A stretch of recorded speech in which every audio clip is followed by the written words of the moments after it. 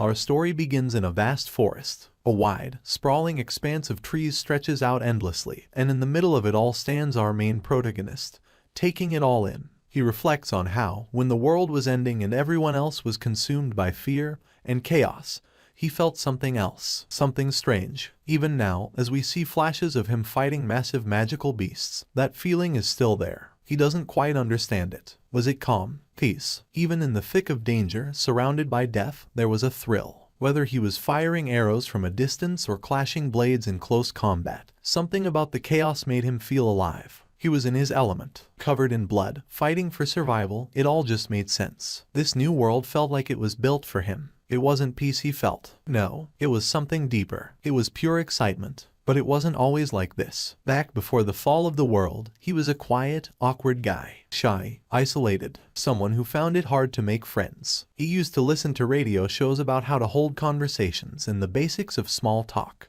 Tips and tricks just to seem normal. One of the first tips: make eye contact. Show you're paying attention. He remembered standing next to a woman with vibrant purple hair, wondering if she was looking at him. He turned toward her just to check, and maybe because of that, she decided to speak to him. She asked about his weekend. He told her it was good and asked about hers. She said she and her husband had planned to go fishing at the lake but were stopped by bad weather. Eventually, she stepped out and left him alone in the elevator. The doors closed. He let out a sigh and facepalmed, frustrated by how bad he was at this. He couldn't understand what was wrong with him. In his thoughts, he explained how difficult it had always been to make real connections. He had moved out of state to take a new job, hoping for a fresh start. But even after years, nothing had changed. He still felt like a stranger wherever he went. In a world that placed such high value on social skills, he felt completely out of place. He started wondering if things would ever be different. Even in his childhood, he had only tried solo activities. Archery was his favorite, one of the few things that brought him peace. But that peace always came alone. It felt like the world just wasn't made for people like him. Day in, day out, he sat in his cubicle, a quiet, gray space that stretched endlessly between morning and noon. Time crawled. No family in the city, no friends at the office, no one even knew his name. Well, almost no one. Out of nowhere, someone appeared behind him, calling out, "Jake." It was a man with blonde hair. Adam. Adam asked Jake if he wanted to join him and a few others for lunch. Jake considered it for a moment. Adam was the opposite of him. Confident, outgoing, effortlessly likable. The kind of person who could lead a room without even trying. And somehow, Jake still liked him. Adam never made Jake feel small. He didn't mind doing the talking, and that made things easier. Normally, Jake would have said no. He'd avoid situations like this to prevent the awkwardness he always feared. But maybe because it was Adam, he thought it might be different. So he said yes. They walked to the elevator, and as the doors opened, two well-dressed women stood inside. One of them was Caroline, the bright-haired woman from Human Resources. As always, Adam dove into conversation without missing a beat. He invited them to lunch too,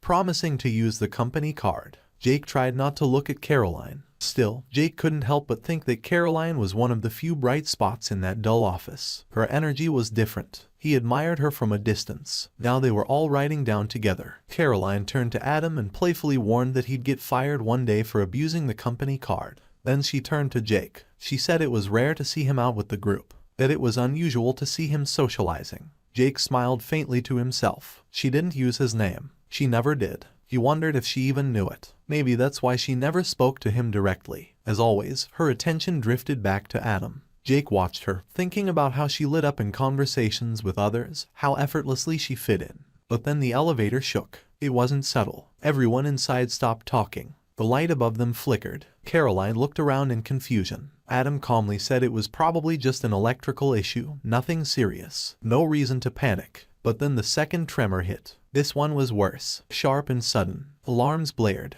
The ground below them groaned. The elevator jolted violently. Adam, snapping into action, told Jake to hit the emergency stop. Jake did, but nothing happened. Caroline stared at the controls, screaming about it not working, and still yet nothing happened. And in that moment, for the first time, it wasn't surprise or being startled they felt, but a deep fear set into their eyes. Just then, the lights inside the elevator shut off completely, leaving everyone in total darkness. From the back, a woman named Joanna spoke up, asking why the power had suddenly gone out. No one had an answer. They were still shaken from the tremors when Adam, trying to keep everyone calm, asked if everyone was okay. Then, without warning, something appeared in the dark. A glowing notification window floated in the air in front of them, as if it had been waiting all along. The message was clear: the 93rd universe's invitation had been accepted, and the tutorial sequence was about to begin. It wasn't just them. All over the world, people saw the same message. Even far beyond Earth, on a completely different planet, a strange creature looked up and saw it too. This alien being spoke to itself in a gloomy tone, saying that the people from this universe would be nothing more than lambs to the slaughter. Before Jake could make sense of any of this, everything changed again.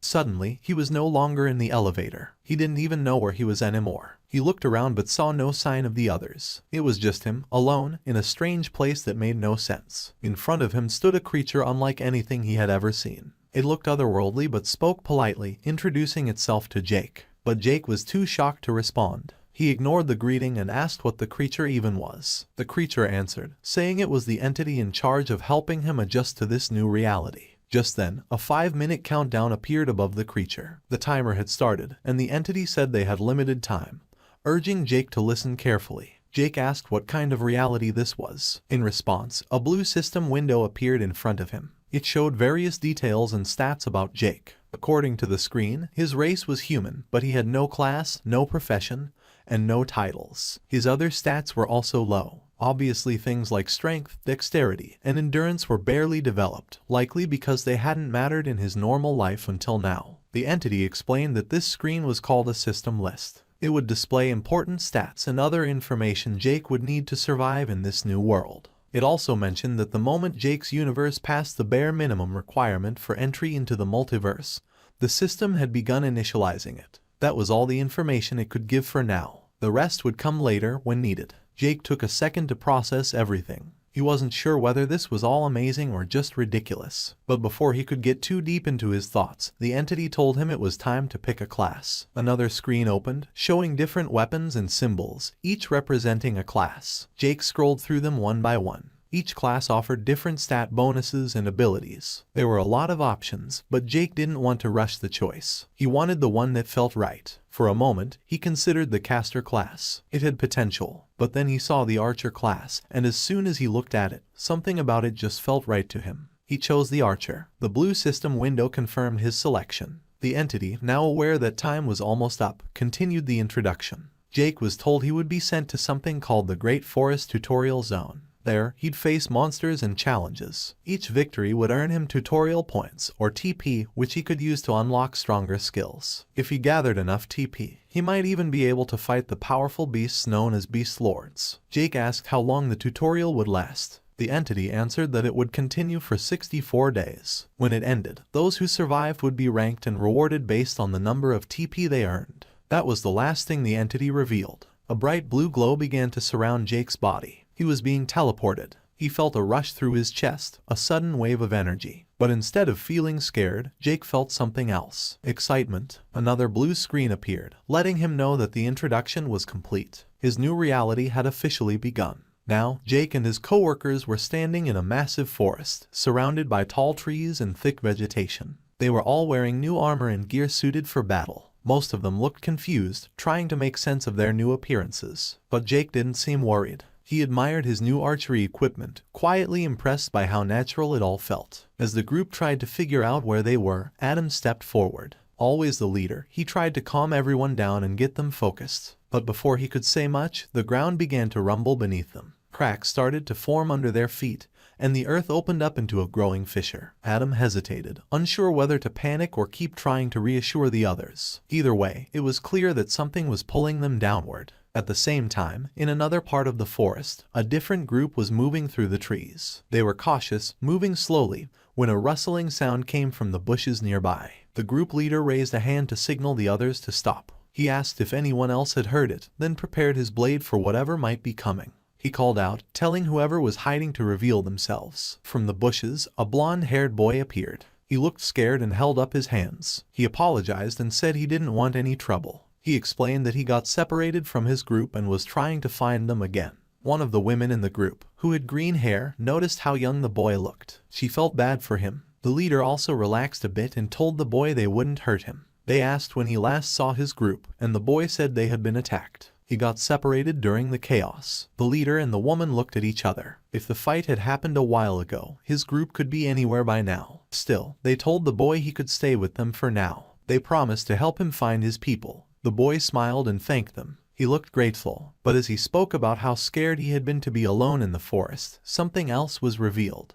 Behind him, hidden from view, was his sword, still stained with blood. And just like that, it became clear to us that things might not be what they seemed. Somehow, Jake and the rest of the group had survived the ground splitting apart. Now, they were walking under the thick canopy of trees in the forest, trying to make sense of their new surroundings. They stopped walking when Joanna asked what they were supposed to do next. Another member of the group then spoke up, wondering if he was the only one who had seen that strange alien-like creature earlier, referring to the entity. Adam reassured everyone. He said that they just needed to take things one step at a time and that everything would work out eventually. Watching him, Jake couldn't help but think that Adam really did seem like a natural-born leader. Once they started moving again, Adam suggested that their first priority should be to find shelter, water, and food. As they moved through the forest and tried to learn how to use their new skills, Jake kept thinking about the other pillars he had seen from above during the introduction. If those were anything like theirs, then his group wasn't the only one out there. That meant there were other survivors too. While Joanna stood nearby, amazed at having just cast her first spell, Jake thought about how important this early stage was. It was their chance to get used to the system and figure out how it all worked. He also noted that their group seemed pretty balanced. Their teamwork was already showing signs of potential. That became clear when Adam wrestled a deer to the ground and held it in place just long enough for Jake to land a clean shot with his bow. Afterward, Caroline moved in to heal Adam's injuries. They were starting to understand their roles and how to support one another. Adam and Caroline even looked a little awkward during the healing. That night, they all gathered around a bonfire. Caroline looked across the flames at Jake and mentioned how surprised she was by how well he handled his bow. She told him he was really good at using it and seemed impressed. Jake, who had always felt invisible to people like her, didn't know what to say. The fact that she knew his name meant a lot to him, but he couldn't bring himself to say anything.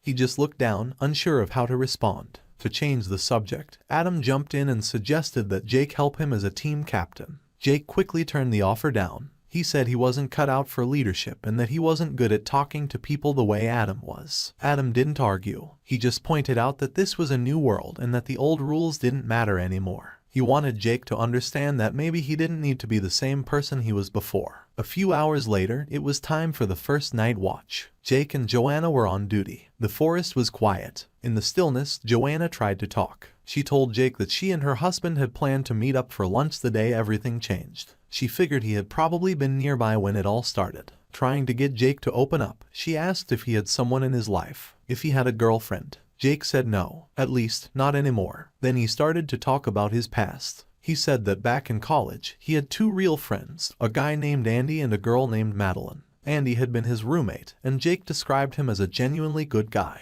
the kind of person you could trust completely. And Madeline, she was the girl Jake had fallen in love with. Like him, she wasn't very social. But when they were together, that didn't matter. They enjoyed each other's company and preferred quiet moments. At least, that's what Jake believed. He told Joanna that those had been the happiest years of his life. Or maybe he had just convinced himself of that. Because while he was busy falling in love, he didn't realize what was happening right in front of him. The two people he trusted most, the girl he loved and the friend he would have trusted with his life, were apparently more than just friends behind his back. Joanna listened quietly. When he was finished, she said that maybe he was better off without people like that in his life. But then her voice began to crack. Already in tears, she admitted that thinking about her own husband left her feeling sick. The worry never stopped. She kept imagining what he might be going through. Jake saw that she was hurting. He thought about saying something to comfort her. But before he could, Joanna stood up and asked to be excused. Without waiting for a reply, she walked off into the forest, disappearing into the trees. Jake sat there for a moment, thinking, maybe Adam was right. Maybe he did need to step up.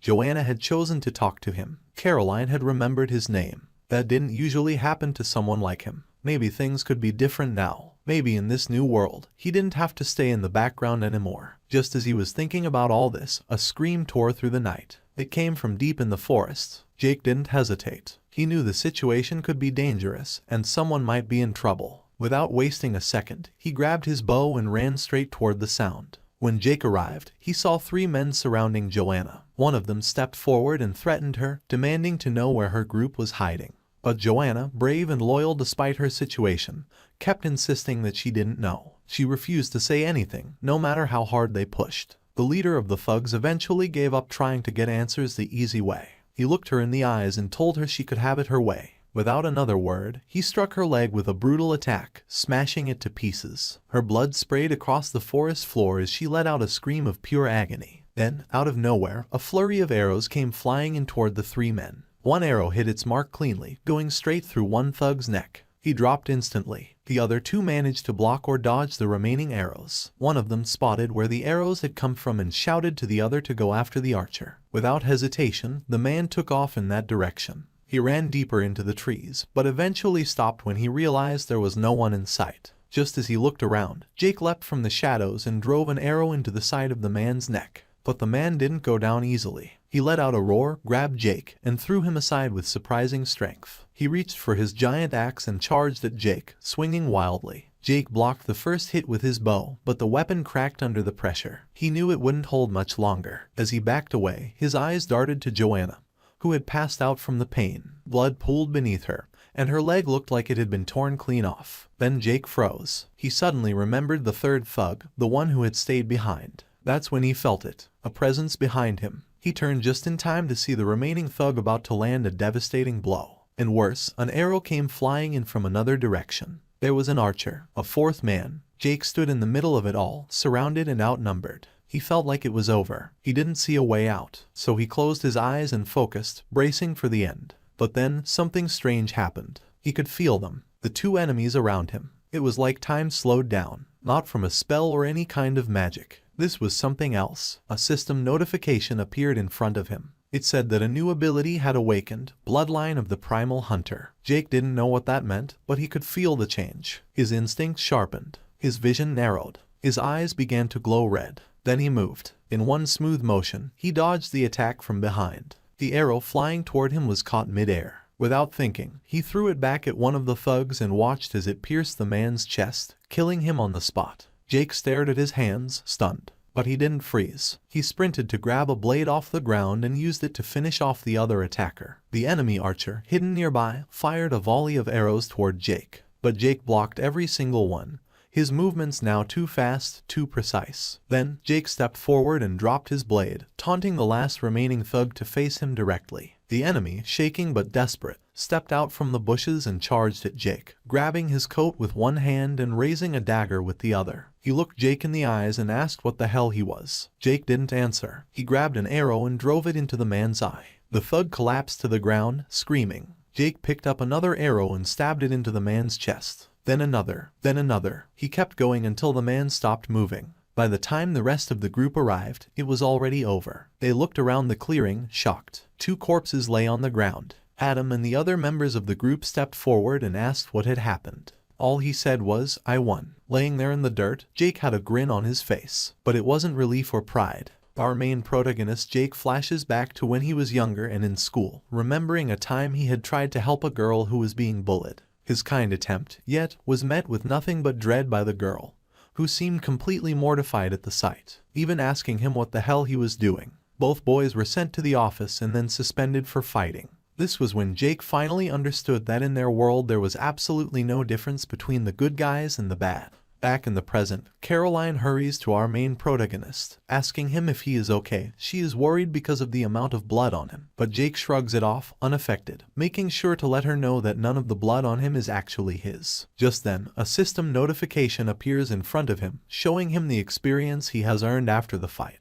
Much to his surprise, because he didn't think they got points for killing survivors as well. A smile plays on Jake's face as he has just realized he gained a new skill. Bloodline of the Primal Hunter, wondering to himself what exactly a bloodline even is. Adam comes up to Jake asking him who exactly their attackers were and why they would even attack them. Jake tells Adam why he feels they were attacked, most likely as a result of the need for experience or tutorial points, noting the high amount he just got from that fight alone, telling them all they need to reconsider their survival strategy. They suggest finding a safe place to hide and waiting out the tutorial, but as Jake and Adam stood discussing, Jake was called by Caroline. Slowly rising to her feet, she asks Jake why Joanna was alone. Jake tries to answer her, telling her that Joanna seemed anxious and he felt she needed space. Caroline, however, was not having it, yelling at him and telling him Joanna isn't doing well. She continues telling him that Joanna's leg is too crushed for her healing abilities and asks him what exactly they should do. Jake, surprised by this, asks Caroline if she is blaming him for the events. Adam quickly jumps in, recognizing that he helped save her, but even with that, why would he let her go off on her own without waking them up?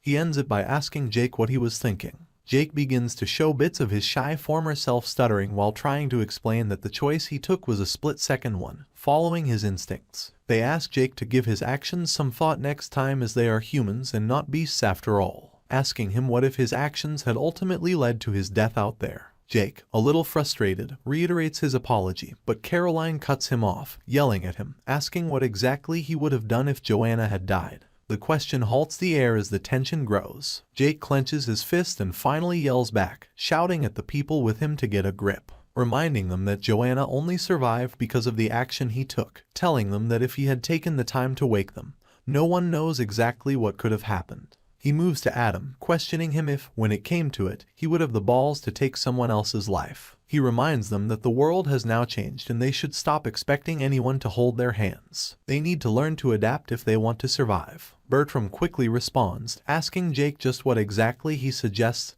they do. Jake, already preparing to walk away, stops and turns to face them, telling them he suggests they do whatever they need to level up and make it through the situation they find themselves in. He tells them they need to do what the system wants them to do and they need to stop blaming him because they haven't caught up. And with our main protagonist walking away from the group, all they can do is watch him go. The next morning, as our protagonist wakes up, he hears a voice telling him he is finally up. The voice turns out to be Casper, who is sitting next to him. He rubs his eyes as he wakes up and tells Casper that he half expected that everyone would have ditched him by the time he woke up. Casper acknowledges that it was a thought, but after talking it out, they all decided they needed to start pulling their weight. Jake has a flashback about him and Casper at the old job and how, besides Adam, Casper was the closest thing he had to a friend back at that job. He thought about how they bonded over their poor romantic lives. He still really likes having him around even now. Just then, Joanna walks towards our main, and a look of pure shock washes over him. Joanna, now one limb short, still stands confidently in front of him as Casper explained they couldn't figure out how to save her leg, so this was the next best option, saying it was Joanna's idea. He goes on to say just how they hope that when they level up, Caroline will learn some sort of regrowth magic. All this shocks Jake, who just knows how Caroline might actually be the toughest out of them all. Out adventuring, Jake can't help but remark on how everyone is really giving it their all. He remarks on how Bertram is the best fighter there besides him, and commenting on how Joanna is also making use of her ranged magic. But even with all that, Caroline is the most impressive, though. He knows that what happened with Joanna has seemingly awakened something in Caroline. But even with the potions they got in their beginner gear, or at least that some of them got, none of them were powerful enough to fix Joanna's leg. And without knowing how to make more potions, Caroline has proven to be a valuable asset. But even at that, they haven't spoken a word to each other since the night before. Jake doesn't know who is supposed to talk to whom first. He ultimately decided that pretending like nothing happened was the best way to resolve the issue. An hour after the battle against the giant badgers, Casper and Jake aim to test Jake's ability to perceive incoming projectiles by having Casper hurl a ball of mud at him while he is blindfolded. This doesn't work, however, and the mud hits him with a loud splat, leaving the main character perplexed as to why the ability didn't activate. Jake ultimately draws the conclusion that the ability didn't activate since Casper didn't really want to actually harm him. Their training session was then interrupted by Adam, who calls out to them, telling them it's time to call it a day and find some shelter for the night. While wondering, they find a cave they deem to be a safe place, where they would at least be protected from the rain if nothing else, and they head in. And as they do, Jake can't help but see the cave as protection from possible ambushes from different people, telling himself that so long as he stays alert, they will be safe from more attacks. Still thinking about Joanna and last night, Adam walks up to our skilled archer and asks him if he is still thinking about what happened the night before, to which he simply says he just doesn't want to repeat the same mistakes twice. Adam finally apologizes to him for how he acted then, before he walks in with the torch leading the group in with him. Jake looks at him fondly, stating that the group most likely wouldn't have survived without Adam's leadership. Even he wouldn't have survived without him. We get another flashback of when Jake and Adam met for the first time, when Adam personally requested to have him on his team, causing our then shy protagonist to blush and stutter. As they head into the cave, they hear an ominous sound, leaving them wondering what exactly that could have been. Then again the sound came, and again, but this time causing the cave to crack as it sounded and causing debris to fall from above. Jake panicked and yelled that the team needed to go. As they ran, Jake noticed Caroline was about to be hit, calling out to her desperately, reaching out. The team was running for their lives as the cave behind them began to collapse, each second bringing them closer to being buried alive. Jake glanced back and saw Caroline, the healer, struggling to keep up. Massive chunks of rock were falling behind her, and at the pace she was going, she wouldn't make it out in time. Without a second thought, Jake tightened his grip on his bow and took off toward her. He sprinted forward with incredible speed, his eyes locked on her. Just as a massive boulder came crashing down, he lunged and grabbed her, pulling her away from death at the very last second. The stone slammed into the ground where she had been a moment earlier, blocking the path and trapping both of them behind a wall of debris, cut off from the rest of their group. Even though they hadn't spoken much since their last encounter, Jake immediately asked if she was alright, and Caroline confirmed that she was okay. On the other side of the wall, Adam's voice called out, filled with worry. He shouted their names, hoping they could hear him. Caroline moved to respond, but Jake quickly stopped her.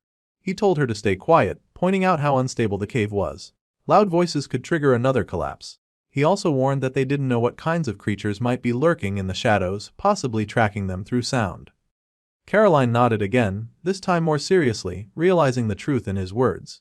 As they inspected the wall of fallen rock, it became clear that it was far too thick to dig through.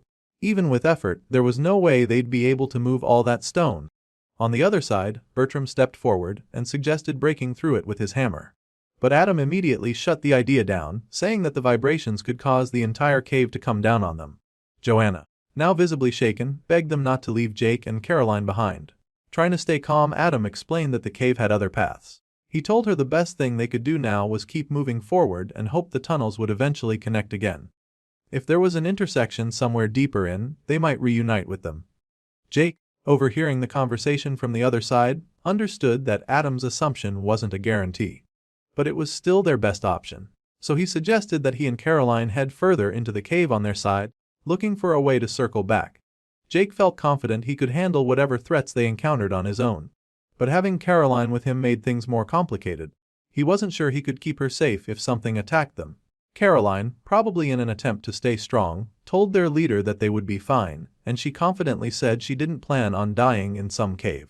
Our main protagonist let out a small smile at her words. An hour passed and Adam and the others continued walking, but the mood had shifted. Doubt was creeping in. Adam was starting to wonder if leaving Jake and Caroline behind had been a mistake. Bertram tried to reassure him. He pointed out that, in a lot of ways, Jake and Caroline were probably better suited to surviving down there than the rest of them.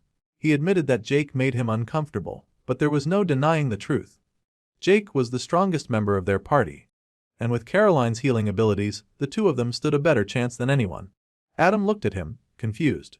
Bertram continued, explaining that while he respected Jake's commitment to survival, something about him didn't sit right. He couldn't forget the way Jake had looked after the fight with the thugs. That grin, that expression. Jake lying in a pool of blood with that twisted smile on his face. To Bertram, it wasn't the look of someone who had just survived. It was the look of someone who had enjoyed what he had done. Adam didn't want to believe it. He brushed the concern aside and said that Jake had only acted that way because of the situation. Because of what he'd gone through. Bertram nodded, but reminded him that people change in times of crisis. He said Jake was becoming something unpredictable. A wild card, but Adam stayed firm. He remarked about how Jake is his friend and he chooses to trust him for now. On the other side of the stone wall, Jake found himself alone with Caroline. She turned to him and noticed something that he hadn't. Blood was slowly soaking through the sleeve of his shirt. It was clear he had been injured, probably during the fall. She pointed it out, and when Jake looked at his arm, the realization hit him that he hadn't even felt the wound until now. She told him to stop moving so she could heal him, but Jake hesitated. There was still some tension between them, and he wasn't sure if she was still angry. He asked, cautiously, if she was really okay with helping him after everything that had happened earlier. Caroline replied plainly. She might have been upset before, but that didn't mean she was going to let his wound get worse.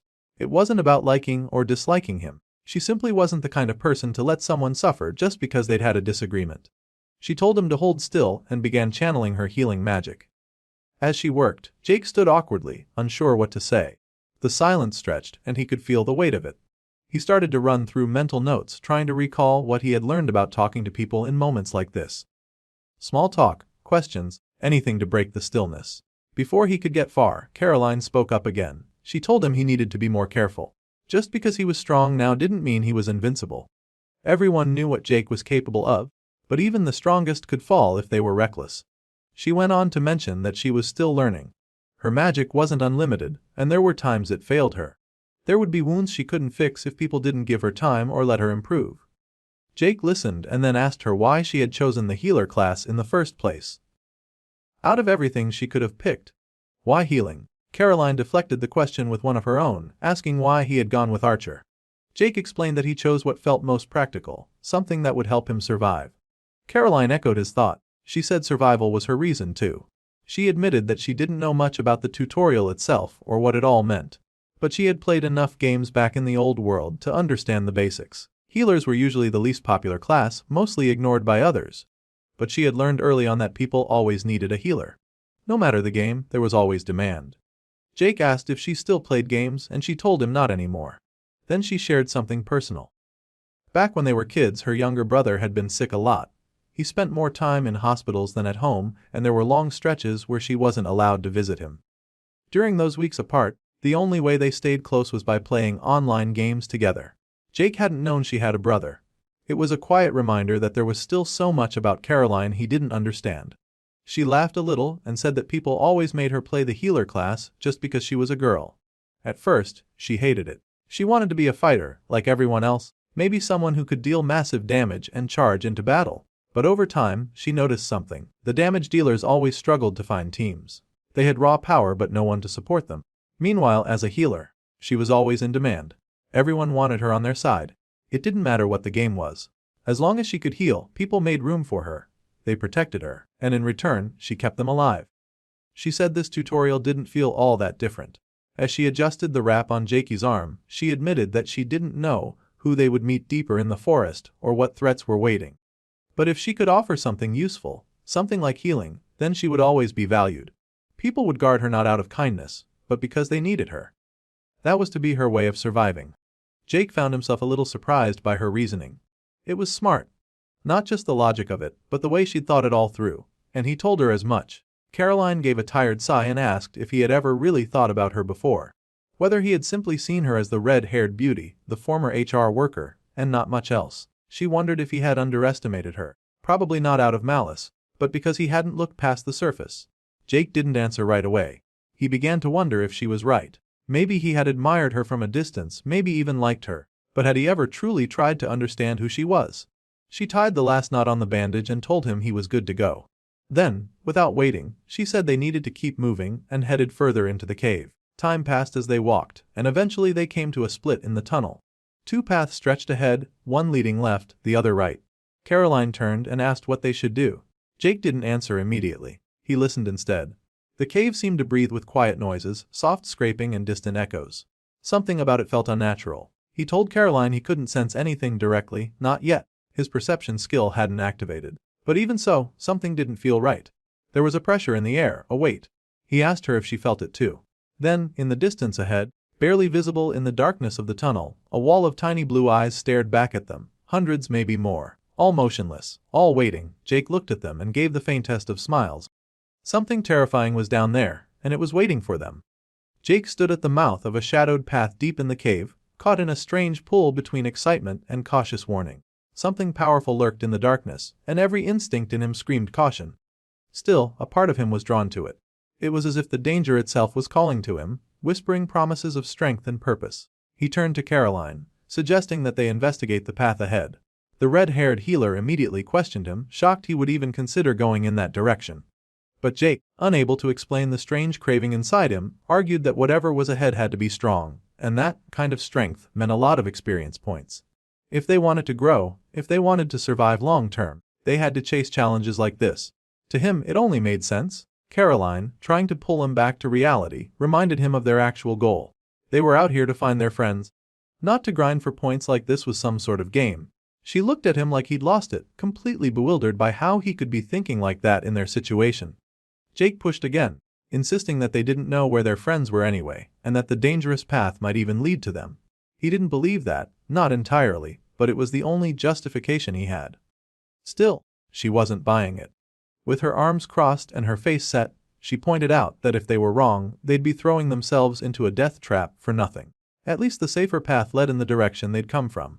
At least that one made sense. Jake tried to press one last time, saying that the dangerous path guaranteed something, even if it was just the experience. He argued that the tutorial world they were stuck in probably wanted them to take that route anyway, to push them into becoming stronger whether they liked it or not. Caroline had enough. She rubbed her forehead and let out a sigh, clearly frustrated. To her, this wasn't a trial or a challenge with rules to be figured out, it was real life. She told him to stop treating it like some game where everything had to be optimized. This was about survival, not chasing whatever twisted thrill had gotten into his head. Jake paused, thinking about it for a moment. And deep down he realized she was right. None of his reasons were logical. He admitted to himself that he simply wanted to fight. It wasn't strategy. It wasn't necessity. He just wanted to see what was waiting for him down there. Caroline, calmer now, said that even if Jake enjoyed fighting, the rest of them weren't looking to risk their lives for something so meaningless. To her, survival came first. Everything else could wait. Jake looked away, hesitating, then asked what was so wrong with wanting more. He didn't understand why they should settle for just making it through the day when they had been given the chance to live lives unlike anything possible in the old world. They could be extraordinary now. Why cling to mediocrity? But Caroline snapped back without hesitation. Not everyone wanted this. Some of them preferred the old world. They didn't ask for this new reality, and they certainly didn't ask to become killers. She urged him to stop thinking only of himself and to think about the others who were depending on him to make the right choice. Jake looked up again. The cave above still creaked and shifted, the air around them tense and unstable. He realized that his mindset wouldn't help anyone. With a breath of resignation, he gave in and agreed to take the safer route. Caroline let out a soft breath of relief and gave a small nod as the two of them continued forward. Elsewhere, deeper in the cave system, the rest of the group continued moving through the winding tunnels. Time was passing, and the longer they went without finding Jake and Caroline, the more anxious everyone became. Joanna finally spoke up, voicing her concern for the two missing teammates. Her voice was tight with worry, and she couldn't shake the feeling that something had gone wrong. Casper, trying to keep things calm, reminded her that Jake was with Caroline. Between the two of them, they'd be able to handle any beasts they encountered. He pointed out that the bigger challenge right now was the layout of the cave itself. The winding, branching paths were hard to navigate, and even with his high perception stat, he was having trouble seeing more than a few meters ahead. Bertram glanced at the others and said that if they didn't find Jake and Caroline soon, they might need to think about setting up camp. It was getting late, and they would only get more tired and vulnerable the longer they wandered in the dark. But Adam wasn't ready to give up. He insisted they keep moving, keep searching, until they had real reason to believe the others were safe. It seemed as though to him, stopping wasn't an option. Not while there was still a chance they were close. Bertram stopped Adam as he tried to push further into the dark, pointing out that they could continue the search first thing in the morning. He brought up Joanna, whose leg was gone as she was battling to stay upright, looking like she was in no shape to continue, and asked Adam to consider her condition. Joanna, clearly not wanting to be a burden, tried to insist that she was fine, but Adam didn't want to stop. Not yet. Not until he was sure the rest of the group was safe. He raised his torch higher, scanning the path ahead. That's when Casper paused, his posture stiffening as he said he heard something. He asked if anyone else had caught the sound. Adam immediately told everyone to stay silent. The group crouched low, tense, bracing for whatever might be approaching. Adam took a step forward with the torch, his eyes locked on the growing darkness ahead. The cave around them seemed to close in tighter with every breath, and the air grew heavier with each second. Bertram leaned toward Casper, trying to get his attention and asking if he could make anything out. But Casper, squinting into the pitch black, said the darkness was too thick.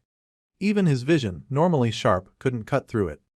The cave was alive with strange echoes, and the noises were starting to rattle even Adam, whose face showed signs of nervous tension as he strained to see through the void. Still, Casper picked up on something. Whatever was coming, it was getting closer, fast. His instincts kicked in and he warned the group, readying himself even though he still couldn't make out the exact shape. But then something shifted in his eyes. Recognition. He told the others to hold on. A moment later, Adam called out into the dark. And from the shadows, Caroline and Jake emerged. Relief swept through the group. Caroline ran straight to Adam, clearly overwhelmed to see them again after being separated. Jake followed behind, quieter but equally relieved. Bertram immediately moved toward them, asking if they had faced any trouble. Jake looked like he was about to answer, but Caroline jumped in first, saying everything was fine. Just a long walk, nothing more. Jake nodded quickly, letting her version stand without any challenge. Caroline then asked if they could find a better cave to spend the night. one that felt safer, less likely to collapse. But before anyone could respond, Joanna shrieked in surprise. She had spotted a spider and struck it down with her staff. Embarrassed, she apologized for the sudden noise. Casper frowned and made a quiet comment about the unnecessary violence towards spiders. He picked up the one she had hit, examining it with something close to admiration. He said it was harmless and important, and made it clear he didn't think it deserved to die. He turned and walked toward the edge of the cave to let it go somewhere safer, a place out of their path. But the moment he released it, he noticed something strange. More spiders were crawling out from nearby, appearing in clusters, dropping from the ceiling in small but growing numbers. He speculated that there could be a nest nearby. Jake saw this and suggested they move quickly before the situation got worse. But Casper, still calm, told them not to panic. He explained that spiders were rarely a threat to humans. He didn't see the one behind him. As he turned to speak to the group, distracted and unaware, a spider crept up along the wall behind him. Adam noticed it too late. He called out and rushed forward, but before he could reach him, the spider latched onto Casper's neck and bit down hard. Casper froze. Jake's hands moved on instinct, raising his bow as more spiders began descending from the cave ceiling. In seconds, they were surrounded, boxed in. There was no escape route. The air grew tight with the sound of skittering legs. Joanna, rattled, asked what they were supposed to do now. Her voice trembled. Casper, still standing, looked down at his hands and legs. He tried to move, but nothing responded. Panic set in as he looked to the others, barely holding back tears. He told them he couldn't move. Paralysis was setting in fast. Then, in the darkness ahead, something moved. Eyes. Dozens of them. Red and unblinking. Jake stared ahead. His expression shifted from focused to alarmed. Something massive was emerging. A huge yellow spider nearly the size of a house crawled out from the shadows. Its body was grotesque, bloated, and covered in fine hair. Its legs scraped against the stone with a dry hiss, and its face was twisted with clear hostility. There was no question now, this wasn't just a cave. They had walked into a nest. The enormous spider towered over the group, its legs twitching and ready to strike. Everyone braced themselves for what would be a desperate fight, everyone except Casper, who was still frozen in place. The venom from one of the smaller spiders had left him paralyzed, and now he could do nothing but call out in fear, begging for help from the others. That's when it happened. An arrow flew through the air and struck the spider right in its open mouth. Its cry echoed through the cave as blood sprayed out. The shot gave Adam just enough of a window to act. Without hesitation, he sprinted toward Casper, grabbed him by the arm, and slung him over his back. He yelled for everyone to run. Jake stayed behind, readying another arrow. Adam handed Casper off to Bertram in passing, then took a quick glance back just as Jake let the arrow fly. But the giant creature, a level 13 mammoth spider, barely flinched. It deflected the shot like it was nothing. While the others took off running, Jake stood his ground. A smile crept across his face as he faced the towering beast alone. Behind him, the rest of the group scrambled to escape. Caroline helped Joanna along, still burdened by her missing leg. Adam and Bertram ran ahead, Bertram shouting that they needed to get out immediately. Adam called out to Jake, urging him to retreat, but Jake didn't move. He didn't want to waste what he saw as a rare chance. Instead of fleeing, he charged the massive spider head on with his blade drawn. The creature lunged, but Jake dodged and slashed with surprising ease.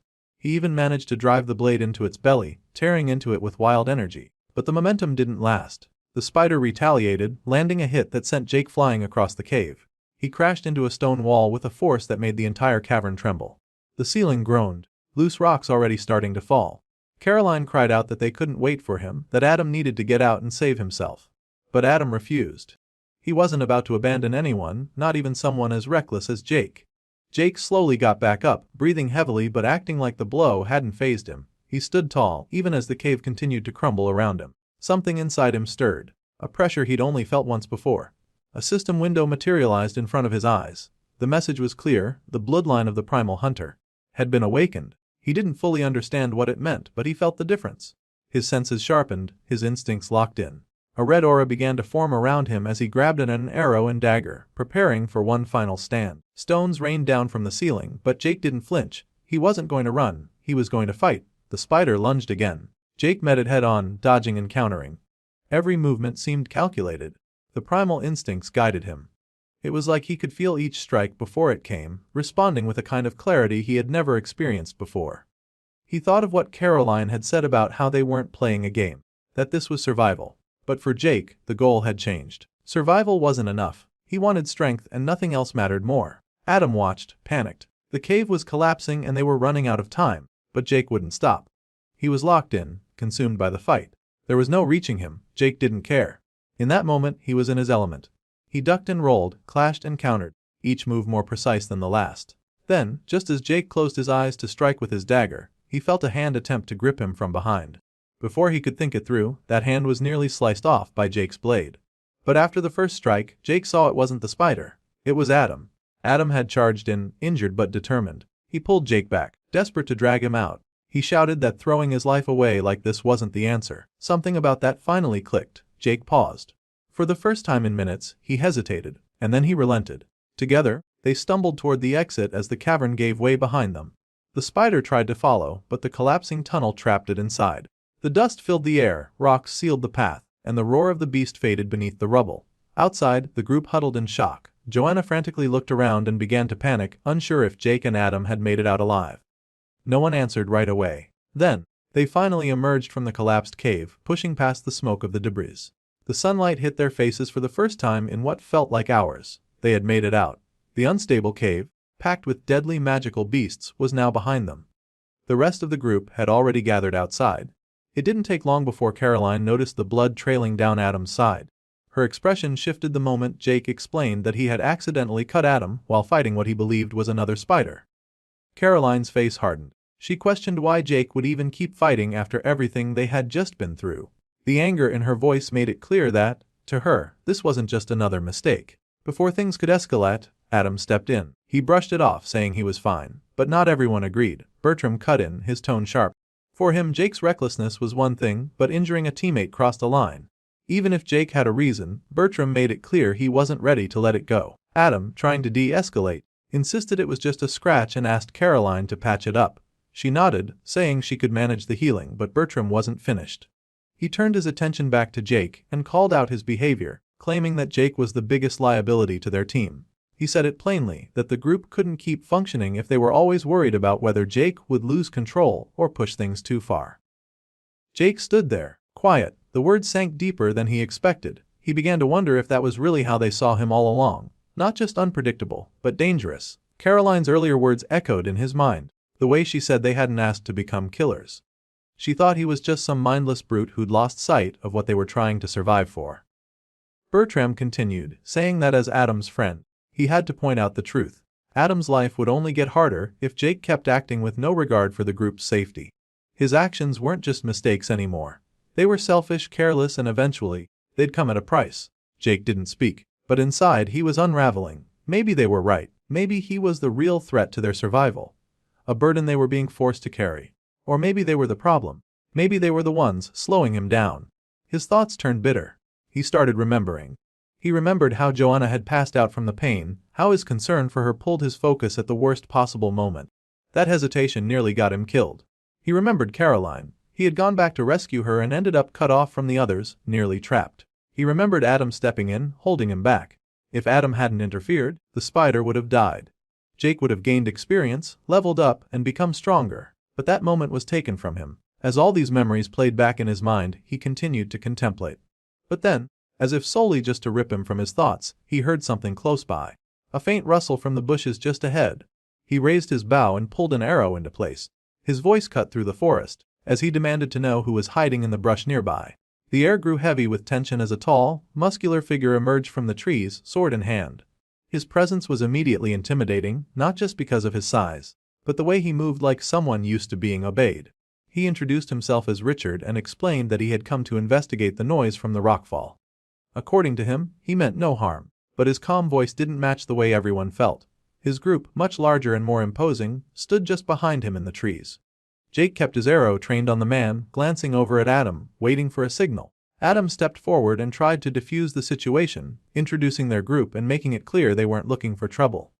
But Jake remained on edge. Something about the way Richard smiled didn't sit right with him, and he couldn't ignore how large and well-equipped the other group seemed. Richard acknowledged their hesitation. He said he understood their caution but insisted that joining forces would be in everyone's best interest. He spoke of survival, of unity, and how his group had already merged with two others. His tone was friendly, cooperative even, but Jake couldn't shake the unease gnawing at him, especially when a blond guy standing in Richard's ranks locked eyes with him and grinned. There was no warmth in it, only something smug and calculated. That discomfort only grew when Richard's gaze shifted toward Caroline. She had instinctively moved closer to Adam, holding his arm tightly. Richard noticed. It didn't take him long to figure out that she was a healer, and once he realized that, the mood shifted. He said his group had recently lost their own healer. Without potions or recovery skills, they were vulnerable. He didn't hide that they were interested in Caroline specifically. His words were wrapped in politeness, but the implication was sharp. They didn't need the whole group, only her. Jake's thoughts spiraled as he tried to process what was happening. Caroline was vital to their survival. Without her, they wouldn't have made it this far. Richard made it sound like a request, but everyone heard what it really was. It was a warning. Adam asked what would happen if Caroline said no. The smile vanished from Richard's face. He laughed, not out of amusement, but in that way people do when they're no longer pretending. The threat was clear. One way or another, he planned to take her. Jake felt the pressure closing in. Their group was tired, their stamina drained. He might have been the only one who could still fight, but even then, the odds were impossible. Maybe he could take one or two by surprise, but with how many Richard had behind him, they wouldn't last long. He kept scanning around, trying to think of something, anything, that could shift the balance. Richard kept talking, trying to sound reasonable again. He said they wouldn't hurt her, just needed her help. Jake could hear the lie in every word. He didn't believe for a second that Caroline would be safe in their hands, but escape seemed impossible. They were surrounded, outnumbered, and tired. Adam stepped closer to Jake and placed a hand on his shoulder. He said maybe joining them wasn't such a bad idea. At least it would prevent a fight they couldn't win. Joanna immediately objected. She said she didn't trust Richard. She couldn't explain it, but she knew something was wrong. Casper, trying to keep the peace, pointed out that maybe Richard's group was just desperate. Maybe they could be reasoned with. Adam then turned to Caroline and asked what she wanted to do. Her voice was barely above a whisper. She didn't want to fight, she just wanted this to end. If going with Richard's group would keep things peaceful, then she was willing to do it. Her words hit hard. Nobody wanted to let her go. But the reality of their situation made the choice feel impossible. And slowly, the group seemed to be leaning toward surrender. Not because they agreed, but because they were out of options. Jake stood frozen. He could see Caroline's hands trembling. Her decision wasn't made out of willingness. It was made out of fear. And if they went with Richard, Jake was convinced things would only get worse. Just as Adam began to finalize the agreement, Jake suddenly stepped forward. He called out to Richard and asked a simple question: what level was he? The air stilled. Richard, slightly confused but still composed, replied that he was at level 9, with several others in his group at 7 or higher. He followed up by asking who Jake was supposed to be. Jake grinned. The sarcasm in his voice was thick as he introduced himself with mockery, saying he was someone Richard could go screw himself over. The mood shifted instantly. Tension spiked. Adam turned toward Jake, confused and anxious, asking what he was doing. Richard was no longer smiling. He said they had almost reached a peaceful understanding, but Jake interrupted him, saying not to worry about the others. They could go, join Richard's group if that's what they wanted, but Jake wouldn't be joining them. He said he had bigger prey to hunt.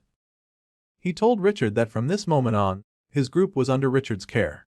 That if anything happened to them, there would be consequences. Richard narrowed his eyes and asked if Jake was being serious. Jake still smiled as he asked Richard a question of his own. Did he really think he was the predator here? He gestured toward the trees and asked just how fast Richard thought his archers were. Were they faster than Jakey? Faster than someone like him? The threat hung in the air. The message was clear. Jake let Richard know that he could easily take his head off if he wanted to. One of the archers standing behind Richard immediately began to ready his bow. Tension filled the air. Richard, who had kept a smug composure until now, suddenly realized Jake wasn't bluffing. Jake didn't take his eyes off him. He made it clear that he would be watching closely. Richard didn't argue. Instead, he called over the blonde guy from his group. The two leaned in and began whispering quietly to each other. Jake watched them for a moment, then turned inward, running through the risks in his mind. He figured Caroline would be safer staying with Richard's team. They needed a healer, and as long as Caroline felt respected and useful, they would have no reason to hurt her or the others. Keeping her alive meant keeping their own team strong. It wasn't a perfect plan. He knew there was still a chance Richard would act out eventually, but at the very least, the threat he just issued would force the guy to think twice before making any bold moves. That was the best Jake could hope for. He had to believe it would be enough. As he turned to leave, Adam called out to him. His voice was filled with concern. Before Jake could respond, Casper stepped in, grabbing his shoulder, clearly shaken. He asked Jake if he was seriously planning to leave them. Jake smiled, calm and sure of himself. He confirmed that he was. He said he had his own reasons for going through this tutorial, his own path to follow. The others, he argued, stood a better chance of surviving by sticking with Richard's group. As long as Caroline stayed important to them, everyone would be protected. He promised to keep an eye on things from a distance. He wouldn't be far. Just as Jake was about to go, Adam reached into his pocket and pulled out a few potions. He handed them over with a firm look and called Jake a friend. There was nothing else to say. Jake took the potions, gave a nod of gratitude, and thanked him. Then he turned and walked away. As he disappeared into the forest, the blonde guy from Richard's group watched him closely. His eyes had a desire for action, and for a second, it looked like he was about to do something. Maybe follow, maybe even attack. But Richard stopped him. Whatever was on the blonde's mind, Richard gave him a firm signal not to act. The moment passed. Then Richard glanced over at the archer and his party. The man nodded and gave a strange smile, not one of amusement or agreement, but something colder. A smile that hinted at something else. The forest was quiet, but the tension in the air was anything but. The faction of Richard's group moved with reckless abandon. They had their orders, and the task was clear. They needed to find Jake and take care of him. Just like Richard wanted. At the front of the group was one of Richard's men, an archer, who couldn't stop complaining. He muttered bitterly about how this could have all been avoided if he had simply dealt with Jake earlier. It felt ridiculous to him that they were now wasting time tracking someone who should have been eliminated long ago. Another member of the group spoke up, suggesting that Jake was probably weak, probably not even at level 5. The archer agreed. If that was the case, then there shouldn't be any issue. Finishing Jake off would be easy. But before they could make any kind of move, the forest answered them. 2 arrows came out of nowhere, both slamming into the eyes of one of the men, and the group froze in place as the body hit the ground. Panic rose instantly. The archer at the front immediately went into high alert, eyes scanning the dense green around them. But he couldn't see anything. Just leaves and shadows. Then came another arrow, this one lodging deep into the throat of another teammate. Blood spilled from his mouth as he crumpled to the floor with a wet gurgle. And now the forest didn't feel quiet anymore. It felt predatory, as if it were alive. The 3 that remained didn't wait to think. They turned and ran, sprinting blindly through the underbrush with no sense of direction, only the desperate instinct to survive. They ran until their legs burned, and eventually they slowed down, gasping for breath. For a brief moment, they thought the danger had passed. But the forest shifted again. A bush rustled nearby, and the archer raised his hand, pointing toward it. He ordered one of the others to go check. The man nodded and approached the bush with caution. There was nothing inside, just branches and leaves. He relaxed for a second too soon. Jake emerged silently from behind, eyes glowing faintly, a sinister grin creeping across his face. Without a word or hesitation, he slit the man's throat. The sound was barely louder than the wind. The archer reacted fast and let an arrow fly. It struck Jake at his side, but something was wrong. Jake didn't scream or stagger. He reached down, pulled the arrow out like it was a splinter, and looked up with blood-red eyes that seemed to pulse with violent energy. There was no pain in his expression, only enjoyment. Another 2 arrows were fired in desperation. Jake rolled under them effortlessly. They hit a nearby tree, harmless. He stood again, slow and calm, as if nothing in the world could touch him. Jake pulled out an arrow and launched it back toward the archer. It veered wide and missed. Or so it seemed. The arrow struck a branch overhead, snapping it loose. It fell toward the archer, nearly striking him. He managed to bat it away with his bow. But by the time he looked back, Jake was no longer in sight. The forest around him felt still, but only for a second. Jake appeared behind him. There was no warning. A sharp pain tore through the archer's back, and he collapsed forward onto the dirt. His breathing grew shallow. Jake had already moved on. Still smiling, Jake tilted his head, listening. He said he could hear someone else nearby. A woman stepped out from behind a tree, barely holding herself upright.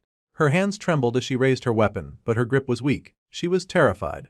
Her entire body screamed with fear, and her voice shook as she tried to beg for mercy. Jake looked at her. His red eyes gleamed darker, deeper. The primal hunter inside him was in full control now. He took a single step forward, and before the scene could unfold any further, the perspective shifted away. Elsewhere in the forest, the combined group of Richard's main party and Adam's team continued their journey together. The smaller strike team Richard had sent after Jake was no longer with them, and their absence went unnoticed for now. As they walked, Richard broke the silence. He brought up Jake, asking casually about the archer who had just parted ways with them. He made it sound like an offhand comment, but there was a curiosity behind it. Adam answered without much concern. Jake wasn't just some stranger, they had worked together back in the real world. Just co-workers before all of this had started. Richard didn't seem entirely convinced. He pointed out how Jake and Adam seemed unusually close. Adam shrugged off the implication and said it was just natural. As the office manager, it was part of his job to look out for his team. Old habits didn't die just because the world had changed. Richard smiled and placed a hand on Adam's shoulder. He praised him, calling it a respectable mindset. Then he reassured Adam that he wasn't a threat. He admitted that things had gotten a little tense earlier, but insisted he didn't want any of Adam's people to suffer. To make his point, Richard gave Adam a friendly bump on the chest, as if sealing an agreement between them. He promised that in his camp, nobody from Adam's group would be harmed. They were all in this together now, and cooperation was the only way to make it out alive. According to Richard, survival required unity. And that was a fact. As they continued their journey, Adam turned to Richard with some confusion, asking about the camp. It seemed he hadn't realized that their destination was more than just a simple checkpoint. Richard gave him a look of mild amusement and explained that this wasn't just a random location in the forest. He and his people had built something. A base. A proper one. And as of now, they had officially arrived. What stood before them was more than anyone in Adam's group had expected. It was a growing camp, clearly expanding by the day. The layout was organized with several tents, makeshift wooden structures, and defensive barricades already in place. For a place built in the chaos of the tutorial, it was impressive. Caroline looked around and made a quiet comment about how surprisingly nice and well put together it all was. Bertram nodded, clearly impressed himself. Even he had to admit it was a lot better than he anticipated. Casper, meanwhile, was distracted. A girl from the camp waved in their direction, and he turned red almost instantly. As the rest of the group looked around, he muttered that the place was perfect. It was hard to tell if he was referring to the camp or the girl. Adam glanced toward Caroline and asked for her thoughts on it all. She looked around and gave a light response, saying that it might not be a 5-star hotel, but compared to the dark, damp cave they had originally planned to camp in, this was paradise. Richard gestured for them to follow him deeper into the camp. He walked with confidence and assured them that someone from his group would guide them to their sleeping quarters. They were welcome to settle in, relax, and get comfortable. For now, this was their new home. Before anyone could reply, a strange sound echoed through the camp. A faint noise at first, but it grew louder and sharper with each passing second. Everyone froze for a moment, trying to make sense of it. The unease in the air was immediate. Casper asked nervously if anyone else had heard it, but before he got an answer, someone came running toward them. A girl, her face pale, her movements frantic. She looked like she had seen something terrible. Her steps were heavy, desperate, and it was clear from the panic in her eyes that something had gone very wrong. Richard's expression shifted instantly. The calm confidence he usually carried was gone. He called for the guards, already bracing for the worst. The blonde boy from earlier, the one who had nearly attacked Jake, responded instinctively. His hands moved to prepare magic. Eyes locked on the newcomer. Adam watched the scene, tense, his eyes darting between the guards and the approaching girl. One of the guards raised a hand and shouted for everyone to wait. He pointed out that the person running toward them wasn't a stranger. She was one of their own. Now close enough to see clearly, the girl ran up to Richard, breathless, shaking, and clearly disturbed. Her voice broke as she called out to him, and even though she was still trying to catch her breath, it was obvious she was in a state of shock. Richard demanded answers. He wanted to know where Nicholas was. He asked what had happened to the team she had gone out with. He didn't know it yet, but the very squad he had sent after Jake had been wiped out. The girl, still gasping for breath, gave him the truth. Everyone was dead. Her voice cracked when she said it, but the message was clear. The entire team had been killed. Richard's face shifted from confusion to anger. Immediately, his mind went to betrayal. He asked if Nicholas had turned on them, if someone from inside the group had turned traitor. But the girl quickly clarified that Nicholas was dead too. His patience was wearing thin now. The idea of betrayal was bad enough, but hearing that Nicholas, one of his most capable men, had fallen, made things worse. He demanded an explanation. The girl's reply only deepened the tension. She said it was Jake, the archer, the one they had underestimated. Richard's expression twisted into something dark. He couldn't believe it. It didn't make sense. He wanted to know how Jake had managed to kill everyone. Why was she the only one left? Why had he let her live? The girl's hands trembled as she explained that Jake had spared her only to send a message. He wanted Richard to know that Nicholas had fought well, and he wanted Richard to understand that the warning he had given before wasn't just words. He had meant every part of it. Richard, still furious, stepped forward and grabbed the girl roughly. His voice was sharp as he pressed her for more. He didn't care about excuses or shock. He wanted every detail. He needed to understand what had just happened or who Jake had become. She flinched but spoke. Her voice quivered. Jake hadn't fought like someone defending himself. He had enjoyed it. There was something wrong with him and he wasn't normal. He was dangerous, beyond what they had believed. She told Richard plainly that Jake wasn't just another survivor. He was something else entirely, a predatory monster. Jake moved through the dense forest with slow, heavy steps, his thoughts stuck on what to do next. He was drained, both mentally and physically, and knew he needed to find a safe place to rest. The chaos of the night before had left him with little time to breathe, and now that the forest had quieted, he finally had a moment to go through his system notifications. Scrolling through them, he saw the logs of his recent kills. One of them was a level 6 medium warrior. That fight had earned him 365 XP. Another entry confirmed the death of a level 9 human archer. As he kept reading, he realized he had already hit level 7 in the archer class. That caught him off guard. The fights had come so fast that he hadn't stopped to consider how much he had progressed. The level up gave him 3 unassigned stat points. He considered where to put them, thinking about his current condition. Vitality and endurance were both tempting, especially given how vulnerable he was now. Alone in the forest, with the temperature dropping and the sun fading, any wrong move could cost him. Still, he couldn't help but consider adding points to his perception. The synergy between that and perception had become more obvious after his earlier fights. He remembered the edge it had given him in those split-second moments. In the end, he committed all 3 points to perception, hoping that extra awareness would help him survive whatever came next. He opened his status window and saw that his health was dangerously low. Less than a third of his HP remained. He thought back to the arrow that had pierced him during the fight with the enemy archer. That one mistake had brought him closer to death than he liked to admit. Caroline was no longer there to back him up. That meant he had to be more careful. Potions were limited, and reckless choices were no longer an option. His thoughts were interrupted when several wolves began creeping out of the shadows around him. He realized instantly that the timing couldn't have been worse. The scene shifted to the camp. Caroline was quietly setting up her tent. Her hands moved with the same precision she always showed, focused on the task. Then the blonde guy from earlier walked up to her. He seemed unsure of himself, hesitating before he spoke. He asked if she was Caroline, and she acknowledged him. She also pointed out that he was one of Richard's fighters. The guy scratched the back of his head and tried to explain himself. He didn't want to be lumped in with the rest of the group or come across as aggressive. He introduced himself as William and admitted he was only 19. Much younger than most of the others. That was part of why he had put on such an act. He said no one would respect him if they saw him as just a teenager, so he tried to act tougher than he was. He admitted that it was all for show. He wasn't dangerous. He was just trying to survive. Caroline, hearing that, offered him some reassurance. She told him she understood. He was just another person trying to get through the madness like everyone else. Her voice was calm and kind. But as she turned away, William's expression changed. The awkward smile dropped. What replaced it was something cold and sinister. Back in the forest, the ground was covered with the lifeless bodies of wolves. The area was still, almost peaceful. A bunny nibbled quietly on a patch of flora near the corpses. Then Jake suddenly woke up, and the animal darted away in fright. Jake sat up, startled. He looked around and tried to guess how long he had been asleep. The sky had already shifted. It was morning. He pushed himself to his feet and started brushing himself off. The rest hadn't been long enough, but it would have to do. He told himself that time was running out. There were still more threats ahead, and he needed to be ready. As he spoke to himself, the reality hit him again. He was alone now, no backup, no support, just his skills and instincts to carry him forward. He went out and began hunting. First, he caught a rabbit. Then he kept going, picking off animals one by one. A bird, a wild boar, even a strange, gray lion-like beast that prowled near the edge of a clearing. Each hunt pushed him further. Each kill gave him more experience. By the end of it, Jake had reached level 10. For just one day of work, it wasn't a bad outcome. As Jake continued moving through the forest, he spotted a faint light coming from a tree. He paused and tried to figure out what kind of light it was.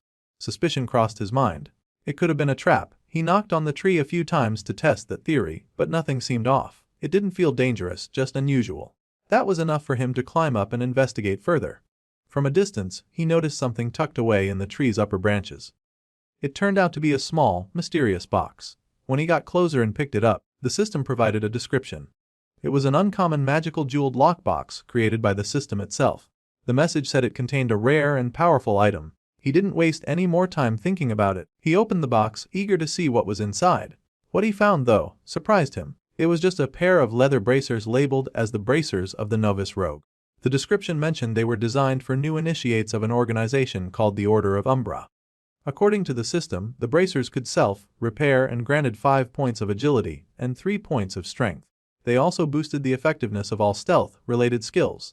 Jake didn't understand what the Order of Umbra was, and it left him puzzled. Still, he couldn't deny how valuable the stats were. Those kinds of boosts were far from ordinary, especially for something labeled as a novice item. He decided to equip the bracers immediately. Inside the box there was something else tucked beside the bracers. It was a separate item called a tutorial equipment upgrade token. The description said it could be used to transform any basic starter item from the tutorial into one of common rarity. That opened up a few options. He thought about upgrading his bow first, but the more he thought about it, the more he hesitated. The bow already felt strong and reliable. There didn't seem to be any urgent need to change it. Then he glanced down at his cloak. It was torn and soaked with dried blood from the earlier fights. Compared to the bow, the cloak looked like it had been through a war. He figured that upgrading the cloak might be the smarter move. He used the token, and as soon as he did, the fabric began regenerating on its own. A blue system notification confirmed the update. The cloak was now a common archer cloak, equipped with a slashing resistance and the same kind of self-repairing enchantment the bracers had. Jake thought it was a great outcome. The cloak might not be as flashy as the bracers, but having gear that could fix itself was already a major upgrade. After climbing back down from the tree, his mind went straight to the possibilities. If that kind of box was just sitting there, what else might be hidden in the forest? He believed there were probably more boxes like that scattered around, tucked away in places most people wouldn't even think to look. Hard-to-reach areas might have even rarer items. And that thought stuck with him. He remembered the giant cave spider again. That thing had been the strongest monster he had fought so far, a level 13 threat.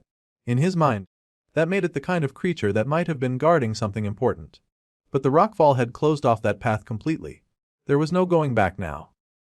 As he moved through the underbrush, he looked over a nearby cliff and began wondering if there might be another cave out there. He kept walking for a few hours and eventually stumbled upon one. It looked different from the first. This one didn't give off any immediate signs of danger. He didn't sense any nearby monsters or threats. What he did feel, though, was something else. There was a strong sense that something valuable was waiting inside. The feeling was enough to make him smile. With a torch in hand, he stepped inside and started to explore. The cave had a faint blue glow that caught his attention. He looked down and saw glowing mushrooms on the floor, giving the entire area a strange, dim light.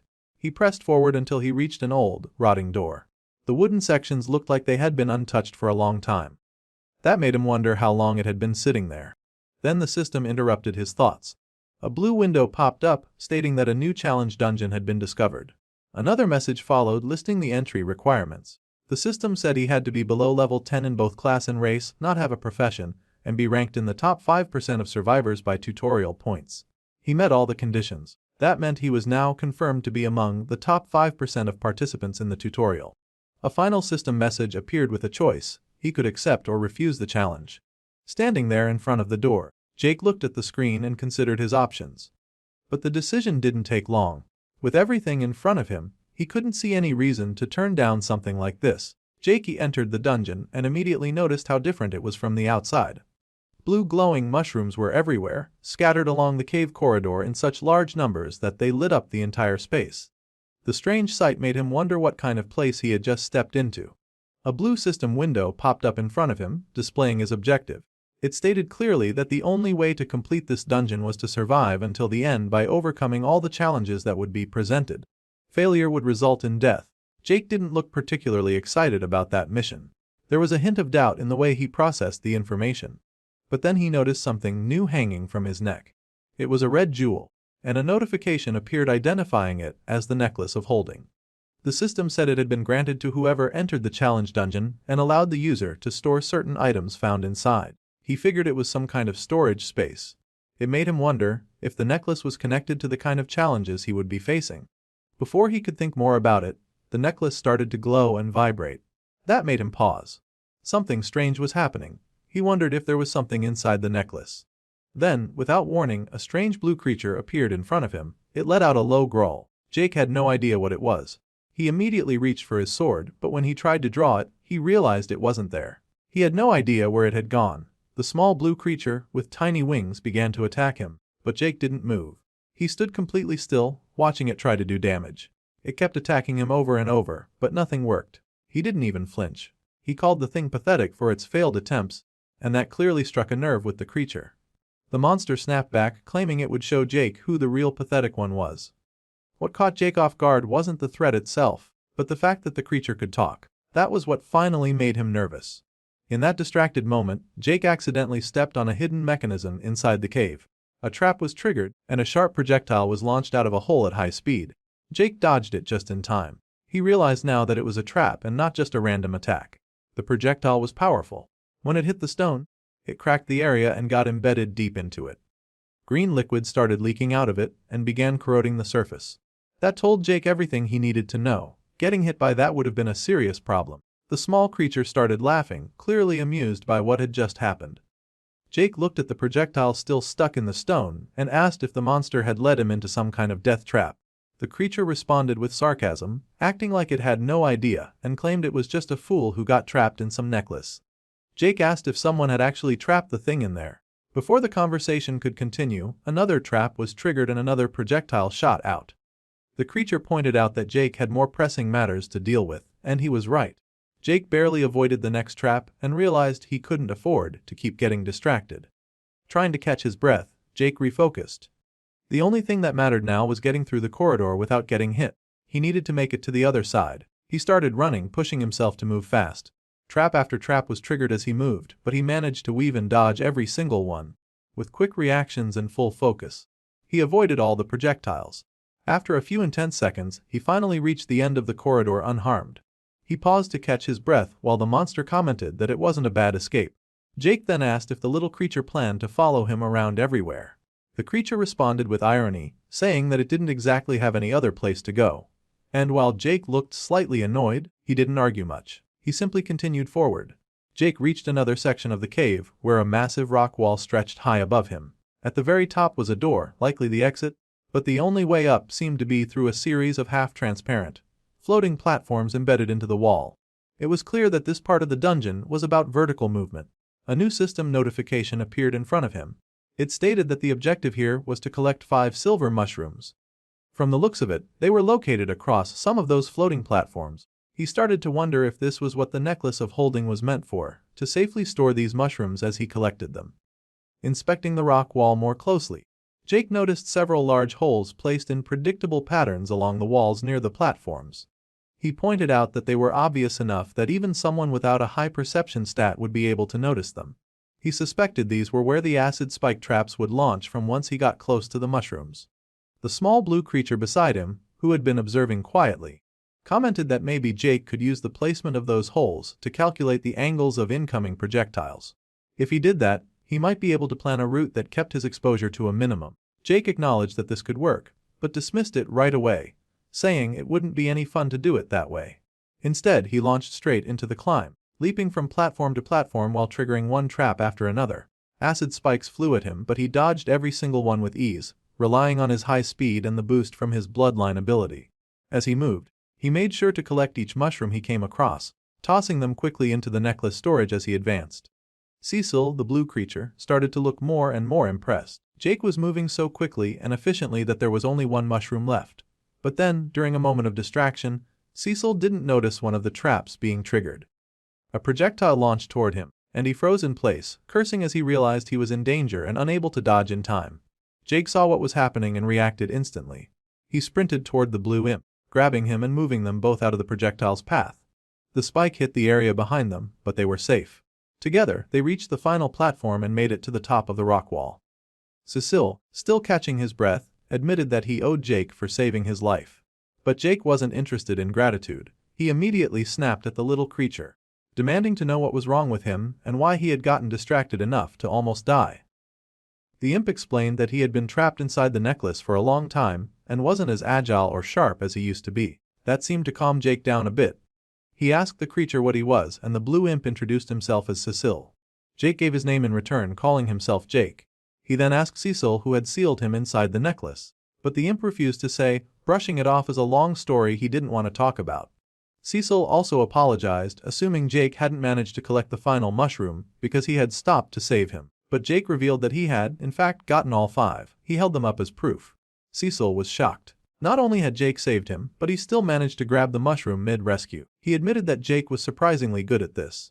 Then, in typical Cecil fashion, he added that Jake was still an idiot for charging through a room filled with deadly traps without planning anything. A talented idiot, but an idiot nonetheless. Jake didn't argue. He just thanked him for the half-hearted compliment and moved forward. Eventually, they reached another room. This one was completely filled with a strange neon green liquid. Dozens of square stone platforms stuck out of the surface, each with differently colored boxes placed on top. A system message popped up explaining that the challenge now involved moving across 3 rooms using the platforms and that each room had a time limit of 15 minutes. Jake looked over the setup and assumed this would just be another platforming sequence. Jump from one to the next like he had already done before. He didn't think it sounded difficult at all. But then another system message appeared, almost as if reacting to his overconfidence. The difficulty spiked immediately. The message said that all of his stats had been reduced to 10 points, and all his skills had been deactivated. That hit him hard. He was stunned by the sudden change. The system clarified that his stats and skills would return after the challenge was over, but that didn't comfort him at all. For a moment, he just stood there. Then, visibly shaken, he dropped to his knees on the rocky floor. The sudden weakness left him feeling powerless. He started to sweat, overwhelmed by the pressure, as he cursed and struggled to figure out what to do next. Jake remained on the ground for a moment, overwhelmed by how heavy his own equipment had become. With all his stats reduced, especially his strength, the gear that once felt manageable now weighed him down like dead weight. Even lifting himself back onto his feet felt like a struggle. It was almost as if the gravity around him had increased, pressing him harder into the stone floor. He opened his status window and saw exactly what he feared. Every stat had been dropped to 10. He was back to being nearly as weak as he had been before entering the tutorial. But despite this, his primal hunter bloodline was still active. That part of his status hadn't been disabled. He started to think about why that might be, wondering if the system didn't classify bloodline abilities the same way it did skills. It was a strange thought, and it left him with more questions about what his bloodline really was. While he was stuck in thought, Cecil asked if he was okay. Jake confirmed and apologized for spacing out. The imp seemed relieved but quickly reminded him that the clock was already ticking. The countdown had dropped to 13 minutes and 48 seconds. He needed to move. This time, unlike before, he knew brute speed wouldn't help him. He needed to figure out the room's mechanics and plan his way through. The objective was simple: make it across the room without falling into the neon green acid below. But the solution wasn't going to be straightforward. He looked more carefully at the platforms and noticed 3 distinct types, each marked with different symbols. The first showed a snake eating a mushroom. The second displayed a winged serpent surrounded by other creatures possibly being worshipped. The third featured a wyvern. He tried to make sense of it, wondering if this was meant to show a growth cycle of some kind. Cecil gave him credit for the observation and called it clever. But Jake admitted that even if it was some kind of progression or evolution, it didn't tell him how to cross safely. The imp made a sarcastic remark about humans lacking wings, which didn't help the situation. Still, Jake kept looking. He knew there had to be a solution here. After a bit more thinking, he picked up a silver mushroom from his inventory and threw it onto one of the platforms with the snake eating mushroom symbol. As he watched closely, the mushroom was absorbed by the platform. That was the clue he needed. Cecil realized what was happening as well. The symbols weren't just decoration, they were part of the puzzle. Some platforms required an offering of mushrooms to activate or become safe. The ones with snakes were the ones that could be triggered with mushrooms. The imp teased Jake a little for figuring it out, but Jake didn't mind. He had a working theory now. He trusted his instincts and believed the glowing platforms were the most dangerous. If he could deactivate that glow by feeding them mushrooms first, then jump afterward, he could make it across. Time was running out. The clock had dropped to 9 minutes and 21 seconds. Jake knew he couldn't hesitate any longer. He threw a mushroom onto another platform and, without waiting for confirmation, took the leap. He landed. The platform held steady beneath him. He wasn't dead. That was all he needed to know. Cecil actually smiled at the result, visibly glad that Jake had survived. But then the imp quickly caught himself and questioned why he even cared. There was no reason he should have been concerned about a human. Jake didn't slow down. He kept the momentum going, using the same method to disable more platforms before jumping. One by one, he made his way across the room, using mushrooms to secure each landing. Eventually, he reached the far end of the chamber and stood before the next door, breathing heavily but alive. He barely had time to process what just happened before another blue notification appeared. It told him to proceed through the next door. A fresh 15-minute countdown had already started. He realized there would be no time to rest. It didn't matter. He pushed the door open and saw that the next room had even more platforms. Just ahead, resting on a lone platform, was a strange-looking dagger. Jake stared at it, uncertain if it was actually a weapon. It looked more like it had been carved out of bone than forged from metal. He took it anyway, remarking to himself that it gave off an unsettling, cult-like vibe. With the dagger in hand, he turned to study the room again. There wasn't a clear route ahead like before. The platforms with snake symbols no longer formed a straight path. And with all his stats lowered, he knew there was no way he could make large jumps across long distances like he could before.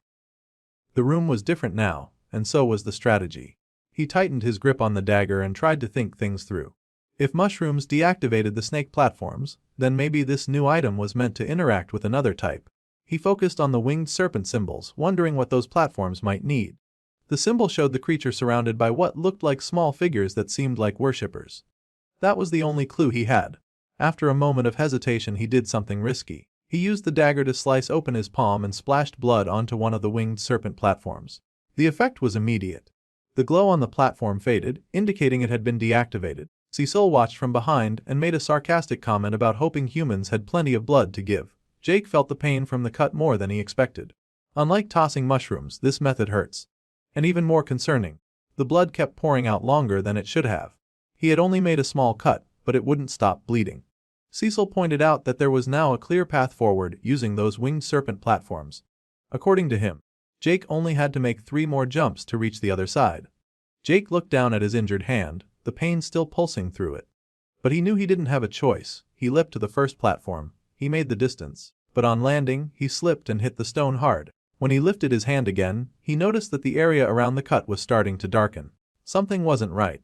That dagger had done more than just injure him. Still, there wasn't time to stop. He tossed more blood onto the next platform, already feeling the effects of blood loss. His body was getting weaker, and by now he could barely stay upright. He knew he had to keep moving. Lying down would only get him killed. With what strength he had left, he pushed off for another jump. Midair, an intense pain shot through his body. It wasn't just fatigue. Something was wrong at a deeper level. Even Cecil started to panic, wondering if Jake could really survive like this. Jake nearly plummeted straight into the acid. He barely managed to catch the edge of a cliff, holding on by one hand. And worse, the hand he was using was the same one he had cut earlier. The pain was unbearable. But he held on. Cecil rushed to try and help, reaching for Jake's arm to pull him up. But the little imp couldn't do much. Jake was too heavy and the situation too desperate. His foot dipped into the acid and began to dissolve almost instantly. The damage was real and fast, and there was nothing he could do about it. Hanging by one arm, his leg slowly destroyed and the acid seeming to creep closer. Jake was losing strength. He clung to the edge with everything he had left. His face said it all. He didn't think he was going to make it, and his fear was evident. The dread had set in. It felt like death was only a few seconds away. Jake's hands were still clinging to the ground, refusing to let go. His body felt like it was moments from shutting down completely.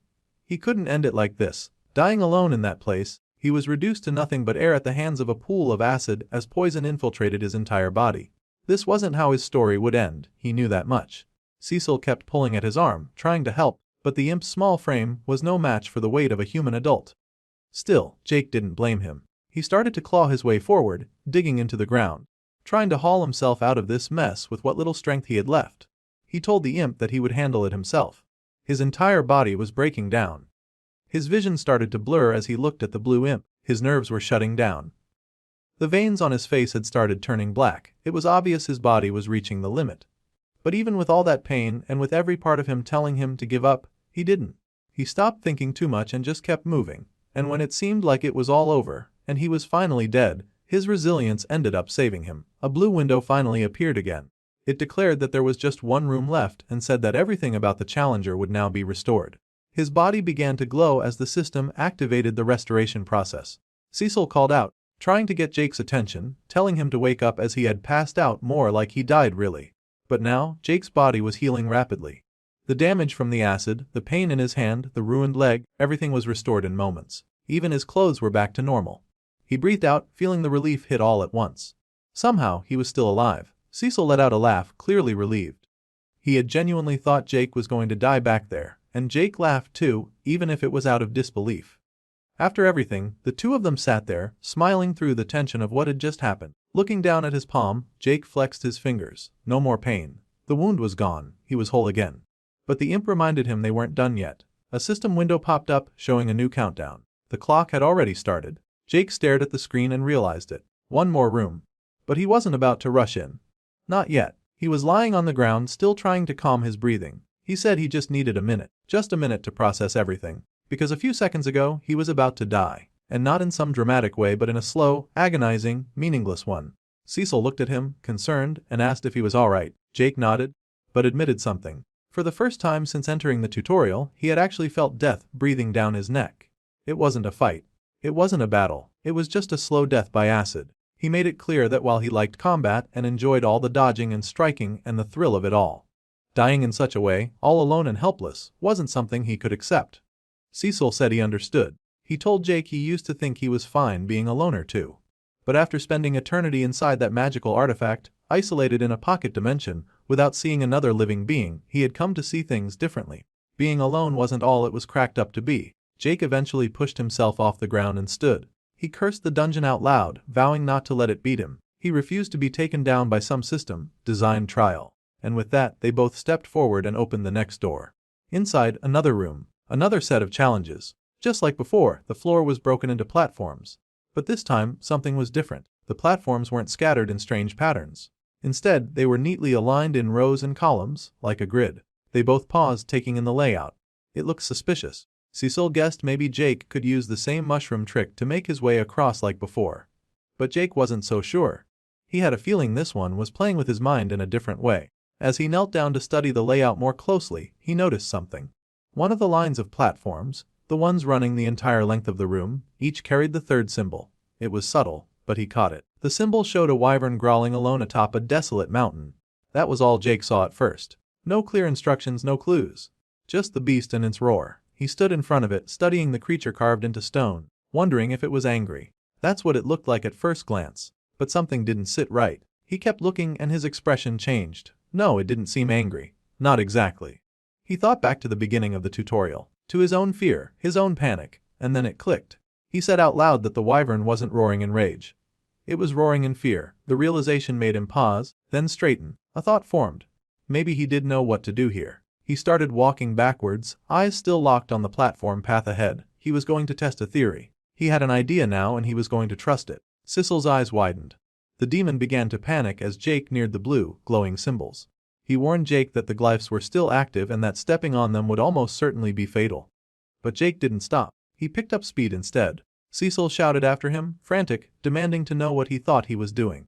But Jake kept running and without hesitation, he jumped onto one of the glowing platforms. Cecil immediately covered his face. He didn't want to watch what he was sure would be Jake's final moment. But nothing exploded. Jake landed, kept his balance, and jumped again. As he soared through the air to the next platform, he started speaking. He said that in the face of fear, the answer was courage. That first platform shattered behind him the second he jumped from it. He kept going, platform to platform. Each one broke apart as soon as he leapt away, crumbling and falling into the abyss. Still he pressed forward. He said that what mattered most was willpower. He remembered everything he'd endured up to this point. All the battles, all the pain, all the survival. And then he said it. The courage to keep moving forward was the key. He reached the final platform and jumped one last time just as the path behind him blew apart in a chain reaction of collapsing stone. His feet landed on solid ground. The challenge was over. A system window popped up confirming it. He had completed the trial. Cecil screamed in celebration. He hadn't expected Jake to survive, let alone succeed.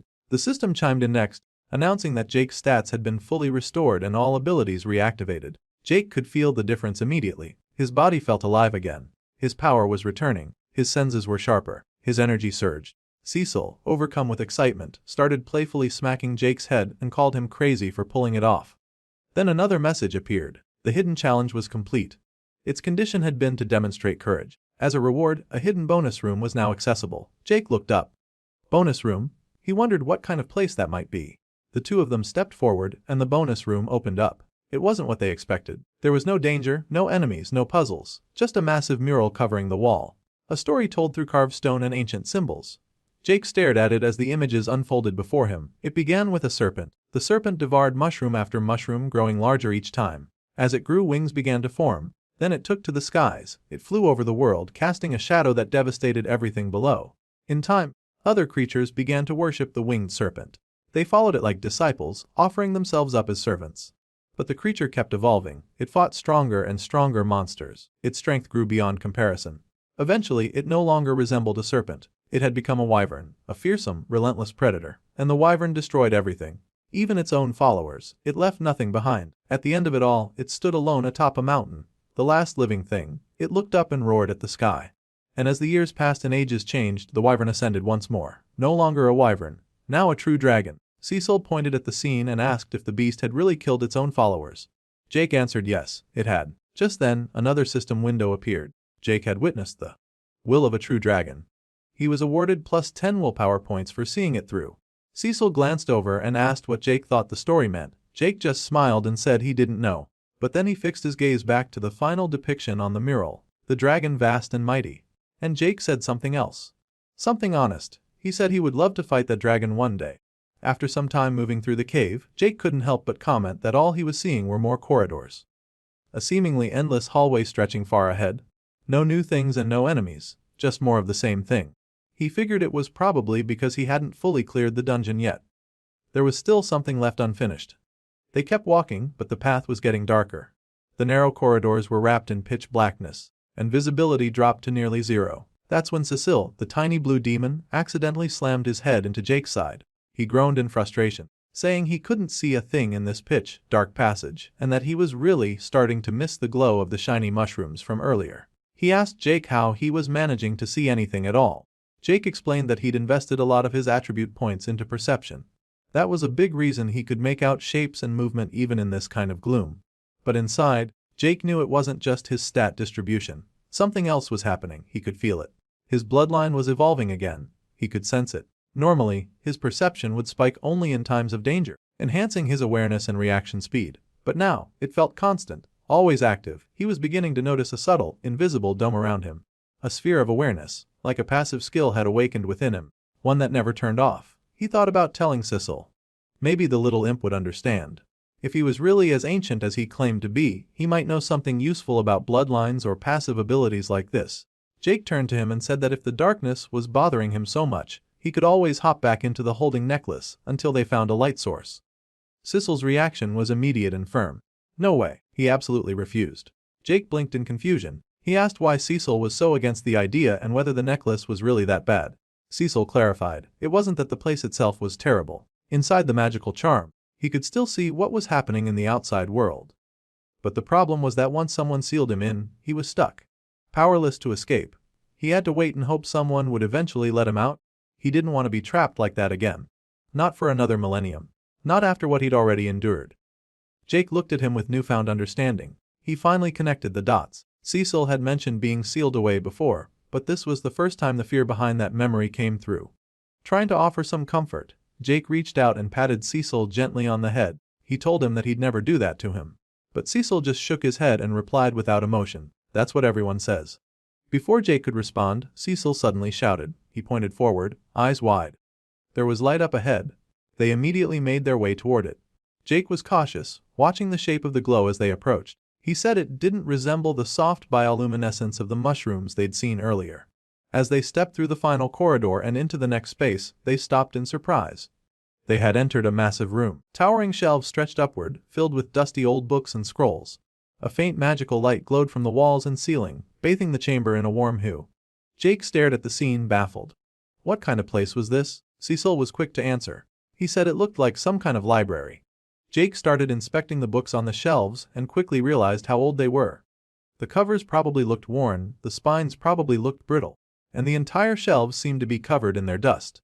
Curious, he reached out to touch one of them, but as his fingers got close, a blue energy field shimmered into view, blocking him from making contact. He pulled his hand back and remarked that it seemed he couldn't touch the books directly.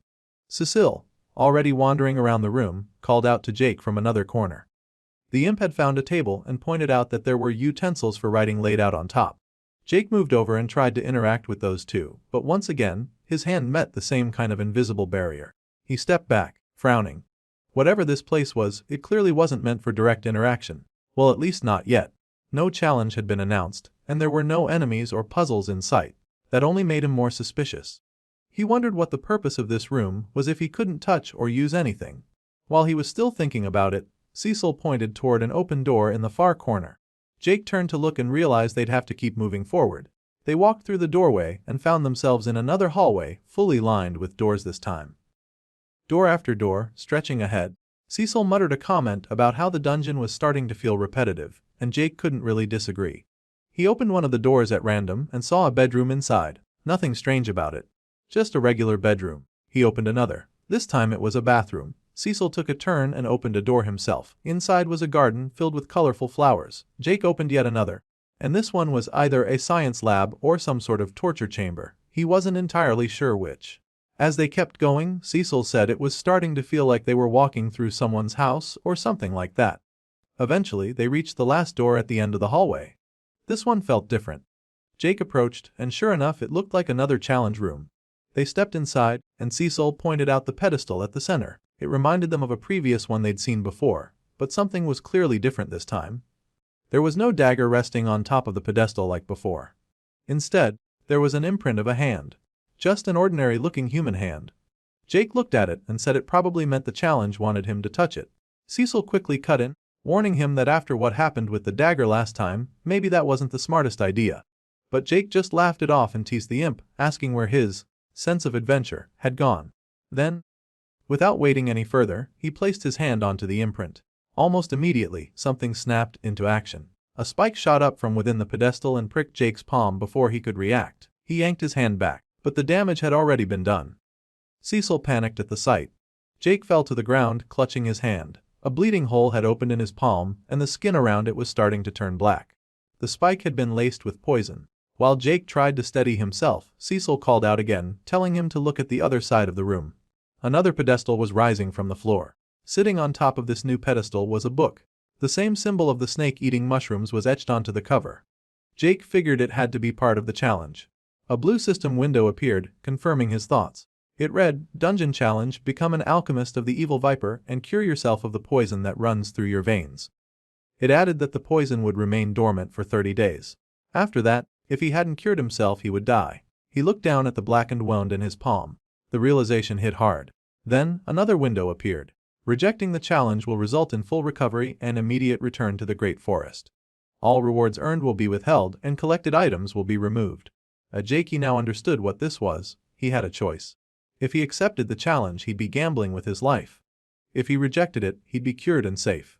But everything he'd earned so far would be lost. He could walk away right now and it would all be over. Cecil asked him what he planned to do. Jake didn't hesitate long. He said there was only one thing he could do. He didn't come all this way just to back down from a challenge. The scene begins in a part of the Great Forest, where a herd of deer grazes peacefully. Among the trees Adam, one of Jake's old companions, is crouched down observing the animals. He's focused and quiet, planning a hunt. In his thoughts, he recalls that he and William had approached the herd from the eastern side. They prepare to make their move. Adam explains mentally that the plan is simple but effective. He and William would attack first, drawing the herd's attention and driving them west. Meanwhile, Bertram would come from the south to cut off their escape. The deer, startled and panicked, would rush straight into the trap they had set up the previous night.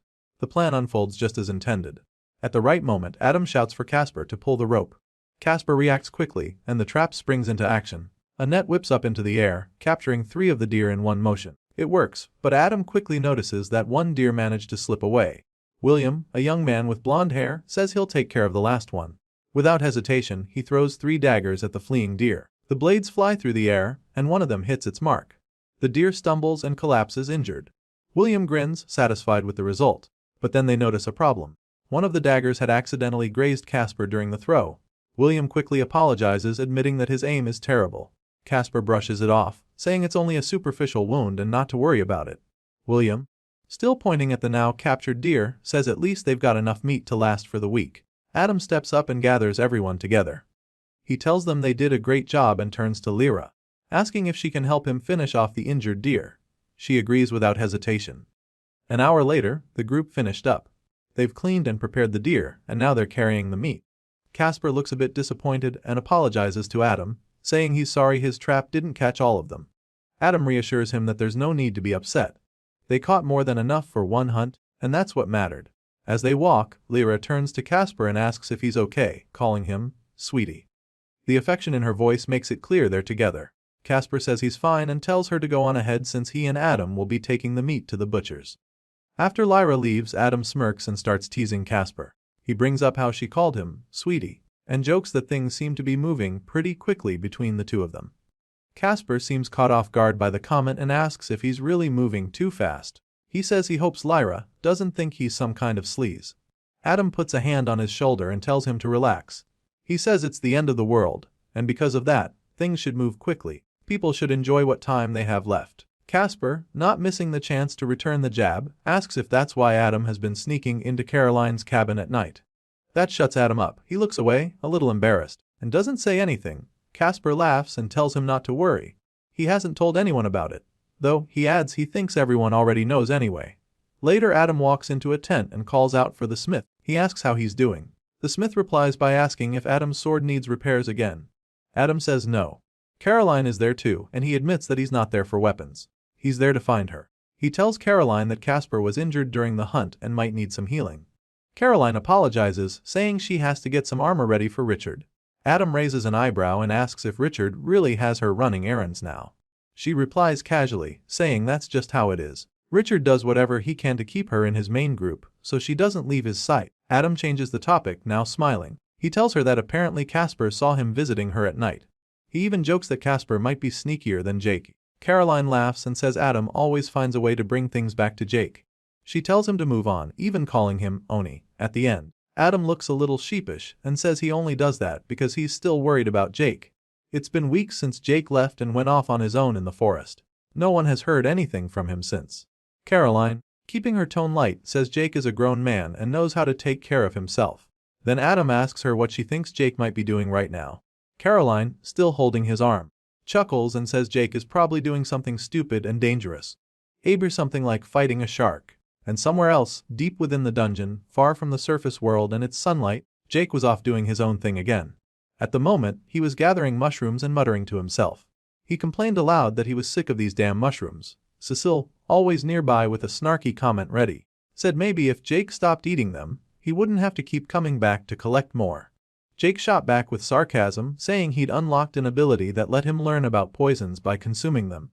Then he added dryly that it's not like there were chickens running around in these caves to keep him fed. It was the same monotonous survival routine, mushrooms or nothing. Cecil responded by saying he was doing just fine living off moss and cave water. The imp even demonstrated by opening his mouth and chomping down on a mouthful of moss, telling Jake he should give it a try sometime. Jake didn't seem convinced. After a while they made their way back to the library, the strange, ancient chambers full of untouchable books and peculiar furniture. As they arrived, Jake, who was very much in the middle of becoming an alchemist whether he liked it or not, asked Cecil to fetch him one of the mana potions. He needed to restore some of his mana before beginning the brewing process again. Cecil looked at him, unimpressed, and asked if maybe Jake could just rest for one night. They'd been grinding away for hours already and the imp was clearly growing concerned. But before Jake could answer, a sharp pain surged through his body. It was sudden and fierce, like a warning. He grimaced and clutched at his side. The poison in his hand was spreading. That made his decision clear. He told Cecil firmly that no, he couldn't rest. Not now. He needed to figure out this alchemy business and cure himself before it was too late. So he got back to work. He began grinding up ingredients, trying to follow the basic principles of potion crafting. The first step was to mash the materials into a paste. He did that. Then came the part where he injected mana into the mixture. That too seemed to go as planned. The last and trickiest part was transmuting the mana into the necessary attributes, a delicate step that required both precision and control. If he did everything correctly, the paste would turn red, signaling success. But as he stared down into the bowl, he saw it turn brown instead. It was another failure. Frustrated, he slammed his hand down. That was yet another batch ruined, and the process was starting to wear on him. Cecil tried to calm him down. He reminded Jake that he'd only been at it for a week. There was still time. But he also pointed out that Jake's wisdom stat was probably too low, and that was why the process felt so inefficient. And now Jake was drained. He needed another mana potion to keep going. But Cecil quickly reminded him that mana potions had cooldown periods. He warned that if Jake just kept chugging them without waiting, they'd become useless and wouldn't do anything. Then Jake suddenly winced again. Another wave of pain hit him. Cecil rushed toward him, asking if he was all right. Jake pulled off his shirt and the situation became clearer. The poison wasn't just in his hand anymore. It had spread across the right side of his body, blackened veins and corrupted flesh now running from his shoulder down to his waist. He was getting worse. Time was running out. This chapter opens with Adam stepping into a room, responding to a summons from Richard. Adam asks if Richard wanted to see him, and Richard greets him by expressing his gratitude for coming quickly. Standing with his arms crossed, Richard gets straight to the point. He informs Adam that one of the fighter squadrons had returned, but there was a problem. A hunting squad sent out earlier had come back empty-handed, and now the camp was running low on meat. Richard goes on to say he wants to send Adam and his group on an impromptu hunting mission. This time deeper into the forest. Adam, visibly surprised, asks him if he meant outside the safe zone, beyond their usual territory. Richard, unfazed, confirms with a simple smile. Yes, that's exactly what he meant. It's more dangerous out there, he admits, but that's precisely why he's entrusting this mission to Adam. He needs someone competent.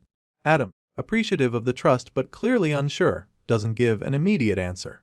While he doesn't say it out loud, it's obvious from his expression that he's concerned. The risk is higher, and putting his team in danger over a meat shortage didn't sit right with him. Sensing this hesitation, Richard reassures him. He says that if anything truly dangerous were to appear, his own team would intervene. He insists he's not the kind of leader who sends people to die needlessly.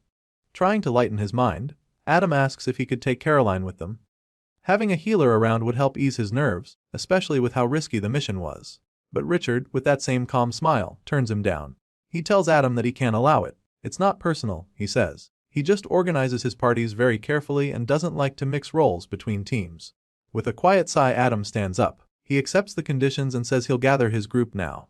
Just as he turns to leave, Richard calls out to him again. There was one more thing. He asks Adam to leave Casper behind at the camp. That catches Adam off guard, and he asks why. Richard explains without changing tone. A scout reported a gap in the camp's fence, and there's a chance another group of survivors has managed to sneak into their territory, possibly spying on them.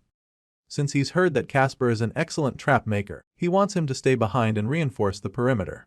Adam says he'll let Casper know. Later that day, Adam's team is already deep in the forest.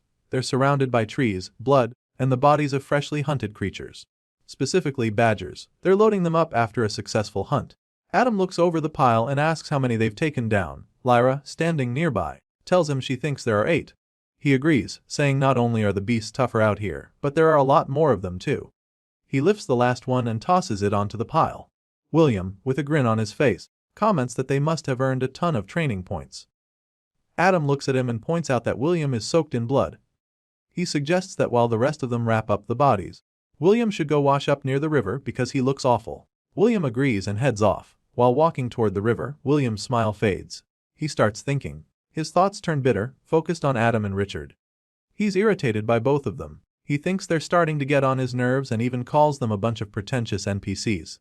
He's getting tired of the whole camp setup and thinks to himself that he can't wait to be done with all of it. But then something in the forest catches his attention. A sound. He stops and crouches down, alert. There's someone nearby. Hidden behind some trees, he peers out and spots a man telling someone else to keep it down. The man warns that they don't know who might be listening. William watches closely. He then sees the second person the man is talking to, which was a woman, who tells him to relax, saying they'll be quick. Then, a third voice speaks up, belonging to another man. He says he just needs to wash his wand. 3 people, unknown strangers to him. And none of them seems to be of the healer class. William notes this and starts to wonder what level each of them might be at. Then, the group in the forest hears something nearby, a rustling in the bushes. One of them suddenly alerts the others, saying there's someone hiding in the bushes. William, now realizing he's been spotted, starts to panic for a second. But he quickly tries to calm himself down. In his mind, he tells himself to relax. He's pulled off this trick before. No need to lose his cool now. The woman in the group, an archer, calls out in a sharp voice. She tells whoever's hiding to come out slowly or she'll shoot. With no other option, William emerges from the bushes, hands raised, trying to look harmless. He quickly blurts out an excuse. He begs them not to shoot, says he's sorry, and explains that he got separated from his team after an attack. He tells them he thought he heard someone nearby and followed the sound. But the girl doesn't buy it. She stares at him with suspicion. William, however, can't quite tell that yet. In his head, he's already half smiling, thinking to himself that women usually fall for that kind of story. It's worked before, except this one doesn't. Without hesitation, she fires an arrow past his head, close enough to make him flinch. He stares in disbelief, wondering if she really just did that. She doesn't let up. She calls him an idiot and says there's no way they'd believe that kind of nonsense. They weren't born yesterday. Then one of the warriors steps in, shouting for William to drop his weapons and back away slowly. William, still keeping up the act, nods and says he's going to comply. But as he moves, the woman shouts at him to hurry up. She doesn't trust him and wants him to act faster. But William isn't planning to give up. As her voice rises, he reaches toward his wand strapped to his left side. She catches the movement and shoots again. But this time William is quicker. He jumps to the side, dodging the arrow just in time. While midair, he draws 3 daggers and throws them at the group. The daggers fly toward the male warrior, who manages to block them using his shield. As the blades bounce off, he yells to the others to catch William. The archer fires 2 more arrows in rapid succession, but William evades them again, slipping away into the trees while the group wonders aloud what kind of magic he's using. As he runs, William reflects on the encounter. They were stronger than he expected. The lady, still tracking him, has her bow drawn again and declares that she's got him in her sights. But William isn't done yet. He activates his magic and suddenly the 3 daggers he had thrown earlier reappear. One of them shoots forward and pierces straight through the archer's neck, killing her instantly. The warrior sees her fall and shouts in anguish. He charges forward in a frenzy. That's the mistake William was waiting for. With the man distracted by grief, William uses his telekinetic magic again. The remaining 2 daggers shoot out, slicing through both the warrior and the mage who had been with them. The blades behead them cleanly, ending the fight in an instant. Now alone in the clearing, William sits casually on top of the dead bodies. He checks their stats one by one to see what kind of rewards he might get from killing them. One of them turns out to be level 10, and the other 2 are level 9. Smiling to himself, he says out loud that it wasn't a complete waste of time. But then someone approaches. A voice calls out from the trees, asking if William is there. It's Lyra, Casper's girlfriend. She's just found him, and she freezes in shock at the sight. William is standing over a pile of bodies, soaked in blood. She stammers, asking if he did this. William doesn't bother hiding anything anymore. His expression shifts, cold and direct. He asks her why she couldn't have just stayed away and minded her own business as he moves towards her. And with that, she's no longer part of the conversation. Roughly 5 minutes later, William returns to his group. Adam sees him and lights up, glad to have him back. He tells William that they had just sent Lyra to go looking for him. William plays dumb. He asks if that's so, acting surprised. Says he didn't see anyone and casually adds that he hopes she didn't get lost on the way. The chapter closes with a quiet image of the stream where William had come from. The water runs red with blood, strongly suggesting that Lyra never made it back. William had taken care of her, just like the others. The girl was sleeping with the fishes now. After returning from his foraging mission, Cecil arrived back with the mushrooms he had set out to collect for Jake. He looked around, unsure of where Jake had gone, and called out, trying to get a response. But the silence in the air gave no answer, and Jake was nowhere in sight. Concerned, Cecil wandered the area, scanning every corner of the library for any sign of him. His eyes finally landed on a figure lying motionless on the floor. Jake was there, passed out beside his potion-making bowl, surrounded by scattered healing potions that littered the floor like what remained after his frantic efforts. Cecil rushed over without hesitation. The blue imp knelt down next to him, shaking him and calling out, trying to rouse him, but Jake didn't respond. It was then that Cecil noticed something strange. The veins on Jake's neck were blackened and pulsing, a clear sign that the poison he had previously been affected by had taken its toll, weakening his body far more than expected. With urgency, Cecil reached for one of the many health potions lying nearby. Thankfully, Jake had managed to brew them before collapsing, and Cecil was grateful for that foresight. He held Jake's head up gently and helped him drink from the vial. After a moment, Jake began to wake up as his eyelids opened slowly. And with his vision still blurred and unfocused, he could finally make out what was in front of him. He saw Cecil leaning over him, still trying to get him to fully wake up. Slowly, Jake sat up, his movements sluggish and heavy. In a tired voice, he asked Cecil what had happened. The imp responded that he wasn't sure himself, only that he had found Jake unconscious on the floor with all the potions scattered around. Jake nodded, still disoriented, and admitted that he was feeling completely drained. Cecil observed the situation and noted that it probably wasn't just the poison. There were dozens of potion bottles around them, and it looked like Jake had pushed himself too hard. When asked how many he had made, Jake estimated that it was probably around 50. He explained that he had gotten a good rhythm going and that he was even considering moving on to attempting poison next. Cecil, trying to show concern, suggested that Jake should slow down and take a break. But Jake quickly dismissed that suggestion, stating that there wasn't time for rest and that he needed to continue practicing. Cecil reminded him that he still had about 2 weeks left on the timer, implying that pushing himself too far this early might actually be counterproductive and possibly even dangerous. Jake, not in the mood to hear what sounded like a weakling's caution, responded with irritation. He compared Cecil's words to those of his old coworkers, claiming they had a tendency to avoid pushing limits and preferred taking the easy way out. To him, it was a mindset of fear and hesitation, one that only a coward had. This comparison didn't sit well with Cecil, who responded sharply, telling Jake to stop implying that he was cowardly. Jake, caught up in his emotions and exhaustion, went further and outright said that Cecil's mindset was cowardly. That was the breaking point. Cecil, clearly offended, lashed out by knocking the potion, making bowl out of Jake's hand. The bowl clattered to the floor, its contents splashing and breaking the silence that had followed Jake's remark. Cecil stood firm and told Jake not to insult him like that. And realizing he had gone too far, Jake quickly tried to take back what he had said, attempting to apologize. But the damage was done. Cecil wasn't ready to accept the apology. The imp pointed at Jake with frustration, trying to assert his own strength and courage. Then, without another word, he turned and flew off, heading out of the library. As he left, he shouted back that Jake could get his own mushrooms next time. The next day came, and Jake was still thinking about the fallout. Cecil hadn't returned since flying off, and the silence left behind was starting to feel heavy. Jake briefly considered going after him to apologize again, but eventually decided against it. He told himself he needed to keep working, and that Cecile would understand in time. With that thought, he returned to his studies, now diving into offensive alchemy. He had finished reading through introductory materials that covered how to brew damaging concoctions. One in particular caught his attention: necrotic poison. The process wasn't entirely different from potion making. In fact, he noticed that poison brewing shared many steps with regular alchemy. The primary difference lay in how one treated the ingredients. Instead of preserving their vitality, the goal with poisons was to crush it, removing life essence and enhancing harmful properties. After giving it a try using what he had just learned, a system notification appeared, confirming that Jake had successfully crafted necrotic poison. It was a moment of triumph. Without thinking, he called out to Cecile to share the news. There was no response at first, but Jake tried again, his tone a bit softer this time. To his surprise, Cecile eventually appeared at the doorway, asking what Jake wanted. Jake eagerly told him that he had managed to make poison and on his first attempt too. Cecile, still clearly upset from the day before, gave a sarcastic response, asking if Jake wanted a reward for it.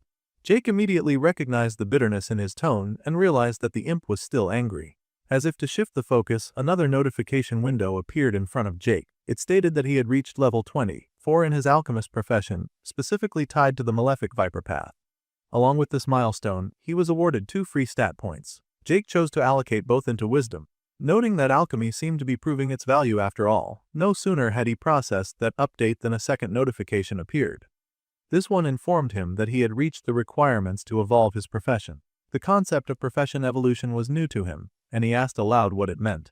Cecile, his curiosity piqued despite his earlier attitude, admitted that he had never seen such a thing before and thought it sounded interesting.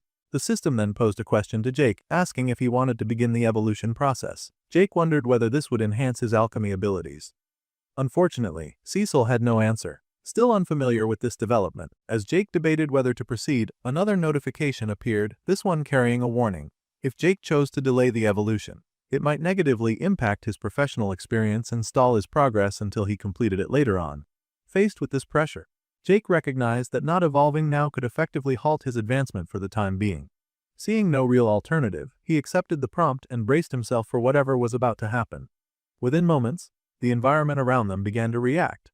The entire room started shaking violently, and both Jake and Cecile were left trying to keep their balance. Confused and alarmed, Cecile asked Jake what he had just done.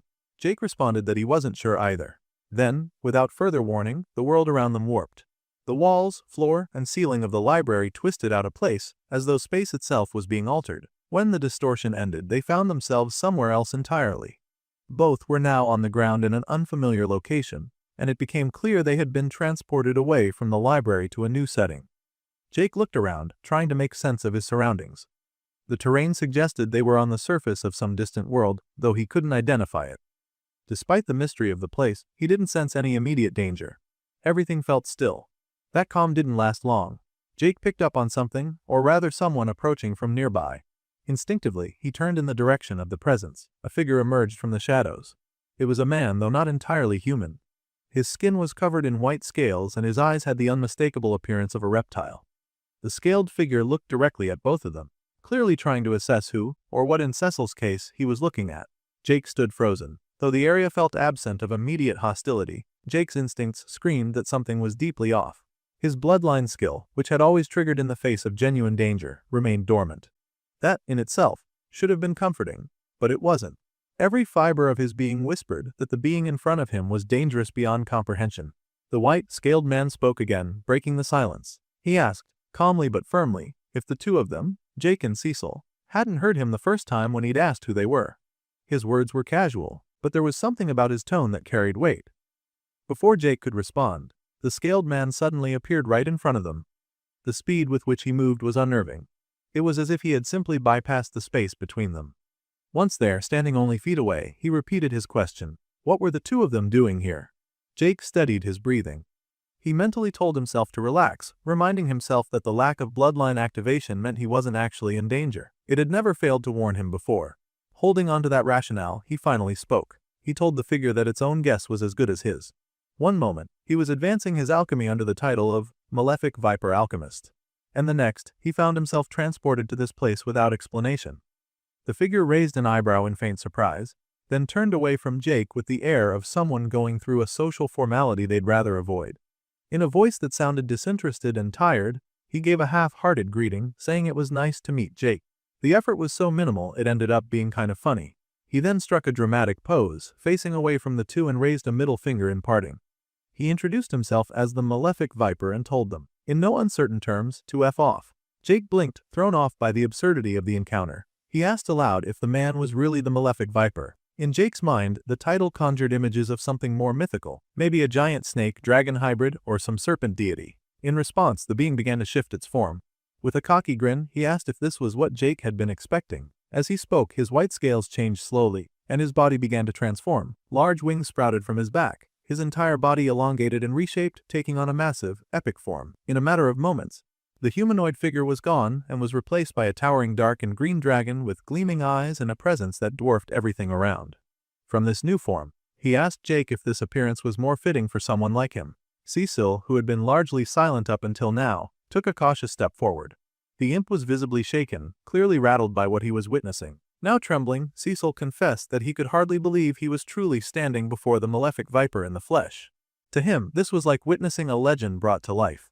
The Viper, still in his dragon form, leaned closer to Cecil and asked if they had met before. Cecil quickly denied it but added with reverence that he was a loyal servant of the Malefic Viper regardless. That seemed to amuse the Viper. He returned to his humanoid form in a fluid transition, remarking that if Cecil truly was one of his servants, and also an imp, then he must predate the very organization dedicated to the Viper himself. Jake, watching this exchange, stepped forward and made a clarification. He said that he didn't know what Cecil was blabbing about, but as for him, he wasn't one of the Viper's followers. He was just someone who had entered the challenge dungeon, nothing more. The Viper's reaction was instant and filled with laughter. He asked if Jake was serious, clearly finding the entire thing entertaining. He began laughing harder, almost doubling over as he wiped at his eyes. He found the idea of Jake enduring the dungeon without any real context hilarious. He joked that he must have designed that death trap a long time ago and expressed disbelief that someone had actually gone through all of it. Jake commented that it seemed the Viper was the creator of the entire challenge, which the Viper confirmed with a chuckle. Still laughing, the Viper asked Jake how he had found the part of the dungeon where he had to feed mysterious items to him through those platforms. Then he brought up the part where Jake was forced to study the Viper's entire history, only to be rewarded with a giant mural glorifying the Viper's accomplishments. That thought made him laugh even harder. Jake, in a quieter tone, noted that the Viper was incredibly narcissistic. Instead of being offended, the Viper seemed to take it as a compliment, flashing a self-satisfied grin. Then Jake posed a more serious question. He asked if the Viper was some kind of god. Without answering directly, the surroundings suddenly changed again. In an instant, they were standing inside a massive throne room. A grand throne sat in the center, elevated slightly, and the Viper was now seated on it. From his new vantage point, he confirmed Jake's suspicion. He told him that if he kept leveling up, eventually Jake would gain a domain of his own. He explained that the process of becoming divine was long and annoying, but the perks, especially immortality, were worth the effort. Jake, intrigued, admitted that divinity sounded interesting, but he also said that he would probably pass on immortality. To him, the risk of death was what made everything exciting and worthwhile. The Viper stared at him from his throne, quiet for a moment. Then he spoke and called Jake's reasoning idiotic. Still, he added with a smile that he liked that kind of thinking. Meanwhile, Cecil was on the verge of a breakdown. Tears welled in his eyes as he bowed and apologized profusely for Jake's behavior. He addressed the Viper as Sir, and called Jake rude and reckless. Cecil was completely overwhelmed and clearly afraid. Through his sobs, Cecil turned to Jake and demanded to know how he could even bring himself to talk back to a god. Jake replied honestly that he wasn't entirely sure. He thought maybe it had something to do with his willpower stat being high. But the Viper quickly shot that down, saying that wasn't how it worked. The Malefic Viper began to explain what stats truly meant for someone like Jake. He said that while stats like willpower could influence certain things like staying calm under pressure or enduring the weight of immortality, they didn't fundamentally change a person's mind. The core of who someone was, their mental makeup, their flaws and shortcomings, that stayed the same no matter how high their numbers went. Willpower, he explained, could help someone handle the endless passage of time, the loss that came with watching the world change while they remained unchanged. But even then, it wasn't enough by itself. One needed certain abilities just to make that kind of endurance possible in the first place. And not everyone had those abilities. Not even the powerful could be sure that they had what it took. He said many beings with strength far beyond imagination had still fallen. Not because they were defeated in battle or destroyed by a greater force, but because their minds gave out. They collapsed under the weight of their own thoughts, their regrets, and their own solitude. Some had never learned to bear the stillness. Some never recovered. And contrary to the common saying, time didn't always heal everything. Sometimes time was the thing that broke them. Jake looked at him carefully. For the first time, he noticed a kind of sadness in the Viper's voice. There was no obvious grief, but there was a heaviness there, like someone who had carried a burden for so long they forgot what it was like to not have it. But the Viper didn't stop. He told Jake to pay attention. This was the true path to power, and it was lonely. The deeper you went, the higher you climbed, the fewer people were with you. Friends faded. Families disappeared. And eventually, you stood alone. Jake walked toward him slowly. He said it sounded like the Viper had gone through a lot. The archer didn't speak like someone talking to a god. He just spoke like one person talking to another. Then he reached out and casually patted the god, like being on the shoulder, saying that sulking in his domain wasn't really helping anyone. Cecil, already overwhelmed by the events of the day, lost it at that moment. He demanded to know if Jake had completely lost his mind. Touching a god so casually, saying something so direct. As far as Cecil was concerned, Jake was marching straight into death without realizing it. But the Viper didn't lash out. He didn't even look annoyed. He just kept shaking his head and said Jake didn't understand. It wasn't something he could explain with words. It was something only lived experience could teach. Still, Jake didn't back down. He replied that maybe the Viper had simply run away because the approach he'd been using wasn't working. So instead of giving up, maybe it was time to try something different. Cecil stood to the side, biting his lip and practically shaking with anxiety.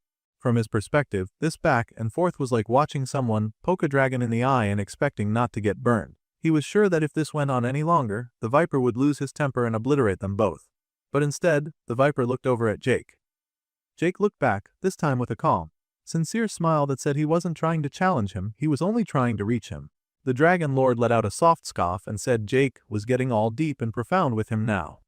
Then, with a shake of his head, he got up. He said that despite everything, he really liked Jake. Almost immediately, Cecil popped back into the conversation and asked if the Viper liked him too. "What about me?" he said with wide eyes. The Viper gave him a blank look and replied, "What about him?" in a tone that made it clear he hadn't been thinking about Cecil at all. Time passed, and the tension eased. Eventually, the three of them were sitting on a cliff somewhere, talking and eating snacks. They had found a strange kind of peace, like old friends catching up after years apart, even though they'd just met. At one point, the malefic being asked Jake if Coraline had really said what he claimed she had. It was a private moment, but it hinted that their conversation had become personal. Cecil, as usual, chimed in with a comment. Something along the lines of, "Woman, am I right or what?" Jakey and the Viper went completely silent. For a few seconds they just stared at Cecil in stunned silence. Then, at the exact same time, both of them burst into laughter. Cecil's began to flail his hands, clearly upset that he was the butt of the joke. He demanded to know what was so funny, but Jake just said it was nothing. He wrapped an arm around the god's shoulder like they were old buddies. The Viper, now laughing freely, teased Cecil and said he was sure the little imp had plenty of experience with imp girls. Jake was still smiling when he noticed a sudden blue window appear in the corner of his vision. A system notification he must have missed earlier had finally registered. It said his bloodline ability had been upgraded. He now had 10% bonus perception, up from 5%. The Viper, curious, asked what the notification was about. Jake explained the increase, saying it looked like his bloodline skill had just improved a bit. The Viper raised an eyebrow. Even he seemed slightly surprised. A bloodline ability, he said, was something rare and interesting. Sensing his interest, Jake asked if the Viper knew anything more about it. Possibly anything the system might not be revealing. The Viper paused for a moment, then answered. He said the system usually didn't respond well to anyone revealing its secrets, especially after what happened during the Fifth Age. Some god had destroyed a smaller universe just to try and cheat the system back then. Then, to clarify, he added that it hadn't been him. Just in case Jake was wondering. Jake let out a tired sigh and said he should have expected that kind of answer. The Viper stood up again, this time with more finality. He said that although this meeting had been enjoyable, it was probably time for Jake and Cecil to go. As Jake got up to leave, the Viper looked at him seriously and said that Jake had given him a lot to think about. He said it wasn't often he met someone with Jake's kind of ambition and drive. Jake smiled and jokingly asked if this meant he passed the job interview, and if he was now a true alchemist of the malefic Viper. The Viper gave him a thoughtful look and agreed. He said that, yes, he supposed Jake was. Then he reached out and placed a hand on Jake. A soft golden light appeared, wrapping itself around Jake's form. The Viper said he was leaving Jake with something that he called a small string of karma. It would stay with him from that moment on. The energy shimmered faintly, almost like a mark of recognition. The Viper then said that he'd genuinely enjoyed their time together. Jake agreed. He said it had been a lot of fun for him too. Finally, Jake said goodbye, promising that they would see each other again. After Jake and Cecil left, the Viper remained alone in his domain. He stared out over the empty space, speaking quietly to himself. He said that because Jake had such a powerful bloodline ability, he would need to keep an eye on him. Then he turned, walking slowly toward one of the ancient stone pillars scattered throughout his domain. He placed a hand on it, deep in thought. He said that maybe he'd spent enough time wallowing here. Maybe it was time for the malefic Viper to make his return. This chapter begins with Adam, William, and Bertram returning to camp from their mission. But Lyra wasn't with them. The three walked in with heavy expressions, their silence speaking louder than words. The tension hung in the air as Casper approached them, clearly unaware of what had happened. He greeted them with a tired but proud smile, wiping sweat from his forehead as he mentioned the new fence he'd been working on. He asked for their thoughts, maybe expecting a comment or some appreciation for his effort. But none of them had the energy to respond to that. Their expressions were too blank, too weighed down. They didn't even acknowledge the fence. Adam couldn't meet Casper's eyes. He simply muttered Casper's name and kept looking at the ground, clearly struggling to speak. That was when Casper seemed to sense something was wrong. He paused, glanced around, then asked where Lyra was. She had gone out with them, after all. His voice was calm, but there was a note of concern that hadn't been there before. Adam, still looking at the ground, finally placed a hand on Casper's shoulder. He quietly said that he was sorry, but they didn't know what happened to her. Lyra had gone into the forest with them, and then she was just gone. His voice was low and rough, as if the words themselves were painful to say. There was a long pause, heavy with unspoken fear. Casper's face changed instantly. He frowned, confused. He asked what the hell that even meant. How could she just disappear? That didn't make any sense. His brows furrowed deeper as he tried to wrap his mind around the impossible. The silence stretched, filled only by distant bird calls and the faint rustling of leaves. William stepped in to explain that they had searched the forest for hours. They looked everywhere, but there was no trace of her. No tracks, no signs. She had vanished without a sound. He shook his head slowly, as if trying to erase the image from his mind. Adam added that they weren't sure what to think anymore. They had gone over it again and again, but nothing added up. They didn't want to believe it, but it was the truth. Lyra was just gone. His tone was grave, as if saying it out loud made it more real and unbearable. Casper's voice rose as he asked if they were joking. This couldn't be real, but Adam only shook his head. He said again that she was gone, and that he was sorry. The shock was clearly visible on Casper's face, and for a moment, no words came out. The scene then shifted to 1 week later. Inside Richard's office, a man stood before him, giving a report. He said he had gathered new information about William. Richard, seated behind his desk, told the man to continue. His posture was calm, but there was an edge of interest in his voice. The man explained that protecting William might not be worth it anymore. If Richard gave the order, he could deal with the boy rather quickly and cleanly. He even admitted that he already had 2 men watching William right now as they spoke, and they were doing a fine job watching him from the shadows without being noticed or suspected by William or anyone else. An image was shown of William working at a forge, hammering metal like a blacksmith. The 2 watchers, though unseen by others, were in the background, succeeding in blending in perfectly. The man's voice carried a note of frustration at the incompetence of the watchers. Richard didn't seem surprised. He calmly responded that the boy should be left alone for now. He said he knew William's type. He was the type that was arrogant and full of himself, but not without value. Richard acknowledged that William had real skill. A person like that could be very useful, as long as they were properly controlled. His eyes narrowed slightly as he considered the possibilities. The man agreed without argument, and the scene shifted again. Now we saw William at the forge working hard. Adam and Caroline approached him. Adam asked how things were going with the stone arrowheads.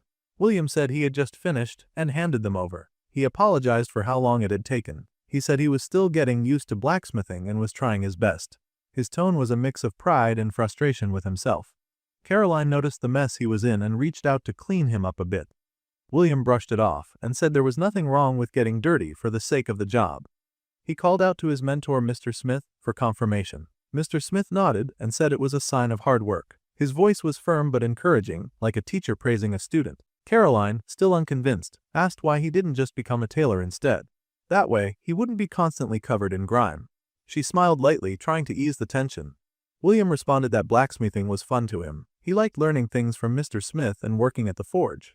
Caroline sighed and told him to at least be careful around the fire. She didn't want him getting hurt. William gave her a fake smile and said sure.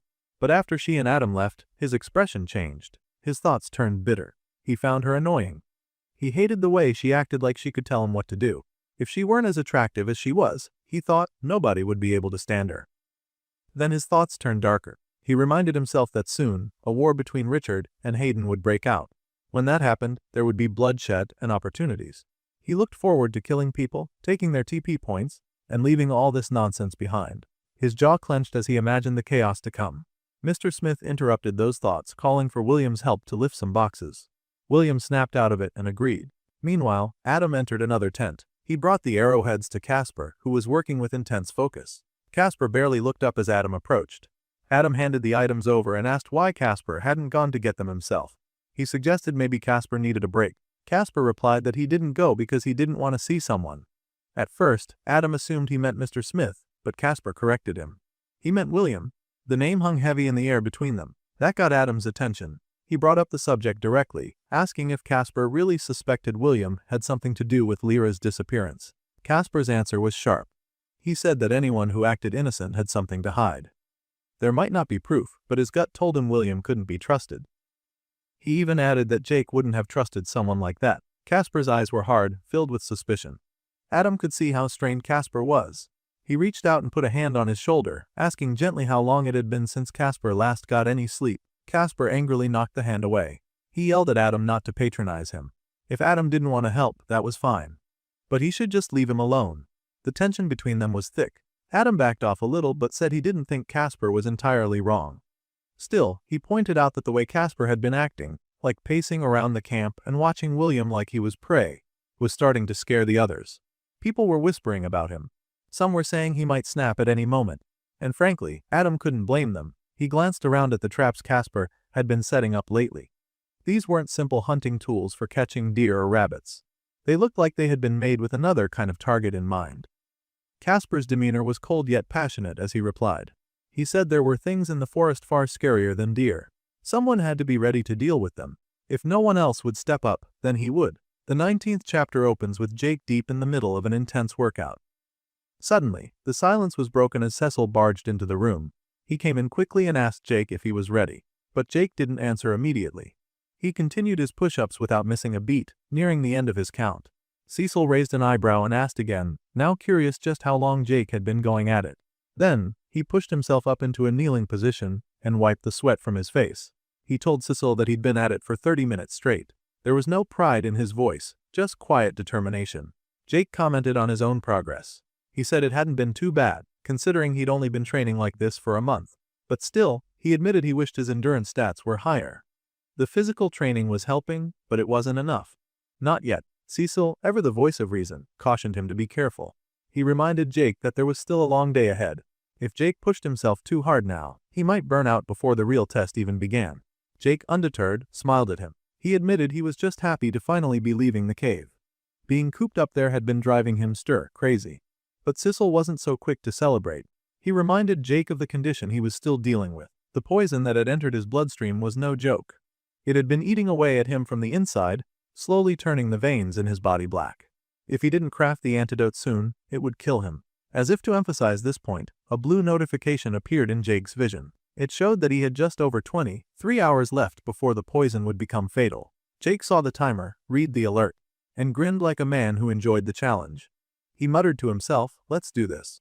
Meanwhile, back at camp, the story shifted to William. He was busy with his hands. Caroline arrived without warning, and the moment William saw her, he stopped what he was doing and greeted her. He offered a polite smile and informed her that he wasn't sure if Richard's armor was ready yet. If she wanted to check, she could. But Caroline immediately clarified that wasn't why she was there.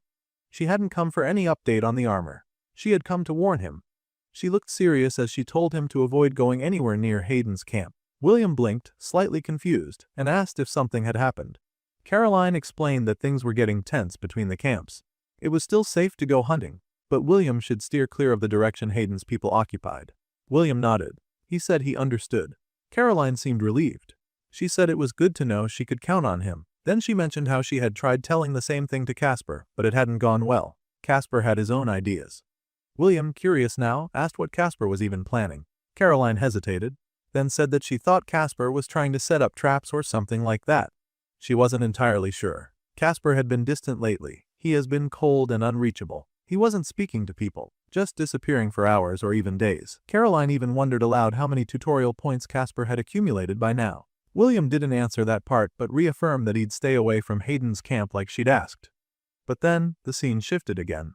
Now we were in Richard's office. He sat behind his desk as usual, calm and composed, asking someone out of view how it went. Then it was revealed that he was speaking to Caroline. Her expression was flat as she responded. She told him that it was done. William would go after Casper. That brief conversation with William, where she pretended to warn him, was part of a setup, a quiet manipulation. Richard seemed pleased. He stood and walked over to her, placing a hand gently on her shoulder. It was meant to be a gesture of comfort, but it carried weight. He told her that he knew she hadn't enjoyed doing it. He understood, but it was necessary. Both William and Casper had become problems. William thought too highly of himself, like he was some clever mastermind. He was always scheming, always plotting something. And Casper, he was a different kind of threat. The way he was acting, Richard said, it was like he could snap at any moment and burn the whole camp to the ground. Caroline finally spoke up. She defended Casper, saying that he was grieving. That was all. He wasn't a threat, just a boy trying to cope with loss. But Richard wasn't convinced. He asked if it was really grief. After Lyra's disappearance, Casper had vanished for days. No one had seen him. No one had known where he went. That wasn't normal grieving, Richard said. That was something else. Then, the scene changed. This time it showed all the things that had likely taken place during the few days Casper went missing when he left camp. A memory or experience of Casper's, important enough to explain how things got to where they are. Casper was shown alone in the woods. He was calling out Lyra's name.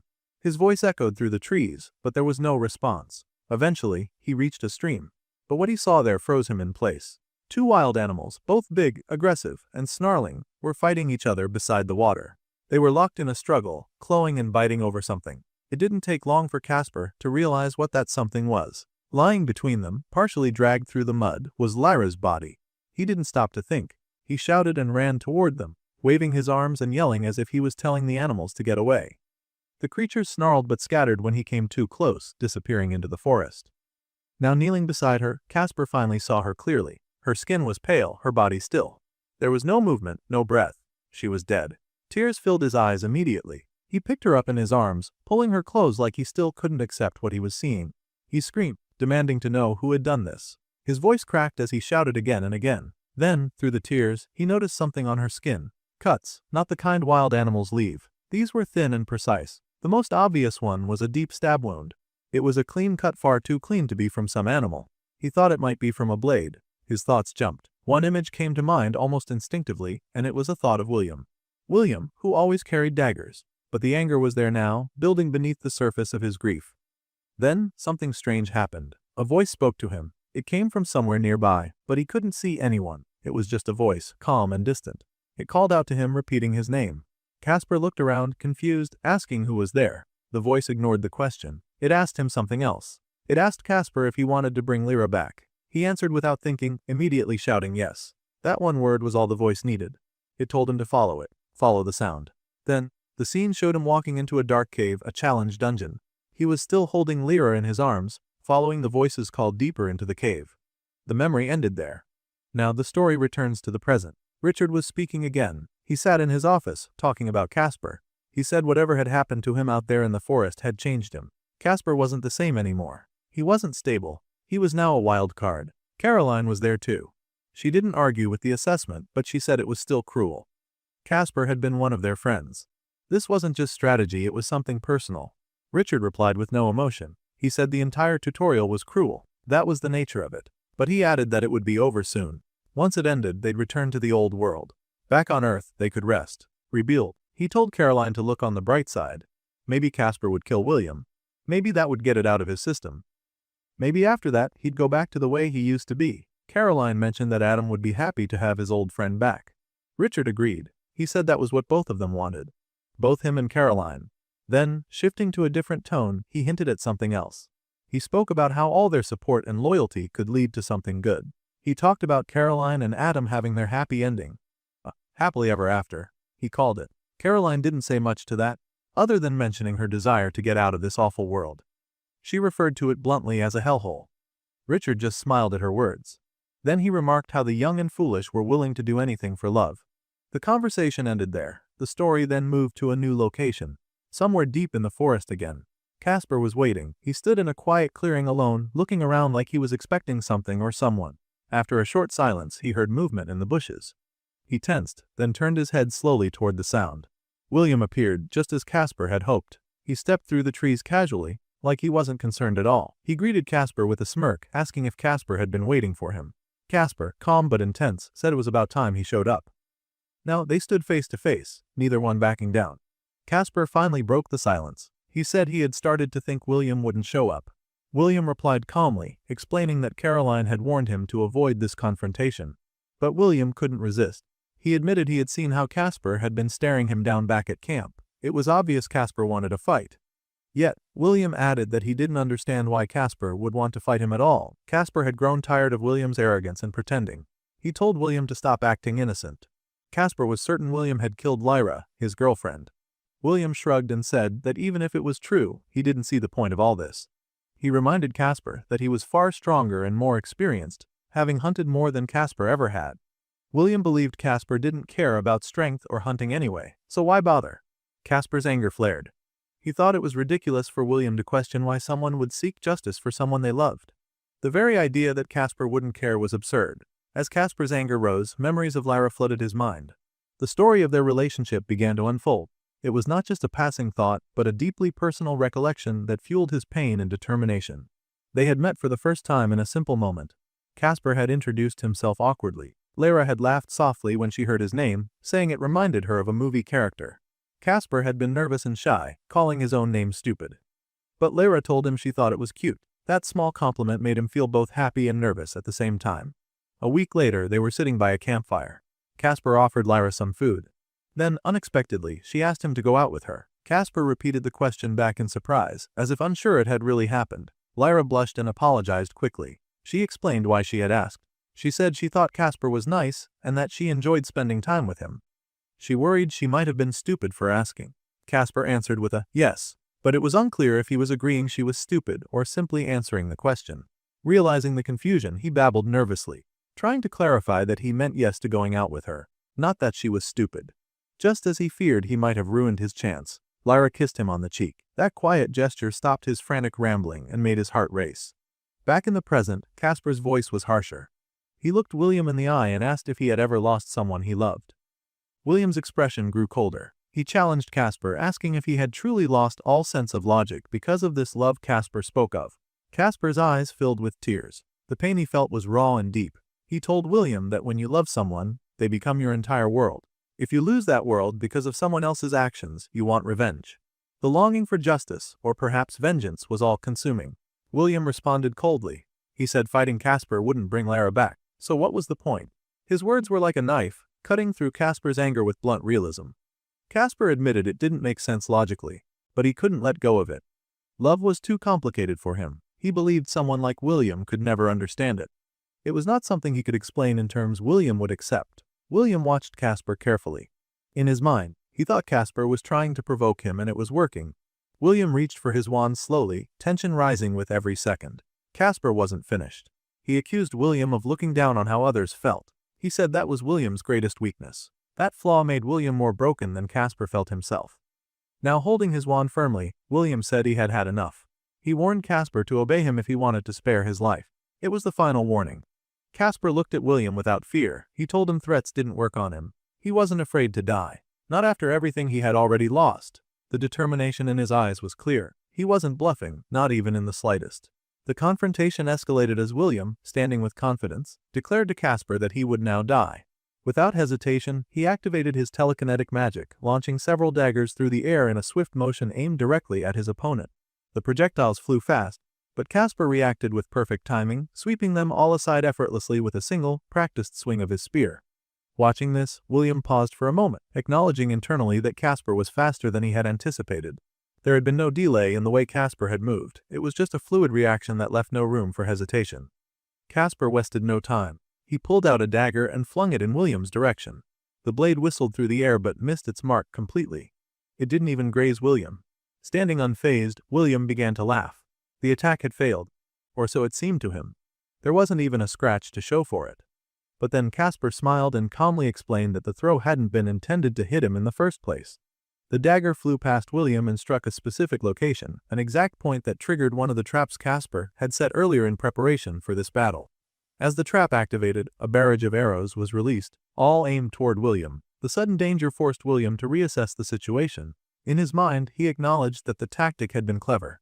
He hadn't seen it coming. However, he responded quickly, using his magic to erect a barrier or shield of some sort, managing to block the arrows before they could reach him.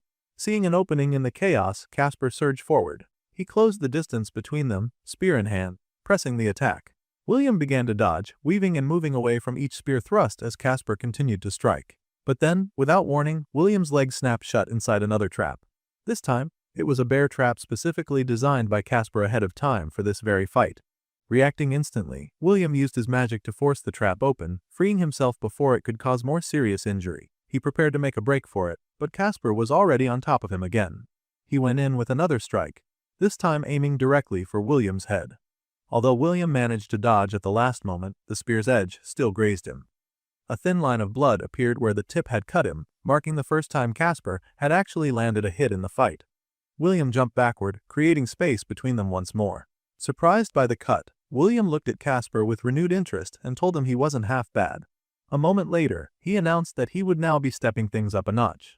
With that, he began activating more of his telekinetic magic. Dozens of daggers once previously hidden or stored rose into the air all around him, forming a deadly display of weapons that floated above, each pointed in Casper's direction. William sent the blades flying toward him all at once, daring Casper to try deflecting them like he had before. Casper, standing calmly, began to speak. As he did, a black aura began to form around him. He explained that during a challenge dungeon, he had met someone who had picked him up when he was at his lowest. That person had made him a deal. The dark energy around him thickened. With his arms extended outward and his eyes closed, Casper did not move as the daggers flew toward him. The black aura swirled and expanded, and then something unusual began to happen. William's magic seemed to lose its grip on the weapons. The daggers had previously obeyed his control without resistance, now trembled in the air, losing momentum and slowing as if something stronger was interfering. Casper continued speaking, his voice steady. He said that the deal he made had granted him power. The black smoke around him intensified, beginning to twist and spiral into a vortex. He described this power as something born from emotion, a force that thrived not on logic or control but on feeling. The dark vortex condensed, and from within it formed a ball of concentrated energy. Casper held it forward and told William to witness the strength that someone like him, someone without deep emotion, could never grasp. He gave the energy a name. He called it the resentment of the fallen. William, upon seeing the display, froze. The sheer intensity of the aura overwhelmed him. His confident demeanor cracked, and his mind struggled to process what he was seeing. He stumbled backward, and in doing so, tripped over a small rock behind him. Losing his balance, he fell to the ground. Now sitting in the dirt, William raised his hands in surrender. His tone changed completely as he pleaded with Casper not to kill him. He promised to leave the camp if he was spared. Casper, the black energy still swirling around him, replied that he had never intended to kill William. The point had never been to end his life. Instead, it was to show him the power he possessed. He said the fight, while unnecessary, had served its purpose. And before leaving, he added that he still had to hit William just a little. He had to give him something to remember him by. Confused by this sudden shift, William asked if he truly intended to leave now. Casper replied with a simple farewell, saying he hoped their paths would never cross again. Then, with the black smoke engulfing him, Casper vanished. The smoke swirled and collapsed inward, and he was gone. Moments later, in another location entirely, 3 cloaked figures stood in a circle around a glowing magical insignia drawn on the ground. In the center of this symbol, Casper reappeared. He stood before them and declared that he was done. One of the figures, cloaked and speaking with authority, praised him for his efforts. They acknowledged that the ritual had likely confused him, but confirmed that their patron was pleased with what he had done. Then, from beneath one of the robes, a skeletal hand emerged. It reached out toward Casper and welcomed him. The figure told him to rise and to accept his place in the afterlife. William remained alone, standing silently in the field where the confrontation had just ended. Casper had vanished moments ago in a swirl of black smoke, leaving nothing behind. From where William stood, it looked as if Casper had simply exploded and disappeared into nothingness. The scene was so abrupt and disorienting that for several seconds William didn't even move. He just stood there, trying to make sense of what had happened. His mind spun as he recalled the immense pressure and raw power that had poured off Casper during those final moments. He remembered that Casper had said it was a power fueled purely by emotion. That part stuck with him. But whatever it was effective, and more importantly, William wanted it. That kind of strength. Meanwhile, far from the battlefield, Jake, the story's main protagonist, sat in a meditative pose. His eyes were closed, his posture steady, but the signs of his condition were growing worse by the minute. Beside him, the small blue imp Cecil hovered nearby, watching him closely. Cecil couldn't help but worry. Even just looking at Jake was difficult now. The dark poison visibly pulsed through the veins that spread up Jake's neck, and the signs of its toll on his body were clear. He looked like he was in pain, yet he sat completely still, breathing in and out, focused entirely on whatever inner calm he was trying to maintain. In Cecil's mind, the thought rang, if it were him in Jake's position, he'd be terrified. No doubt about it. The idea of sitting calmly with death approaching so quickly felt impossible. He didn't understand how Jake was able to keep it together. And then Jake spoke, breaking the silence without even opening his eyes. He told Cecil to stop staring. Startled, Cecil asked how he even knew he was being watched. Jake responded calmly, saying that he could sense everything. Even with his eyes shut, he was aware. That was a result of his bloodline ability, one that heightened his awareness to an unusual degree. Cecil admitted that he was worried. He felt like he was the only one who truly grasped how little time was left. The timer was running out, and Jake wasn't doing anything. He pointed this out, frustrated, asking Jake how long he intended to just sit there meditating instead of doing something about the poison. Jake answered without panic. He said he would continue meditating until he was ready. That was all. Still concerned, Cecil pushed further, questioning why Jake wasn't trying to brew an antidote right now. He reminded Jake that he had just 1 hour left before the poison would become fatal. Time was slipping away, and this seemed like the moment to act. Jake's reply was calm and rooted in something personal. He thought back to his time in college and remembered how people used to panic before big exams. He had seen how that kind of panic helped no one. The students who freaked out often performed worse. He had learned that the best thing to do in those moments wasn't to stress, but to relax. He compared the situation to archery. The same principles applied. You didn't rush a shot. Instead, you steadied yourself. You breathed deeply. You let everything else fade away until the moment was perfect. Only then did you release the arrow. As he thought this, brief flashes of his archery training passed through his mind. Cecil then suggested prayer. Maybe that would help. Jake brushed it off at first, saying he didn't really believe in prayer. But Cecil quickly pointed out the irony in that statement. After all, Jake had met a god just last week.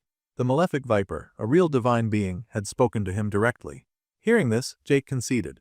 He admitted he hadn't thought about it that way. Meeting the viper had changed things.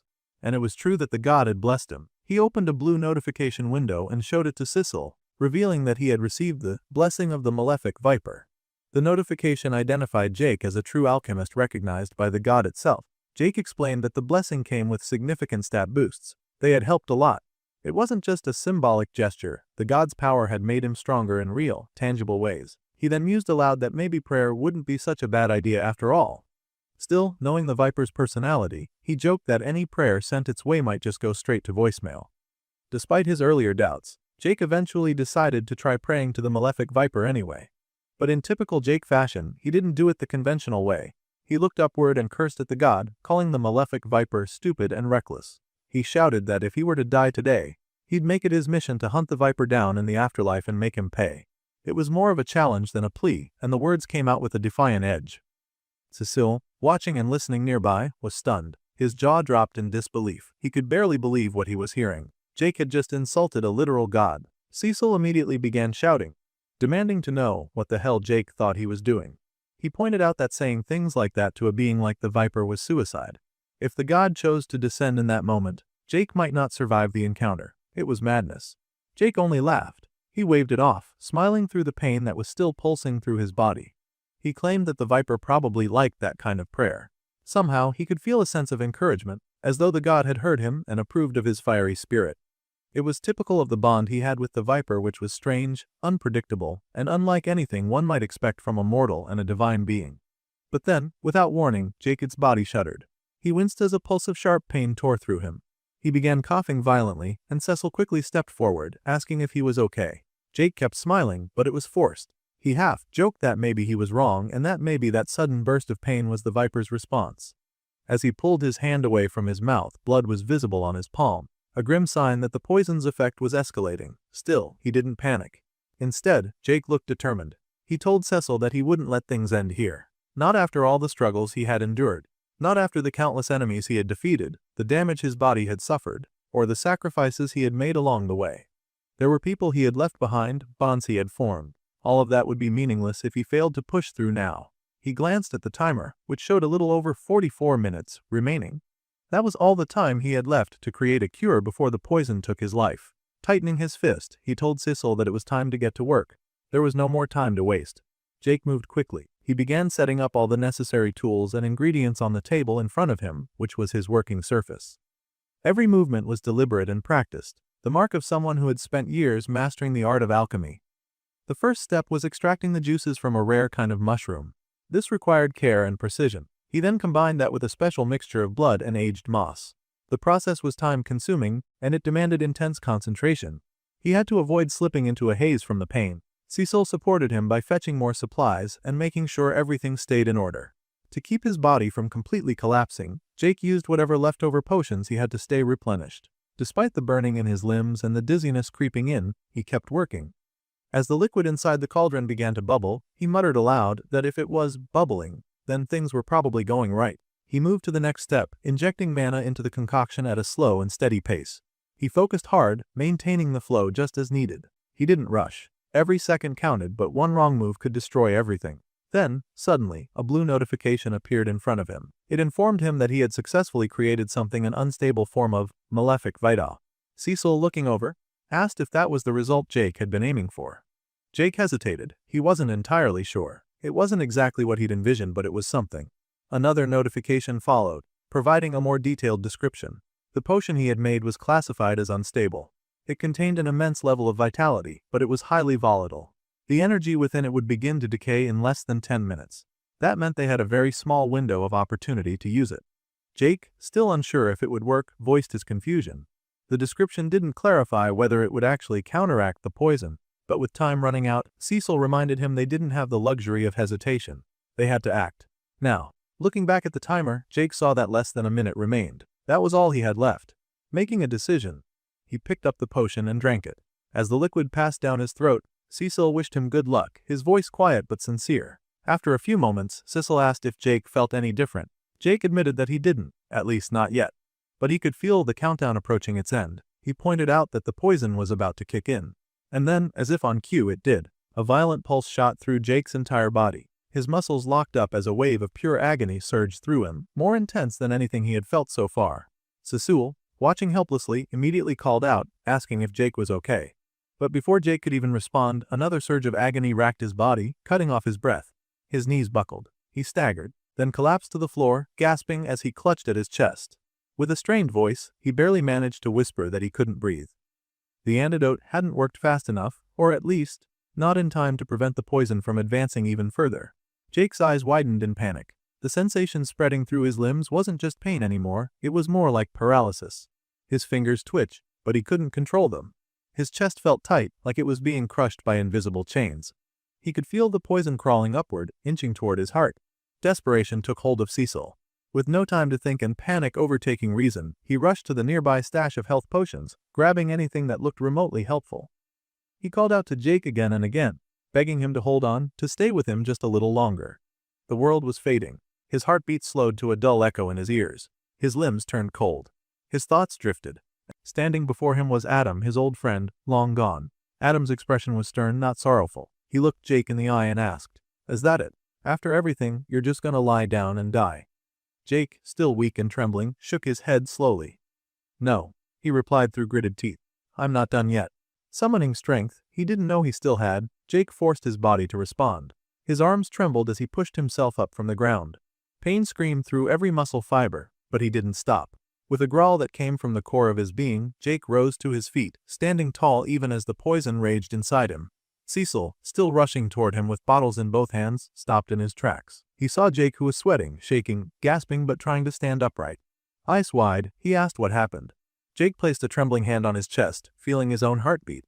It was still weak but steady. Between heavy breaths, he told Cecil that the antidote must have finally kicked in, just barely in time. Cecil's eyes darted to Jake's arms and face. The veins that had turned pitch black before were now returning to their normal color.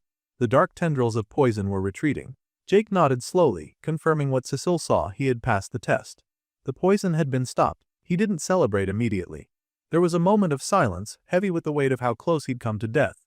Jake, his voice barely above a whisper, muttered, "I'm alive." Then, with a sudden burst of emotion, he threw his hands into the air and shouted again, louder and with triumphant defiance, "I'm alive!" Cecil, overcome with relief, dropped the potions he'd been holding and joined in the celebration. Unseen to either of them, elsewhere in a separate realm, the malefic viper observed the outcome from afar. His massive, serpentine body coiled in the shadows, his eyes glimmering with interest. He murmured to himself that Jake had done fairly well. Though the antidote he concocted could have been more stable, the sheer force of Jake's willpower and vitality had pushed him through the ordeal. The god acknowledged that his belief in Jake hadn't been misplaced. In fact, he was beginning to see that this mortal might be something truly special. Back in the dungeon chamber, Jake was still catching his breath when a blue notification window shimmered into view before him. It informed him that he had successfully cleared the dungeon. His rewards would be delivered shortly, and the dungeon itself would close in the next 4 hours. Jake stared at the message. They had done it. Against all odds, Jake had survived. Jake, now out of immediate danger, took a moment to assess their situation. He looked around and calmly stated that he didn't have much to carry with him. Then he turned to Cecil and asked what about him. Cecil blinked, caught off guard. It was clear from his expression that he hadn't expected to be asked. He hesitated, unsure of how to answer. But Jake wasn't just making conversation as he followed it up with a more direct question: was Cecil coming with him? That made Cecil freeze for a second. He looked genuinely surprised, even confused. He hadn't thought about it. After everything that had happened, he hadn't considered what would come next for him. So, he asked Jake if he really wanted him to come along. Jake answered without hesitation. Of course he did. He told Cecil that he wouldn't leave him behind. After everything they had faced together, they were in this for the long haul. Jake raised his fist and said that they were partners. That sealed it. Cecil, moved by the gesture, raised his own fist and bumped it against Jake's. The moment was simple, but meaningful.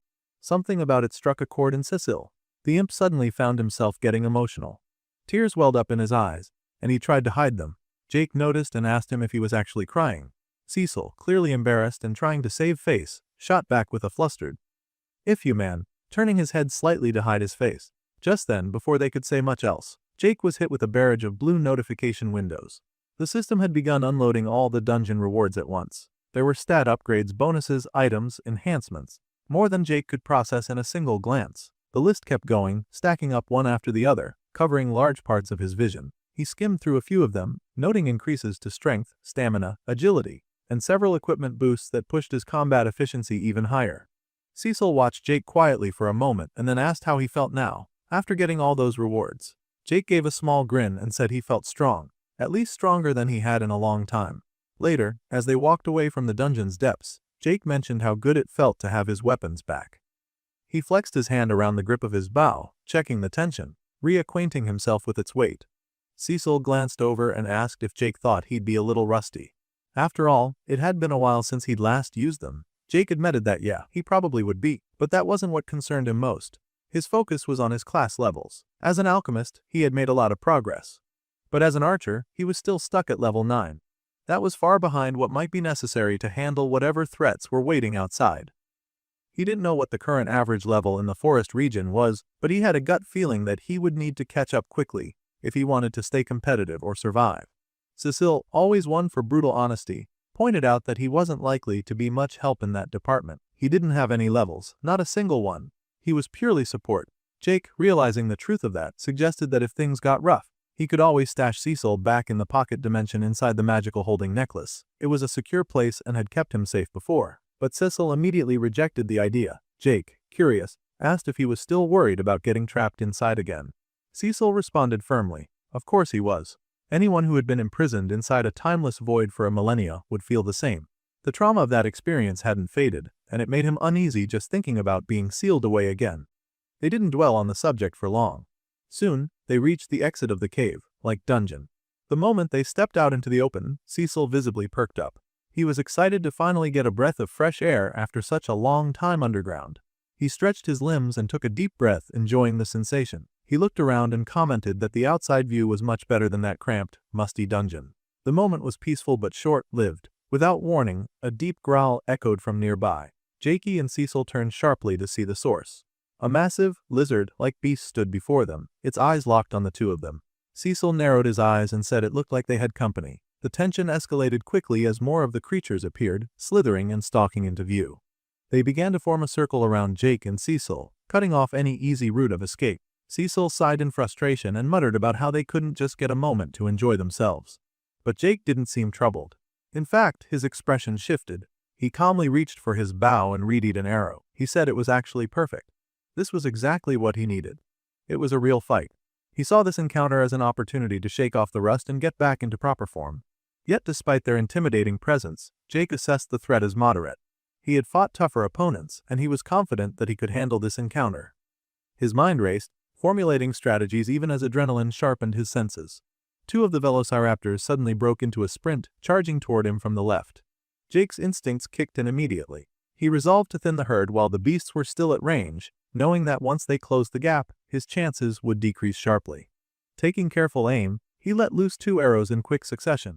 The first found its mark right on the head of one raptor, piercing its skull and killing it instantly. The second arrow shot clean into the mouth of the other, forcing it to drop dead as it landed heavily on the ground. 2 down.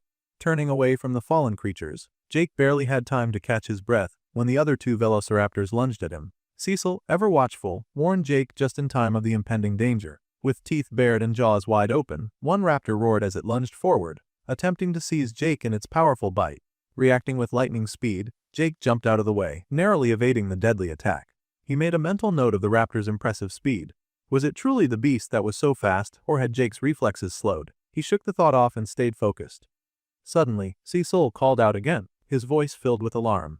The imp's life was at stake as one of the raptors was chasing him relentlessly.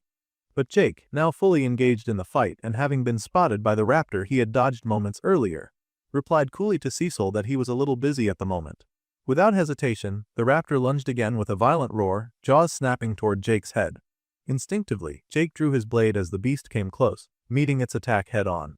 With a precise slash, he cut deeply into the raptor's neck, severing vital arteries. The beast staggered, bled heavily, and collapsed to the ground, dead. Jake wiped his brow, catching his breath, and noted aloud that only one more raptor remained. But just as he thought the battle was winding down, a dangerous sensation prickled his senses. He turned sharply and froze. The forest around him was no longer quiet as the bushes rustled and shifted, and more velociraptors appeared. Far more than before, dozens of glowing eyes locked onto him as the pack growled menacingly. A slow smile spread across Jake's face. He spoke softly to himself, convinced this was no accident. This had to be some kind of test from the universe, maybe a challenge designed to measure how much he had grown so far. It was a chance to prove himself. Confident and unafraid, he declared boldly that he would not fail. Raising his blade with determination, he prepared for their attack. The pack charged simultaneously, a blur of snapping jaws and claws. Jake met them head-on, his blade slicing through the air. With quick, heavy blows, he struck each raptor once, staggering several and dealing damage with every swing. The rhythm of the fight was intense as it was fast and brutal. As he fought, his mind kept turning to his own resolve.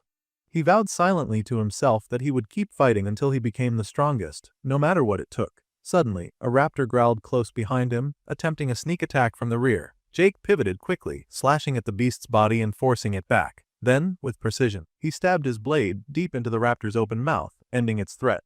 As he did so, he thought about how he had already overcome the grueling challenge dungeon. Surely he could survive this as well. Before he could relax, 3 more velociraptors burst out from the bushes, growling aggressively. They surrounded him on all sides, eyes blazing with hostility. But Jake didn't flinch or hesitate. The fight was far from over. Calmly, he drew his second blade, gripping it tightly and readying himself. He smiled grimly and said under his breath, "Let's do this." Aback with Cecil, the little blue imp found himself perched nervously atop a steep hill overlooking the clearing. Despite the height and the safety it offered, there was one determined velociraptor that refused to give up its hunt. Just when it seemed the raptor might succeed Jake, the arrow flew true, cutting through the air with deadly precision, and struck the raptor directly in the neck. The beast gave a strangled cry and collapsed instantly, lifeless. Cecil was finally relieved, his tension finally easing. Jake had finished off the last of the predators. The fight was over. With the danger past, Cecil spoke aloud, his voice tinged with nervous humor and a hint of regret. He wondered if he should have just stayed safely hidden in that pocket dimension inside the magical holding necklace, instead of risking himself out here in the open. Jake admitted that the fight had been far more intense than he originally expected. Despite his confidence, the rapid pace and ferocity of the velociraptors had pushed him to his limits. Yet he told Cecil that it would probably get easier now that he had been warmed up. The adrenaline was still coursing through his veins, and he felt a renewed strength building inside him.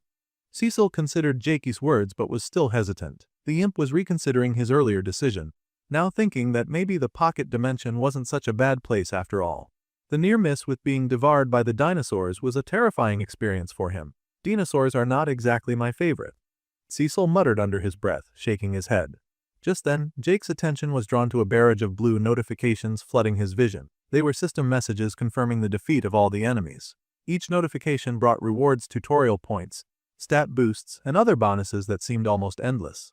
The sheer volume overwhelmed him for a moment, but as he sifted through the details, he saw something exciting. His level as an archer had jumped dramatically. He was now at level 13, meaning he had gained 24 levels from just this single fight. It was a massive leap that left him stunned. Jake reasoned that the reason for such a huge level boost was that the system had awarded him extra points since the beasts he fought were far above his previous level. This was a huge advantage, giving him a chance to catch up quickly to others who might have been ahead of him. Cecil pointed out the silver lining. Even if Jake had been behind others in levels so far, catching up might not be as difficult as he thought. The imp smiled, trying to lift Jake's spirits. Maybe this was a turning point for them both. Suddenly, another notification popped up. This one was different as it was a new skill that had been unlocked for Jake's archer class. The skill was called Power Shot. As Jake read the description, a spark of excitement lit up his eyes. Power Shot allowed him to increase the damage of his arrows by pulling and holding the string longer before releasing the shot. This would be perfect for ambushes and hit-and-run tactics, especially combined with his alchemy skills. Jake thought about the possibilities. He could pre-coat his arrows with poison, but he knew that most poisons lost potency quickly once applied. With Power Shot, though, he could time his attacks perfectly to maximize damage before the poison faded. A deadly combination was within reach, a way to strike hard and fast, taking down enemies before they even realized what hit them. Lost in his thoughts, Jake suddenly stiffened. An intense sensation washed over him, an energy so strong and distant it was hard to place. Cecil noticed the change in his expression and immediately asked what was wrong. Jake told him that he had sensed something far away, a massive source of power that radiated with overwhelming force. Curious and concerned, Cecil asked which direction the energy was coming from, suggesting that maybe they should avoid it. But Jake shook his head. Whatever this powerful presence was, it was worth facing. It was a challenge he was ready to take on, no matter the risk. Meanwhile, back at Richard's camp, the atmosphere was quieter but heavy with worry. Caroline sat alone in her modest room, brushing her long hair thoughtfully. The rhythmic sound of the brush moving through her locks was the only thing breaking the silence. Suddenly, Adam entered, his face tight with concern as he asked about Casper's whereabouts. Caroline looked up, meeting his anxious eyes. She told him there was no new information on Casper yet, but explained that it hadn't been long since he left. Richard had promised to send out a scout by tomorrow to search for any sign of him. Adam didn't look reassured by this news, his brow furrowed deeper, and Caroline moved closer to comfort him. She reached out, offering soft words meant to calm his fears, telling him that everything would be fine. Adam confided that he worried Casper might have gotten into trouble. He reminded Caroline that everyone knew Casper had been targeting William, and now both of them were missing. The situation was worrying beyond words. Adam asked if William had said anything unusual to Caroline before he left. She hesitated, visibly nervous, but shook her head and said no, assuring Adam that she would have told him if she had known anything important. She then pulled Adam into a hug, a gesture of comfort that masked her own worry. The tension on her face was clear and it betrayed the fear she tried to hide. The chapter opens with William sitting in a quiet, sterile room, facing a woman who appears to be his therapist. She looks calm, professional, and focused, with a notebook resting on her lap. She asks him directly if he can explain why he is here today. William meets her eyes steadily and responds that he was forced by a court order to attend therapy. The therapist doesn't let the conversation stop there. She presses gently but firmly, asking if he understands the reasons behind the court's decision. William answers coldly that it's because they believe he lacks empathy and has violent tendencies. The therapist doesn't let it go at that, leaning in slightly as she asks him to be honest and say more about what happened. Under this pressure, William takes a deep breath and admits the truth. About a year ago, he killed his younger brother. The scene shifts back to a year earlier. William is sitting quietly in a hospital waiting area beside his father. His dad tries to encourage him, asking if he's ready to meet the new baby brother.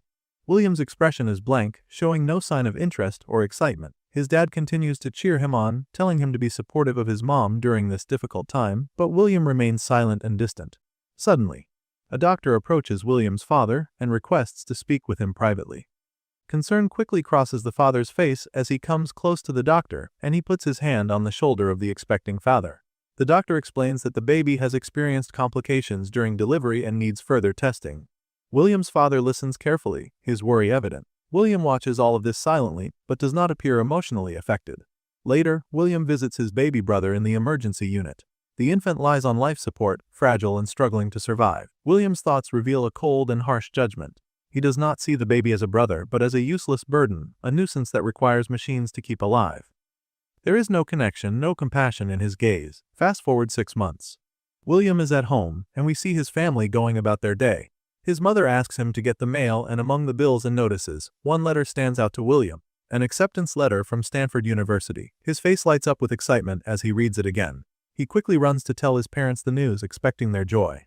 To his surprise, they seem more concerned than excited and admit they didn't even know he had applied. William explains that he hadn't told them because he didn't think he would get in. His parents immediately ask about the cost of tuition. William hesitates, knowing this conversation will be difficult. They explain their financial situation, mentioning the heavy expenses related to the baby brother's ongoing medical care. They suggest he consider a state school instead, where tuition would be more affordable. William's heart sinks, then burns with frustration and disappointment. He had insisted that Stanford is one of the best schools and that he deserves this opportunity. But his parents remain unable. They tell him they're proud of him and even give him a hug, but that they are stretched too thin financially. They want him to be realistic and understand their situation. This rejection fuels a growing anger inside William. His feelings spiral out of control as he visits the baby brother once again. This time the bitterness takes over completely. Inwardly, William lashes out at the newborn, calling him barely human and blaming him for tearing the family apart. He resents how his parents seem to value the baby more than him, even though the baby is helpless and dependent on machines to breathe. William places his hand gently on the baby's fragile head. He thinks about how this tiny life, so dependent and helpless, is nothing but a burden to his parents. He slowly reaches out and disconnects the baby's life support. The monitors immediately begin to beep wildly, signaling the baby is suffocating. Moments later, William's parents rush into the room, panic written all over their faces. They find William standing beside the baby as the life support machines go crazy. His mother pushes past him, desperate to reach the child. With tears in her eyes, she asks him what he has done.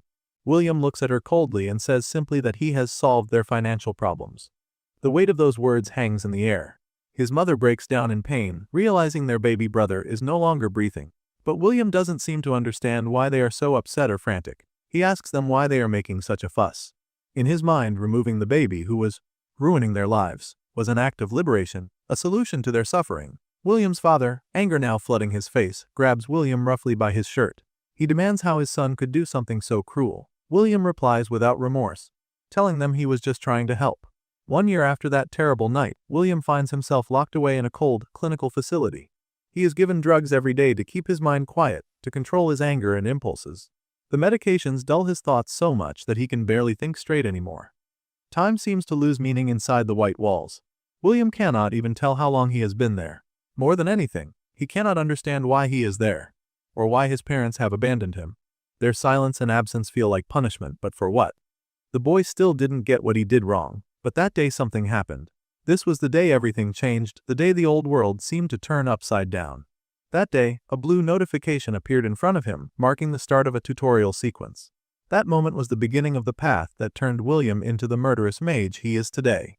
Now, in the present, William is making his way through a dense forest after a brutal battle with Casper. His body is bruised and battered. Each step aches, but his mind races. He curses Casper under his breath. He had fooled everyone else, but Casper had seen through him. William thinks about Casper's power, how immense and overwhelming it was. He realizes he needs to understand how Casper's abilities work if he wants to get it for himself. But first, he needs to recover. He remembers how Casper didn't try to kill him outright, yet the energy spell Casper used was so powerful it nearly ended his life. The memory of that energy still burns in his mind. And although that seemed to take up all his mental resources, the boy had another problem entirely. His throat was dry and raw. He feels dizzy and weak. If he doesn't find water soon, he knows he will collapse. Just then, almost as if on cue, he hears the sound of flowing water nearby. He spots a small stream cutting through the forest. Relief hits him hard, but then he hears footsteps approaching the water. He quickly hides behind a large rock, careful not to make a sound. Through the bushes, he sees a figure moving toward the stream. William squints, trying to get a better look. As the person bends down to fetch water, William's breath catches. He recognizes the figure. It's someone familiar, someone from his past. For a moment, William hesitates. After William realizes who the man at the stream is, Jake, our protagonist, the story takes us back to just a short while earlier. Jake had arrived at the scene of the aftermath of a powerful clash, unaware it was the result of a fight between Casper and William. As he stands over the large crater in the ground, Jake tries to make sense of what happened. He comments that it feels like there was a massive release of energy, an explosion that suddenly vanished without a trace. Cecil, floating nearby, looks around in awe and wonders aloud what kind of magic soul could cause such destruction. Jake doesn't have a solid answer. He speculates that it might have been some sort of magical bomb or weapon, considering how unnatural the blast pattern appears. Still observing the crater, Jake wonders if the person responsible could still be nearby. He considers acting quickly, thinking maybe he could catch them before they disappear. But Cecil doesn't seem too eager to stick around for that. He tells Jake that he's heading back into the holding necklace and jokes that it's not worth risking his life, especially on his first day out of a cave he's been trapped in for millennia. Jake shrugs and tells Cecil to do what he wants, but warns him not to complain later about being bored. With that, he uses the necklace to send the imp back into the pocket dimension. Finally, he's gone. Jake mutters to himself, sounding more relieved than he lets on. But Cecil's voice echoes back from within the necklace, saying he can still hear everything Jake says. Jake smirks and lies, claiming he knew that all along. Now, back in the present, Jake is kneeling at a stream filling a bottle with water. Quietly, he speaks into the necklace, telling Cecil that someone is hiding behind a nearby rock. Cecil, still inside the pocket dimension, asks if Jake thinks it's the same person who caused the massive crater earlier. Jake doesn't think so. He can sense that the hidden figure is powerful, but not on the level needed to cause such devastation. Cecil asks what Jake plans to do. Jake answers that he'll play it safe for now. He instructs Cecil to be quiet so whoever is watching doesn't realize he's carrying magical items. Jake then calls out asking if someone is there. Hearing this, William assumes he's been discovered and steps out from behind the rock. He greets Jake with a fake smile and acts friendly, asking what brings him to that area. Jake replies that he recently left a cave and is just exploring. William nods, thinking to himself that Jake probably doesn't recognize him. Back then, all the tension between Jake and Richard must have distracted him. The two shake hands. Jake casually asks if William knows of any nearby survivor camps. William confirms that there are a few, mentioning that he's part of one. Jake presses further, asking who the leaders are. William explains that the main ones are Hayden and Richard, but the two are currently at odds and in the middle of a war. This surprises Jake. He thought their main problem would be fighting monsters, not each other. William agrees, telling him not to worry and offering to lead him safely back to Richard's camp. He says he knows the safest routes. Jake agrees to go with him and asks William to tell him more about the campmates. He's curious to know if he recognizes anyone. William introduces himself by name, saying he's William, but Jake doesn't give his own name in return. He simply nods and urges them to start moving. William, meanwhile, begins to grow suspicious. He notices that Jake never gave his name and starts trying to remember what it was. All he can come up with is Jacob. He keeps that in mind but doesn't say anything yet. As they begin walking through the forest, William starts talking more, trying to make conversation. But Jake barely hears him. His thoughts are focused elsewhere. He notes that William is a level 24 caster and is fairly strong, definitely not someone to ignore. Jake can tell something's off, and he doesn't fully trust him. Still, he believes that if William tries anything, he can handle it. The two continue walking, their conversation shallow, each one silently studying the other. A thin layer of tension builds between them. Jake stays alert, watching for any signs that William might be hiding something more. William started talking about someone back at his camp, a blacksmith named Smith. Jake found the name easy enough to remember. At least it's simple. He replied with a shrug, not thinking much of it. Hoping to learn more about someone he knew, Jake asked if William had met a man named Adam. But before William could answer, he suddenly went quiet and narrowed his eyes. He said he felt something. He asked Jake if he could feel it too. Jake's instincts immediately went on alert. But based on his own perception, especially with the heightened awareness his recent power-ups had given him, he didn't feel anything nearby. If there was something dangerous lurking, he should have noticed it by now. Still, when William crouched down as if he were preparing for an ambush, Jake did the same. He wasn't convinced, but he didn't want to tip his hand just yet. William whispered that he had a special skill. It allowed him to detect hidden mana, concentrations of magical energy that others might miss. He claimed there was an ambush up ahead. Jake didn't believe a word of it. If there really was something that dangerous in front of them, he would have sensed it already. But rather than call William out, Jake nodded and played along. William told Jake that since he was an archer, he should move forward using stealth to scout ahead. He said that he would stay back and provide support if anything happened. Jake stared at him. He didn't buy the excuse for a second. This was a poor attempt at deception. It felt sloppy. Still, Jake crouched down and moved ahead slowly, telling William he was trusting him. In truth, he was watching William's every move. Behind him, William's face shifted into a smug expression. He wondered if this cautious, calm archer was really the same person who supposedly killed Nicholas. He reached out, activating his magic. His fingers glowed faintly as several daggers made of mana formed in the air, all aimed directly at Jake's back. He mumbled to himself that he needed to vent the frustration from his failed fight earlier. But before the blades could even hit Jake, the archer sensed the danger. He didn't need to turn around to know something was wrong. With practiced motion, he whipped around and fired off arrows mid-motion, using the sharp tips and powerful force of his shots to knock away the incoming daggers. The blades clattered or vanished in sparks of light. Jake narrowed his eyes and told William, "Only a fool would fall for such a cheap trick." William grinned and replied, "You'd be surprised how many fools I've met here." Immediately after, William launched another wave of magical daggers. This time, he went all in: speed, number, intensity. He was trying to kill Jake outright. Jake didn't try to block this time. Instead, he dashed to the side, leaping between trees and rocks, evading the attack with swift, precise movements. William followed, not letting up. He knew Jake had the advantage at range, and if he allowed the archer to get too far, he'd lose. He needed to keep Jake on the defensive, close enough that his blades could reach him first. The chase grew intense.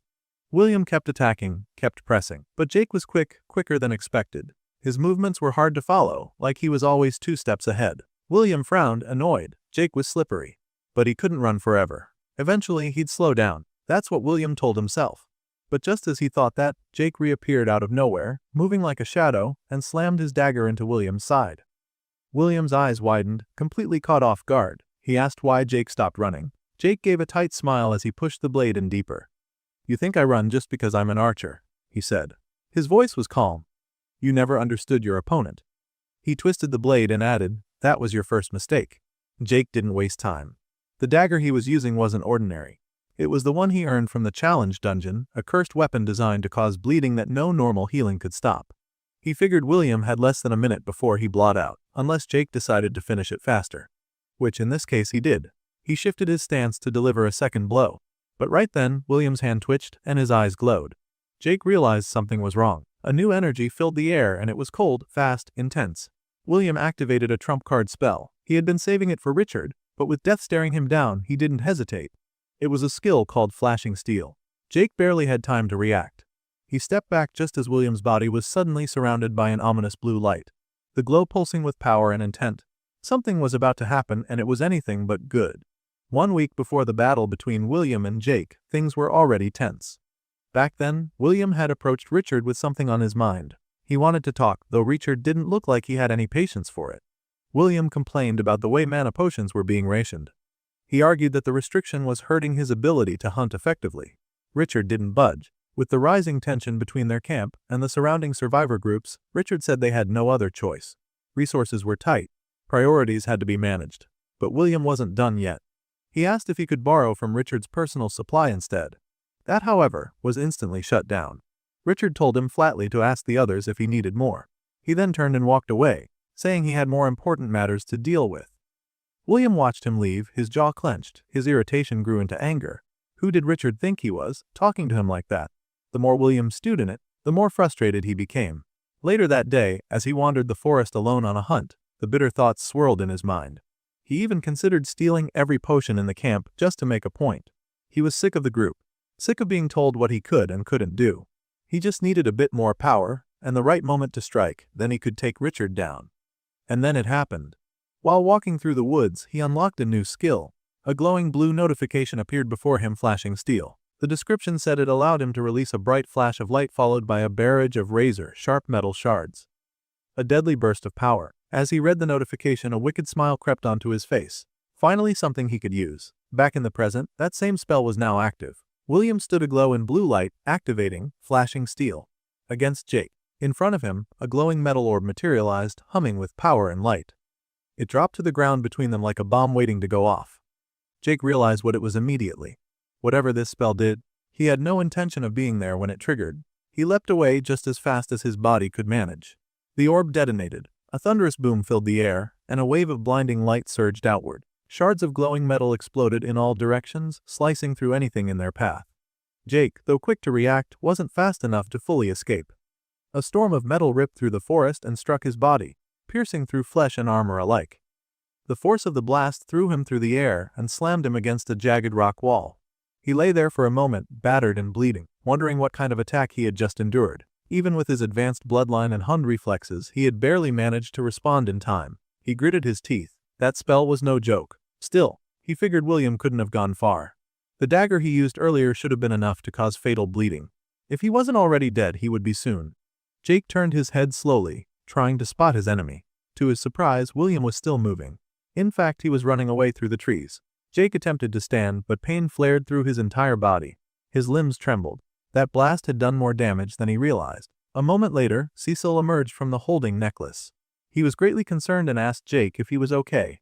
Jake grunted and said he was a little beaten up, but he had managed to shield his vital spots. Cecil sighed and urged him to let William go. Jake was in no condition to chase him, let alone fight. Jake leaned back, frustrated. There was a bitter irony in the situation. Earlier, he'd lectured William about underestimating opponents. And yet, he had failed to follow his own advice.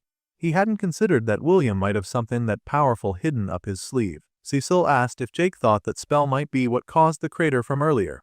Jake shook his head, unsure. He said he didn't know. He had no real sense of how strong people out here had become while he was locked away in the challenge dungeon. If someone like William was the average, then Jake knew he was in for a real fight with the rest. Cecil joked that maybe they should just find another dungeon and hide. Jake, despite the pain, smiled. "No way," he said. "It's time for me to level up." Elsewhere, in a quiet room inside Richard's camp, Caroline was showing a pair of handmade gloves to Joanna. Joanna smiled, saying they were nice, clearly impressed with Caroline's handiwork. Caroline explained that she made them for Adam, who had been working hard lately. She just wanted to do something kind. Joanna grinned and teased that they looked like a couple.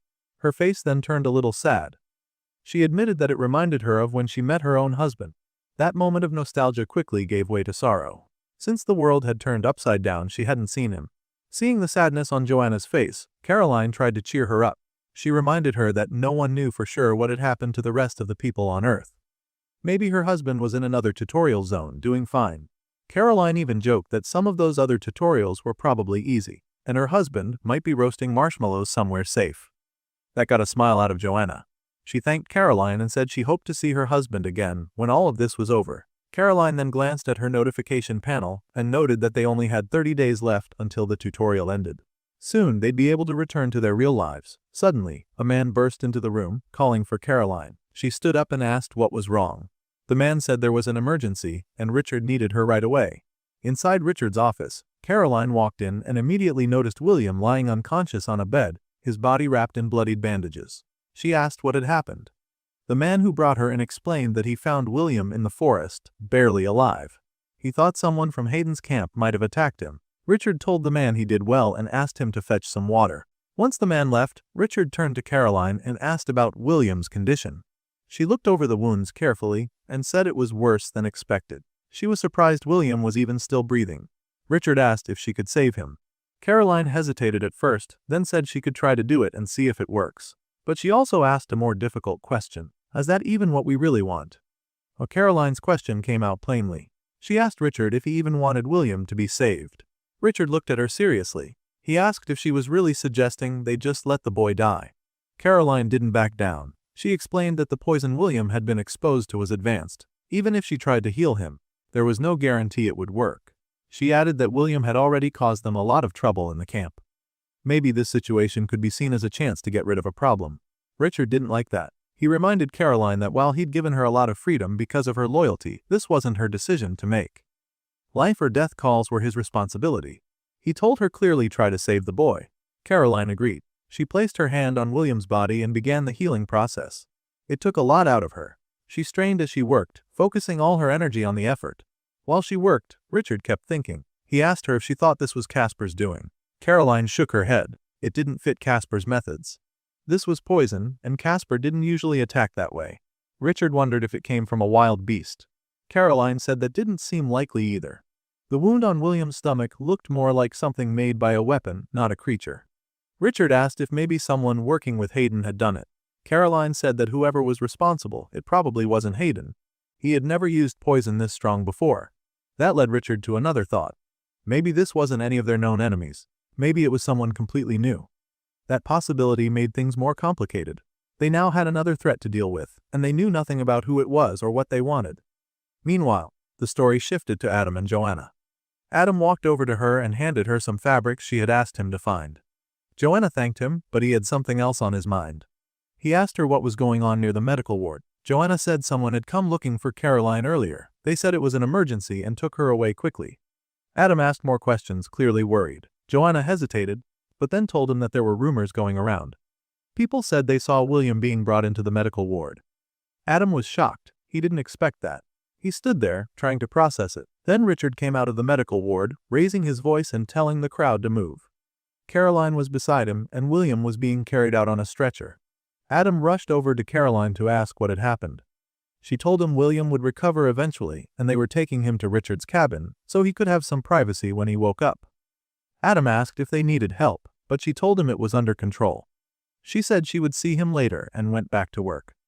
Adam stayed behind thinking about everything that had just happened. William getting poisoned, being taken to Richard's cabin. It didn't sit right with him. He started to wonder where Casper was in all of this. Things were getting out of control, and Adam could feel it. But he didn't want to give up just yet. Then the scene shifted again. This time, it was inside William's head. William found himself sitting in a therapy session. It took him a moment to realize where he was. The doctor asked him a question, but William didn't understand it. The doctor repeated what William's mother had just said. She had talked about feeling like she lost 2 sons that day. The doctor asked how that made William feel. In his mind, William felt angry. He thought it was insulting that his mother would compare him to his younger brother. He didn't understand how she could say they both were lost. To him, his brother was defective and not the same as him at all. But William hadn't said anything out loud yet. The doctor called to him again, pulling him out of his thoughts. William then gave a short answer. He said he was sorry this had happened. It was a lie, but he didn't care. He just wanted to say what they needed to hear so they'd leave him alone. Suddenly, Richard was in the room. He asked if the medicine was working. But William quickly realized this wasn't really his dad. Something felt wrong. Before William could figure it out, the doctor answered instead. He said the medicine was helping. Then he added something strange. William had more tutorial points than Richard. William was confused. None of it made sense. The doctor asked if he remembered what else they'd talked about. At the same time, black smoke started coming from the doctor's body. William said no. He didn't get what was happening. A black ball of energy showed up behind the female doctor. She smiled and said of course he remembered. She reminded him that they had talked about the thing he was missing. William started to feel nervous. The dark energy around her made it worse. The doctor smiled in a creepy way and told him they had talked about how weak he was. Then her smile grew even more twisted. She said he was pathetic. She kept insulting him, saying he was broken and would never be strong. Her body started to change. She grew into a giant, strange monster. Her voice turned deeper and more threatening as she kept saying William was worthless and would never be able to reach real power. William shouted, asking what she was and what was going on. Then someone else came in. It was Jake, holding a dagger. William got up, trying to get away, but Jake ran at him and stabbed him in the stomach. William couldn't move.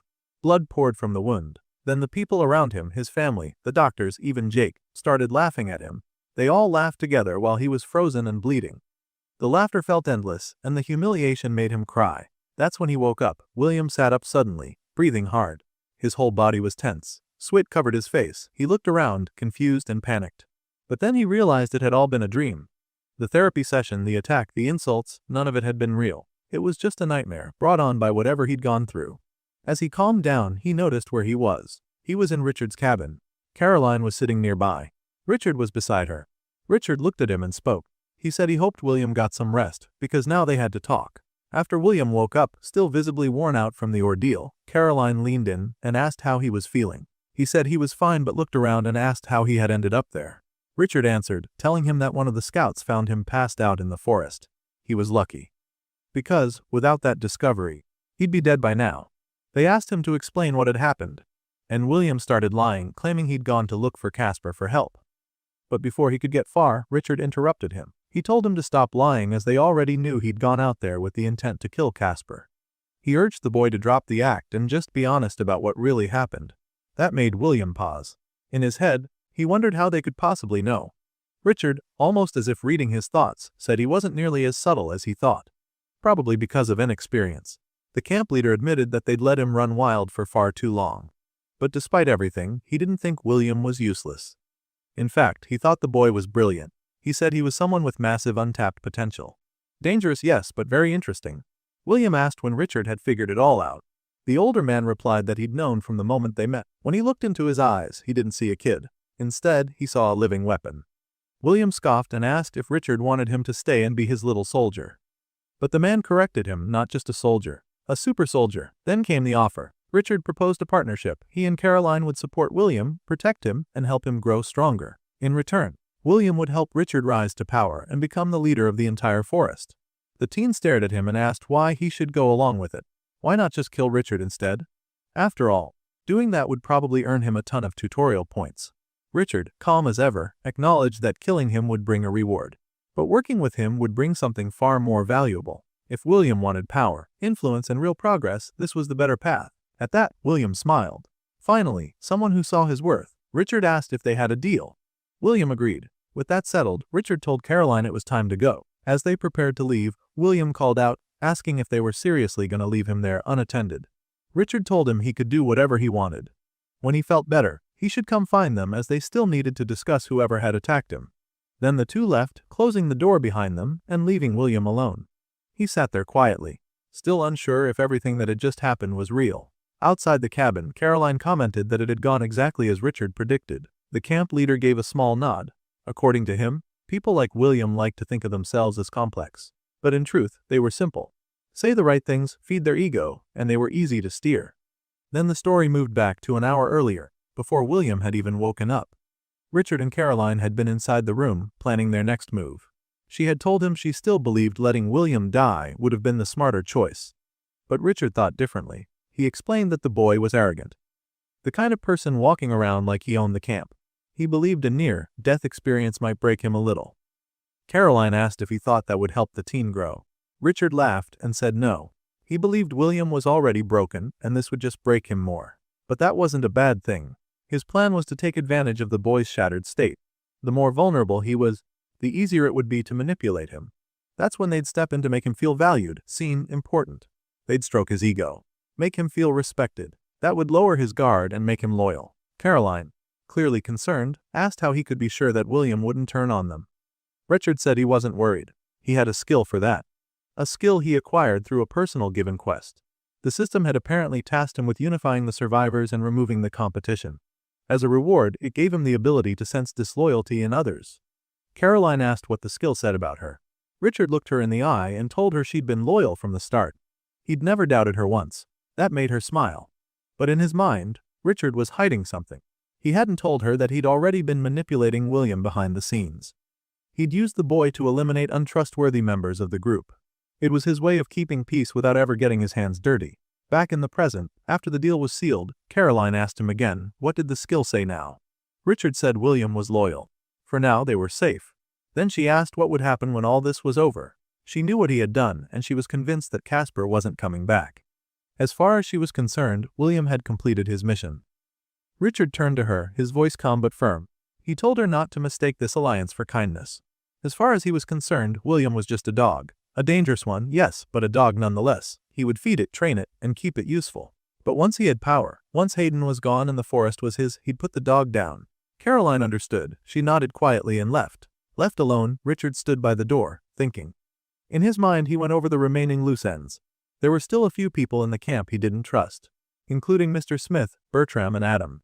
But there was time. He'd deal with them later. And with that, the camp leader smiled, a devious smile that said everything about the man he truly was. Within the dense woods, Jake stood in place, eyes narrowed, bow drawn and aimed precisely at a hulking ostrich-like creature. The muscles in his arm strained as he held the position, fingers trembling ever so slightly. He'd been still for what felt like forever, trying not to alert the beast, which continued to scan the area, but never looked directly at him. Just then, rustling came from behind. The familiar voice of his blue-skinned companion, Cecile, rang out as the imp announced his return with a bunch of mushrooms. Unfortunately, the sound reached the creature, which spun around, spotting Jake immediately. It shrieked in panic and began to flee. Seeing the moment slipping, the archer released his arrow. It shot forward with impossible speed and force, crashing through the ostrich's body and continuing on, boring a wide hole into a tree behind it. Flames erupted from the impact, engulfing the wood in fire. Cecil stared, eyes wide. What the hell was that? The young fighter lowered his bow, replying calmly that it was a fully charged power shot. The imp muttered in disbelief, calling the attack insane, and asked why something like that hadn't been used in his fight against the caster. Jake gave a short laugh, then explained. The ability, while strong, had significant limitations.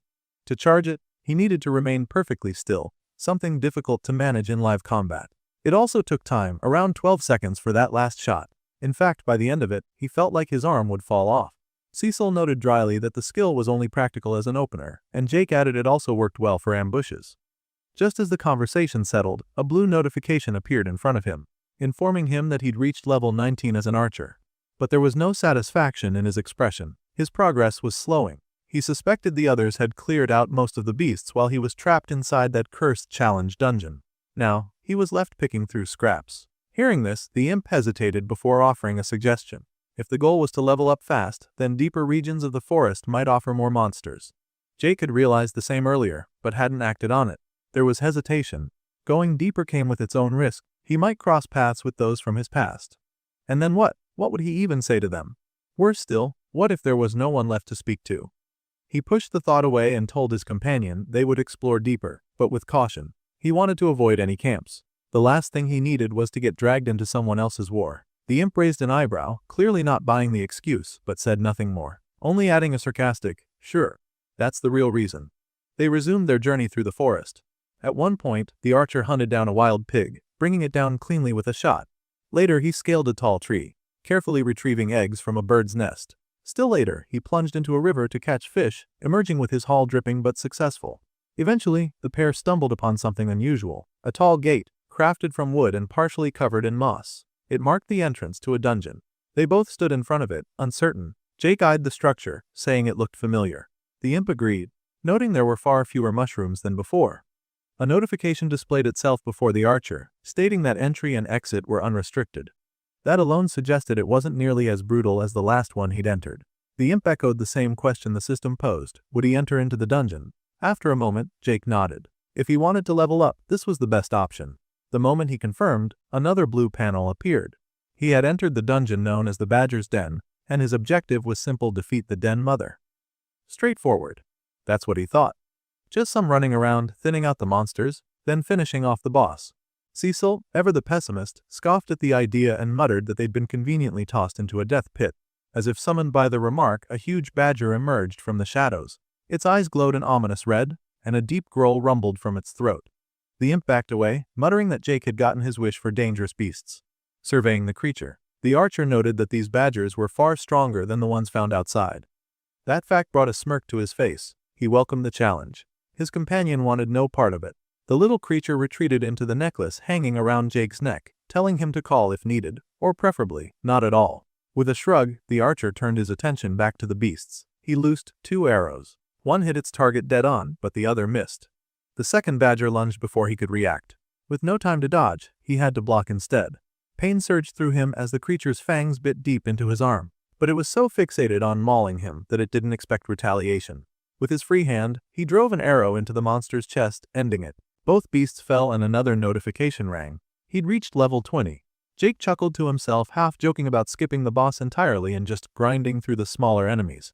As he pushed deeper, wave after wave of aggressive badgers charged toward him. They bit, clawed, and swarmed. But the venom in their fangs, their deadliest feature, had little effect. Thanks to his class as an alchemist of the malefic viper, he had gained partial resistance to such toxins. Though battered and panting, he pressed forward, enduring each attack and retaliating with deadly precision. Once the horde was cleared, the forest warrior exhaled heavily, admitting that the dungeon was giving him quite the workout. But he liked it. From deep within the necklace, Cecil's voice called out. The imp had spotted something glinting beneath the soil. Jake's eyes followed his direction and soon found it a golden box half buried in the earth. He walked over, muttering that he hadn't seen one of these in a while. He unearthed the lockbox and opened it. Inside was a beautifully crafted short sword, lined with jewels and pulsing with cold energy. The short sword of icy winds. He admired the chill that came off the blade, noting aloud that it probably had a freezing effect when it struck enemies. But that wasn't all. Another notification appeared. He had been granted a new archery skill, basic twin fang style. An old dual-wielding technique. He grinned. He'd tried dual-wielding before, often using arrows as makeshift blades, but now the system seemed to recognize his potential. With actual training, he could probably pull it off. Still smiling, Jake remarked on just how much the dungeon had already given him. He hadn't even found the Den Mother yet, and he'd received a new weapon, a new skill, and a level up. But before he could finish the thought, a thunderous growl echoed through the cave. A massive force stirred in the depths ahead. The boss had arrived. Without hesitation, Jake moved toward the source of the growl, venturing deeper into the cave. Eventually, in the shadowy inner chamber, he found her, the Den Mother. Her red eyes glowed in the darkness, and her dark, bristled fur gave her an imposing presence. She stood silent, as if daring him to come closer. Jake quickly noticed that the system couldn't even display most of her stats or information. From within the pocket dimension of the necklace, Cecil suggested it might be because her level was just too high for the system to register. The imp, still staying hidden within the safety of the necklace, offered a half-hearted suggestion that maybe Jake had gotten enough out of this place and should just exit the dungeon now. But Jake wasn't having it. He firmly disagreed, and his voice carried a weight of certainty. He recalled the strange alien creature who had first briefed him about this tutorial. That being had warned him about immensely powerful monsters known as Beast Lords. As he stared at the den mother, something in his gut told him she was one of them. Cecil, unconvinced, asked from inside the necklace why Jake believed that. Jake explained the den mother was clearly a dungeon boss, but she was so strong the system couldn't even scan her properly. If you followed game logic, that was beyond unusual. It meant she surpassed regular boss parameters. That made her a beast lord in Jake's eyes. From where he stood, Jake realized he had a clear vantage point. It was the perfect setup. He could hit her with a combination of a poison arrow and a fully charged power shot. It was an opening he simply couldn't ignore. Cecil, unimpressed, sighed from inside the necklace, muttering that this was one of those times he wished he had stayed behind at the library in the challenge dungeon. Undeterred, Jake took his stance and raised his bow. He knocked a poisoned arrow and began charging up the power shot, holding the bowstring tightly, fingers trembling under the strain. The den mother still hadn't moved, almost as if she didn't care that she was being targeted. Seconds ticked by. Jake held the arrow steady, gritting his teeth as the strain built. After 12 agonizing seconds, the power shot was ready. He released. The arrow tore through the air with explosive speed, trailing yellow flames that signified the raw power of the skill. But just as it was about to hit its mark, the den mother reacted. She turned toward the projectile, crouched, and used her body to deflect it. She didn't dodge. She just simply redirected it with calculated precision. The arrow still grazed her, which gave Jake a flicker of hope. He figured the poison might still take effect.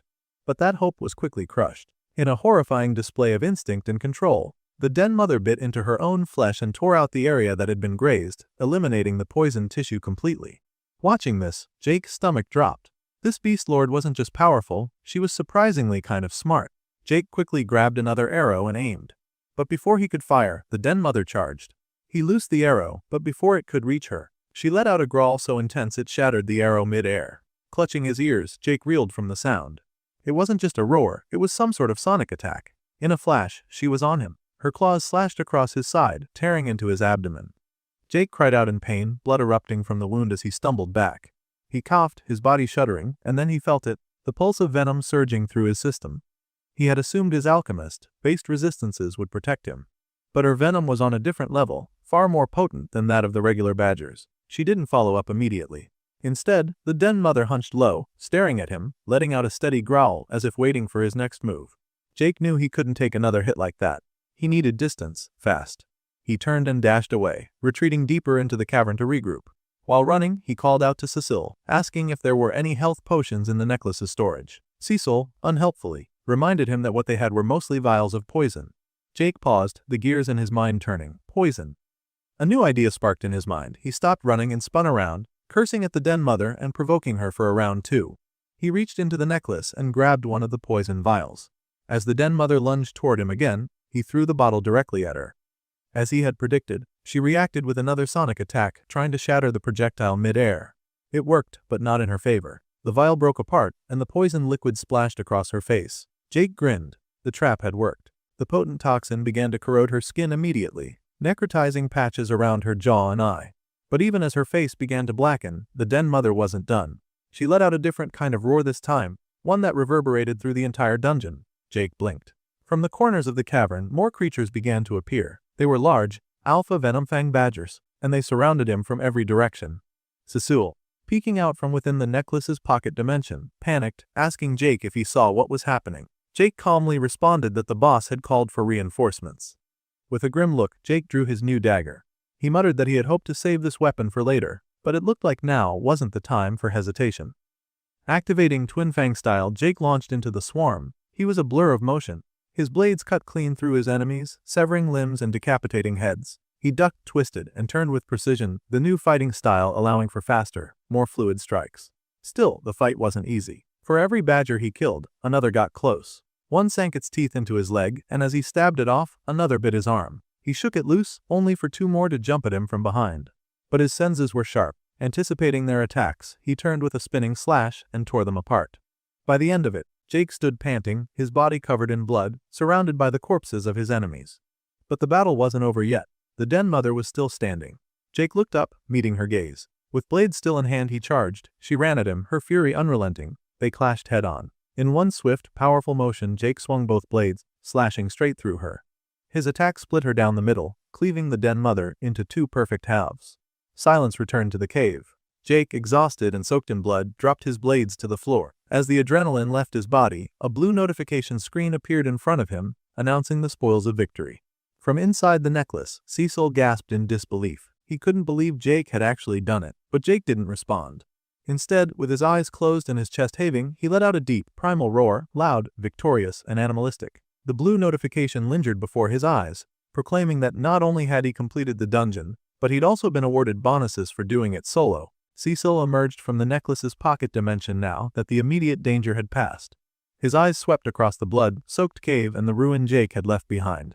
With a tone mixed between admiration and disapproval, he commented on how Jake had really turned the entire den into a complete mess.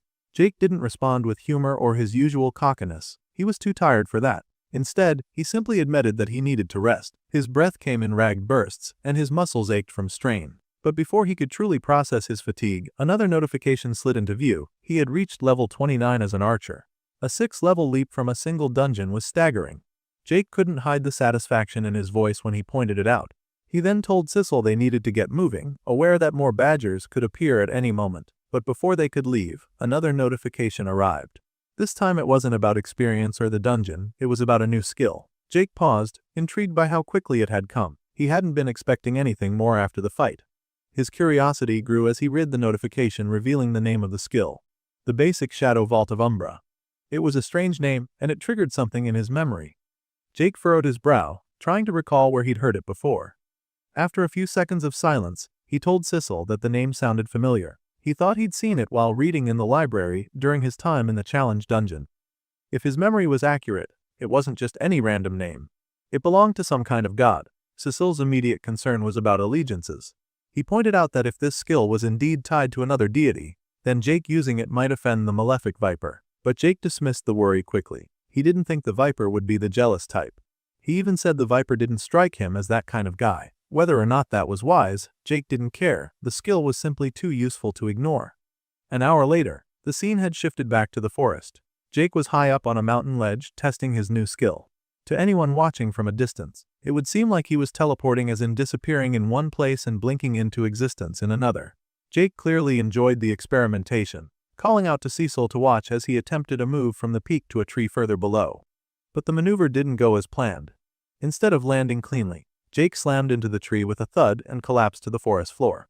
Cecil, unimpressed, delivered a sarcastic remark, telling him it was a nice attempt. Jake, groaning from the impact, admitted he was a bit hurt. Cecil noted with a smirk that it was refreshing to see something Jake wasn't immediately good at. Jake brushed it off, saying all he needed was a few days and he'd have it down. According to him, the skill was actually pretty straightforward. He compared the sensation to riding a fast motorcycle, powerful and jarring, but something he could eventually control. Curious, Cecil asked if the technique was truly like teleportation. Jake clarified that it wasn't. He explained that he essentially turned into a shadow and traveled in a straight line at incredible speed. It only looked like teleportation because of how fast it was. But the limitation was significant. He couldn't pass through solid objects, which meant it was far from true teleportation. Cecil chuckled, joking that their dreams of robbing banks were on hold. Jake agreed it was just a basic skill for now, but he couldn't help but wonder how powerful it might become as it leveled up over time. Far away, the narrative shifted to an entirely different setting, the sacred hall of the malefic viper. A woman sat meditating in the center of a candlelit circle. Her thoughts were solemn and filled with centuries of devotion. She reflected on the long ages her people had waited, generation after generation, never wavering in faith. But now, only a single hall remained. She thought of the malefic viper himself.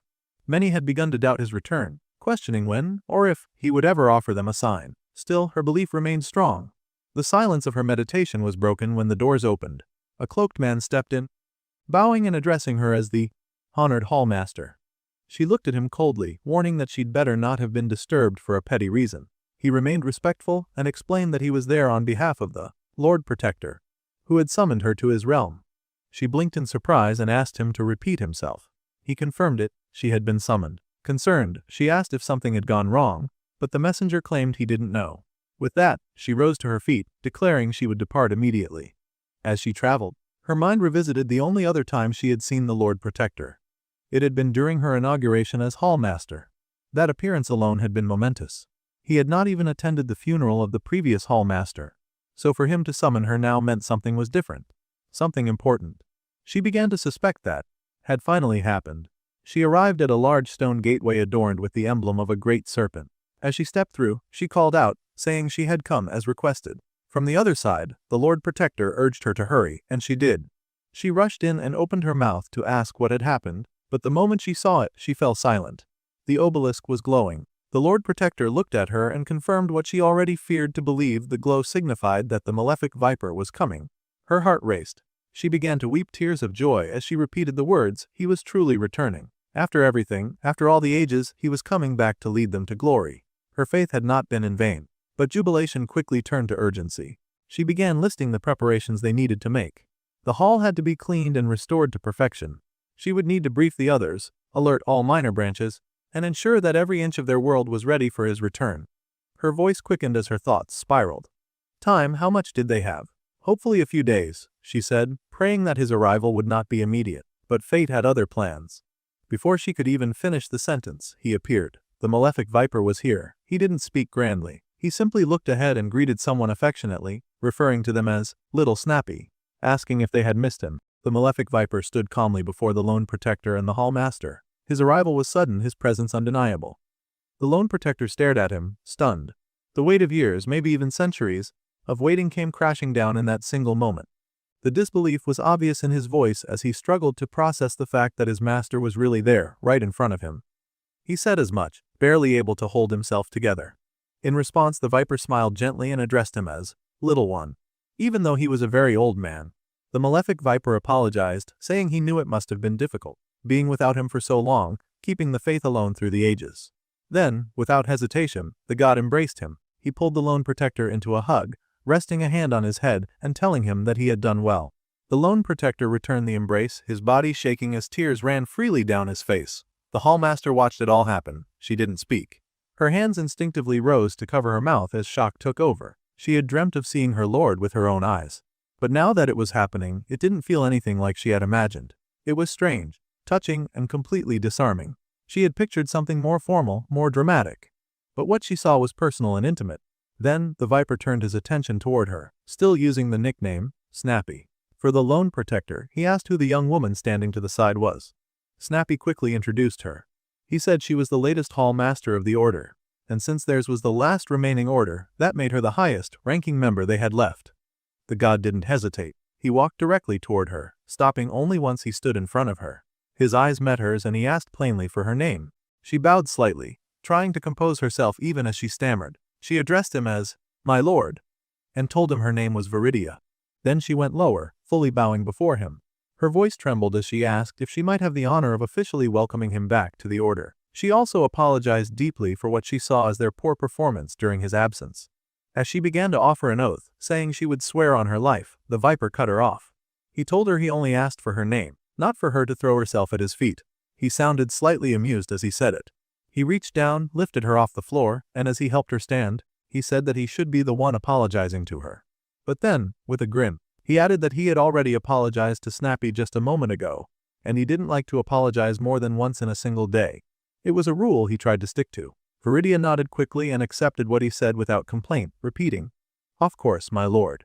With both of them now standing, the god patted her gently on the head. He told her that everything was fine. In fact, the mere fact that the order still existed at all was more than impressive to him. Viridia tried to remain composed, but she couldn't stop herself from blushing. The god had just patted her on the head like a child, and yet she was filled with joy. It wasn't the type of interaction she had ever expected, but the praise meant more to her than any ceremony ever could. Then, Snappy spoke up again. He turned to his master and asked why he had chosen now to return. He quickly added that he wasn't questioning the decision. He was happy about it, of course, but he was curious. He wanted to know if it had anything to do with the new universe that had recently been integrated into the system.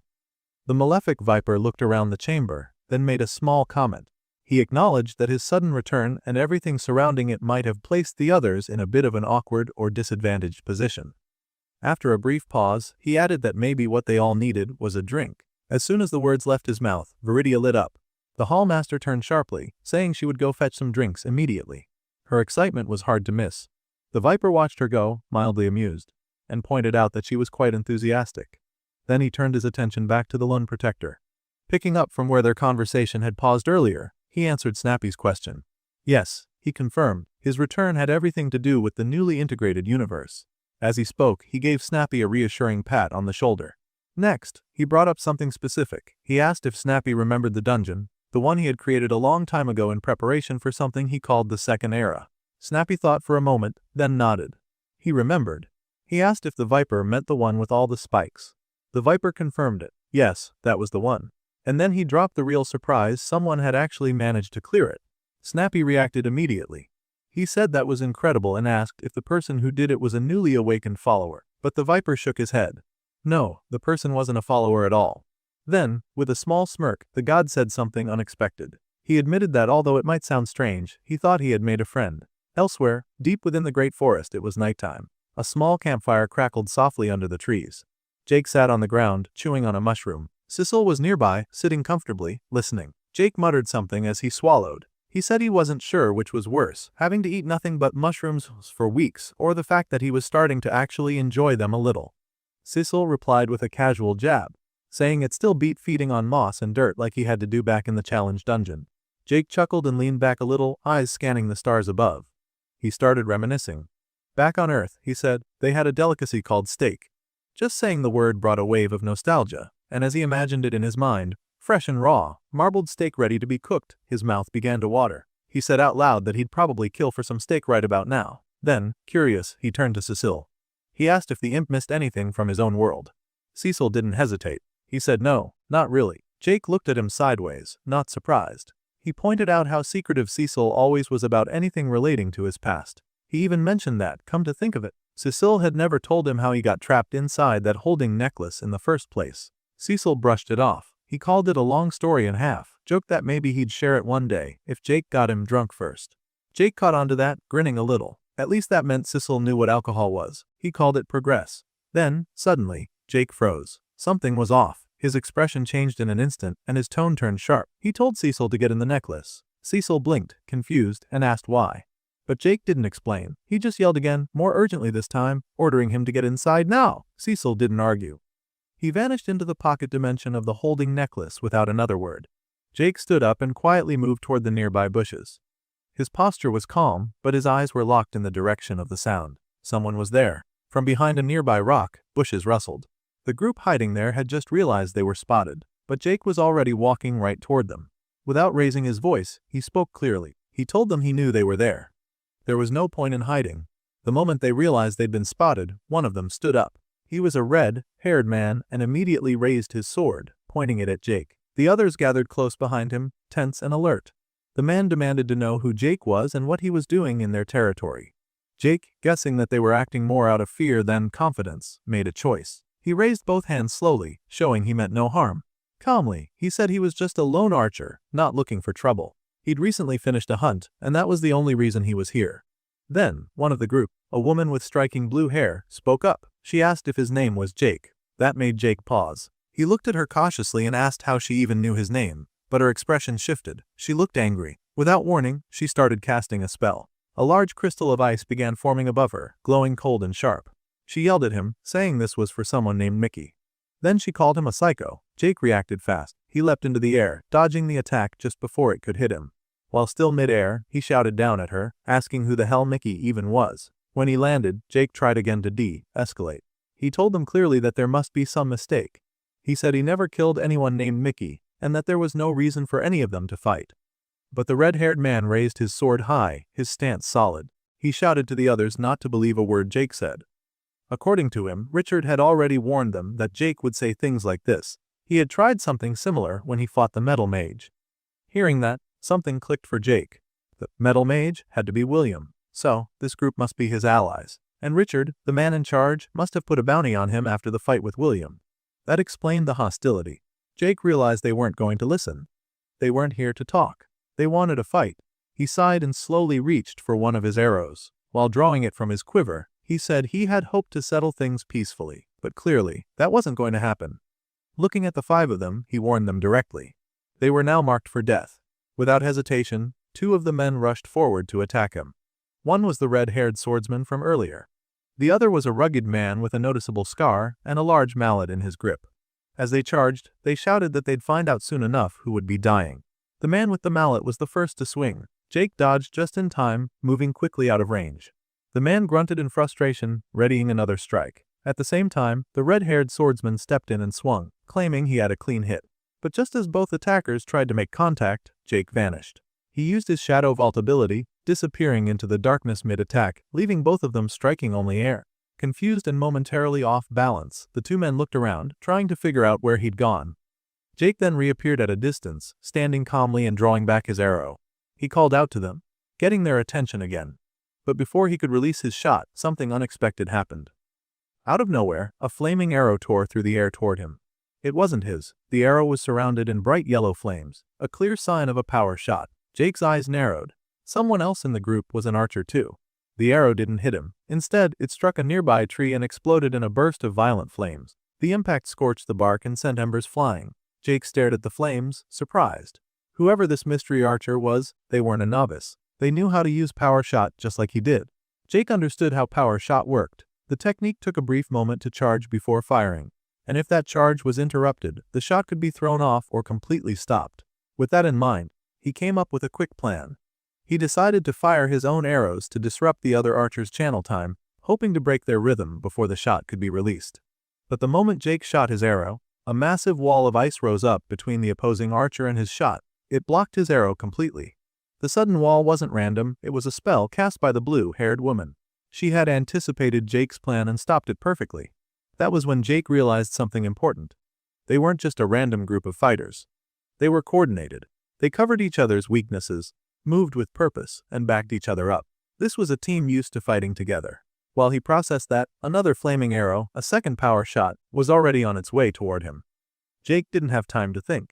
He instantly vanished into the shadows with Shadow Vault, disappearing before the flaming arrow could hit him. He reappeared some distance away, landing smoothly. His expression had changed. This fight was turning out to be more difficult than he'd expected. Suddenly, the red-haired swordsman and the scarred man with the mallet charged him again. They looked frustrated by his constant escapes, and one of them shouted that Jake should try dodging this next attack too. Seeing them rush in, Jake knew he couldn't rely on his bow for close combat. Without wasting time, he holstered it and drew both of his blades. He activated his twin fang style and prepared to fight them head-on. As the 2 came at him with full force, he moved with sharp precision, using his blades to block and deflect their attacks. Meanwhile, another man, one who had been hiding in the nearby bushes, decided this was his chance. He saw Jake preoccupied with the 2 in front and quietly moved in from behind, ready to strike. But Jake's instincts kicked in. He sensed the threat creeping up behind him. Now boxed in on all sides, Jake realized he was cornered. He quickly weighed his options. At that same moment, the red-haired swordsman was thinking too. He assumed Jake would probably teleport, again using that same vanishing move. If he could just guess where Jake would appear, he might be able to cut him down mid-escape. But before any of them could act, Jake did something unexpected. Instead of dodging or disappearing, Jake let the man sneaking up from behind stab him. The blade sank in, but Jake didn't even flinch. He turned his head slightly, locking eyes with the man, and asked with a cold expression if he was surprised. The man didn't get to answer. At the same time, the guy with the mallet tried to capitalize on the moment and swung, but he was too slow. Jake twisted, pulled his dagger free, and stabbed him with it in one quick motion. Blood sprayed. The red-haired swordsman stood nearby and watched the scene unfold in shock. Drops of blood landed on his face as his teammate collapsed. He muttered that it should have been impossible. Behind him, the blue-haired mage looked stunned. Her expression froze. Jake had just killed one of her comrades, and it had happened so fast she couldn't even react in time. Now standing over the body, Jake looked up at the remaining 4. His eyes swept across each of them. Then, in a calm but clear voice, he asked, "So who dies next?" A weeks before the current battle, Jake had a private conversation with the malefic Viper. They were alone, the atmosphere quiet. Jake broke the silence by asking a question that had been weighing on him. "How do you get used to it?" he asked. The Viper raised an eyebrow and asked what he meant. Jake explained. He wanted to know how the Viper got used to killing. He quickly clarified he wasn't saying he killed innocents, never that. But the truth was, in the span of just a few weeks, he had gone from being a regular office worker to someone who killed people as part of his daily life. It was a huge shift. A hard one. Jake admitted he didn't regret the choices he made or the battles he fought. But it still sat heavy with him sometimes. The weight of it. The violence. The Viper listened, then offered a story of his own. He told Jake that back before he ascended to godhood, back when he had only just taken on a humanoid form, he thought it might be interesting to live among people. To blend in with society. Up until then, he'd only interacted with beasts who were dangerous, yes, but straightforward. They attacked, they killed, but they didn't deceive. But the enlightened races, humans and others, were different. They smiled as they lied. They shook hands while planning betrayal. Within a year of joining civilization, someone the Viper considered a friend betrayed him. Tried to steal from him. Even after that, he gave them the benefit of the doubt. That was his mistake. They responded by stabbing him in the back. The Viper's rage exploded. The fight that followed was brutal and long, so intense that by the time it ended, 9 planets had been destroyed. It was a level of destruction that most would call extreme. But the Viper said that after that, no one ever dared to cross him again. Jake sat with that for a moment. He asked how the Viper had even managed to destroy 9 entire planets. The Viper brushed it off like it was no big deal.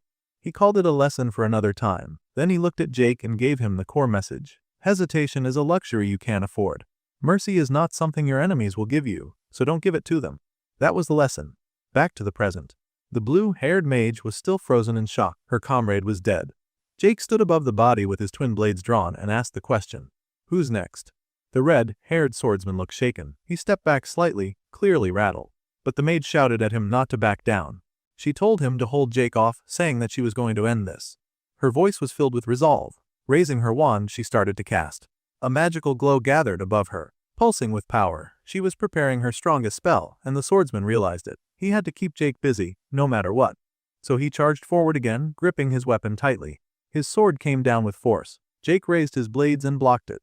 The clash rang out. Steel met steel as the two began to fight in close quarters. It was a furious exchange. The swordsman was skilled, but so was Jake. Their weapons collided again and again in a tight, brutal rhythm.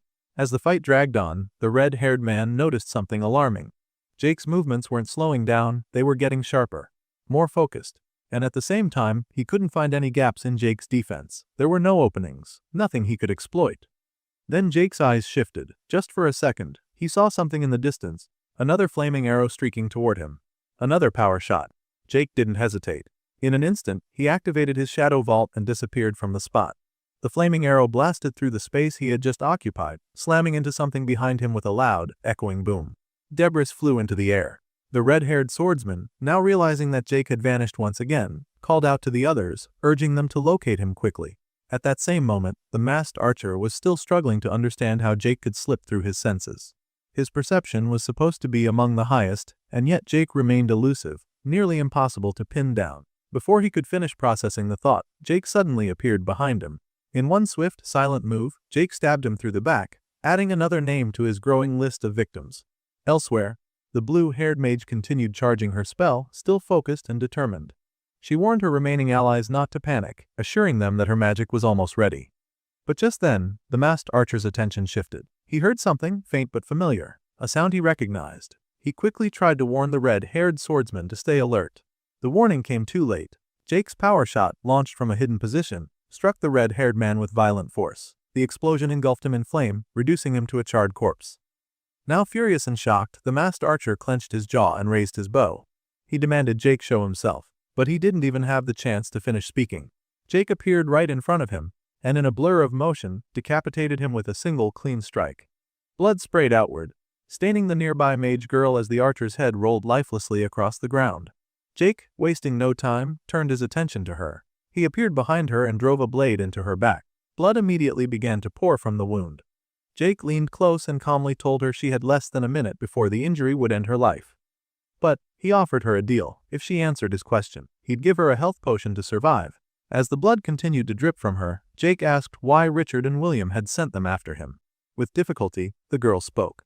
Through her bleeding lips, she gave a single word: revenge. Jake repeated it to himself, trying to make sense of what that meant. In his eyes, he had only ever acted in defense. He hadn't attacked anyone unprovoked. He hadn't started anything.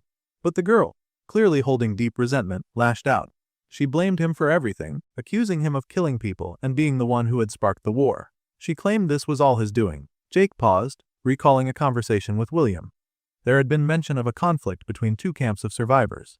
Richard's camp and another. It was a tense situation, and now it seemed he had been thrown into the middle of it. The girl coughed up more blood. Her strength was fading. Despite everything, Jake decided to honor his word. He took out the health potion and offered it to her. But she slapped it from his hand. She told him she would rather die than be saved by someone like him.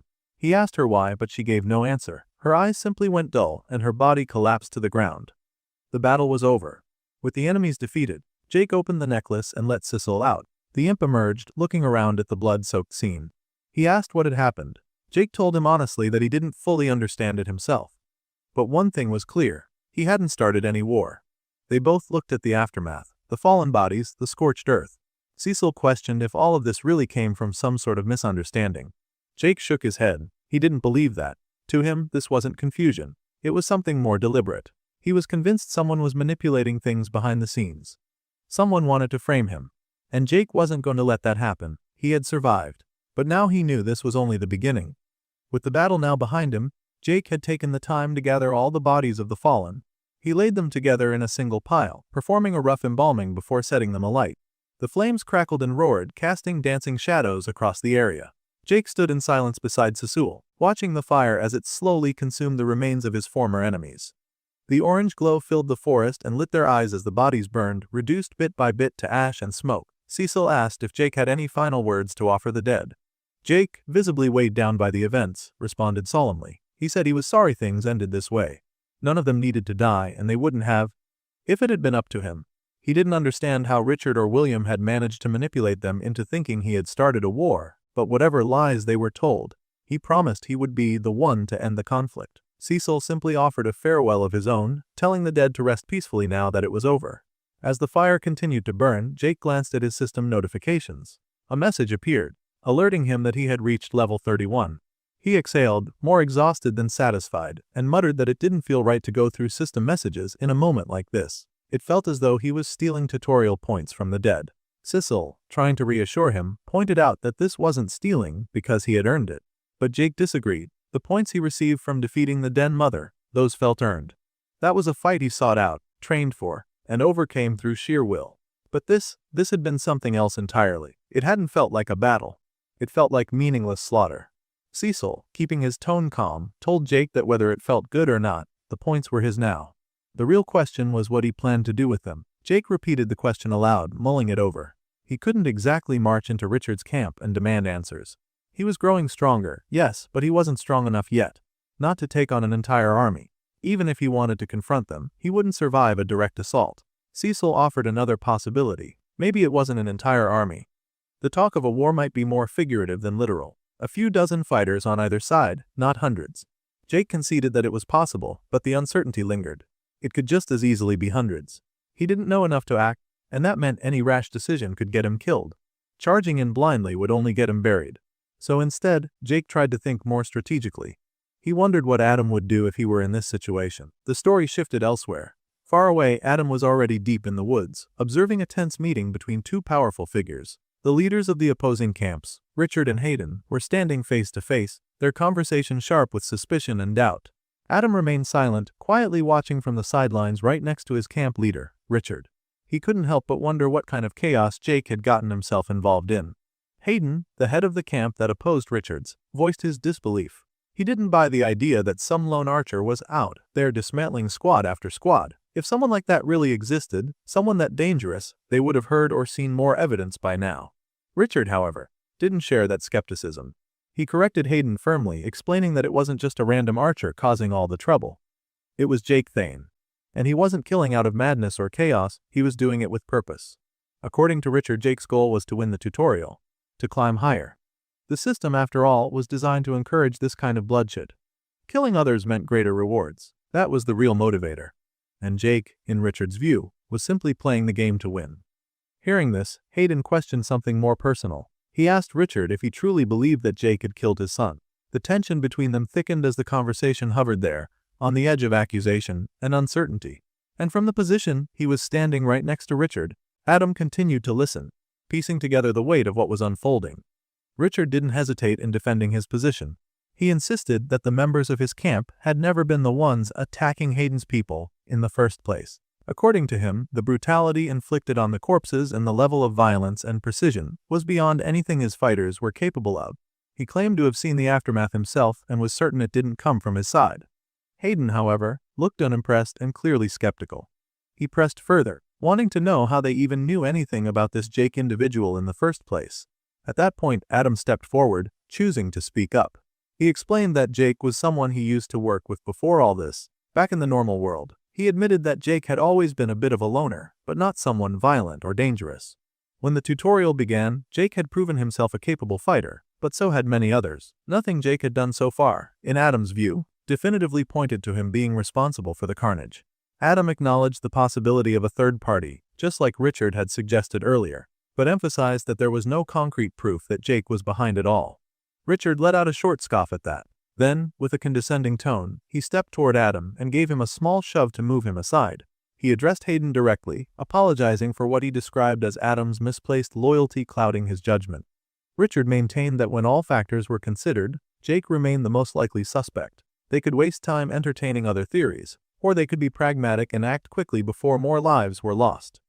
Hayden, now mulling over Richard's argument more seriously, asked what Richard proposed if he were to accept this version of events. Richard responded without hesitation. He suggested a formal alliance between the two camps. By combining their forces into a single united squad, they could scour the forest, locate Jake, and eliminate him before he could cause any more damage. After a moment of contemplation, Hayden agreed. He reached out and shook Richard's hand, agreeing to a temporary alliance with the singular goal of hunting down and killing Jake. With the decision sealed, Adam stood silently, disappointment etched across his face. He had come with hopes of initiating peace talks, hoping reason might prevail. Instead, all he had accomplished was witnessing both camps redirect their hostility onto someone who had once been his friend. Meanwhile, William, the real threat, remained untouched and unnoticed, his manipulations still working perfectly in the background. The focus shifted elsewhere. Deep within the forest, William stood over a battlefield of his own making. The ground was littered with the bodies of slain raptors. Blood soaked the soil, the carnage fresh and raw. William stood at the center, victorious, his breathing steady as he wiped his brow. In his mind, he thought about how Richard should be finishing up his meeting right around now. If everything had gone according to plan, and if things continued to play out smoothly, Jake, the one who dared to defy him, would finally be dealt with. As he scanned through his system notifications, William noticed something new. A skill had been granted to him, the Spear of Feroris. The discovery lit a spark of excitement in him.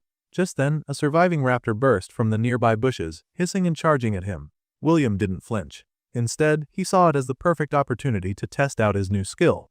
He hurled his spear with lethal precision, aiming straight for the raptor's neck. The weapon struck true, but something unusual happened. Instead of collapsing, the raptor suddenly froze mid-motion, its entire body transforming into solid metal. William observed the phenomenon with fascination. Internally, he reflected on his last fight with Jake. That battle had shown him that he wasn't strong enough back then. But now, things had changed. He had grown stronger. Much stronger. With a violent swing, William smashed the metallic statue of the raptor, sending shattered metal and bone clattering to the ground. As the creature's skull tumbled down, he picked it up slowly, almost as if it signified the start of something new. Holding the skull in his hand, William made sort of a quiet vow to himself. No matter what came next, no matter how many obstacles stood in his way, he would be the final victor of the tutorial. The next scene opened inside the Hall of the Malefic Viper. The Hallmaster Viridia walked slowly toward a circle of lit candles, deep in thought. Her mind was focused on one strange idea. The Viper, an ancient being of unimaginable power, had somehow made a friend. She couldn't understand how it was possible. A being like the Viper was ancient, above mortals, and far removed from the concerns of those still struggling through the tutorial. Yet somehow, one mortal had caught the Viper's interest. Viridia felt uneasy. She held the highest title in the order among mortals. Yet this unknown man made her feel small by comparison.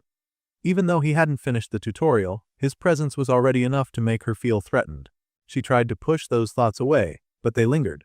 As she stood thinking, a man entered the hall. He asked her if she had called for him. Snapping out of her thoughts, Viridia told him that she had, and that it had been a difficult day. She said she needed his help finding something important.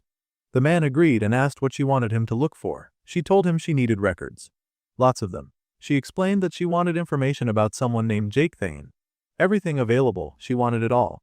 She needed to know more about this man who could befriend a god. Elsewhere in the forest, Jake was walking alone. He moved through the trees, calling out for familiar names, Caroline, Adam, hoping someone might answer. The woods were quiet at first, but then he heard movement in the bushes. His body tensed as he demanded whoever was there to show themselves. He braced for a fight, unsure of what to expect. Then someone stumbled out, bloody and barely able to stand. It was Casper. He collapsed to the ground, saying he couldn't walk anymore. Jake rushed to him and asked who had done this. Casper struggled to speak but managed to explain that William and Richard had attacked their camp. Everyone was dead. Friends and allies alike, no one survived. With blood still dripping down his face, Casper grabbed onto Jake's shirt. He cried, asking why Jake had left them, why he had let them all die. Jake stood frozen, his expression filled with shock, but it wasn't real. Jake woke up suddenly, sitting up by the campfire in a cold sweat. His breathing was heavy, and he was still shaken by what he had seen. It had all been a nightmare. Cecil, sitting nearby, noticed how disturbed he looked and asked if the dream had been that bad. He also joked that the mushrooms Jake had been eating might be to blame. Jake, still wiping sweat from his face, admitted that the nightmares had been getting worse each night. The imp offered a thought. He said that dreams were the mind's way of dealing with unresolved things. Maybe, he said, Jake needed to let some of it out. Jake didn't buy that idea and said it didn't sound very scientific. He turned the focus back on Cecil, pointing out that he was also awake in the middle of the night. He asked what kind of nightmare Cecil might be having.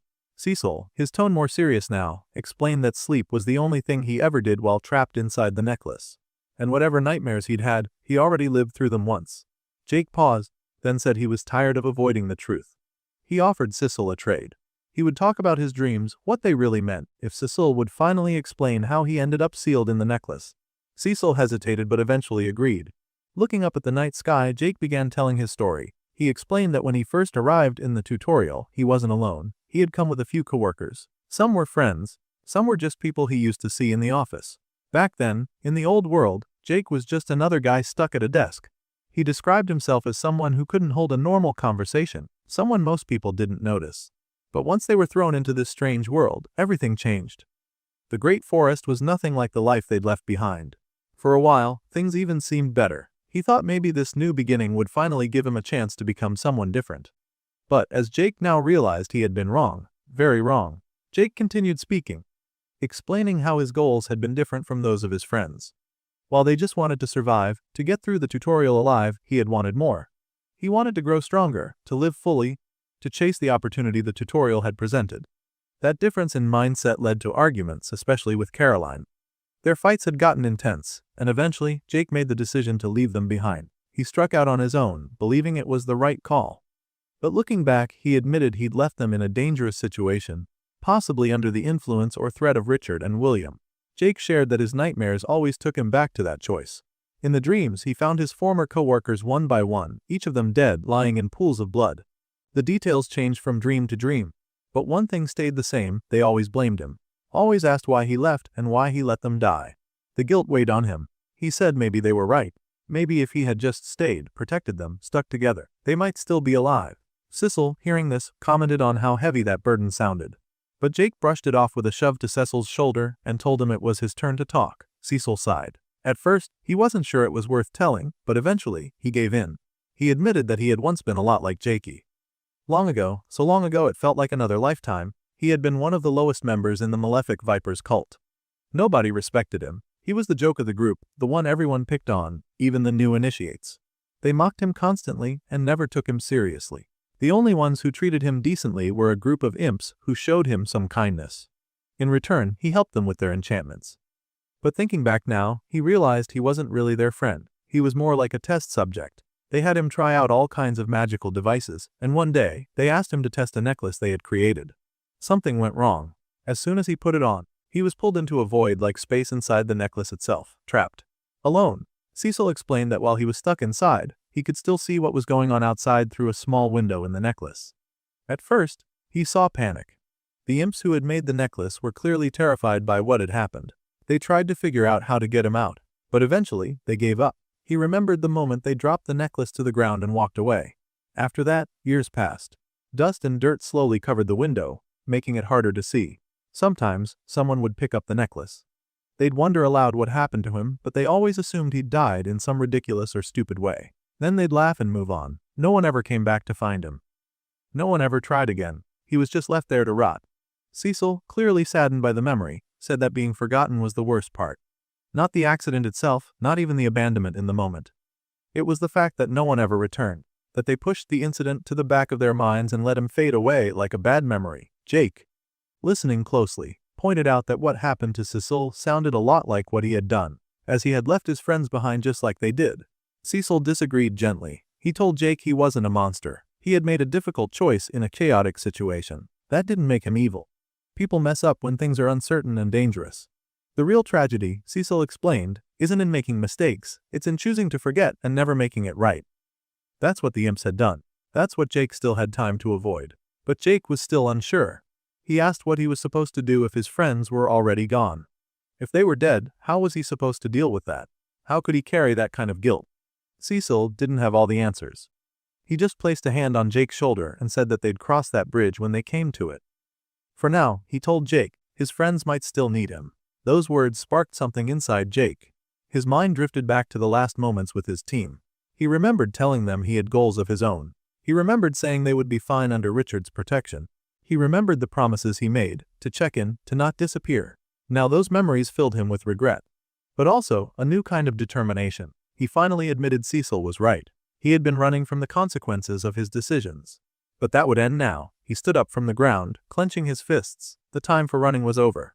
Tomorrow, he would find Adam. He would face whatever came next, and one way or another, he would settle things once and for all. After Jake made his decision to find Adam, he didn't waste any time. The very next day, he and Cecil were already traveling through the forest, heading in what they hoped was the right direction. Their goal was to locate Richard's camp, though it quickly became clear the path wouldn't be so straightforward. Cecil, grumbling as he trudged alongside Jake, started complaining about the uncertainty of it all. Even though he had been the one to push Jake to do this, he now questioned whether they actually knew where they were going. He pointed out that they had been walking for quite a while and had barely seen anything promising, just a couple of wolves. A quick flashback showed those same wolves attacking Cecil earlier, and how he had barely managed to escape. Jake reminded him that he'd already been given a healing potion and would be fine. But Cecil, never one to miss a chance at being dramatic, replied that emotional trauma wasn't so easily healed. Jake laughed, calling him a crybaby, which got a reluctant smirk from Cecil. Jake then admitted that he didn't really know where Richard's camp was, but he reasoned that if they kept following the river, they were bound to find something eventually. Camps needed water, whether it was for drinking, laundry, or fishing. He figured if they stayed on this path, they'd run into someone sooner or later. Cecil teased him, saying he was starting to sound like a real hunter. Jake brushed it off, saying he'd been in the tutorial for a month already. It would have been strange if he hadn't picked up at least a few survival skills by now. After a short pause, Cecil changed the subject and asked Jake if he had thought about what he was actually going to say when they arrived. Jake responded that the first thing he would do was scout the area. He remembered that Casper had been learning how to set traps before he left the group. If Casper had gotten any better, then there was a real chance the camp would be full of traps now, and Jake didn't want to walk blindly into one. But Cecil saw through it. He pointed out that Jake seemed to be focusing on the possibility of a fight as a way to avoid dealing with the emotional weight of it all. These people weren't just enemies, they had been his friends once, and Jake had come to talk, not just fight. That made Jake pause. He admitted that not all of them were his friends. Some, like Adam and Casper, had been close to him, but others like Caroline or Bertram, he was sure they would rather not even see him if they didn't have to. It wasn't just about clearing up misunderstandings. It was about navigating a minefield of emotions, alliances, and danger. Still, Jake told Cecil that his first priority was to clear his name. He needed to explain the situation to Adam, let him know that someone had framed him. If he could get Adam to believe him, maybe Adam could convince the rest of the group. Cecil asked what would happen if that didn't work. Jake replied without hesitation. If things went badly, then traps would be the least of his worries. He pictured dozens of people coming after him, and he knew that survival would be a fight. Cecil didn't argue. He just said they should keep moving forward and hold on to hope. They walked on in silence for a while, letting the tension settle. Then, out of nowhere, Jake came to an abrupt stop. Cecil, confused, asked what was wrong, but Jake quickly hushed him, holding a hand up and pointing at something ahead. There, deeper in the forest, was something strange. A sort of shimmering curtain that stretched between the trees, flickering with colors and barely visible if you weren't looking closely. It gave off a feeling of wrongness, something unnatural. Cecil, awed by the sight, wondered aloud if it was made of water. But Jake shook his head. It wasn't water, it was magic. He could tell because when he tried to look past it using his sphere of perception, the view warped and twisted unnaturally. It was like the forest on the other side wasn't stable. Something was interfering. Jake guessed that it might be a barrier. Cecil asked if it was meant to keep them out, but Jake considered another possibility. Maybe it wasn't to keep people out, but to keep something locked in. Something dangerous. A monster, perhaps. He couldn't say for sure. But one thing was for sure, he wanted to find out. Just as Jake began moving toward the barrier, curiosity pulling at him, Cecil quickly stepped in. With a swift motion, he slapped some sense into Jake, not really out of anger, but enough to snap him out of it. He reminded Jake that they had no idea how the barrier worked. It might be a one-way passage, a trap disguised as an entrance. If Jake went in now, he might get locked inside, separated from his friends forever. Cecil's voice had an edge of urgency and Jake paused, finally realizing the risk. With a heavy sigh, Jake agreed. Cecil had a point. As tempting as it was to explore the unknown, he couldn't afford to lose sight of his real objective. Turning away from the barrier, Jake said that finding his friends came first. If he succeeded in that, maybe he could return to investigate the strange phenomenon later. Still, even as they left the shimmering wall behind, Jake couldn't stop thinking about it. He admitted that he couldn't wait to discover what was on the other side. Soon, they stumbled across a new sight, one that filled Jake with both surprise and a bit of cautious hope. Up ahead, partially hidden by trees and foliage, was a small base. Jake suspected immediately that it could be Richard's camp, and his instincts were right.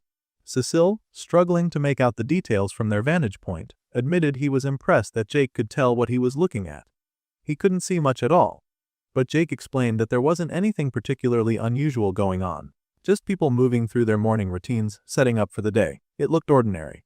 Calm, he pointed out the cabins, noting their solid structure. Whoever built them had done a good job. Then his eyes were drawn to something specific. There was a blacksmith, and nearby, someone caught his attention. Jake's breath caught for a moment. He whispered an exclamation, and Cecil quickly asked what was going on. Jake was referring to a woman sitting at a table, chatting with several others. It was Joanna. He recognized her instantly.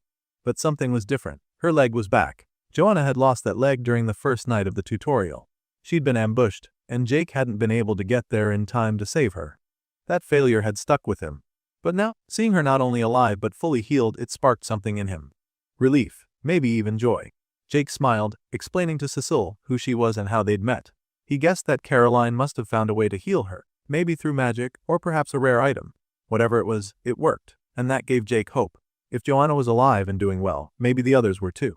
Cecil noticed the change in Jake's expression and commented on how happy he suddenly looked. Jake admitted that it was just good to see a familiar face again. One that hadn't been twisted by nightmares or clouded by guilt. He reminded himself that he still needed to find Adam though. That was the priority. Meanwhile, somewhere inside one of the cabins in the camp, Adam was just waking up. He lay next to a red-haired woman, the priestess healer Caroline, and chose not to disturb her. As he quietly rose, he glanced through his notifications. There it was. A reminder that only 25 days remained until this tutorial came to an end. Just 25 days until things could return to normal, or at least some version of it. He let the thought settle in for a moment before focusing on his plans for the day. Adam remembered he had a hunt coming up soon, but before that, he needed to stop by the smith. He got dressed and stepped outside, expecting a quiet morning. Instead, he was greeted by a scene already in full motion. The camp was alive with activity. People moved quickly, preparing supplies, coordinating jobs, and talking in small groups. Adam realized he had overslept more than he thought. Still, he hoped things would run smoothly. Then something unexpected happened. A sharp sound cut through the air. An arrow flew straight toward him. Adam flinched slightly, instinctively bracing for impact, but the arrow hit the ground just in front of him. He looked down, puzzled, and noticed a scroll tied to the shaft. Cautiously, he picked it up, unrolling the scroll and reading its contents. His eyes widened slightly with surprise. It was a letter from Jake, not containing any platitudes or greetings but going straight to the point. Jake was asking to meet him. Chapter 37 opened with a swarm of huge bats screeching loudly as they dove towards someone in the forest. That someone was William. Without hesitation, he charged back at them, gripping his new weapon tightly and roaring fiercely. He moved fast and precise, slicing through one bat cleanly, then stabbing another right in its body. The last bat didn't stand a chance. William tore it apart with swift, brutal strikes. When it was over, he stood among the shattered stone forms of the bats, their broken bodies stained with dark blood. He thought about how he'd spent the entire morning hunting these beasts, using the time to test and sharpen his skills. A smile crossed his face. This was what life was supposed to feel like. Full of action and power. As he walked back toward the camp, still covered in blood and still smiling, he reflected on how different he felt now. In the past, he'd have washed up before returning to the camp, trying to hide the mess. But now, partnered with Richard, he didn't see the need. He didn't care if he looked frightening. The Knave Kid act was gone, and no one bought it anymore. And honestly, with the power he had now, no one could challenge him. Then William noticed something odd. Where was everyone? The camp was usually more crowded at this time of day.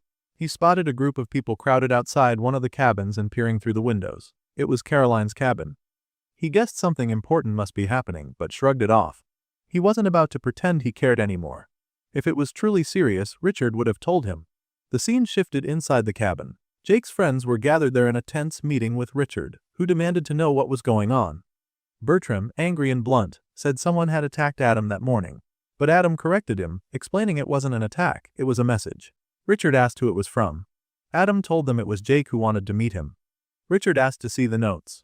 Reading the message, he joked a little, saying Jake was a man of few words and that it felt like a trap was being set. Adam disagreed. If Jake really wanted him dead, he said, the arrow would have been aimed at his neck. This might be a chance for peace, a negotiation instead of violence. Richard scoffed at the idea, clearly skeptical. Adam pressed on, suggesting maybe Jake had found out about their alliance with Hayden and thought they planned to hunt him down. If that was true, it made sense Jake wanted to talk. Richard corrected him, saying they were the ones hunting Jake, and he believed Jake wanted to strike first. Joanna, looking overwhelmed by the tension, asked if it really had to come to a fight. She said the violence was breaking her heart. Richard spat back that the violence had started with Jake, and they were only reacting. Joanna shook her head, disagreeing. She said she didn't know Jake well, but she didn't think he was a bad person. She remembered the first night of the tutorial, when she was attacked. Jake had tried to save her. Caroline wasn't convinced. She suggested maybe Jake wasn't trying to save Joanna, but was instead chasing the thrill of a fight. At that moment, Richard decided they needed privacy. He told Joanna and Bertram to leave the cabin. He wanted to keep the conversation just between himself, Caroline, and Adam. Bertram called out to Adam, but Adam nodded in agreement, saying he'd update the others as soon as possible. Once Joanna and Bertram had left, Richard turned sharply to Caroline and Adam. In order to get straight to the point and avoid a back-and-forth conversation, like the one they just had while Bertram and Joanna were here, he told them to stop the nonsense before they even started. Jake might be their friend, sure, but Richard wasn't about to risk losing his best healer, Caroline, because of this reckless plan. Adam suggested that Richard should just let him go alone, but Caroline was quick to say no. As Adam tried to protest, Caroline stood firm, insisting that if Adam went, she was going with him. Richard's frustration boiled over. He asked if they seriously expected him to let both of them walk off into what was likely a deadly trap. He reminded Adam that while he might be a fine role model for their people, he was no killer. How was he supposed to handle someone like Jake, who could take out entire teams single-handedly? Adam was calm but resolute. He told Richard that he didn't plan on fighting Jake. The meeting would be set near their base, and if things went wrong, they'd run.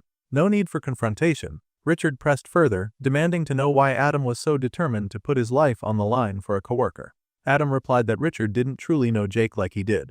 Adam had stayed here, followed Richard's orders for a long time, and now all he was asking was for Richard's trust. Just this once. But Richard refused. He grabbed Adam's arm roughly, saying he had no way of knowing if Adam had been secretly working with Jake all along. Who was to say Jake wasn't an enemy in disguise? This accusation stung, and Adam's anger flared in response. To cool the rising tension, Caroline stepped between them, breaking up the confrontation and urging them both to calm down. Turning to an angry Adam, she told him to go talk to Bertram and Joanna, and that she would handle things from here. Adam, still angry, dismissed the whole thing and left. Outside the cabin, Bertram asked how it went. And Adam didn't sugarcoat the situation, he said it went very badly. But no matter what Richard said, he was going anyway. Bertram put a reassuring hand on Adam's shoulder and admitted, though reluctantly, that he agreed with Richard. Adam shouldn't be wandering out into the forest to meet Jake. Adam, however, refused to back down. He reminded Bertram that they'd known Jake for years and asked if Bertram really thought Jake would hurt them. Bertram urged caution. Maybe they didn't know Jake as well as they thought. After all, they had seen what Jake did on the first night, and since then, he'd killed a dozen of Richard's men. Still, Adam couldn't accept it. He asked Bertram directly if he trusted him. Bertram said, always. Adam then asked Bertram to trust him in this situation as well, trust that Jake was innocent, and that the war had nothing to do with him. Just then, Caroline emerged from the cabin, smiling. She told them that although it took some yelling, Richard had finally agreed to let them go see Jake. Adam was surprised and asked how she managed it. Caroline laughed and said it wasn't easy. When you're the only good healer in camp, you hold a trump card. She told Adam that if Richard didn't let them go, she was ready to leave the camp herself. Adam's surprise deepened at her words. Caroline simply held him and said that, although she disagreed with Jake a lot, She didn't think he'd kill them without reason. And since it seemed important to him, it was important to her too. Now smiling, Adam thanked her. She hugged him tightly and told him she was with him till the very end. On the other side of the cabin door, Richard watched Caroline and Adam with a strained glare, his anger barely contained at the sight of their determination. We begin deep in the woods, where Jake carefully reviews the surrounding landmarks to confirm that he's in the right place. He spots a large boulder, a small river trickling by, and a cut-down tree stump. These familiar features match what he remembers, and with an agreement to himself, Jake concludes this is the spot where his former co-workers and teammates agreed to meet him. Standing nearby, Cecil looks around and wonders aloud why Jake's old friends would pick this particular location. Jake takes a moment to consider the reasoning behind it. He figures the location's close proximity to their camp might be intentional. If it's nearby, it could mean they're afraid of navigating too far into the forest. Or, more concerning, it could mean they suspect Jake might attack and want to ensure they have a short path back in case they need to retreat quickly. The thought lingers in his mind, unsettled. Cecil, picking up on Jake's negative assumptions, lightly scolds him for being so pessimistic. He urges Jake to try seeing things from a more hopeful perspective, but Jake isn't entirely convinced. He admits that while he still trusts Adam and Casper, they've spent a whole month under Richard's leadership. That's a lot of time for Richard to influence their views, and Jake knows it. A month is enough for people to change. Enough time for them to be persuaded, manipulated, or simply swayed by the wrong crowd. He doesn't know for sure what kind of person they've become during his absence. Jake then brings up the possibility that others in the group might have also taken William's side. He doesn't mention names, but it's clear he's no longer certain about where anyone stands. Cecil hopes that's not the case and brings up William directly, calling him deranged. Jake agrees and adds that William's not just unstable, he's also dangerous. As Jake continues preparing for the meeting, he sits down to sharpen his arrows, fully aware that things could go wrong. He's not planning on starting anything, but he's not walking in unprepared either. Glancing over at Cecil, Jake tells him maybe it's better if he stays inside the necklace during the meeting. He doesn't know how things will unfold, and if a fight does break out, he won't be able to keep Cecil safe out here. Cecil, although disappointed, understands. He sighs, tells Jake not to die out there, and reminds him how annoying it is being stuck in the necklace for too long.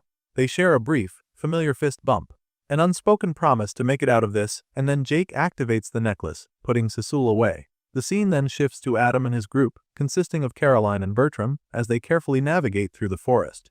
Bertram, still uneasy, rests his hand on the hilt of his sword. He asks Adam what exactly the plan is. Adam immediately notices Bertram's posture, and tells him to ease up. If he walks in like he's ready for a fight, that's exactly what might happen. Bertram nods and apologizes, admitting he's just a little tense. Adam reassures him, saying it's fine, but insists again that he'll handle the talking. Adam explains that the goal here is simple: keep things peaceful. No drawing swords. No spells, just words. He plans to lead the conversation, speak calmly, and try to maintain a friendly atmosphere. He doesn't want to escalate anything. Eventually, they arrive at the designated spot. Adam catches sight of someone waiting ahead and quickly identifies him. It's Jake. He tells the others that Jake's already there. He steps forward, calling out to him. Jake turns as he sees them approaching and smiles as he responds, happy that they had made it to the meeting site, honoring their agreement. Adam apologizes for the delay, and as they close the distance, he comments on Jake's appearance, saying he looks different. Jake looks like he's bulked up. Jake chuckles and says he's been getting a lot of exercise lately.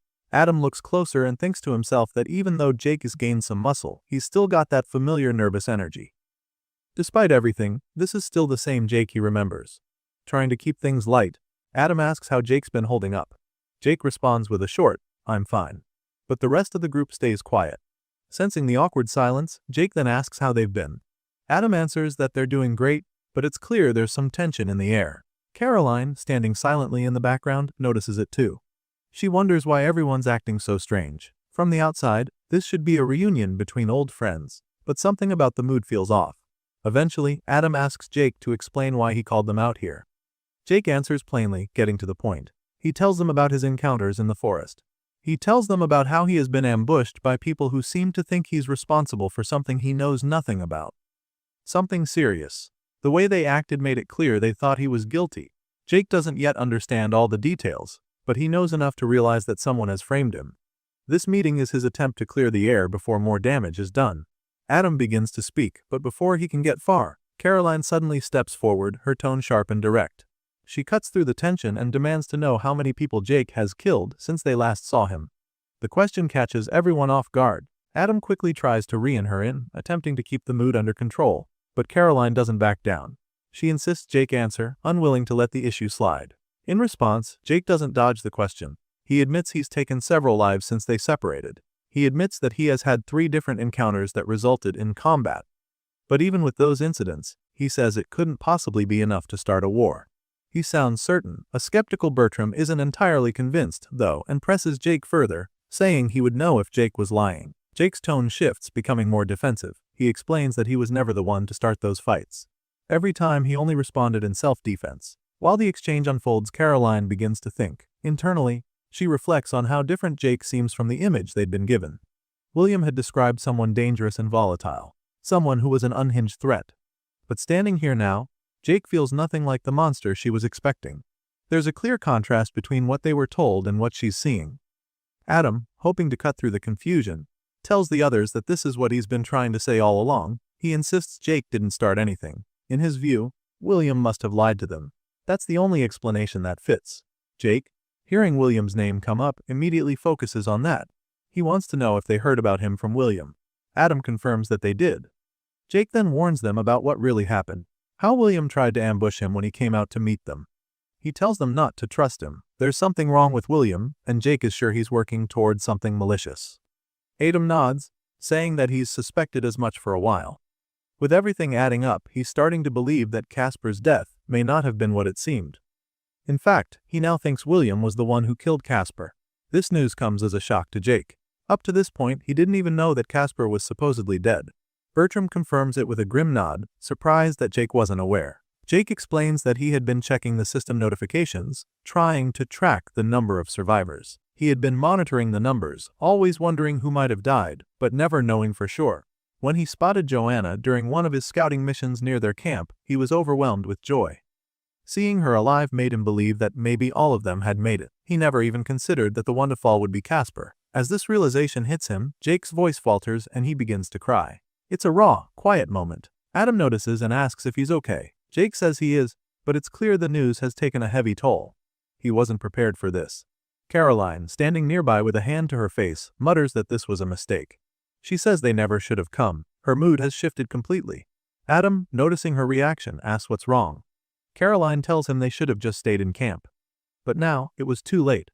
Now they've stepped into something they can't undo. Right then, something shifts in the atmosphere. Jake freezes for a moment, eyes narrowing. He senses something, or someone nearby. There's movement in the bushes, soft rustling that stands out in the silence. Jake quickly grabs one of his arrows and points it toward the source. Whoever it is, he knows they're there, and he's not taking any chances. Adam, caught off guard by Jake's sudden change in focus, asks what he's doing.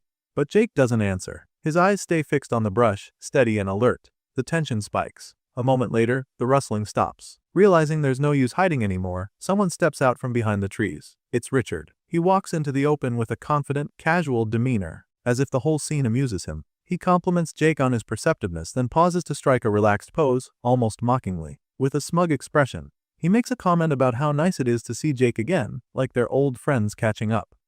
With his bow still drawn, Jake watches as Richard steps out from the bushes. The sudden appearance sets off alarm bells in his mind. He immediately turns to Adam, furious. The timing is too convenient, too suspicious. Jake jumps to the conclusion that Adam was in on it, that he brought him out here just to set him up. Adam quickly tries to defend himself. He insists he had nothing to do with it. And surprisingly, Richard confirms Adam's innocence. He admits that Adam was left in the dark and offers a half-hearted apology, though it's clear he doesn't feel much remorse. He tells Adam that if he had told him about the plan, he would have hesitated, gotten soft, and possibly ruined everything. Adam, now betrayed by someone else he trusted, turns sharply to Caroline. His voice rises as he demands to know if she knew what was going on. Caroline looks guilt-ridden and admits that she did. Her eyes drop as she quietly apologizes. Adam's frustration only grows. He asks her how she could lie to him, how she could go along with something like this. Caroline tries to explain. She says that if Adam had heard what she'd been told, stories about Jake being a threat and a monster, he would have doubted him too. But Adam doesn't accept that. He cuts her off, telling her that he did hear those same stories. And yet, despite everything, he chose to trust Jake. He had faith in his own judgment and asks why she couldn't do the same. With nothing left to say, Caroline lowers her head, ashamed. Then Richard takes center stage again. With a sly smile, he tells Jake to come with him so they can clear everything up. If Jake really hadn't attacked anyone, Richard says, they could let it all go. Act like none of it ever happened. But Jake doesn't move. He doesn't lower his bow. He doesn't believe a word of it. Richard keeps talking, even bringing up the time Jake killed his archer. He says he's willing to forgive even that, just to smooth things over, but Jake isn't convinced. Beneath Richard's casual words, Jake can feel the weight of something much darker. That hidden killing intent, he senses it clearly. Jake knows Richard is lying. This isn't a peace offering. It's a trap. Still aiming, Jake tells Richard that if he really wants to talk, he needs to tell his men to back off first. That's the only way. Adam turns at that moment, confused. He hadn't seen anyone else. But then the rustling starts again. Figures emerge slowly from the woods, dozens of them. From every direction, Hayden and his men appear, surrounding the clearing. Adam is stunned. Hayden walks forward confidently, complimenting Jake's senses. Despite Jake noticing something was off, Hayden still managed to sneak in with a full team. Now standing beside Richard, Hayden is formally introduced to Jake. Richard says they're working together on this plan, this coordinated effort to capture Jake. Adam can't believe what he's hearing. He speaks up, saying he never agreed to anything like this. He thought they were here to talk, not ambush. But the truth is now unavoidable. This was a setup from the beginning. Jake activates his perception skill. His senses stretch outward, and he quickly realizes just how surrounded he really is. They've covered every angle. This frustrates him deeply. He thinks he should have noticed earlier. He's angry with himself for letting this many enemies sneak up on him despite all his training and heightened awareness. Then Richard raises his sword and points it directly at Jake. He tells him there are only two options: come with him peacefully or die where he stands. The ultimatum hangs heavy in the air. Jake clenches his jaw. He's still holding his bow, but he's outnumbered and unsure of how to proceed. Then Hayden, growing impatient, acts. He raises his hands and casts a powerful fire spell. A massive fireball hurtles toward Jake. There's no time to think. Jake reacts on instinct, leaping into the air just before the fireball explodes at his feet. The blast sends shockwaves through the clearing. As he lands, Jake retaliates, loosing an arrow toward Hayden. But the mage is ready. He conjures a shimmering energy shield just in time, blocking the shot. Realizing this is no longer a standoff, Richard gives orders to his warriors, telling them to stay back and not interfere. Hayden issues his own command to the mages: keep Jake pinned, limit his movement. The mages respond in unison, channeling their spells together. In a matter of moments, the ground beneath Jake begins to crack and buckle. Hayden, determined not to let Jake slip away, prepares another spell and hurls a fireball straight at him. Jake vanishes just in time, using his skill, Shadow Vault. To those watching, it appears as if he teleported, disappearing into thin air. In reality, he's leapt through the shadows and reappears on a nearby tree stump. But his moment of relief is short-lived. The enemies quickly spot him and fire again without hesitation, not giving him any time to breathe. From the sidelines, Adam watches Jake struggle against the relentless barrage. Unable to take it anymore, he approaches Richard and demands that he call off the attack. Adam insists that Jake isn't the killer, that this isn't justice. But Richard doesn't budge. He coldly responds that Jake had his opportunity to surrender, and now this is the only way forward. Frustrated and desperate, Adam turns to Caroline and pleads with her to intervene. The onslaught hasn't stopped, and Jake is going to be killed if no one acts. But Caroline yells back that there's nothing she can do. The situation has spun out of control, and it's beyond her power to stop the advancing wave of violence. The leaders double down. They order their soldiers and mages to maintain the pressure. They instruct them to keep firing, to give Jake no time to think, no moment to recover. Arrows, magical weapons, and explosive spells rain down on him from every direction. Hayden adds to the chaos by powering up another fireball, yelling for everyone to unleash everything they've got. Richard raises his voice as well, shouting the order to kill Jake on the spot. Inside the necklace, Cecil watches helplessly. Alarmed by what he's seeing, he begins to panic. He pleads silently for Jake to escape somehow. His concern grows with every blast and every arrow that comes dangerously close to hitting its mark. Jake, crouched and breathing heavily, begins to feel the impact of the attacks. Small bruises cover his arms and shoulders, signs of glancing blows and near misses. But he knows he won't be able to avoid all of them for long. He's overwhelmed. Internally, he concludes that one of the enemy mages must be interfering with his Shadow Vault skill. Something is preventing him from using it again, and without it, his mobility is crippled. He looks around and realizes the circle is closing in.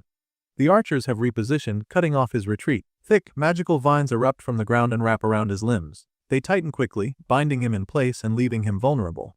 Jake curses internally as his muscles strain against the magical restraints. He sees Richard give another command. The archers take aim and fire. There's no time to dodge.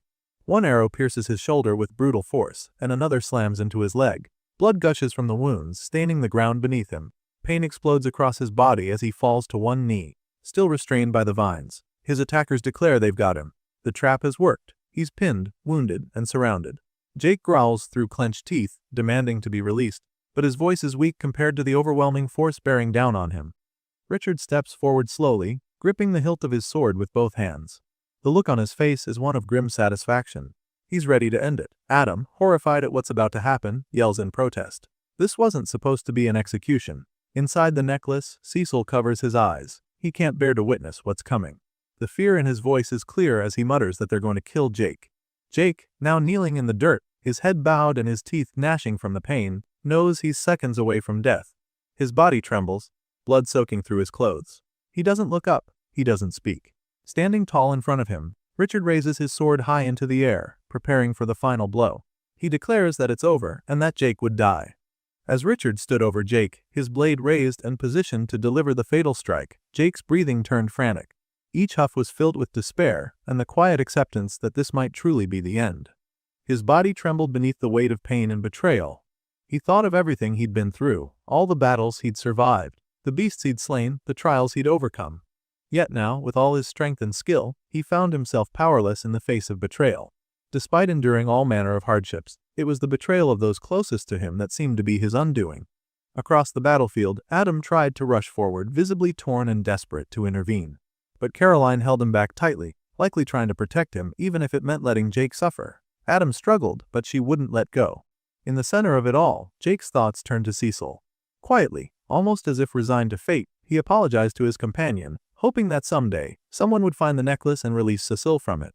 Jake was certain that his time was up. Then, just as Jake's eyes closed in grim surrender, something unexpected happened. A notification materialized before him. It declared that his bloodline ability had been upgraded to something called Moment of the Primal Hunter. Jake's eyes flew open in shock. Confusion was quickly replaced by instinct. His heart pounded faster. Something deep within him stirred, primal and overwhelming. His body, beaten and bruised, began to react. Even as Richard's blade descended toward him, Jake felt time itself stretch.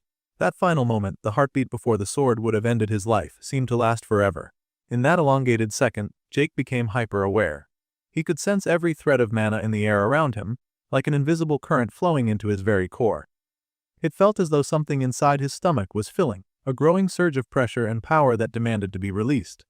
His body tensed. He couldn't contain it any longer.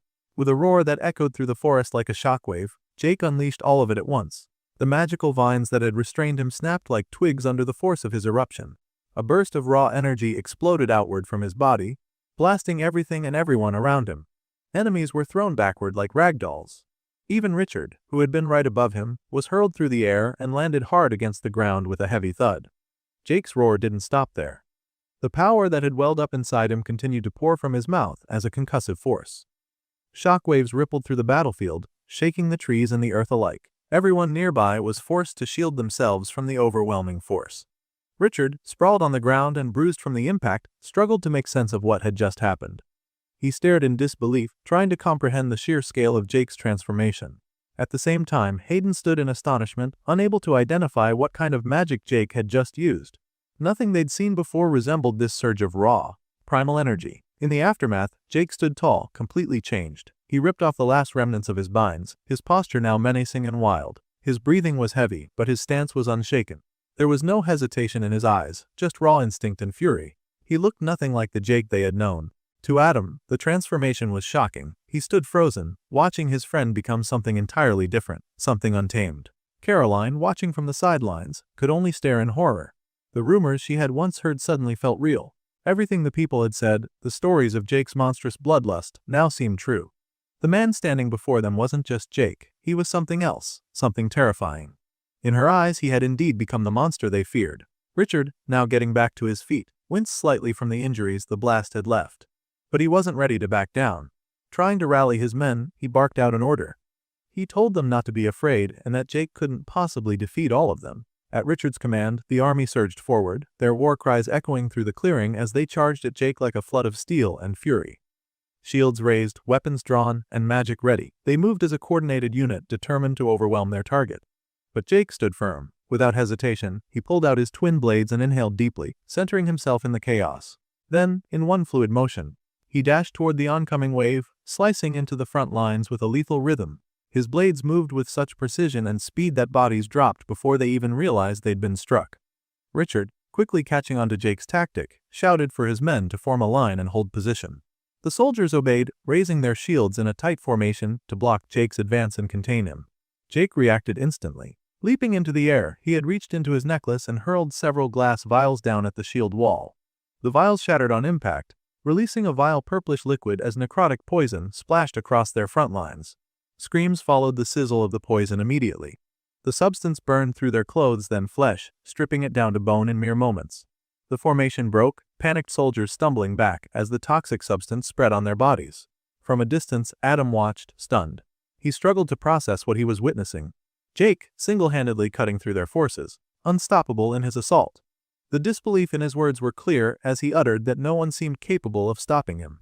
Hayden overheard, and his response came with a sharp edge of pride. He muttered that they'd soon find out the truth of that, and with grim resolve he stepped forward. As he moved, his eyes lit up with focused intent, and he finally activated a spell he had been keeping in reserve. In an instant, fiery wings burst from Hayden's back, bright and blazing, lifting him into the air like a divine executioner. Rising above the battlefield, he declared that he had no choice but to use this power. With his staff now aimed forward, he charged through the sky toward Jake, flames trailing in his wake. Jake spotted him immediately and tried to retreat. But the moment Hayden gained momentum, his speed became undeniable. He was closing the distance fast, far too fast. Jake had no choice but to throw himself to the side, narrowly avoiding Hayden's direct assault. The ground where he had been cracked under the blast of Hayden's fiery charge. Scrambling to his feet, Jake kept his eyes on his airborne attacker. He was still reeling from the realization that if he hadn't dodged, those wings alone could have taken his life. Their heat, their force, their speed, and the spear he held forward, it was a terrifying combination. Hayden turned midair, fire curling behind him, and prepared for another attack. This time, he taunted Jake, telling him there was no escape, that running was useless. He dove again with incredible speed and confidence. Internally, Jake knew he was right. There was no way he could outrun someone moving that fast. Even if he tried to stand and fight, reinforcements were undoubtedly on the way. A prolonged battle would be suicide. His only option, the only sliver of hope, was to use his shadow vault technique to escape. Jake crouched low, focusing his will. He prepared to slip into the shadows and vanish, praying that the technique would succeed this time. But before he could act, Cecil's voice rang out from within the necklace, cutting through the noise and tension. The message was the worst thing the archer could possibly hear. There was a barrier in place, and so Shadow Vault wouldn't work. Jake's heart sank. He scanned the area, searching desperately for the source. Someone was trapping him. Someone had planned this, boxed him in deliberately. And then a familiar voice came out with an apology. Jake turned toward it. Standing not far away, her hand glowing faintly with residual magic, was Caroline. Her expression was conflicted, but her resolve was clear. She told him they were too far in now, and that she couldn't let him escape. Jake's eyes widened. He froze, not from pain, but from the depth of her betrayal. He whispered her name, as if it physically hurt to say it. After everything, after defending himself, surviving the ambush, and enduring Richard's cruelty, it was Caroline who had locked the cage shut.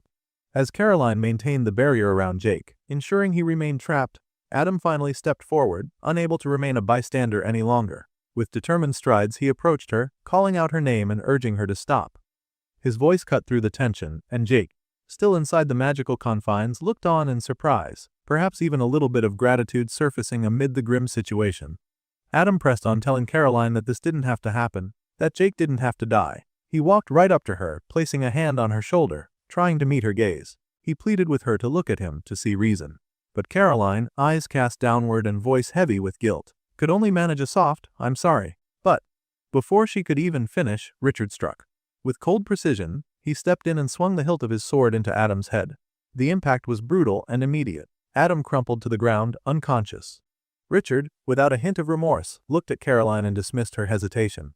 He told her not to bother. Adam wouldn't have been convinced, no matter what.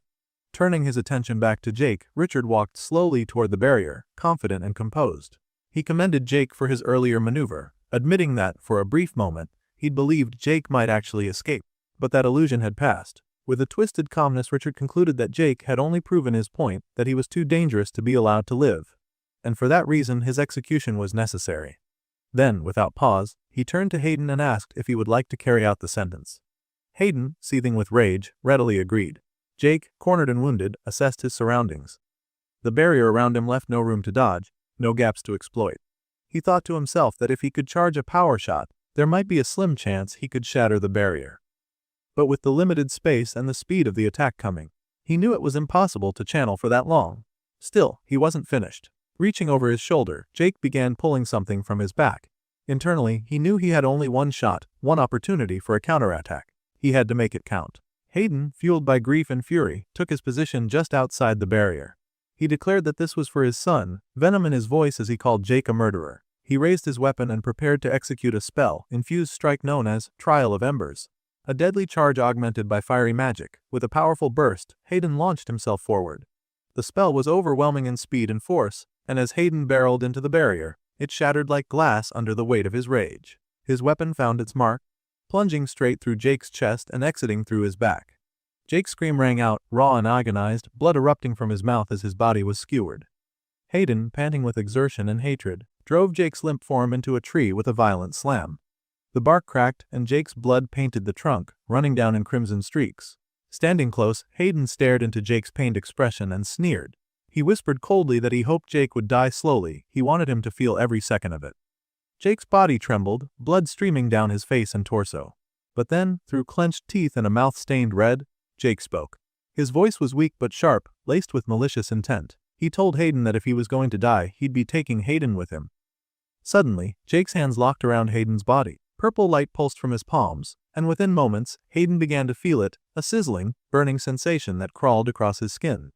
Confused and alarmed, Hayden shouted, demanding to know what was happening. What was this burning sensation? Jake, bleeding but grinning with dark satisfaction, gave his answer. He asked Hayden, almost playfully, if he liked it. And then he revealed the truth. The searing pain was necrotic poison, something Jake had brewed long before. He told the mage that during Hayden's charge, only moments ago, he had managed to coat his hands in necrotic poison.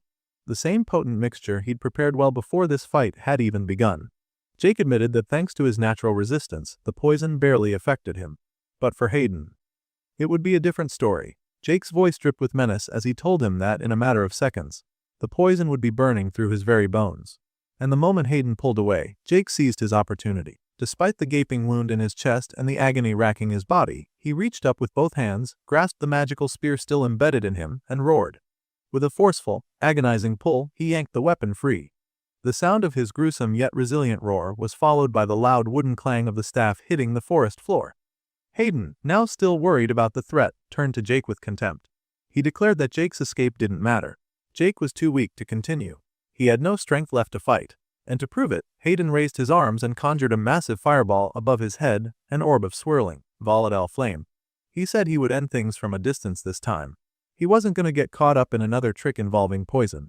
Jake, still crouched and clenching his wound, acknowledged internally how right Hayden was. He was in no condition for another fight.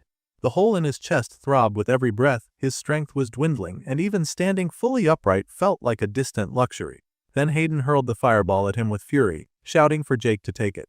But something was off. At that moment, Jake didn't flinch.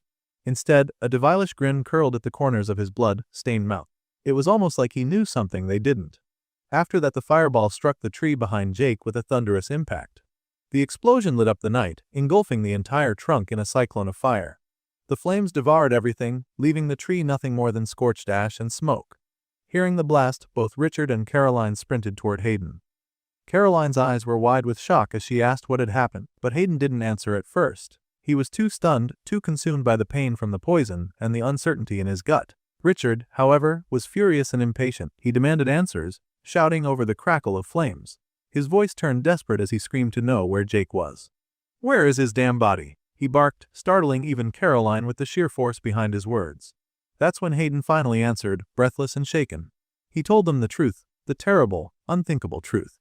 Jakey, the primal hunter, had escaped. Not far from the wreckage of the battle, Jake was already moving. He staggered through the forest, one bloodied hand pressed tightly to the hole in his chest. His breathing was labored, his clothes soaked with blood, and each step left a fresh crimson mark on the ground. But still, he walked, one foot in front of the other. Internally, Jake told himself he couldn't stop now. The shadow vault had worked, but only just. It bought him distance, not safety. If he stayed in one place too long, they'd find him again. Inside the magical necklace, Cecil stirred, worried and anxious. He called out to Jake, asking if he was okay.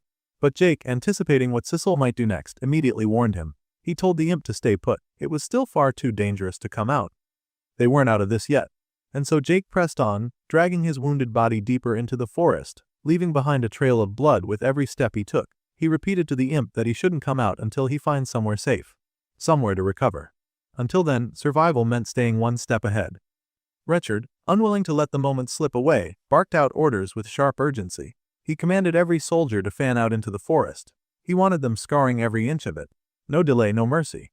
Jake couldn't have gotten far, not in his condition. The troops didn't hesitate. At Richard's word, they sprang into motion, sprinting in every direction with weapons drawn and senses sharp. As they disappeared into the forest, Richard added one more command that made his intentions clear. He told them this was likely their only chance to capture Jake, and if they found him, they were to kill him. Far ahead of them, hidden by distance but not out of danger, Jake felt the pressure tightening around him. He could feel the subtle shifts in the air, the ripple of movement that betrayed his pursuer's presence. He glanced back, his mind sharpening. It wouldn't be long before they found his trail. Inside the pocket dimension of the necklace, Sissel's voice broke through the tension. The imp told Jake to look up ahead at something he has seen. Jake turned his eyes forward, and there it was. The barrier. That strange, multicolored, flickering veil he and Cecil had noticed a while back, while searching for Richard's encampment. It stood there now like a doorway, stretching through the woods with no clear end in sight. Jake limped toward its edge, muttering to himself. He remembered the challenge dungeon from before. That dungeon had a protective field, too. One that rejected anyone beneath a certain level threshold. If this one worked the same way, then maybe, just maybe, it could act as a wall. Maybe the soldiers wouldn't be able to pass through it, and he could finally disappear from their reach. But Cecil, still watching from the safety of the necklace's inner realm, wasn't convinced. He shook his head and gave a grim reminder. If this barrier really was anything like that dungeon, then stepping into it might just lead Jake into even more danger than what he was fleeing. Jake paused at the threshold, placing a blood-stained hand against the shimmering surface. For a second, he considered. Then, with a tired but determined breath, he muttered that it was a risk he'd have to take. He had no other option if he wanted to survive. Without further hesitation, he pushed himself forward. The magic of the barrier rippled as his body passed through, piece by piece, until he was completely on the other side. Inside, the forest looked different. From within the necklace, Cecil spoke again, cautiously optimistic. He asked Jake how it felt. Could he sense anything? Jake answered softly, nothing yet. No danger. No hostile auras. Maybe, just maybe, they were safe. He let out a tired sigh and closed his eyes briefly. His entire body was trembling. Blood still leaked steadily from the wound Hayden had left, and every breath was harder than the last. But for the first time in what felt like forever, Jake whispered that he might finally have a few seconds to rest. Then, just as he thought the worst might be behind him, that fleeting moment of relief shattered. A pressure prickled at his skin, a presence. No, it was many of them. His eyes snapped open and his body tensed on instinct. Something was wrong. From the thick brush ahead, the undergrowth trembled. Then, without warning, they emerged monstrous, primal, and furious. A horde of red-scaled, yellow-eyed beasts charged into view. Jake took one look at them, at their massive claws, sharp teeth, and snarling faces, and let out a dry chuckle. Of course, he said through gritted teeth, a wary smile pulling at his cracked lips. Still smiling bitterly, Jake muttered to himself, almost amused by the absurdity of it all. What a shitty way to die. They circled around him, pacing slowly but deliberately, closing off every direction of escape as though they were herding prey. Jake, already drained and barely holding himself upright. Too much blood had already left his body. His limbs were cold, his vision flickered. His body no longer even registered pain. As one of the beasts sank its teeth into his shoulder, Jake didn't cry out. The sensation was distant, almost numb. Another creature clamped onto his leg, dragging him slightly, and yet still no agony came. Instead, he found himself quietly acknowledging that this truly might be where his story ended. Then a third one lunged, claws extended, snarling as it prepared to finish him off. Still restrained by the two biting down on him, Jake could only watch as it pounced. And in that frozen moment, a bitter realization crept into his mind. His expression reflected more than pain, it showed something deeper. Disappointment, even sadness. But before the final blow could land, something unexpected happened. A voice echoed out of nowhere, deep, amused, and filled with a sardonic tone. It was the voice of the malefic viper, the ancient dragon serpent god. The entity expressed mild surprise at seeing Jake like this. Jake now stood in a new place entirely. He was no longer within the forest. The pain was gone. His bloodied, tattered form had vanished. The malefic viper sat leisurely on a floating rock, suspended by nothing at all, holding a drink in hand. With casual arrogance, the divine being made a dry remark about how rude it was for someone to barge into another's domain without so much as a warning. He sipped from his glass as though none of this were unusual, clearly amused by Jake's sudden appearance. Jake, still stunned by his abrupt shift from near death to this surreal plane, tried to piece together what had happened. Just moments ago he had been on the verge of being devoured. Now he was standing here, fully healed. He asked, still reeling, what had just taken place. In response, the serpent god toyed with his drink and gave a vague, half-serious answer. He reminded Jake of the blessing he had granted him during their previous meeting, a divine mark given not just as a boon, but as a link. That blessing, the Viper explained, created a mutual connection. They were bound together now in a strange way. Despite the gravity of the conversation, the malefic Viper remained relaxed, even amused. He confessed that he hadn't really expected Jake to just show up here unannounced. In fact, this was a first even for him. Jake asked if the Viper had summoned him, but the being clarified that while he had helped ease the process, it wasn't exactly a summoning. Jake himself had somehow triggered it, whether by instinct, desperation, or sheer willpower. It had been Jake who initiated the crossing into this divine space.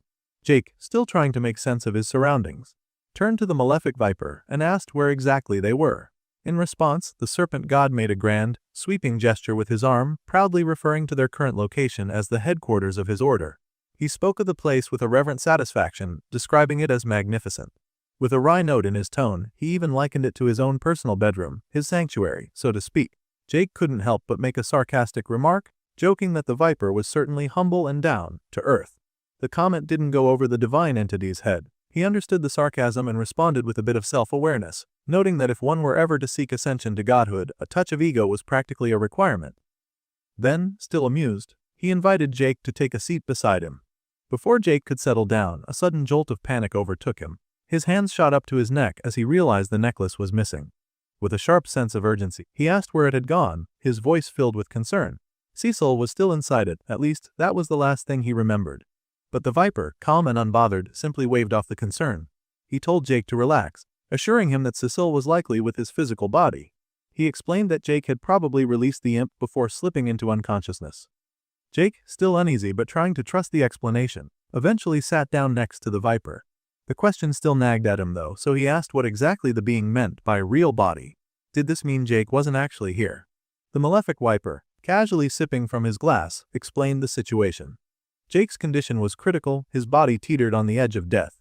He wasn't entirely alive in the conventional sense, but he wasn't fully dead either. He existed in a kind of liminal space, somewhere between both states. Yet Jake's primary concern wasn't for himself, it was for Cecil. He expressed his need to return, to make sure the imp wasn't in danger. But instead of acting immediately, the Viper placed a hand on Jake's shoulder, attempting to steady him with a reassuring presence. He told Jake to calm down, stressing that while his body was in the process of healing, stress would only complicate things. The more Jake panicked, the more difficult his recovery would be, especially for his soul. That last part caught Jake off guard. He didn't understand what his soul had to do with any of this. The concepts being thrown at him no longer made sense, and he said so plainly. The Viper responded with a knowing patience, explaining that the subject of karmic projections was far too complex for someone of Jake's current level, especially given the limitations of his human heritage. It wasn't an insult, just a reality. Certain things, particularly those involving the soul and higher forms of metaphysical interaction, were difficult to grasp without transcending those natural limits. As Jake absorbed this, he allowed himself to glance upward at the view surrounding them. The sky above wasn't one of clouds or sunlight. It was filled with distant stars, swirling galaxies, and cosmic beauty that painted the heavens like an astral tapestry. It truly did feel like the heart of something divine. Amid that awe-inspiring silence, the Viper continued. He explained that Jake's soul had come to this place on its own, guided by an instinctive sense of safety. Somewhere deep within Jake's subconscious, a choice had been made, one meant to preserve his life.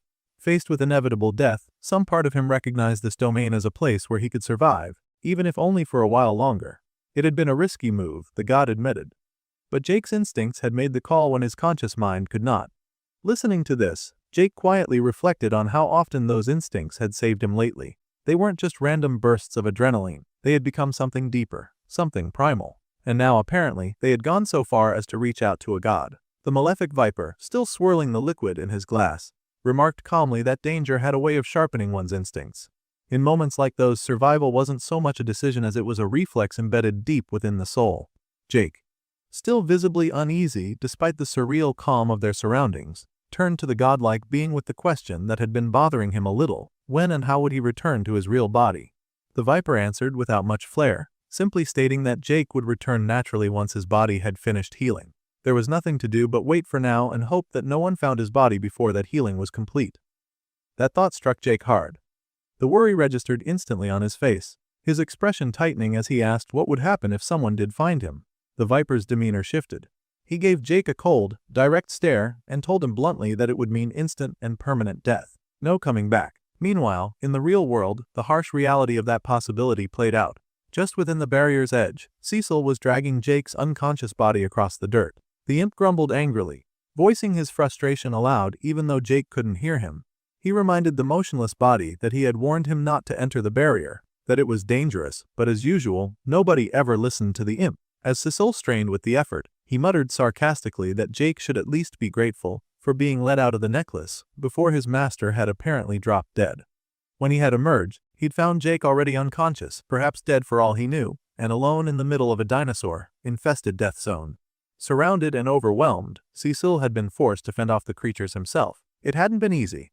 The imp had used every bottle of necrotic poison he could get his tiny hands on, scattering them to repel the red, scaled beasts and keep them from tearing Jake's body apart.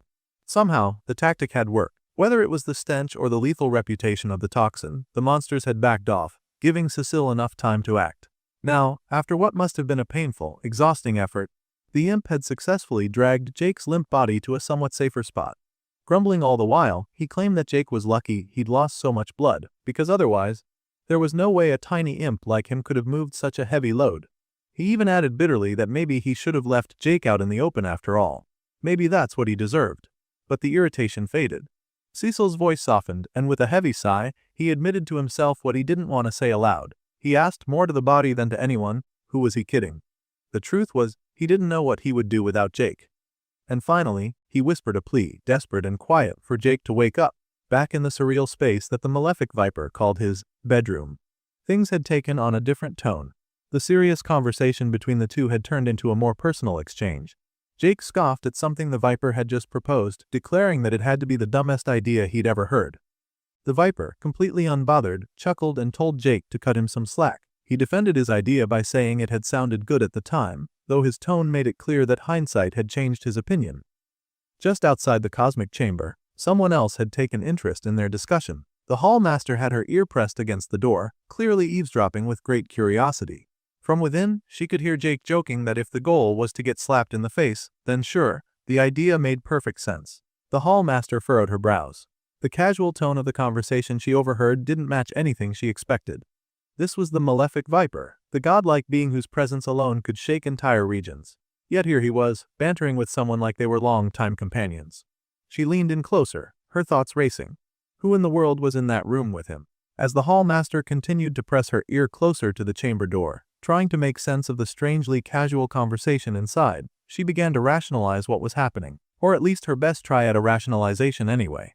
In her mind, this had to be some kind of divine test. The malefic viper, her god, was surely gauging her loyalty or resolve, perhaps expecting her to act in defense of his honor. Convinced now that this was a divine directive, she stiffened her posture, pushed open the door with determined urgency, and loudly proclaimed that she would defend his honor immediately, just as he wished. But the sight that met her eyes instantly shattered the momentum of her dramatic entrance. There, seated side by side in the celestial chamber the Viper had earlier referred to as his bedroom, the hall master froze, eyes wide, completely blindsided by the ordinary atmosphere she'd interrupted. The dramatic speech she'd begun fell apart in her throat. In a hurried pivot, she stammered that she wasn't going to do anything after all. Clearly, she had interrupted something important. Her tone shifted awkwardly, and the intensity with which she had opened the door now stood in comical contrast to her immediate retreat.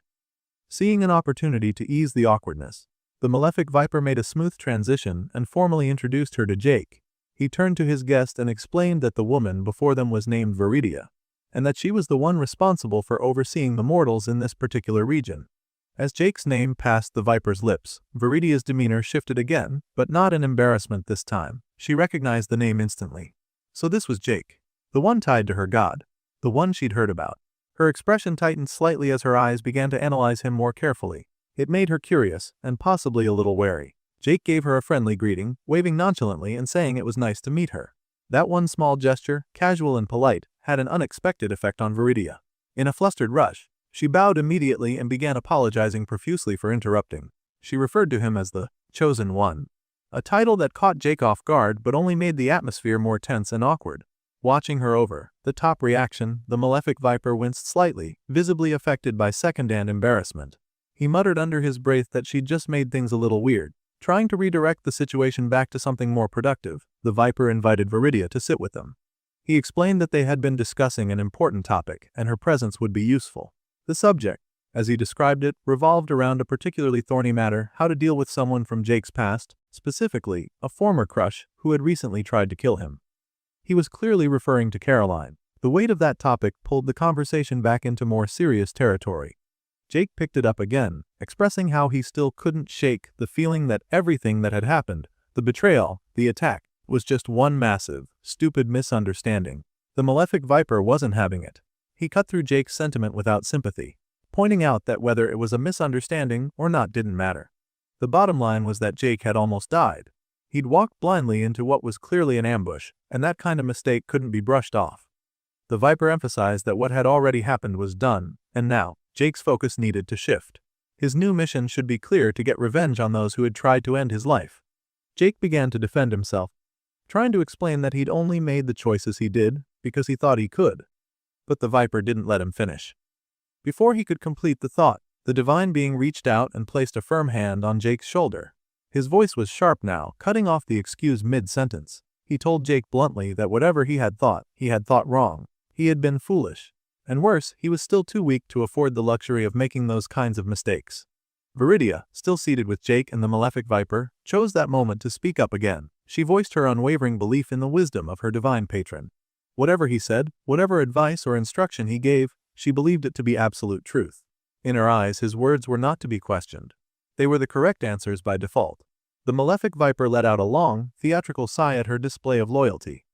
While he clearly appreciated the sentiment, he couldn't help but make a light jab. He noted aloud that while devoted followers were nice to have, they often made for terrible conversation partners. The comment caught Viridia off guard. She blinked at him in disbelief, clearly not expecting the critique, even if it came with a smirk and a teasing undertone. Shifting gears, the viper turned his full attention back to Jake. With a serious tone, he asked him what it was that he truly desired, what he wanted deep down, at the core of his being. Jake, not entirely sure how to respond at first, gave the simplest answer that came to mind: he wanted to return to his body. He didn't want to die. That was his main concern. But the malefic viper wasn't satisfied with that. He pressed Jake to think deeper, bigger, to reach beyond the fear of death and reflect on what his heart truly longed for. Jake fell silent for a moment, reflecting. Then, with a clearer mind, he started to speak. This time, there was more weight behind his words. He said he wanted to fix the mess surrounding Adam and the others. He wanted to make sense of the betrayal and chaos. He spoke of revenge, of what Hayden did to him, driving a blade straight through his chest. He declared that he wanted to kill Richard and William, those who had played their parts in this web of deceit. But that wasn't all. His tone shifted as he clenched his fists and a different kind of desire surfaced.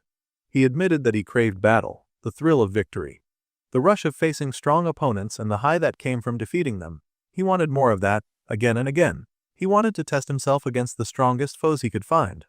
As he stood and looked up at the glittering expanse of stars above them, he voiced his final desire to grow stronger, endlessly stronger, until he reached a point where he could do whatever he wanted. No limits, no chains. The malefic viper smiled at that answer. He found it fitting, worthy even. He told Jake that true freedom, the kind Jake had just described, was indeed a noble goal.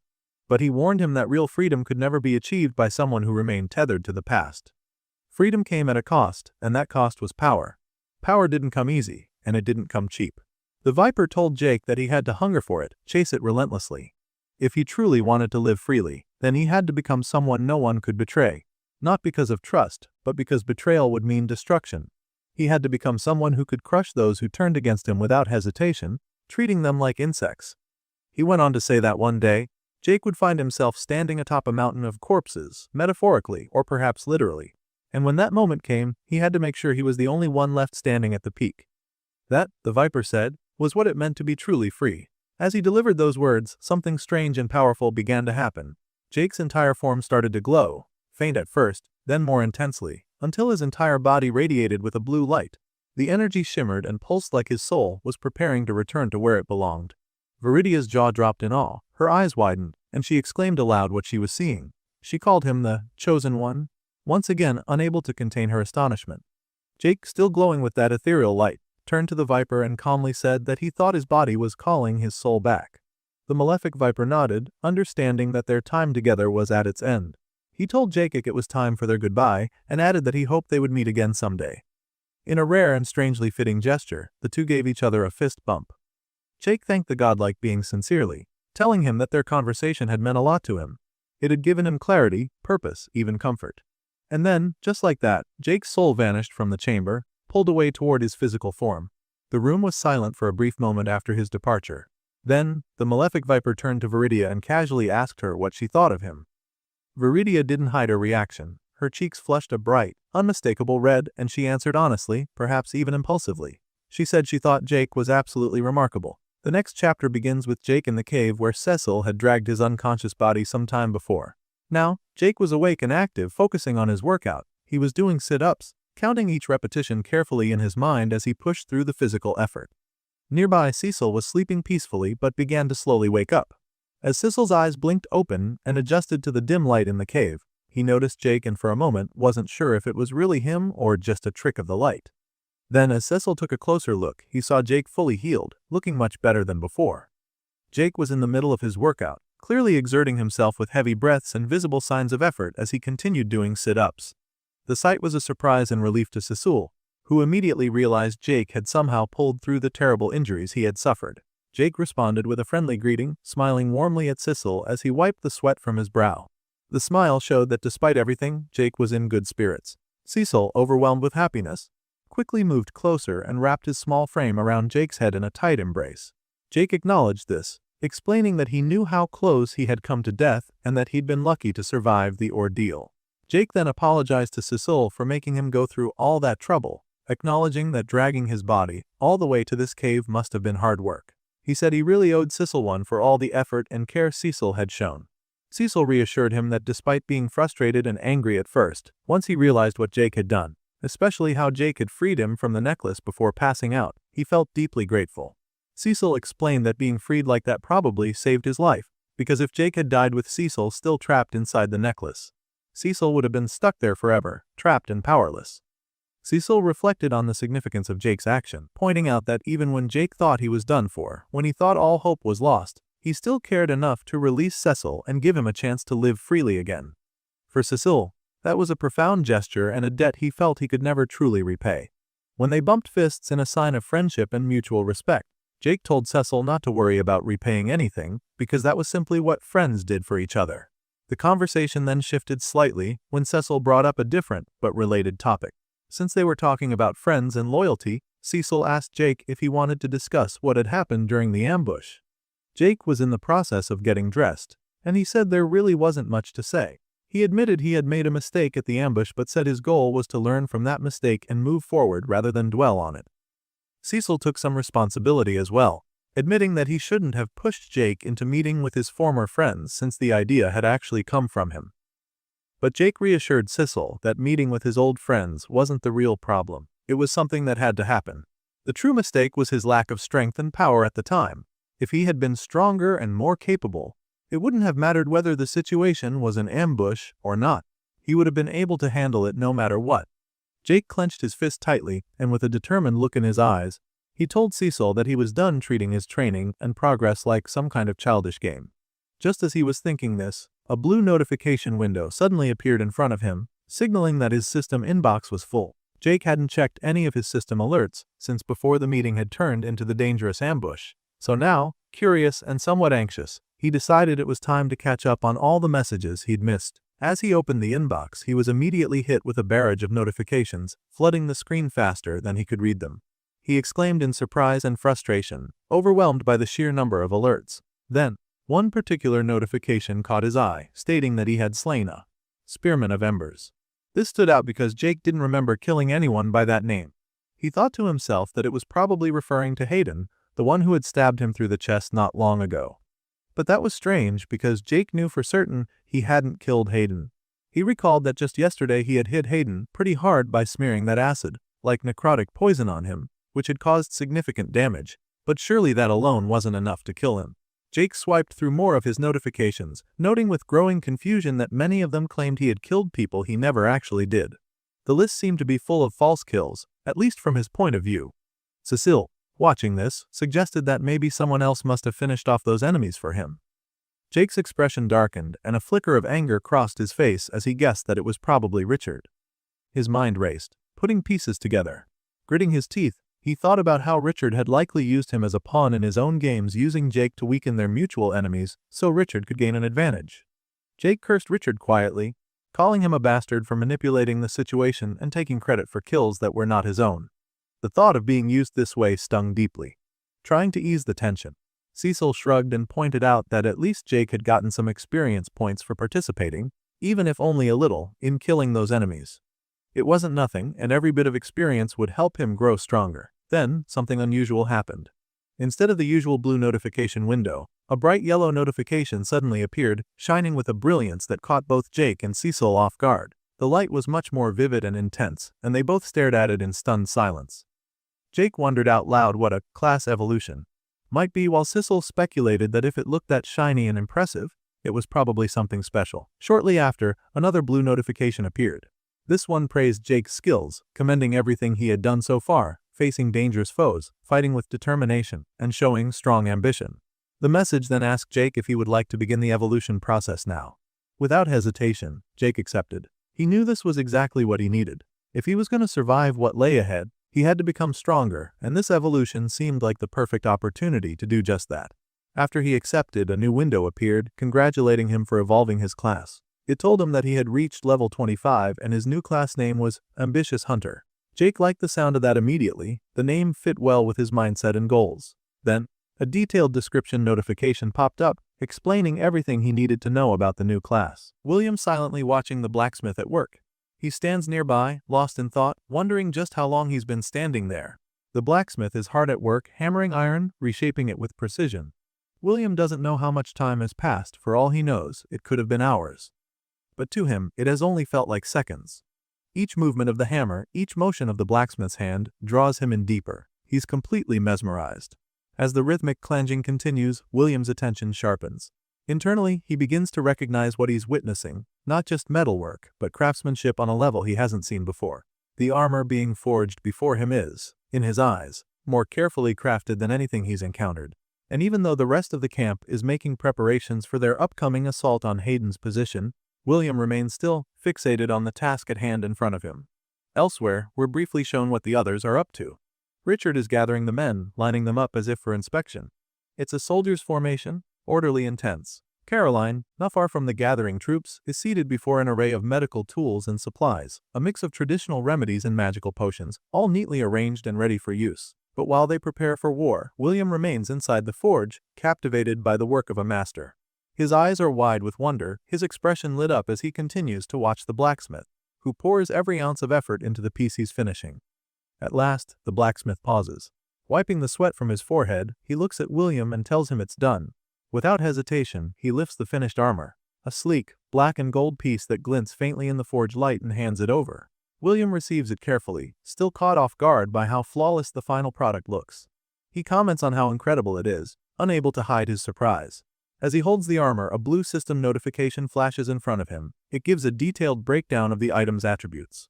Among the features listed, 2 enchantments stand out: expanding armor and kinetic force diffusion. The second one catches William's attention. He immediately turns to the blacksmith, asking what exactly that means. In response, the blacksmith chuckles lightly and simplifies it, saying if someone swings a heavy weapon at William while he's wearing this, he won't be turned into paste.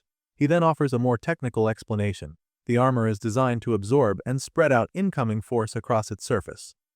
This makes it easier for someone with William's build to endure strong hits that might otherwise cripple a regular fighter. It doesn't make him indestructible, the blacksmith adds, but it does mean he can last longer in a fight than most would expect. William reacts with subtle surprise, his expression shifting slightly as he takes it all in. The blacksmith then pats him on the shoulder and asks what he thinks. William admits he's unsure how to respond. What he feels now is something unfamiliar: gratitude. And he confesses that he might be feeling it for the first time. The blacksmith acknowledges this with a nod and tells William there's one more thing. He explains that he's going to give William something important, a piece of paper containing information about the armor and what he hopes William will do with it. But he's clear it should only be opened after everything here is finished. William accepts the paper, still a bit puzzled, and asks what he means by that. The mood shifts as the blacksmith becomes more serious. Placing both hands firmly on William's shoulders, he looks him in the eye and asks for a promise. He asks that William will honor his wish to avenge his family. William doesn't hesitate. He affirms that he will. He's already said as much and he means it. The blacksmith then turns away slightly, as if what he's about to say weighs too heavily to be delivered face to face. He starts to speak about something he's kept hidden, his true identity. All this time, he's gone simply by the Smith, keeping his distance from others. But now, he says, he trusts William enough to share what he's held back. His name, he reveals, is Hermann Schmidt. His son, now deceased, was named Gunnar Schmidt. His daughter-in-law, Karen, is also gone. As he speaks their names, we're shown a glimpse of the two, a moment frozen in his memory. He adds, with quiet pain, that Karen was pregnant at the time they were killed. The weight of that revelation hits William. For a moment, even someone like him, so often detached, is visibly shaken. There's something in his expression, a flicker of genuine emotion. Then, as if making peace with his past, Hermann lifts his head. A faint magical glow begins to radiate from his body. He speaks again, asking William to carry out one final request, not exactly for vengeance, but to keep his family's memory alive. Turning his head just slightly, he tells William that no one else can do this. The glow intensifies, it becomes brighter, stronger. William instinctively raises his hand to shield his eyes as the light grows harder to look at. Confused, he begins to ask what's happening. But Hermann doesn't respond to William's question. Instead, he speaks his final words, offering a quiet farewell to the one person he had allowed himself to trust. He calls William his young friend and expresses a wish for him to find happiness in this world. He hopes that one day, William might come to understand himself. Sensing that something was wrong, William instinctively reaches forward. There's a growing tension in the air. For the first time, he calls out Hermann's real name, not the title of Smith that he had gone by all this time. But the moment is already slipping away. Without warning, Hermann collapses to the ground with a heavy thud. William is startled. His eyes widen and his breath catches. He calls out in confusion, demanding to know what just happened. He stands frozen, staring at the man's unmoving form, trying to make sense of what he's seeing. An unfamiliar feeling starts to rise in him. It unsettles him. Inside his own mind, he tries to put words to the emotion, struggling to identify it. It almost feels like fear, but not quite. It's something else. He doesn't understand it, and that only unsettles him more. Then, as he continues to stare, the blacksmith's body begins to change. The edges of his form start to break apart softly, his body dissolving little by little. Bit by bit, he begins to fade, as if his physical form is turning into light and slowly dispersing into the air. And in that moment, something happens that William never expected. Tears begin to fall from his eyes. They start slowly, but they fall all the same, and he notices it. He wipes his face, caught off guard by the reaction. Quietly, he mutters something to himself. In his mind, he begins to reflect on what all this means. A memory flickers, one from the past, from a time long before now. It was a memory tied to regret, to choices that could not be undone. But even then, William had felt nothing. He was detached, empty, untouched by guilt or sorrow. Now, though, in this quiet forge, watching the last fragments of Hermann Schmidt disappear, something is different. In the present, William admits something to himself. He always thought grief was a kind of sickness, a defect that infected people, one that had never touched him. He believed he was immune to it, incapable of such things. But as he stands there now, everything has changed. For the first time, he understands it. And strangely, that realization makes him smile. It is not a smile of joy but of recognition. He feels something, and it matters. Despite this new awareness, William pulls himself back. He clenches his fist tightly and grits his teeth. He tells himself that he cannot afford to be distracted by emotions right now.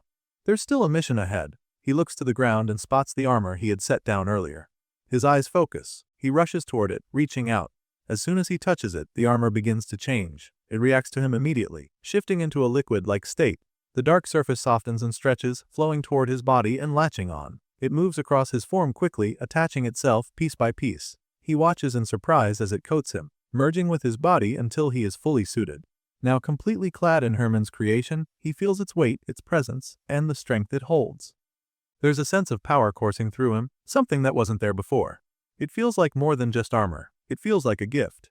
Then, a system notification appears in front of his eyes. It confirms what he's experiencing. He has gained the expanded armor of Hermann Schmidt. The system explains that this piece carries the full weight of its creator's intentions. It's not just protective gear. It holds within it the hopes, the ambitions, and the goals of the man who made it. And with it comes a new ability, the legacy of Hermann Schmidt. Understanding the significance, William places his armored hand against his armored chest. He acknowledges what this means. This is not just armor. This is what remains of Hermann. His legacy is now bound to William, A familiar grin returns to William's face. It's one filled with confidence, a little bit of pride, and a sense of purpose. He silently promises the fallen blacksmith that the two of them will leave their mark. He will show the world what they can accomplish now that they are one. Then, his eyes catch something else. On the ground nearby is the piece of paper Herman gave him earlier. For a moment, he had forgotten about it entirely. He reaches down and picks it up, examining it. As he looks closer, he realizes it's enchanted. It seems to contain a voice recording. Curious, he raises it to his ear and taps it gently. The moment he does, his expression shifts. His eyes widen as he listens. Whatever he hears catches him completely off guard. The message from Herman is unexpected, and William can hardly believe it. He blinks in disbelief, the corners of his mouth pulling into a faint, amused smile. Then he lets out a short laugh and, with a light chuckle, speaks under his breath. His reaction is part surprise, part admiration. There's a sense of respect in it, even if laced with playful annoyance. The blacksmith, it seems, had one final twist planned. Meanwhile, far away from the forge, another scene is unfolding. Jake is deep in the forest, standing amidst the aftermath of a battle. The ground is littered with the corpses of raptors. Their bodies are sprawled across the dirt, arrows sticking out from every angle, with blood staining the grass and leaves all around. Jake stands tall, having just finished off the last of the group. Duke, nearby, wipes sweat from his brow. He remarks that the hunt wasn't half bad, clearly satisfied with their results. Cecil, observing the scene, comments on Jake's growing presence. He says Jake is starting to look genuinely intimidating and admits he wouldn't want to be on the receiving end of his skills. Jade joins in the conversation, turning to Cecil. He mentions how Jake's abilities seem to be expanding rapidly. As he scrolls through his notifications, he explains that every time he levels up, he seems to unlock more techniques with his arrows. He's learning more with every fight. Curious, he opens up his status screen to check how much experience he gained from the battle. After reading the numbers, he nods to himself. He's pleased. He even entertains the idea that he might be able to raise his alchemy skill to level 50 before this entire tutorial ends. The thought brings a smile to his face. Then, the imp asks an important question. He wants to know how much time Jake has left. Jake agrees that it's something worth checking. He opens up his system again, intending to check the remaining time. But as he does, something catches his attention. The number of survivors has dropped drastically. He says that the numbers shouldn't have dropped that fast. Cecil, hearing the concern in his voice, walks over to take a look at the screen. He sees it for himself and asks what exactly is going on. Jake responds, still watching the numbers fall. The rate of decline is rapid, far too fast to be natural. Even as they stand there watching, more names vanish. The number keeps decreasing at an alarming pace. Confused and increasingly worried, Jake asks the only question that makes sense to him at that moment. He wants to know what on earth is going on. The story then shifts back several hours earlier to a different scene. Richard is standing in front of his gathered army. His troops are assembled in tight formation, waiting for his orders. Richard stands on a slightly raised area so that he can be seen and heard clearly. He begins to speak to his men with firm determination. Richard tells them to polish their armor and ready their swords. He reminds them that the bastard Hayden is already dead. His words carry a sharp edge as he refers to Hayden's forces in the past tense. He continues by saying that only one of Hayden's men remains, a lieutenant named Desmond, who Richard believes is consumed by thirst for revenge. Richard explains that they have given Hayden's forces chances to surrender, but those chances have been ignored. He asks his men if they will allow the enemy to start another war. The soldiers respond with a loud roar, shouting a unified refusal.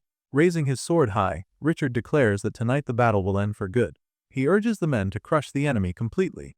The troops respond with fierce agreement, stomping the ground and shouting loudly to show their readiness. At that moment, a notification appears in front of Richard. It pulls his attention away briefly. The window shows his progress on a personal quest called A Leader is Born. Richard reflects to himself. After weeks of what he calls a damn tutorial, he is finally close to completing the quest. But he does not plan to settle for just the minimum. He smiles with a hint of malice, thinking ahead. Once he is done with Hayden's people, only one trouble remains, an archer named Jake. As an afterthought, his eyes glance toward William standing nearby. Richard notes silently that William no longer seems loyal. He can sense this by William's skills and attitude. Still, Richard does not see this as a real problem. His plan is to use William to destroy his enemies first. After that, he intends to put the dog down, ending William's usefulness once and for all. Richard then walks over to William and waves at him. He asks if William has seen the blacksmith around anywhere. William replies that the blacksmith is not the type to get involved in things like this. He adds that the old man cares more about his smithing work than anything else in the world. Richard shakes his head, saying it is a shame because the blacksmith's hammer would have been more useful on the battlefield than anywhere else. Richard then places a hand on William's shoulder and gives it a light squeeze. He says it is a comfort to have William here and tells him to make sure to show them what he can do. Richard ends this interaction by calling William friend, but his tone is insincere. William answers aloud with, "Of course," but inside he is angry. He thinks that Richard should keep his hands off him. Internally, William wonders who Richard thinks he is, calling him his friend. Later, all of Richard's men gather outside Hayden's camp. They stand ready to face the enemy's remaining forces. Among Richard's troops are mages, warriors, archers, and others that are all prepared for the battle ahead. On Hayden's side, now led by Desmond, the only defense is a long wooden wall with spikes. This wall has been built to keep Richard's forces from entering the camp. Some of Richard's men shout insults at Desmond, calling him a coward and demanding that he come out to fight. But Desmond remains silent, standing behind the wall without responding. Richard seems annoyed by Desmond's silence. He says that if Desmond refuses to come out, then Richard and his men will come inside. Without hesitation, Richard raises his shield and appears to charge it with magic. He then releases a strong blast from the shield aimed at the wooden barrier. The attack breaks through the wall, leaving a large hole. William, watching the scene, squints and shields his face from the blast. He thinks the attack was effective and seems somewhat impressed. Now with the wall breach, Richard calls out, demanding to know where Desmond and his troops are. Seeing he had no other choice, Desmond took his stance, ready for battle. He pointed his staff forward and prepared to unleash his power. Then, with a forceful shout, he sent a large blast of magical fire toward Richard and his troops. The fire moved like a cannonball, but carried the intense heat and destructive power of magic. Richard quickly noticed the incoming attack. Without hesitation, he looked at his men and ordered them to raise their shields. Almost instantly, a giant magical barrier formed around Richard and his troop, protecting them from the multiple beams of fire and magic flying toward them. The shield absorbed the impact and held firm, keeping the soldiers safe. Desmond was not alone. Behind him stood a group of mages, all taking the same battle, ready posed with their staffs pointed forward. At Desmond's signal, they unleashed a powerful combined magic attack aimed at Richard's forces once again. On the battlefield behind Richard, Caroline watched the situation closely. Concerned, she asked what their plan was going to be. She realized the enemy would keep attacking with spells and their magical shield could not hold forever. Richard answered simply that they would charge at the enemy. Richard then commanded his troops to advance. Despite the ongoing magical bombardment, his men ran forward toward Desmond's forces. Seeing this, Desmond ordered his troops to retreat, pulling back quickly to avoid close combat. Richard let out a light chuckle, amused by how the enemy fled. He began to say that the fight should be even easier than he expected, but he was interrupted before finishing his sentence. A large explosion suddenly erupted behind him and his men, forcing them to stagger backward. Richard turned to see what caused the blast and realized that Desmond's troops had ambushed them from behind. One of Richard's men, clearly panicked, asked what they should do now. Richard's response was loud and fierce. He pointed his sword toward the enemy and shouted that they should slaughter the attackers, letting out a powerful roar. As the battle raged on, Richard reflected on war. Steel clashed against steel, shields met swords, and weapons collided with brutal force. He thought war was a messy business. It was not about trained fighters showing off skills in neat duels. Instead, it was senseless and bloody. The scene showed one man slashing another, decapitating him with a single strike. Another warrior was riddled with arrows, falling to the ground. Richard noted that in battles like this, enemies often target the magic users first because they are more vulnerable. Next, Richard saw an archer impaled by a swordsman. He added that archers are then targeted to stop them from creating distance with their attacks. He also observed that healers like Caroline do their best to keep everyone alive. Skilled healers are always protected by their allies, and Caroline was no exception. She stood surrounded by men guarding her as she worked. Richard then moved into the fight himself, slashing at his enemies. He believed that in the end, no one shined brighter than a true warrior. After defeating an opponent, he stood over the fallen man with quiet confidence. With the battle won, Richard approached Desmond, who was kneeling on the ground, exhausted. Around them lay many bodies, riddled with wounds and covered in blood. Caroline stood nearby, watching. Richard offered Desmond a chance to give up and live, but Desmond simply smiled and told Richard to end it quickly. Richard raised his sword, smiling as he prepared to strike. Desmond bowed his head, ready to accept his fate. Suddenly, the ground around Desmond began to shake and crack. Richard staggered backward, confused and wary of what was happening. A bright yellow light started to glow from Desmond. To protect Richard, Caroline activated a barrier around him, shielding him from the strange magic. She reassured Richard that she had blocked the spell and that he did not need to worry. Feeling safe behind the barrier, Richard looked at Desmond with contempt and scoffed, calling him an idiot. Then, without warning, a voice agreed with Richard. Blood suddenly splattered everywhere, including on Richard's face. He turned quickly to see what was happening. Stammering, someone called Richard's name. It was Caroline. She had been stabbed by William, who was wielding a giant spear. William impaled her and lifted her into the air with the weapon. Blood spilled from Caroline's mouth as she looked at William, silently asking why he did this. Suddenly, Caroline's body turned to stone and then collapsed to the ground with a heavy clunk. William stood over her, smiling with a cruel expression.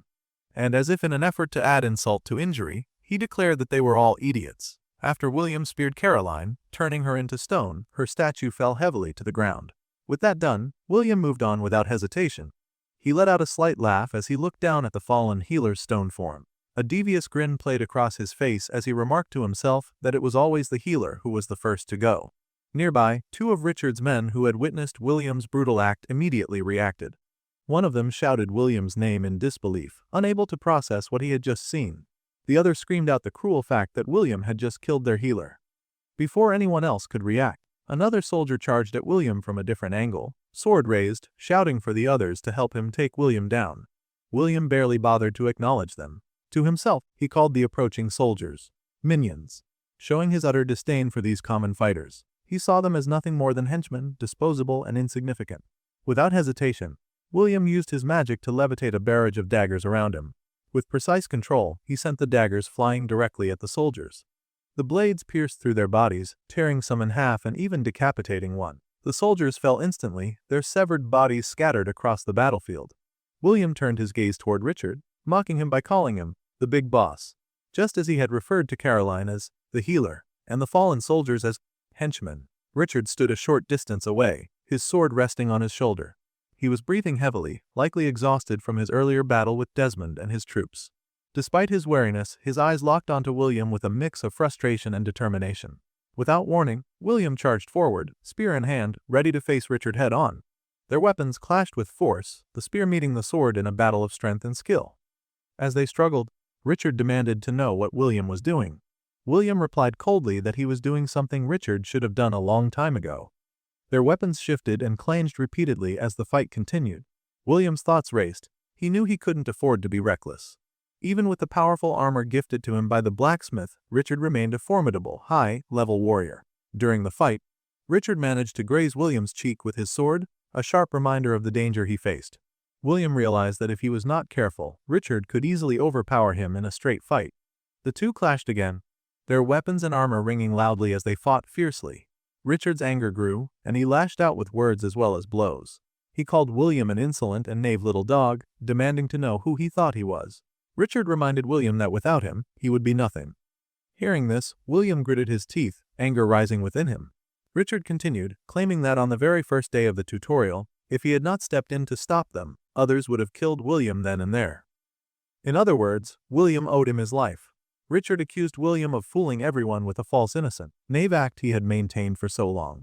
But Richard said he was the only one who ever saw William's true potential. Raising his sword high, shouting in fury, Richard swung it down at William, demanding to know if this was how William intended to repay him after everything he had done.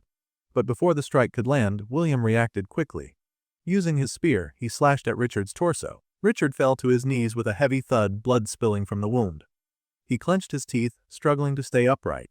From his position above Richard, William spoke coldly, declaring that he was not Richard's dog. Standing tall with a broken, deranged smile, the same cruel expression William often wore, he held his spear firmly and warned Richard never to look down on him again. Now clearly growing desperate, Richard scooped up a handful of sand from the ground and threw it directly at William. The boy instinctively raised his hands to block it, his eyes narrowing in confusion as he wondered what exactly Richard was trying to do with such an odd and seemingly useless move. Without wasting a moment, Richard pushed himself up from the ground. Gripping his sword tightly as he charged forward, he declared firmly that he wasn't done yet. The air thickened with tension as Richard swung his sword toward William, who responded by blocking the attack with his spear. As they clashed, William found himself thinking over the strange sensation coursing through his body. He felt incredibly strong and powerful, more than he had expected. It wasn't just the new armor that was giving him this strength. There was something else, some hidden force fueling his might. He smiled inwardly, intrigued by this unknown energy stirring within him, wondering what exactly it was and what this new feeling meant. Meanwhile, Richard skidded backward across the ground from William's powerful kick, desperately trying to regain his footing. As he stopped sliding, he let out a heavy breath and muttered, "Enough." signaling that he was tired of toying with William and was ready to end the fight once and for all. Now forced to reveal his full power, Richard discarded his cloak as if it were a burden slowing him down. He commented with a mixture of surprise and irritation that it was quite unexpected for a brat like William to have pushed him this far. Standing tall and resolute, Richard told William in no uncertain terms that he would not die here on this battlefield, certainly not at the hands of someone like him. Then, in a calculated move, Richard placed a finger to his mouth and bit down hard, drawing blood. William's eyes sharpened as he watched, realization dawning on him. He recognized the move instantly. It was something he had seen the blacksmith Herman do when gifting him the enchanted armor. Suddenly, where Richard's cloak had been, a mysteriously glowing red cape appeared, swirling behind him. The blood Richard had sacrificed to gain this power was now granting him a significant boost, just as the blacksmith's ritual had empowered William's armor. Now fully charged, Richard surged forward with renewed speed and fury, shouting for William to die. William's mind raced. He knew dodging was impossible. Richard was too fast. The spear came crashing through his chest, Richard shouting, "It's over," as the weapon pierced him. William screamed loudly, blood pouring from his mouth and dripping down his back. But despite the pain, William let out a quiet chuckle, a glimmer of defiance in his eyes. Blood staining his teeth, he managed to speak, praising Richard with a simple, "Not bad." The clutching Richard tightly, William added that it was too late for Richard. With a fierce cry, he activated his magic, calling out the name of his skill vortex of steel. In an instant, the fallen soldiers' blades, scattered around them, began to levitate. More and more swords rose from the ground, gathering into a swirling mass, hurtling toward both combatants. Richard, having just removed the spear from his own body, stepped back cautiously. Confused, he shouted, "What the hell are you doing?" As the blades zoomed in, one of the swords grazed his cheek, drawing a thin line of blood. Still breathing heavily, blood spattering his mouth, William declared this his ultimate move, an attack designed to kill Richard once and for all. Around them, the blades spun faster and faster, forming a tornado-like vortex. William told Richard flatly that now it was over for him. With a single, commanding word from his bloodied lips, William ordered the blades to disperse. The deadly storm tightened, slicing into Richard piece by piece. Despite his desperate attempts to block and brace for the onslaught, the damage was relentless and unstoppable. The violent vortex continued to tear through Richard, spinning around him without relent. When the attack finally ceased, the battlefield fell eerily silent. Richard knelt on the ground, his blood painting the earth beneath him in dark red. Before him stood William, tall and victorious despite his own fatal injury. The scene then zooms in on Richard's battered form, his body twisted unnaturally, one hand severed and his entire frame drenched in blood. His injuries were horrendous, one of his eyes was gone, leaving a hollow socket from which blood relentlessly poured. Through labored breaths and fading strength, his final words barely escaped his lips as he asked William, "Why?" William's lips curled into a devious smile as he lifted a hand to his face, savoring the moment before answering. Calmly at first, he declared that this was all part of his plan from the beginning, that Richard had been nothing more than a pawn in his game, just as everyone else had been. But then his voice cracked with raw anger as he screamed that Richard was responsible for the death of his friend, Herman. Blood dripping from the gaping wound in his abdomen, William's voice grew louder and more frenzied. He shouted that Herman had forged the armor he now wore, and that together they had defeated Richard. Yelling even louder, he insisted that together they had beaten them all. Be it Richard, his henchmen, Caroline, everyone. A manic laughter escaped William's lips as he continued, his words chilling and filled with vengeance. He vowed that after this, he would march straight back to the camp and slaughter every last one of them. He planned to pile their corpses high as a tribute to Herman, to prove that they had triumphed together. Suddenly, Richard's mangled body collapsed with a heavy thud onto the ground. William sank to his knees, still speaking through gritted teeth, promising to show his friends that their victory was shared. Then, his smile twisting into something more deranged, he lowered his voice to a quiet, chilling whisper. He vowed that after all of this, he would hunt down the archer and exact his revenge as well. His voice faltered as he tried to finish his sentence, saying he would show the system that he was superior to every last one of them. But life was slipping from his eyes, and moments later, he too fell heavily to the ground, succumbing to his grievous wound. Just as it seemed that William's story had reached its end, a mysterious voice broke the silence. It spoke of how curious it was that this young man had suddenly been overwhelmed by emotions he had never before experienced. The voice called it a gift, a rare gift from the system granted to someone who secretly yearned to understand others. Slowly, a figure stepped forward, revealing himself as the owner of the voice. He explained that the floodgates had been opened within William. Although William had believed his lack of emotions made him superior, it was now those very emotions that might push him to achieve extraordinary things. The figure stood directly over William's still form, and as the camera pulled back, his full appearance came into view. An older man with scattered white hair, dressed entirely in black robes and a matching cloak. He held a black cane in one hand. Stretching out his hand toward William's chest, the man seemed to channel a mysterious power, declaring that William did not yet have permission to die. Suddenly, William's heart, which had long since stopped, began to beat again. The figure's voice commanded him to rise once more, signaling yet another chapter for the psychotic warrior. The next scene starts with Adam, who begins to narrate his backstory, taking us back to when he was 16 years old. At that time, Adam had landed his first job as a tutor, helping elementary school kids with their homework every afternoon. He describes feeling more like a glorified babysitter than a teacher, sitting in classrooms, standing among the children, reading books out loud, and guiding them through their assignments. But there was one particular school Adam never liked going to. It was located in a rougher part of town, where trouble seemed to follow the kids like a shadow. On one of those days, while tutoring a boy struggling with his homework, Adam was suddenly interrupted. A girl burst into the classroom, calling his name urgently to warn him that a fight was breaking out in the hallway. Rushing over, Adam found two boys in the middle of a heated struggle. One was pinning the other to the ground, accusing him of stealing his notebook and lying about it. The boy underneath shouted for him to get off, their voices rising in anger. Trying to break them apart, Adam stepped in, shouting at them to stop. As he grabbed the boy on top, who was about to throw a punch, the boy's fist accidentally struck Adam in the eye instead. The pain was sharp, and Adam would come to expect a new bruise like this every time he went to that school. Now, we see Adam in his bathroom, staring at his reflection, the swollen black eye staring back at him. His father's voice calls from outside, asking if he's around. Adam calls back that he's in the bathroom, still tending to his injury. His father steps in, eyes immediately drawn to the dark bruise.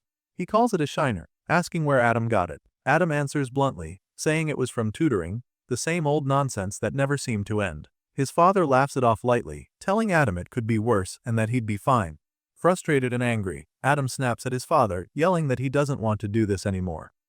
He doesn't want to work with kids and begs for a different job, asking to be given something simple like sorting mail at his father's company. Anything to get away from the bratty children who only caused him trouble. But his father doesn't let it go. He warns Adam not to speak like that. Taking a step closer, his father explains that the kids at that school have had a tough life, something Adam couldn't understand. Hesitant, Adam asks what that means. His father shakes his head and reminds him that Adam has been cared for since the day he was born. He has never wanted for anything, never had to worry about clothes or meals. The job was meant to teach Adam a lesson about life, about using the gifts he'd been given for a greater good. He tells Adam he's supposed to lead those kids, to keep them on the right path, and that this responsibility should not be taken lightly. Pointing firmly, he says Adam should become someone people can look up to, someone worthy of following. Adam's narration picks up again as we see a glimpse of that change. The next day, he pulled the two boys who had fought aside and had a serious talk with them. It wasn't easy at first, but with time, he was able to turn their rivalry into friendship. We see the boys laughing together as Adam playfully ruffles their hair. By the end of the year, every one of his students had passed. When Adam graduated, his father offered him a position at the company, but he refused. Adam wanted to find his own place in the world. He started as an intern, worked hard, and eventually became a full-time employee, then a manager. With each stage, more people began to follow him, little by little growing into the team we now recognize, including Jake, Casper, Bertram, Caroline, and Joanna. Adam concludes by reflecting that he was good with people, strong in his leadership, and that those qualities made him someone others could truly look up to. The scene shifts back to the great forest, now heavy with rain. Adam walks through the puddles, his footsteps soft but weighted. He says quietly to himself that here, in this place, he is not strong. As his gaze drifts downward, the ripples in the puddles reflect haunting images, first Casper's face, then Lyra's, then Jake's. Each reflection seems to fade into the next, like memories slipping through his fingers. Adam's voice grows heavy as he admits how hard he's tried, how desperately he's fought, yet this cruel tutorial has taken everything from him. No matter how much he fights or how loud he claims to protect them, his friends just keep disappearing. And there's a deep ache as he thinks of someone he can't protect at all, Caroline. Then, shifting from vision to harsh reality, Adam's eyes catch sight of something frozen and unmoving. He stumbles upon Caroline's body, encased in cold, lifeless stone. He kneels beside her, trembling as he reaches out to touch the rigid surface. Whispering the question that burns inside him, who did this to her? The memory flashes forward. The last time they spoke was during a fierce argument. Tears come unbidden as Adam recalls that bitter fight, and worse, how he never got the chance to say goodbye. His sorrow is interrupted by Bertram's voice calling him over urgently. Adam rises and moves quickly, following Bertram's call. As Adam approaches, his eyes fall on William's blood-stained form, lying broken on the ground. In that moment, everything clicks: the stone that holds Caroline's body, the cruel magic behind it.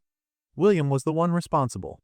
Rage wells up in Adam's chest, his teeth clench tight as he curses William for the death and destruction he caused. He places a hand on William's battered body and, shockingly, feels a faint but steady pulse. William is still breathing despite the grievous wounds. Bertram's question hangs in the air: what will they do now? Adam's fury explodes as he pulls his sword free with a sharp, ringing clang, shouting that he wants to kill William here and now. After all the pain William's caused, maybe ending him would be a favor to the world. Trying to steel himself, Adam mutters that William is a monster. Yes, a monster, right? But his voice wavers and his hands tremble as the weight of what he's about to do sinks in. Then, suddenly, his sword slips from his grasp, crashing to the ground. He clenches his fists, questioning why he can't go through with it. His mind screams that he should end William before he hurts anyone else, but his heart refuses to follow. Defeated, Adam sinks down to the wet earth with a heavy thud. He admits bitterly that this place has broken every person they've encountered, turning them all into killers. Yet even as tears spill down his face and his shoulders shake with sobs, he makes a vow to himself: this place will not break him. He will not lose hope. As if in answer to his resolve, a bright yellow notification suddenly appears before him, glowing softly in the rain. Adam stares at it in surprise. A class evolution is available to him. Puzzled, he moves closer to the light, trying to understand what it means. Bertram approaches, curious, asking what's happening, but Adam only keeps his eyes fixed on the notification. Suddenly, a flood of invitations begins to pour in, dozens, then hundreds, even thousands, each one a summons from a different realm. Adam's bewilderment grows as he watches the notifications stack up. Bertram asks who they are from, but Adam admits he doesn't know. Still, he feels something stirring deep inside, a faint pull toward these strange offers. Scrolling through, he sees names attached to the invitations: Umbra, Yggdrasil, Artemius. Each name carries a hint of who the sender might be, a subtle signature etched into the message. Bertram asks what Adam plans to do. Adam hesitates, then wonders if this flood of invitations is exactly what he's been waiting for. A chance to make sense of the chaos and pain of the past 2 months, an opportunity to find his place in this bewildering new world. Just then, a golden notification shines brighter than the rest. It's an invitation from the Holy Mother, asking if he will accept her realm.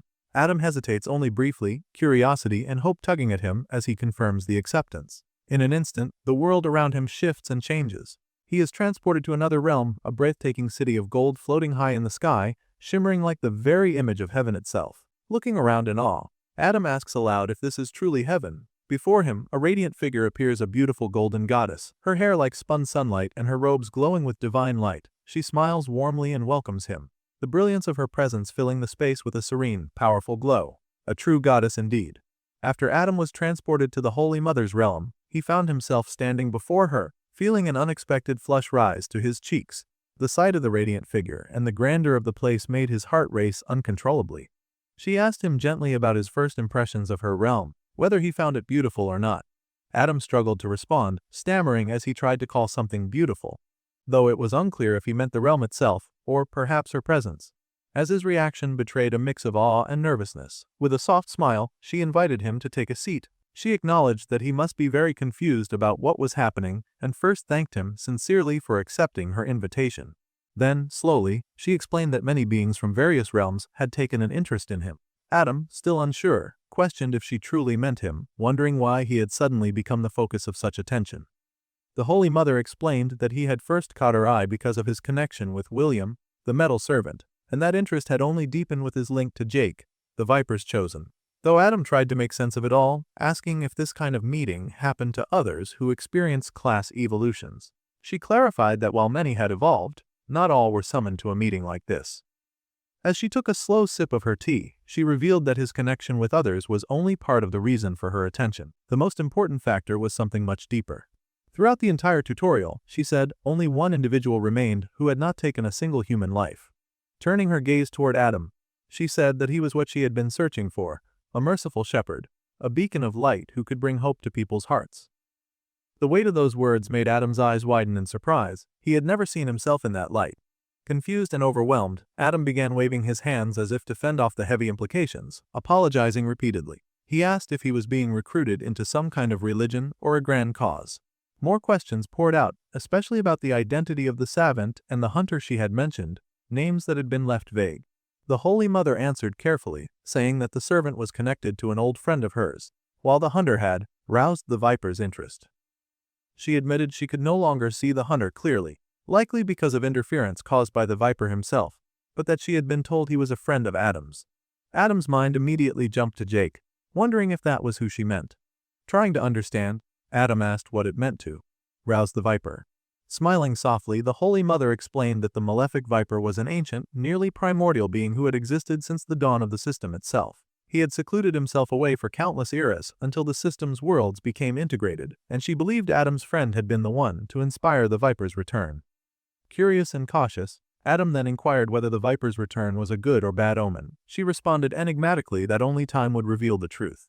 Then, with a soft laugh, she expressed her happiness at seeing Adam no longer moping around in that empty, lonely realm he had come from. Adam found himself thinking that her words were cryptic, her tone full of riddles and subtle meanings that he struggled to fully grasp. Summoning courage, he posed a question he felt might be a bit forward: was coming to her realm a good or bad thing? The Holy Mother observed that he seemed to care deeply about the concepts of good and bad. Ultimately, she said it depended on what he chose to do while here, but if she had to choose, she would say it was a good thing, her warm smile softening her words. Still seeking clarity, Adam asked what he was supposed to do now and why she had brought him to this place.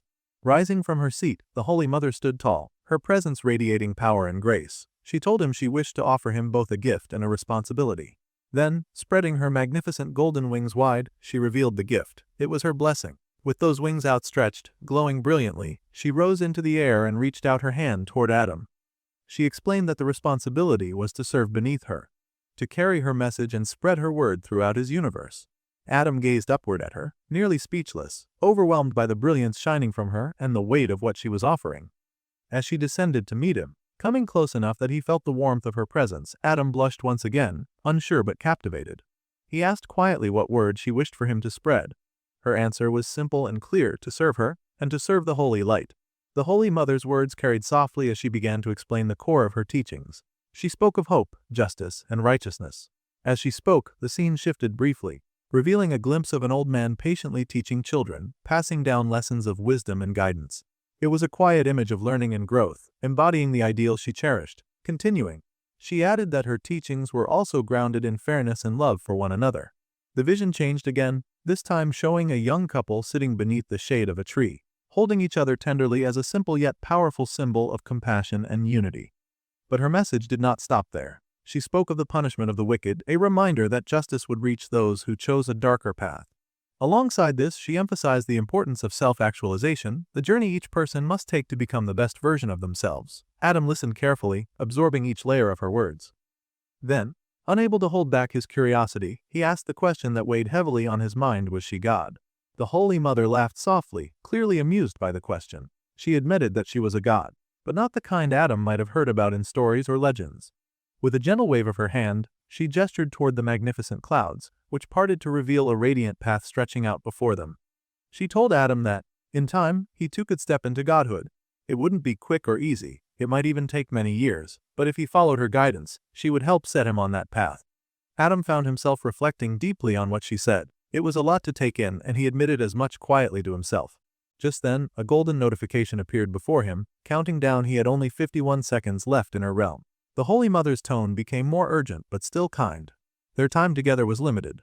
She said that if he wished to join her, she would grant him a blessing and send him back to the tutorial. She stretched out her hand, the light from her wings pulsing softly as she told him she could hold him there only for so long. What would he choose?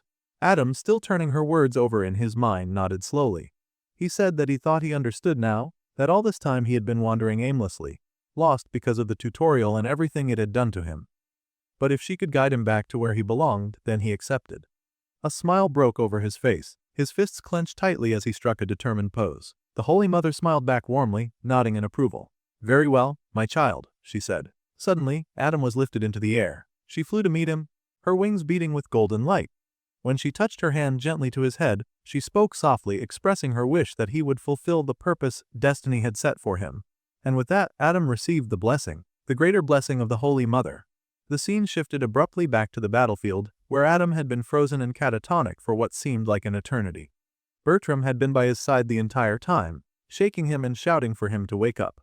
He demanded to know what the hell had happened, growing frustrated as Adam remained unresponsive. Finally, Adam blinked and gasped, trying to shake off the lingering haze. He questioned aloud if what he had experienced, the meeting with the Holy Mother, had been nothing but hallucination. But then, a notification appeared, interrupting his doubts. His new class had just reached level 25. Realization dawned on him. It wasn't a hallucination. He had really met a god. Bertram, still incredulous, asked if it was true, and Adam simply nodded, saying he thought so. Before long, another notification appeared, this time, telling him that he had just lost a skill, called Common Strike. Soon after, a flood of notifications came in rapid succession, informing him that he was losing more and more of his old combat skills. Confused and alarmed, Adam asked why he was losing all his familiar abilities. Then, as if to balance the loss, another notification popped up, announcing that he had gained a new skill. He started to suspect that maybe the old skills were being replaced by newer, stronger ones. His suspicions proved correct when he saw yet another notification, this time declaring he had acquired a legendary skill. He paused, wondering what exactly a legendary skill entailed and how much stronger it might make him. Meanwhile, elsewhere in the system, Jake was staring at his own notification window, eyes fixed on the rapidly dropping survival count. Cecil stood beside him, breaking the silence by asking if Jake was still focused on those numbers. The window showed only 49 survivors remaining. Jake's expression grew troubled as he noted that over 200 people had died within mere minutes. He realized something major must have happened. Cecil asked if he was worried. Jake admitted he was, but there was something else weighing on him. He sighed, confessing that everyone there had betrayed him except Adam. He had trusted those people, and that nearly led to his death. Determined not to make the same mistake again, Jake clenched his fist tightly. He told Cecil that now, the only thing he could do was focus on getting stronger. And with that resolve, he began moving forward, Cecil following closely behind. Jake said he was going to try to kill another beast lord. Jake receives a notification asking if he wants to enter a dungeon. He agrees, and suddenly he is transported inside. However, what he sees surprises him. It does not feel like a traditional dungeon at all.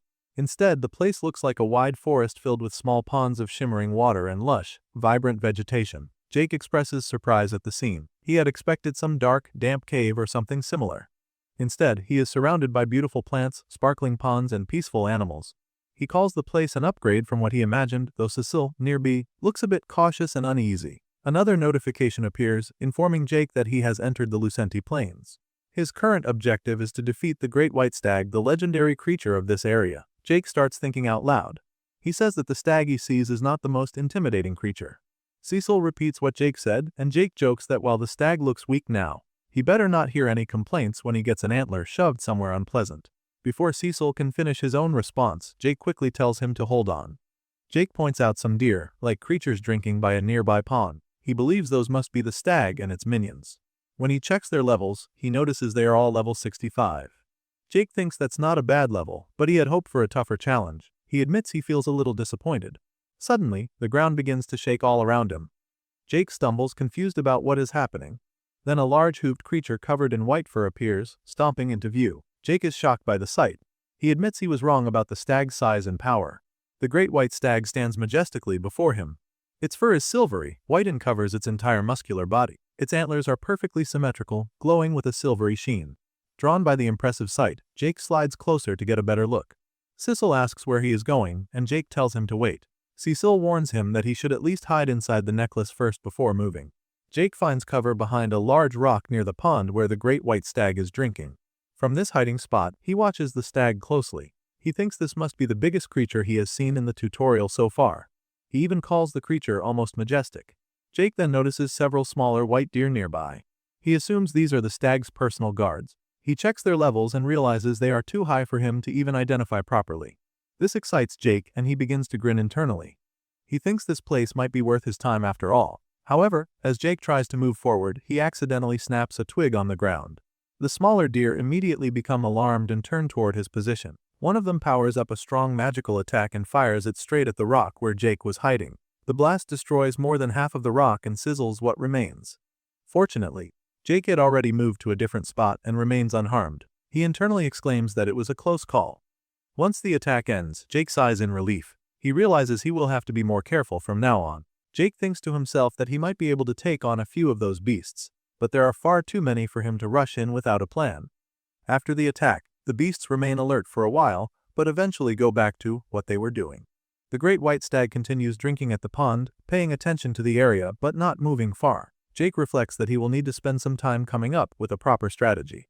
About 30 minutes later, Jake reassesses the situation. He thinks he has a good idea now. From what he can see, there are 7 smaller ponds arranged in a circle around the plains. At the center of this circle is a much larger 8th pond, where the Beast Lord, the Great White Stag, resides. Jake sees that the Beast Lord never strays far from this central pond.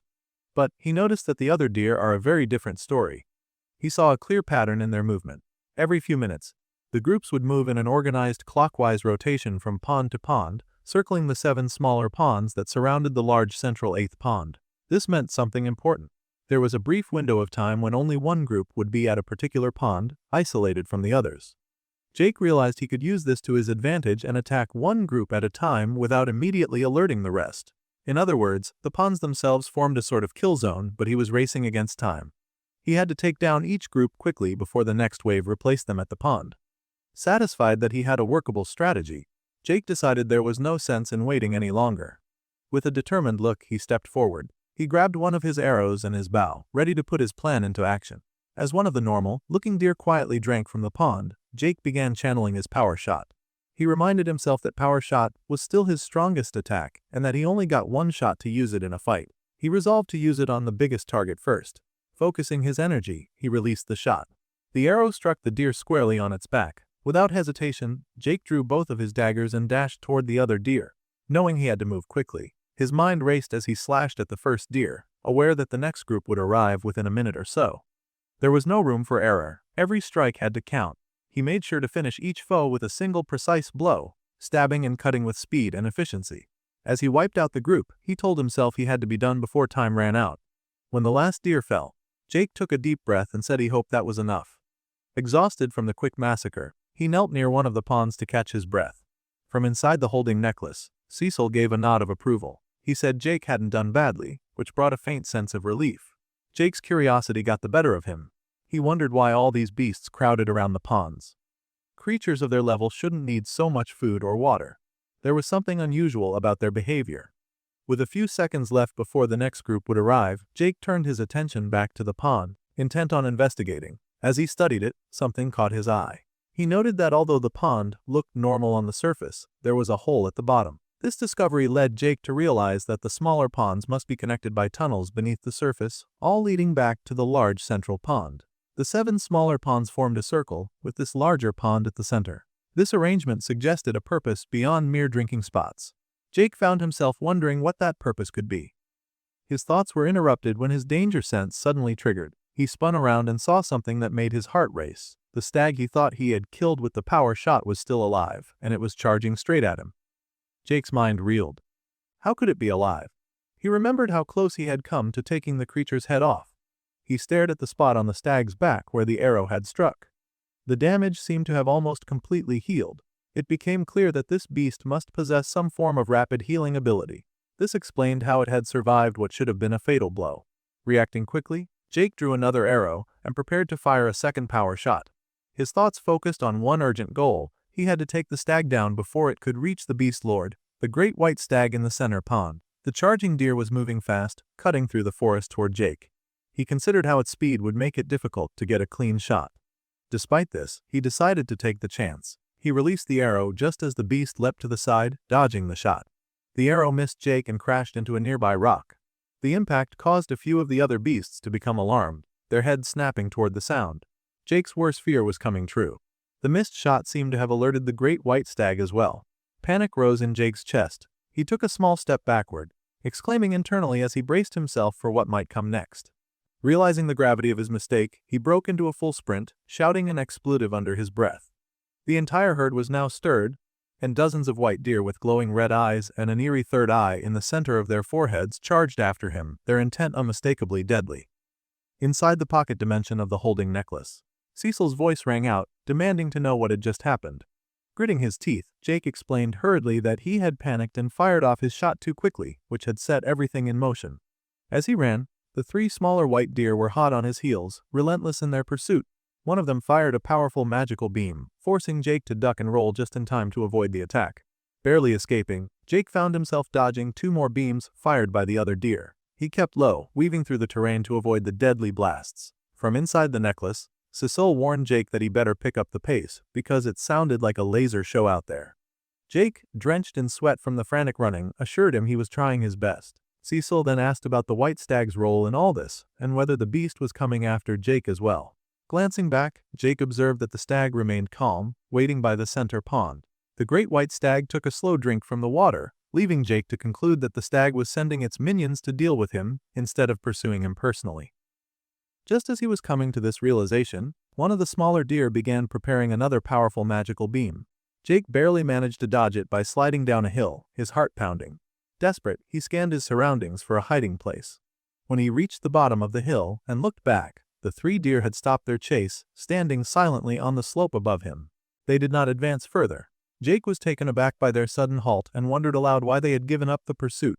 Cecil, from inside the necklace, speculated that perhaps they had simply decided it wasn't worth continuing the chase. At that moment, Jake called Cecil out of the necklace, wanting his help to confirm a theory. Cecil emerged, hovering in the air as Jake sent him aloft to get a better view of the area. From his vantage point, Cecil surveyed the landscape but could only describe it as a vast field. Jake then asked about the whereabouts of the 3 deer that had been chasing him. Cecil spotted them walking calmly back toward the ponds. This sparked a thought in Jake's mind. He mentioned it was interesting and paused, considering the implications. Cecil, curious, pressed Jake to share his idea. Jake speculated that the ponds themselves formed some kind of boundary, either magically enforced or instinctively respected by the beasts. He suggested that none of them could, or perhaps would not, venture beyond that border. If this were true, then Jake realized that as long as he kept his distance and stayed outside the boundary, the deer wouldn't continue their pursuit. With this newfound understanding, he decided to climb a nearby hill to test his theory. As he began ascending, Cecil questioned his intentions, asking where he was headed. Jake explained that he wanted to gain higher ground for a better vantage point. Reaching the top of the hill, Jake scanned the area below. He reflected on the limited maximum range of his bow but concluded that from this distance, he should be able to take a clean shot at the deer. Observing the creatures, he further considered that if the ponds truly acted as a boundary, he could pick them off one by one from afar without provoking a chase. Still cautious, Jake decided to prepare for the worst-case scenario. He coated his arrow with necrotic poison, intending to combine this with a fully charged power shot and an entirely new skill he had been eager to test out. This first arrow would be his strongest and most decisive attack yet, made to count from the moment it left the bow. Jake pulled back one of his arrows and settled his gaze firmly on the white great stag. He reminded himself that if he only had one shot, the target had to be clear and decisive. The stag, calm and seemingly unconcerned, was feeding on grass as Jake slowly began charging his power shot, willing himself to hold the aim steady. Again, he urged himself to remain calm and precise, watching the stag's slow movements closely. With everything aligned, Jake released the shot, sending the power shot arrow flying through the air toward the beast. A small smile crept across Jake's face as he activated a new skill he had been eager to try called Twin Arrow. Suddenly, a second arrow materialized alongside the first, each infused with the power shot's destructive force. He knew this would let him take down the Beast Lord and one of its minions before either of them could react. But just as the arrows neared their targets, the white stag suddenly became alert. It raised a magical shield around itself, blocking the power shot aimed at its back effortlessly. The second arrow, however, found its mark on a nearby doe, instantly killing it. The lifeless body dropped to the ground, but the Beast Lord appeared indifferent, turning away as if nothing had happened. Observing this, Jake realized the stag cared only about protecting itself and showed no concern for its fallen minion. Cecil asked what Jake planned to do next.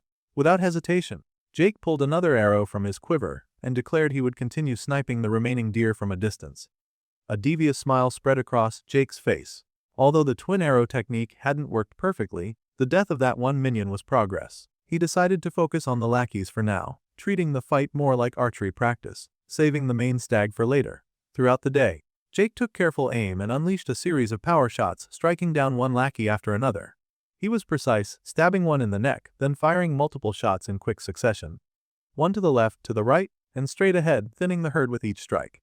At one point, a well-placed arrow decapitated one of the deer, leaving its headless body to slump lifelessly. Eventually, Jake paused to catch his breath and checked with Cecil how many potions he had left. Cecil sifted through Jake's small supply bag inside the holding necklace, but most of the bottles were empty now. He grimly informed Jake that his potions were basically gone, already exhausted from earlier use. Wiping sweat from his brow, Jake admitted that maintaining this level of skill use was far more taxing than he had expected. It had taken him the entire day to clear out the minions, and now only the white stag remained. Cecil expressed disbelief that the Beast Lord had simply sat there watching his entire horde get slaughtered without intervening. It seemed almost like the stag didn't care about losing its entire herd, which was strange. Jake gritted his teeth, acknowledging Cecil's observation. The behavior was indeed suspicious. From his elevated vantage point, Jake scrutinized the Beast Lord closely, wondering silently what it was up to. Since the stag showed no signs of moving or attacking, Jake concluded there was no reason for him to engage just yet. He told Cecil that he might as well rest, for now, and face the Beast Lord fully recharged tomorrow. With that decision made, Jake turned his back to the stag's direction, beginning to prepare a fire. But before he could get fully settled, Cecil suddenly opened his eyes wide and urged Jake to wait, pointing back toward the stag. Trying to draw Jake's attention, Cecil asked what the stag was doing now. Jake turned just in time to see the stag slowly making its way toward the center of the largest pond, the one where it had been resting earlier. As the stag reached the water's edge, a strange glow began emanating from the pond. Cecil immediately questioned why it was glowing, and Jake quickly noticed it wasn't just that one pond. The other smaller ponds around the area began to glow as well. Soon, every pond in the circle pulsed with an eerie light, and even the body of the doe Jake had killed started to shimmer with the same glow. A deep frown crossed Cecil's face as he commented that this didn't look good. Their eyes then fell to the ground, where glowing lines began to spread, connecting the ponds in intricate patterns. These lines grew until a complex magical circle was fully formed on the earth, linking all the ponds together. Seeing this alarming development, but the danger was far from over, Jake immediately knew he had to act quickly. Without hesitation, he began climbing down the hill, urgency sharpening his movements as he urged Cecil to stay put. Cecil, surprised by Jake's boldness, asked if he was seriously planning to run straight toward the glowing ritual. Jake, keeping his eyes fixed on the glowing ponds below, pointed out that the water was splashing everywhere, displaced by some unseen force. He explained that whatever this ritual was, it was fueling the Beast Lord's power, causing the creature to grow bigger with every passing second. From Jake's vantage point, the stag was visibly increasing in size, threatening to become a monstrous, gigantic threat if the process continued unchecked. While moving swiftly, Jake's mind raced, thinking how this was turning into a real-life kaiju movie scenario. Internally, he congratulated himself on deciphering the ritual, but immediately turned to the harder question: how to stop it. He reasoned that the stag's staff must be drawing power directly from the ponds, as if they were charging some magical battery that fueled the beast's growth. Jake considered that destroying the ponds might sever the stag's power supply. But looking at the distances between the ponds, he realized there was no way to reach them all in time. Frustration crept in, and he gritted his teeth, forcing himself to concentrate harder. "Think, man, think," he muttered internally, studying the pattern of the ponds and their connections. Then, suddenly, his eyes snapped open with a flash of insight. He recalled the holes at the bottom of each pond and realized that the water was all connected beneath the surface. That meant he didn't need to destroy every pond individually. Poisoning just one could potentially contaminate them all. His mind immediately shifted to the limitation he faced. He had already used up most of his poison while taking down the deer earlier. But then, reaching into the glowing holding necklace, Jake pulled out the den mother's poison gland, the very same poison he had harvested from the first beast lord he defeated. Memories of that difficult battle came rushing back, reminding him that this poison was powerful enough to break through the beast lord's resistance back then, and far stronger than anything he could currently produce. Holding the poison gland tightly, a confident smile crossed Jake's face as he thought about how useful it was to have saved it for a moment exactly like this. He raised the gland high over the pond, then crushed it, releasing the potent toxin into the water. In his mind, he declared that today was the day this would all pay off. The poison splashed into the pond, turning the water a murky green as the toxic substance spread. Thanks to the underwater connections, the poisoned water began flowing through the holes linking each pond together, traveling toward the larger pond where the beast lord was still basking and swimming. As the pond where Jake had introduced the poison turned completely green, he allowed himself a small moment of triumph. His plan appeared to be working. Sure enough, the glowing lines forming the magical circle on the ground began to flicker and fade. Cecil, watching closely, looked surprised and said he thought Jake had actually done it. He had actually broken the ritual's power. But, just as the poisoned water reached the stag at the center, its eyes suddenly widened with a furious glare. Jake allowed himself a small, confident smile, knowing the hardest part was behind him. Now, it was time for a little fun. The white stag began to snort angrily, fixing its gaze on Jake, then let out a powerful roar as it leapt from the pond, charging directly at him. Jake swiftly pulled out both of his blades, gripping them tightly, and prepared for the imminent clash.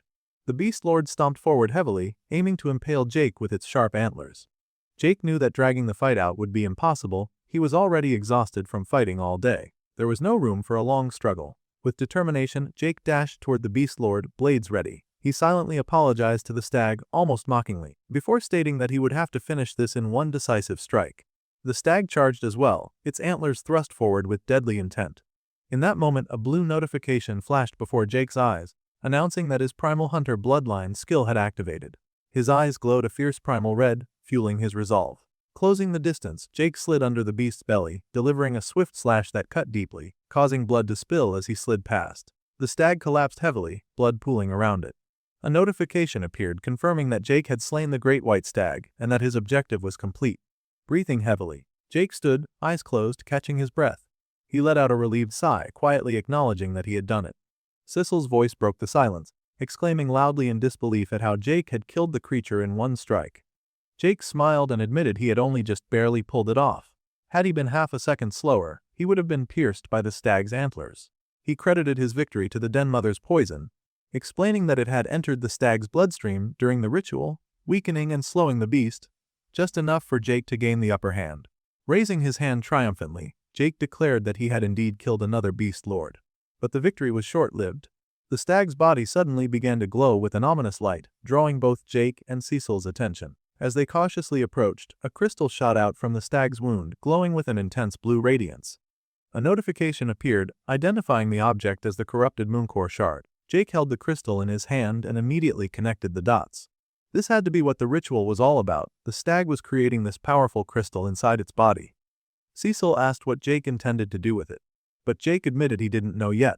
Still, if it was anything like the Den Mother's poison gland, he was certain it would prove useful in the future. He carefully placed the shard inside the dimension of the holding necklace for safekeeping. Almost immediately, a new notification appeared, bringing a tutorial quest called The Beast Lords into view. It informed Jake that having slain 2 of the 4 beasts, he needed to defeat the others, and soon he would face the king as a result. Jake's eyes caught the mention of a king, and he murmured thoughtfully, "A king, huh," before smiling with interest. Meanwhile, far away on another part of the battlefield where William's body lay, 2 strangers entered the grim scene. One urged the other to take note of everything around them. The other scanned the area, noting the dozens of fallen warriors scattered across the field. One man approached the fallen bodies while the other asked what he was doing. The first explained he was scavenging for new equipment, reasoning that none of the dead would miss the gear. His companion soon spotted William's armor, admiring its quality and calling it nice. Kneeling beside William, the first man called for assistance to remove the armor. As they tugged and pulled, they quickly realized the armor was tightly fused to William's body, almost as if glued on. Despite their efforts, it wouldn't budge easily. Suddenly, and unexpectedly, William's eyes snapped open. The next scene opens with a system notification appearing, telling us that only 49 survivors remain. This stark message sets the tone for the grim situation they are all facing. In the dense forest, William moves forward, battered and bruised from his recent fight with Richard. Despite the pain and exhaustion, he continues walking, leaving a trail of blood behind him. His movements show he is struggling, but he does not seem fully aware of the severity of his injuries. William lets out a small, almost mocking chuckle. A devious smile spreads across his face. He reflects on the moment he killed the men who found his broken body on the battlefield and tried to steal his armor, believing him to be dead. At the time, he was only half conscious, and that fact makes him question if what happened was real. But now, seeing that he is still alive and moving through the forest, he knows it really happened. He notices that his legs feel numb, almost as if they no longer belong to him. Despite this, he says he doesn't care. The pain is distant and unimportant because the fact that he is still alive matters more. He acknowledges that Richard's sword had dealt him a fatal wound, impaling him deeply. That wound should have ended him. Yet, somehow, he survived. That thought alone fills him with a strange happiness.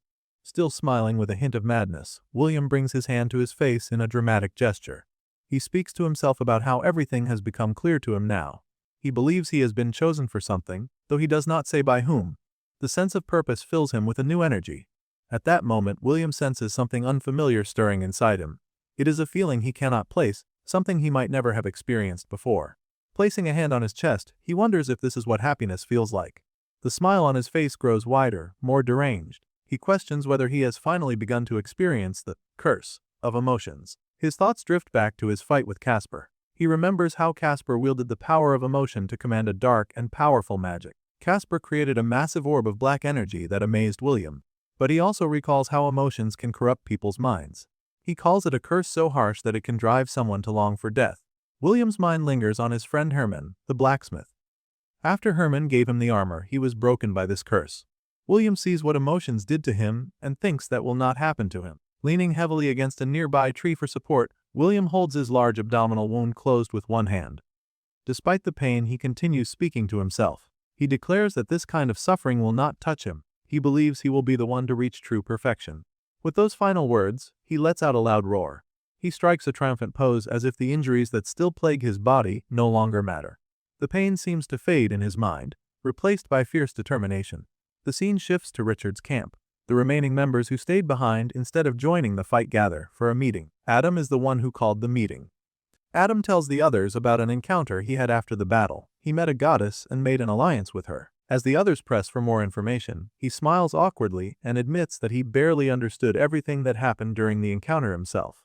Because of that, he can't explain any further. He continues by saying that the exact details do not matter. What matters is that the goddess offered them a path of hope. He reminds the group that Richard is dead, along with the warriors who fought with him. In their current situation, hope is more necessary than ever. Despite Adam's words, the crowd looks doubtful and uncertain. Some begin whispering among themselves, unconvinced by his message. Adam adds that now they have only each other left. They must trust one another and watch each other's backs if they want to survive. Adam placed his hand on his chest as if making a vow. He told the group that if they all put their trust in him, he could lead them out of this brutal tutorial world. His voice carried determination and hope. Despite this, some of the women in the crowd still looked hesitant. One of them admitted she wasn't sure about trusting him. Another said she felt a little nervous about it all. Their doubts were clear. Adam noticed their reactions and quietly clicked his lips shut. Inside, he realized that his story about meeting a goddess probably sounded too unbelievable. They had no real reason to believe what he was saying. Just then, someone spoke from the crowd. It was Adam's friend and former co-worker from back on Earth, before the world had turned upside down and thrown them into this cruel tutorial. Her voice broke the tension. She said that she trusted Adam, speaking loudly in front of everyone. This caught Adam off guard. He called her name quietly, unsure if she really meant to support him like that.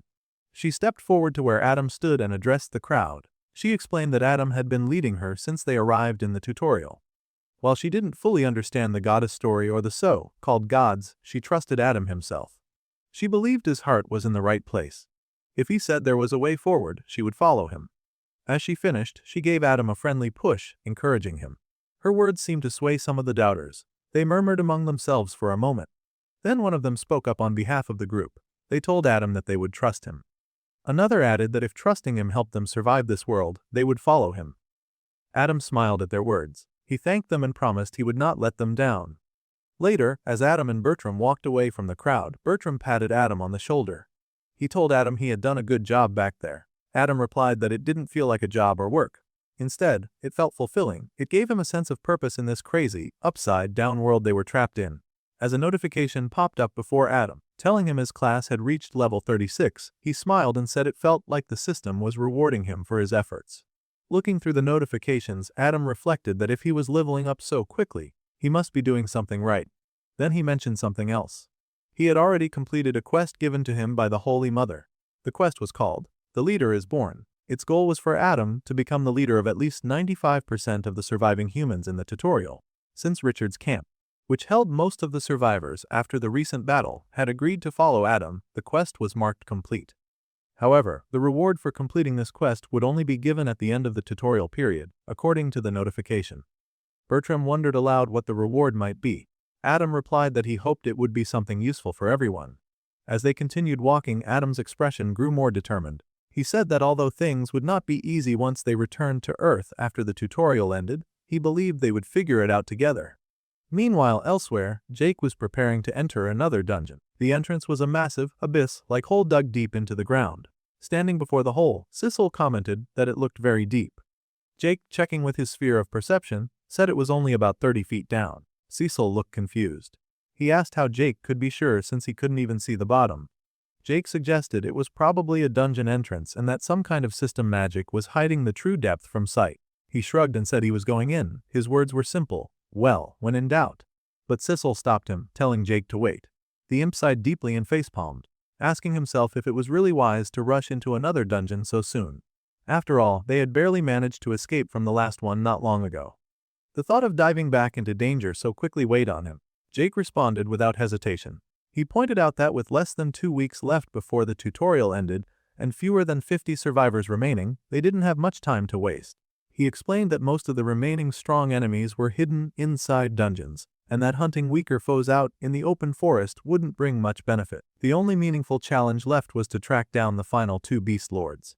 On top of that, there was the king of beasts waiting at the end of that questline. Jake asked Cecil what kind of hunter he would be if he ignored that. Listening to this, Cecil felt a bit tired of Jake's eagerness to rush headfirst into danger. He sighed quietly, wondering why he couldn't have ended up with a companion who was slower and more cautious. Jake paid no attention to Cecil's doubts. He simply insisted that they were going in, eyes fixed on the dark abyss of the dungeon entrance. At that moment, a blue notification appeared, informing Jake that he had just entered a dungeon called the Forgotten Sewers. His objective was to defeat a creature known as the Nest Watcher. As they walked through the damp tunnels, Cecil complained about the terrible stench filling the place. Jake wondered if it was really a sewer, since he hadn't expected such areas to exist in the tutorial world. Then he reminded himself that with the system, anything was possible. Cecil complained again, this time about how the entire place seemed to be covered with magic that blocked his vision. He could barely see anything ahead of them. Before he could finish his sentence, Cecil accidentally hit his head on a low, hanging lamppost, confirming just how limited his sight really was. Jake asked if he was alright. Cecil joked that the hunter should just pretend it didn't happen. Jake reassured him that it wasn't really his fault. Even with his sphere of perception, things were hazy and limited here. Jake explained that it felt like the dungeon was filled with a dense, magical liquid, making it hard to see through. Closing his eyes, Jake concentrated and tried to push the boundaries of his manosphere, hoping to extend its range. As he focused, the view inside his perception shifted. They saw various parts of the sewer running channels, dripping pipes, and the usual bricks. Nothing seemed out of the ordinary, which made Jake wonder what exactly they were dealing with. Jake then asked Cecil to enter the pocket dimension inside the holding necklace. Although Jake was confident he could navigate the dungeon on his own, it wouldn't be good if they got separated. It was safer for Cecil to stay in the necklace where they could easily regroup. Cecil agreed immediately, saying Jake didn't even need to ask twice. Now walking alone through the sewer tunnels, with Cecil safely inside the necklace, Jake thought that the place might be some kind of maze. However, he could barely tell which parts he had already passed through. Everything looked almost identical. The endless repetition of the sewer channels was disorienting. From inside the necklace, Cecil asked if Jake had found anything yet. Jake sighed and admitted that he hadn't found anything so far. Worse, it felt like he had been walking for ages without any progress. As he spoke, saying he just wanted to get out of there, his senses suddenly alerted him. Mid-sentence, he paused, feeling something was wrong.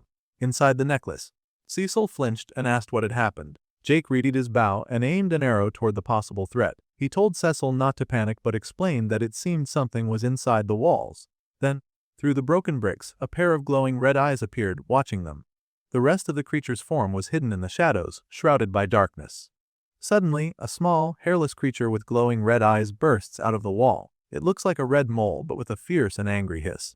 Jake instantly knows he must act fast. Without hesitation, he releases the arrow. It flies straight and pierces the creature's chest midair. The beast drops to the floor with a heavy thud, dead. Looking down at the fallen creature, Jake realizes it was a mole rat creeper. He examines it and thinks it might be the ugliest thing he has killed so far. He shakes off the thought, telling himself at least it is dead, and begins to move on. Before he can get very far, he senses danger again. He glances up and sees several pairs of red eyes staring down at him from above.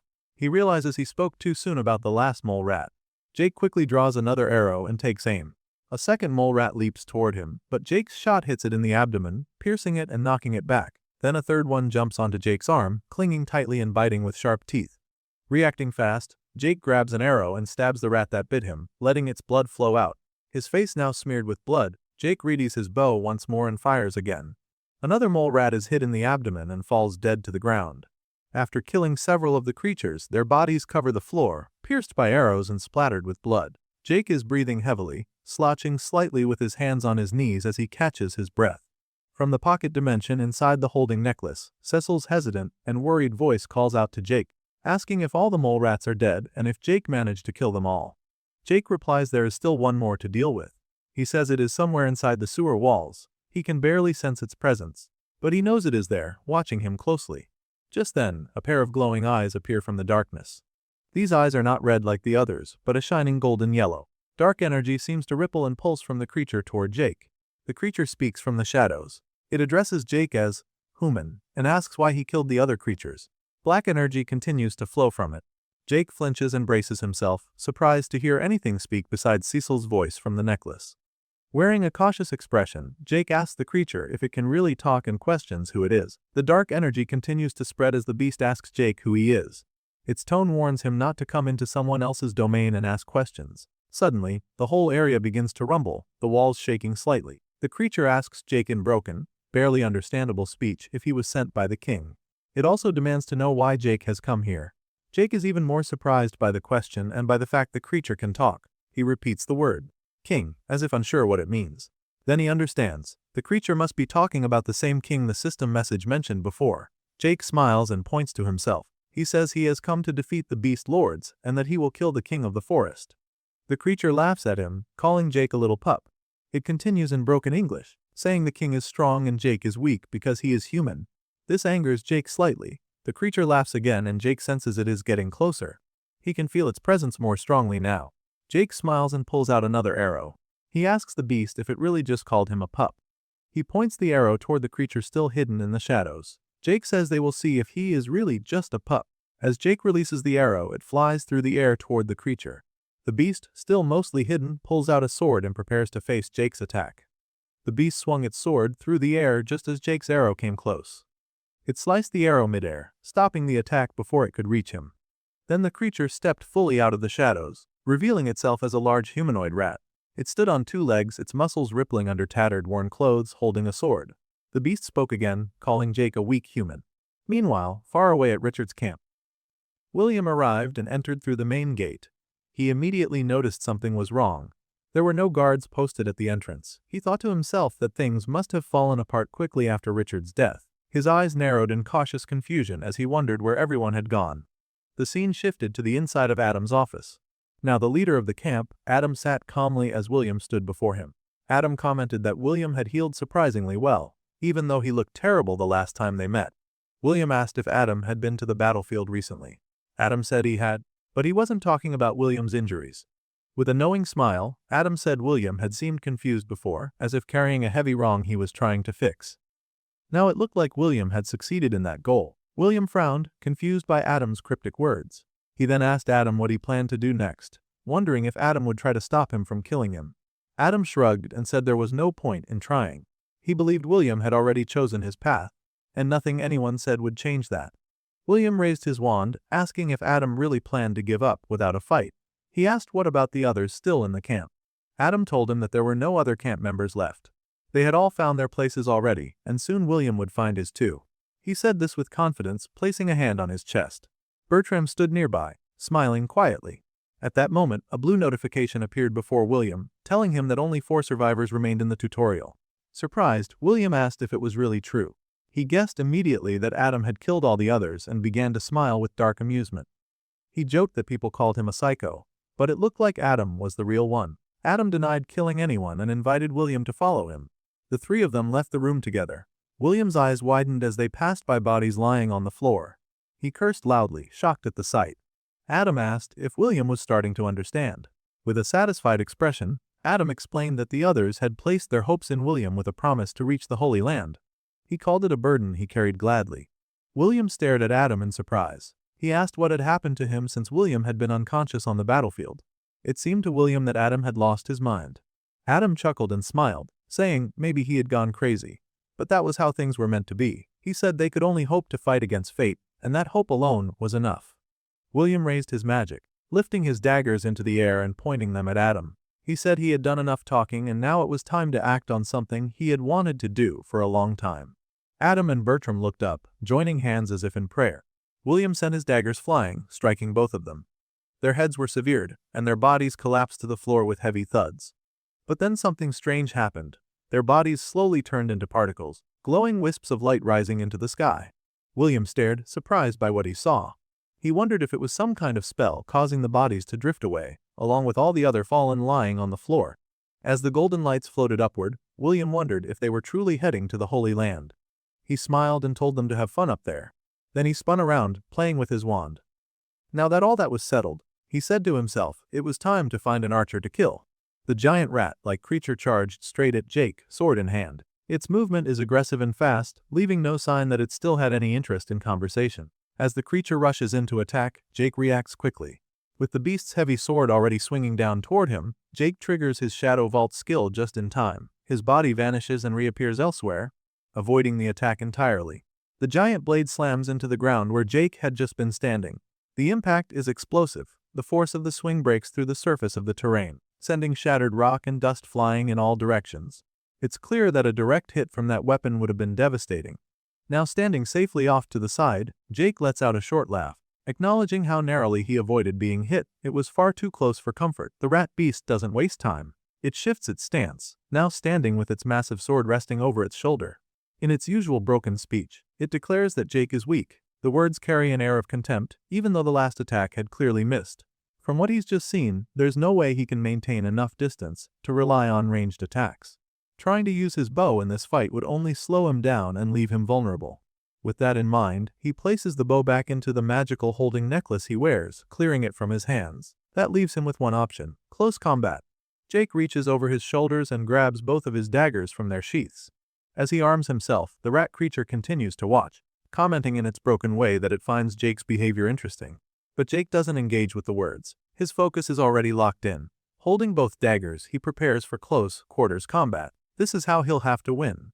Then both fighters move at once. Jake launches forward with full force, daggers pointed ahead. At the same time, the rat beast also lunges forward, sword extended and aimed directly at Jake. The two charge toward one another, neither slowing down, both fully committed to the head-on collision. When they meet in the middle, their weapons clash. The sound of metal grinding against metal fills the air. Sparks burst from the point of impact as the strength behind both attacks collides. Jake pushes hard against the beast's sword, his muscles tensed, his teeth clenched from the effort. The beast holds firm, matching his strength. In the middle of this high-pressure lock, Jake's skill activates. Moment of the primal hunter takes effect, enhancing his abilities. There's no dramatic shift outwardly, but Jake can feel it in his body. He moves with increased sharpness now. They break from the lock and immediately begin exchanging blows. The fight becomes fast and chaotic. Blades crash together again and again. Each movement is sharp and precise. Jake realizes how close this is. Neither side is dominating. The outcome could go either way. Determined to break the stalemate, Jake pushes forward again. He dashes in, blades raised, aiming for a decisive strike. The beast answers by lifting its sword high above its head, preparing to bring it down with full strength. The two meet once more in a fierce struggle. Their weapons lock again, pressing against each other, sparks flying from the grinding steel. At that moment, a thought crosses Jake's mind. He starts to wonder if he and the beast are truly equals. The fight has gone on long enough and has been close enough that it's no longer clear who has the advantage.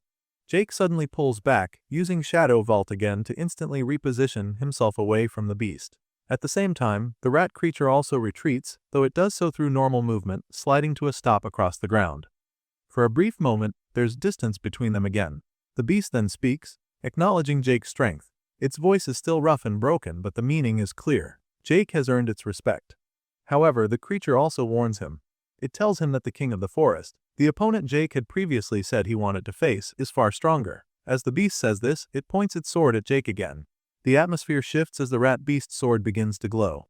Dark, swirling energy starts to wrap around the blade. It's a clear signal that the beast is preparing a charged attack. The black energy pulses and swirls ominously, giving off a sense of building danger. Jake immediately recognizes what's happening. The creature is getting ready to unleash something powerful. Seeing this as his chance, Jake quickly reaches into the holding necklace and retrieves his bow once more. He draws it with speed and purpose, knowing he only has a short window to act.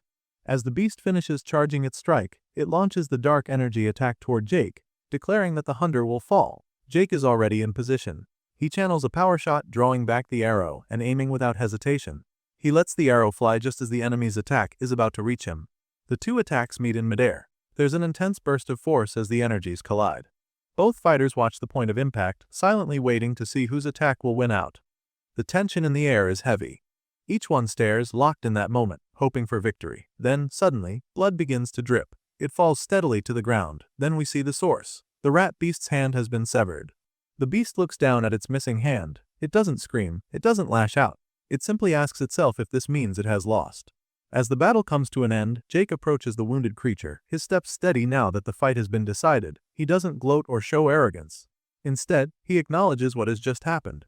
Jake admits that the beast fought well. It had been a hard-fought match, and the rat-like creature had proven itself a worthy opponent. Hearing this, the beast reacts. There is no fear in its eyes, only a strange sense of clarity. It reveals that it actually hates the king.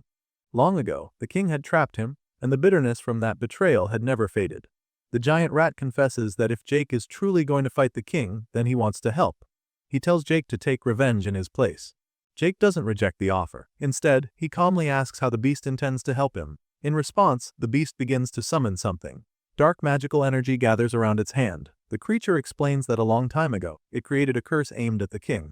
That power still remains within him, and now, he is ready to pass it on. The dark mana forms into a concentrated mass. The beast reaches out and tells Jake to take it. His words are simple, but they carry everything he has left. He says Jake should use it to kill the king and adds one last request: take. Revenge me. Jake accepts. He gives his word, promising that he will see it through. Then he reaches out and takes the curse from the beast's hand. As soon as he does, the giant rat begins to fade. Slowly, its massive body dissolves into glowing blue light. It doesn't scream or resist. Instead, it simply says thank you before disappearing completely. Almost immediately after, a system notification appears. Jake has slain the Nest Watcher. Now with the battle behind him, Jake begins making his way out of the sewers. Cecil is out of the necklace now, walking at his side. As they move together, they talk about what just happened. Cecil remarks on how intense the fight had been. He refers to the giant rat as the Nest Watcher and calls it a crazy fight. Jake agrees. There's no need for elaboration. They both know how close it had been. Jake looks at the item he's carrying now. The curse, now revealed as a small bead, sits in his hand. A new notification appears explaining what it is. The object is known as the Dark Bead of the Nest Watcher. It's a condensed sphere of dark mana. More than just a weapon, it represents the last hope of the creature who entrusted it to Jake. Jake stares at the bead for a moment. He knows what it means. He understands the burden. Speaking aloud, even though the beast is no longer there, Jake promises again that he'll follow through. He tells the fallen creature not to worry, he'll make sure it's done. Soon after, they reach the exit of the dungeon. As they step back into the forest, Cecil reacts with relief. He looks around and calls it home sweet home. The fresh air, the open sky, and the sunlight feel like a blessing after being underground for so long. Cecil says it feels good to see the sun again. Jake stretches his arms a bit, clearly relaxing now that they're finally out. He starts to say that he could really use some rest. But before he can finish that thought, something shifts. His danger senses kick in without warning. In a heartbeat, Jake drops back into combat readiness. His hands move instinctively to his back, pulling both daggers free. His eyes scan the surroundings as he demands to know who's there. Then someone steps out. It's William. He walks forward calmly, already grinning in a familiar, irritating way. With a dramatic tone and a mocking pose, he greets Jake. He asks if Jake missed him, smiling with an edge that immediately sets the mood. Jake's reaction is sharp, his expression changes, and the anger is immediate. Weapon still drawn, he demands to know what William is doing here. But William acts as if the answer is obvious. He laughs a little, surprised that Jake would even need to ask. Jake doesn't drop the question. He repeats it, still confused and clearly not in the mood for games. He asks again what William is talking about. This time William's voice shifts. He's still smiling, but now there's force behind his words. He yells at Jake to stop pretending. He tells him that this is it, the final confrontation. According to William, this is the battle between the last two survivors of the tutorial, a destined showdown to decide the true champion. Jake still doesn't understand. He asks again, more forcefully, what the hell William is talking about. But something catches his attention. He pulls up the system display and checks the current number of survivors, and there it is. Only 2 names remain. Just him and William. The realization hits him. Jake stares at the screen in disbelief. He says it can't be true. There should be more people. It doesn't make sense. William, on the other hand, is already mocking him. His voice grows louder and sharper. He asks Jake if he really didn't know. He calls him a moron, laughing at how clueless Jake had been not to check this information earlier. He's enjoying this, clearly feeding off Jake's confusion. Then William delivers the real blow. With a cruel smile, he tells Jake that he killed Adam. He says it happened just yesterday. He doesn't hold back either. He describes it clearly. He says he took Adam's head clean off, just like he did with the others. The name hits Jake hard. His face shifts from confusion to rage. He repeats the words, demanding confirmation. You did what? He asks, his voice cold. William doesn't stop. His eyes take on a deranged look, and he continues his sentence, saying that Adam died like all the others before Jake can respond. But Jake doesn't wait any longer. Fueled by a deep, burning anger, Jake suddenly lunges. He crosses the distance in an instant, grabs William by the face, and shoves him backward with force. Now glaring at him with cold fury, Jake utters only one command. He tells William to die. He shifts. What comes next is not a continuation of the fight, but instead, a look into Jake's past. It begins by showing that, growing up, Jake didn't have many close friends. He spent much of his early life alone, not necessarily by choice, but because close connections just didn't happen often for him. However, there was one exception. One friend who stood out from the rest. His name was Patrick, though Jake always called him Pat. Pat had bright red hair and a constant energy about him. One day, young Pat showed up at Jake's house, full of excitement about something he was holding in his hands. When Jake saw it, he immediately asked the kind of question kids only ask when they're both shocked and hopeful. He wondered aloud if it was really what he thought it was. It turned out that it was. Pat had somehow gotten his hands on a copy of a comic called Grave Dance. At the time, it was the only thing comic fans were talking about. The release had stirred up huge buzz, and copies were said to have sold out in under 3 minutes. But Pat, against all odds, had managed to get one. And because they shared everything, that meant Jake had one too, in a way. What belonged to one of them often belonged to both. They did everything together. The comic was just one example. There are memories of the two of them laying side by side on the floor, flipping through the pages and laughing together at the story inside. They shared snacks too, sitting together in a park, passing food between each other without a second thought. Even their clothes weren't entirely their own, sometimes wearing identical outfits, styled to look like rock stars, enjoying themselves and feeling proud in matching clothes. Video games were another thing they enjoyed together, spending time in front of a bright screen, completely absorbed in the fun. All of it created a pattern. They didn't just spend time together, they shared parts of their lives freely, without hesitation. At one point, Jake borrowed Pat's copy of Grave Dance. And in return, Pat borrowed one of Jake's video games. It was a simple trade, nothing unusual between the two of them. But what followed would change the nature of their friendship in ways neither of them expected. A week later, Jake approached Pat and asked if he had the video game. Jake was ready to trade back, but Pat seemed nervous. He told Jake that he didn't have the game on him and asked if he could give it back tomorrow. Jake was confused. He asked Pat what was going on and why he couldn't return it now, but Pat, still visibly uneasy, insisted it was nothing and said he just wanted to play it a little longer. Jake didn't press him at first, but he mentioned that he would be leaving for a trip that weekend, so he really needed it that day. Pat apologized again and repeated that he didn't have it with him. That was when Jake offered to just go over to Pat's house to grab it himself. Still, Pat remained uncomfortable and didn't explain clearly what was going on. Jake noticed that something was off, but at the time, he didn't understand what that meant. Then, all of a sudden, Pat snapped and blurted out that he had broken the game. Jake was shocked. He asked if that was true and Pat repeated that he was sorry. It was only a video game, but to young Jake, it meant more than that in the moment.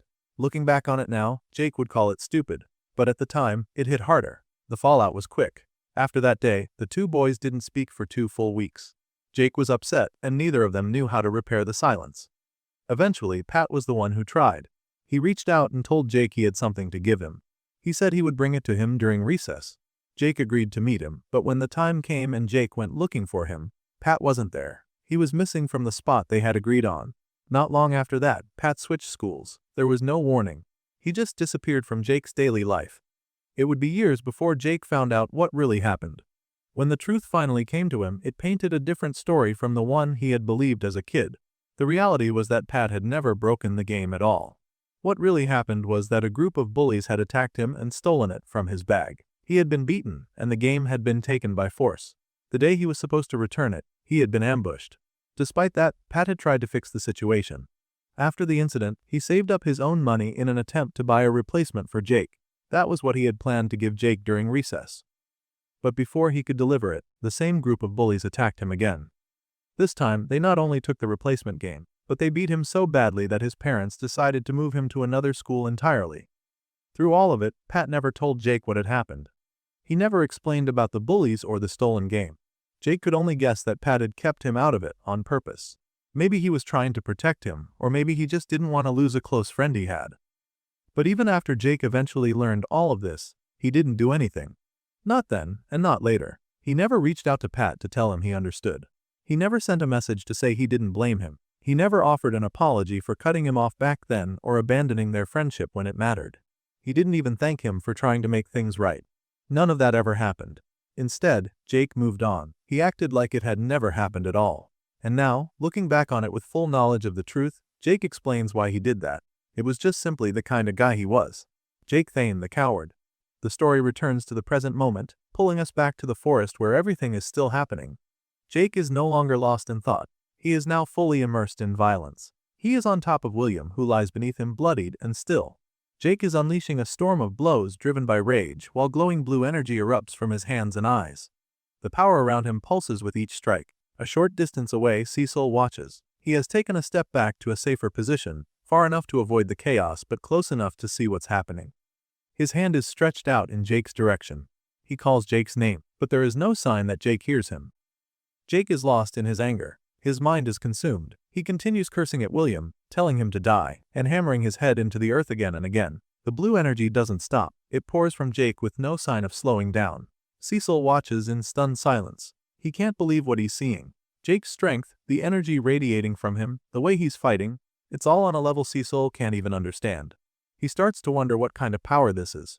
And between Jake and William, there isn't really a fight happening anymore. It ended before it even began. William is just taking the full force of Jake's outburst, unable to fight back. As Jake continues his assault, Cecil comes to a realization. It feels like something inside of Jake finally gave out. Whatever Jake had been holding in, whatever pressure had been building over time, had now broken wide open. Cecil imagines it like a sealed container that couldn't handle the strain anymore. And when it broke, the force of everything inside came spilling out all at once. Jake draws back his fist again. He is still furious, still driven by instinct. His eyes remain glowing, his body still pulsing with energy. And Cecil, watching this moment, thinks to himself that Jake has surpassed his own limits. That whatever was holding him back is now gone. Jake has pushed past it all, and William is suffering the full weight of the consequences. Each blow that Jake lands shakes the forest. The sound echoes far out into the trees, startling birds and animals hidden in the brush. Even the ground itself trembles under the intensity of what is happening. It no longer feels like just a fight. It feels like destruction. As Jake winds up to deliver one final blow, this one clearly meant to end it completely, Cecil reacts. He shouts out that William is already dead. Without hesitation, he runs forward and places himself directly in Jake's path. His arms are raised high, his body positioned to intercept Jake's next strike. It's an act of desperation, but it works. Jake freezes. His fist is still held in the air, still surrounded by the glowing blue light, still caked with blood. But it doesn't fall. He looks up and sees Cecil standing in front of him. Jake's eyes widen. He seems startled. Jake lowers his hands slowly. The glow around him begins to dim. He looks down at William's body and then at his own hands, still soaked in blood. He finally speaks in a quieter tone, asking what he's done. His voice is filled with confusion and regret. Trying to comfort him, Cecil tells Jake that it's going to be okay. That he's okay now. But Jake doesn't seem to believe that. He doesn't move right away. Then, after a moment, he lowers himself to the ground. He sits there, slumped and silent. All the energy that had been overflowing from him seems to be gone. Jake begins to talk again. This time, it's not about power or fighting. He talks about his friends. One by one, he says they're all dead. His voice is filled with pain, and his eyes look hollow. Then he buries his hand in his hair, pulling at it in frustration. He repeats the words louder this time. Everyone is dead. He starts naming them. Adam, Casper, Caroline, and not just them but others too. Bertram, Joanna. As he lists each name, images of those people begin to flash in his mind. Friends he lost. People he couldn't protect. Finally, the realization hits him in full. Jake sits there, hands gripping his head, eyes filled with tears. He breaks down and says the words out loud as if he has only just understood the full weight of them. I'm alone. His voice cracks as the words leave his mouth. And with that, he begins to cry. 10 minutes had passed since Jake had killed William. After crying uncontrollably over the loss of everyone, he now sat motionless, his body slouched against the ground. He remained a short distance from the large crater he had created with the force of his strikes. At the center of the crater, William's lifeless body still sat, completely unmoving, its position untouched since the moment of death. Jake hadn't left that spot. The devastation of what had happened weighed too heavily on him to even stand. Eventually, Cecil, who had been nearby, cautiously suggested that it might be time for them to leave. He spoke carefully, saying that staying there any longer wouldn't do Jake any good. But Jake remained seated on the ground. His posture had not changed. He was slightly curled up, barely moving, and he quietly responded that he didn't feel like going anywhere. Cecil tried again. He reminded Jake that he couldn't just stay like this forever. He asked what exactly Jake expected to happen if he kept sitting there in the ruins of what had just happened. But before he could finish his thought, something strange occurred. Without warning, everything around them stopped. It was not just a stillness in the air or a quiet moment. Time itself came to a halt. Jake, Cecil, and everything in the surrounding area became completely frozen. Nothing moved. It was as if reality had been paused altogether. In that unnatural silence, a figure suddenly appeared next to William's corpse. The voice that followed expressed disapproval, calling the entire situation a mess. This was the same man who had previously brought William back from death after his fight with Richard. His appearance remained unchanged.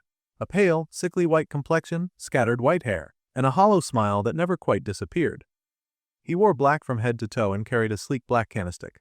Looking down at William's damaged body, the man said he was disappointed. Then he mentioned that they would simply have to try again. He extended one hand, placing it gently over William's crushed face. A bright light began to glow from his palm as he seemed to start repairing the damage, healing what had been destroyed. But before he could finish, another voice interrupted him. It was the voice of the malefic viper. He said someone needed to stop the pale man from interfering and trying to take William's body so casually. As he said this, the viper stood with his arms folded, keeping a steady gaze on the scene before him. In response, the pale man tried to dismiss the concern. He claimed it shouldn't matter, that it was of no real consequence. Then he turned the discussion back around, asking if the viper wasn't the one who had started all this to begin with. He reminded him that he had told him to leave Jake, his chosen, untouched. Yet now the viper was interfering with the pale man's own choice, which he implied was William. The viper didn't deny the accusation, but he corrected the pale man. He stated that taking the mortal's body was, in fact, a significant matter. It wasn't something he could let pass. The pale man, confused by this level of resistance, asked why that would be. Why, he asked, would the viper care so much about the body of a dead mortal? The viper smiled in response and told him it was none of his business. What mattered, he said, was that the body belonged to Jake's chosen status, and since Jake was his chosen, it meant the body belonged to him as well. Now growing impatient, the pale man closed his mouth tightly, though somehow still managing to sigh. Then he asked what it was that the viper wanted. He clearly just wanted to end the argument quickly. The viper explained his demand in simple terms. If the pale man took the body, he would owe the viper a favor. That was all. The pale man stepped closer, placed a hand firmly against the viper's chest, and stated that they both understood that a favor between them was never simple. It carried far more weight than the words suggested. Trying another approach, the pale man offered to compensate Jake instead, who still sat frozen nearby, locked in time. But the viper immediately rejected that idea. He said there was no way he would allow the pale man near Jake, not under any circumstances. Velastromas then shrugged, wearing a coy smile. He repeated the two options. Either the pale man could leave the body here and walk away, or he could take it and owe him the favor. There would be no other arrangement. Now visibly frustrated, the pale man asked if the viper had not already done enough. He brought up the damage that Jake and the viper had caused, stating that it had thrown everything into chaos. In his view, the entire tutorial had been ruined by their interference. But the viper's demeanor changed. He stopped smiling and spoke more firmly. He warned the pale man that this would be his last time repeating the condition. If he tried to take the body, he would be in debt to him. There would be no more discussion after that. Realizing that the viper had no intention of backing down, the pale man hesitated. Then, without arguing further, he turned away from the conversation and walked back toward William's body. Accepting the outcome, he finally agreed to the viper's demand. He said that he would owe him and seemed to understand that pushing the issue any further would not end well. He returned to William's body and once again placed his hand over it. The same bright light as before began to shine from his palm. In an instant, both the pale man and William's body vanished from the spot. The moment they disappeared, time resumed. Everything that had been frozen suddenly continued moving as if nothing had happened. The malefic god who had remained where he was, let out a sigh, his tone one of mild irritation, and crossed his arms. He muttered to himself about how troublesome the other gods had always been. Apparently, this pale figure, just like him, was also a god. And it seemed even among divine beings, ever small was considered a problem. Then, from some distance away, Jake called out. His voice was clear and demanding. He asked the viper who that pale man had been. The question hung in the air, sharp and urgent. The viper turned his head slightly, visibly surprised that Jake had seen anything. He pointed out that time had been frozen. Jake wasn't supposed to have witnessed any of it. That entire confrontation was meant to occur outside the awareness of mortals. But Jake quickly answered. He said his bloodline ability had remained active throughout the whole event. Because of that, he had been able to sense everything, even the presence of the pale man. Hearing this, the viper's expression shifted slightly. He no longer looked annoyed, but rather a bit more cautious. He told Jake to be careful with that kind of information. He warned him not to share such things so freely. He explained that not only were bloodlines extremely rare, but Jake's specific bloodline appeared to be unusually powerful. Letting others know about it so casually could invite trouble. But Jake had no interest in that kind of advice right now. His voice rose, clearly growing impatient. He shouted back that he didn't care about that at the moment. What mattered to him was finding out who that pale man was and why he had taken William's body. His words were forceful and insistent. Without warning, the Viper disappeared from his spot and reappeared directly behind Jake. The sudden movement startled Jake, who spun around quickly with wide eyes. The Viper then answered his question. He said that the pale man was a god known as Eversmile. He described him as sickly, pale, and always wearing a smile that felt more deranged than friendly.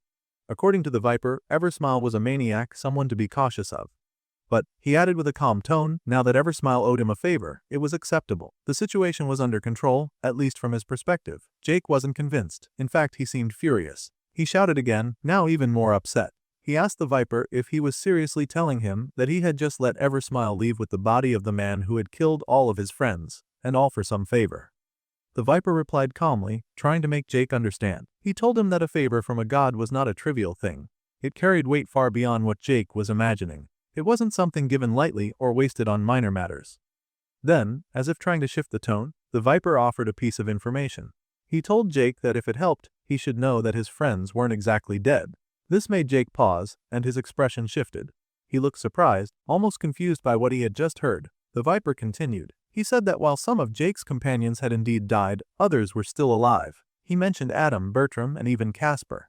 All of them, according to the Viper, were safe and currently located on the other side of the tutorial. Jake was visibly stunned by this. The revelation hit him hard. He asked how that was even possible. It didn't make sense to him. How could they have survived after everything that had happened? The Viper explained further. He said that when it came to having a powerful variant class, Adam might actually surpass Jake. Adam had recently become an augur, and now that he held such a title, he had become extremely difficult to kill. It wasn't easy to take someone like that down. As for Casper, the Viper hesitated. His tone shifted slightly, and he didn't give a direct answer. Instead, he told Jake that he would have to see for himself. Whatever had happened with Casper, the Viper chose not to explain it outright.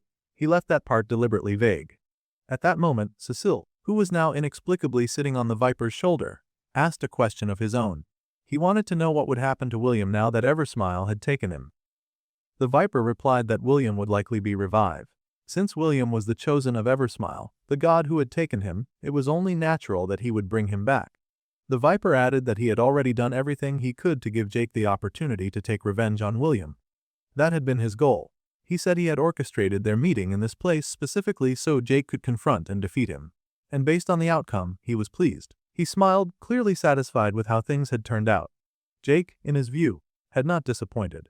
Jake, still struggling to make sense of all this, said that he had thought the system was supposed to prevent gods like the Viper from interfering so directly. He had been under the impression that such meddling wasn't allowed. The Viper responded with a shrug.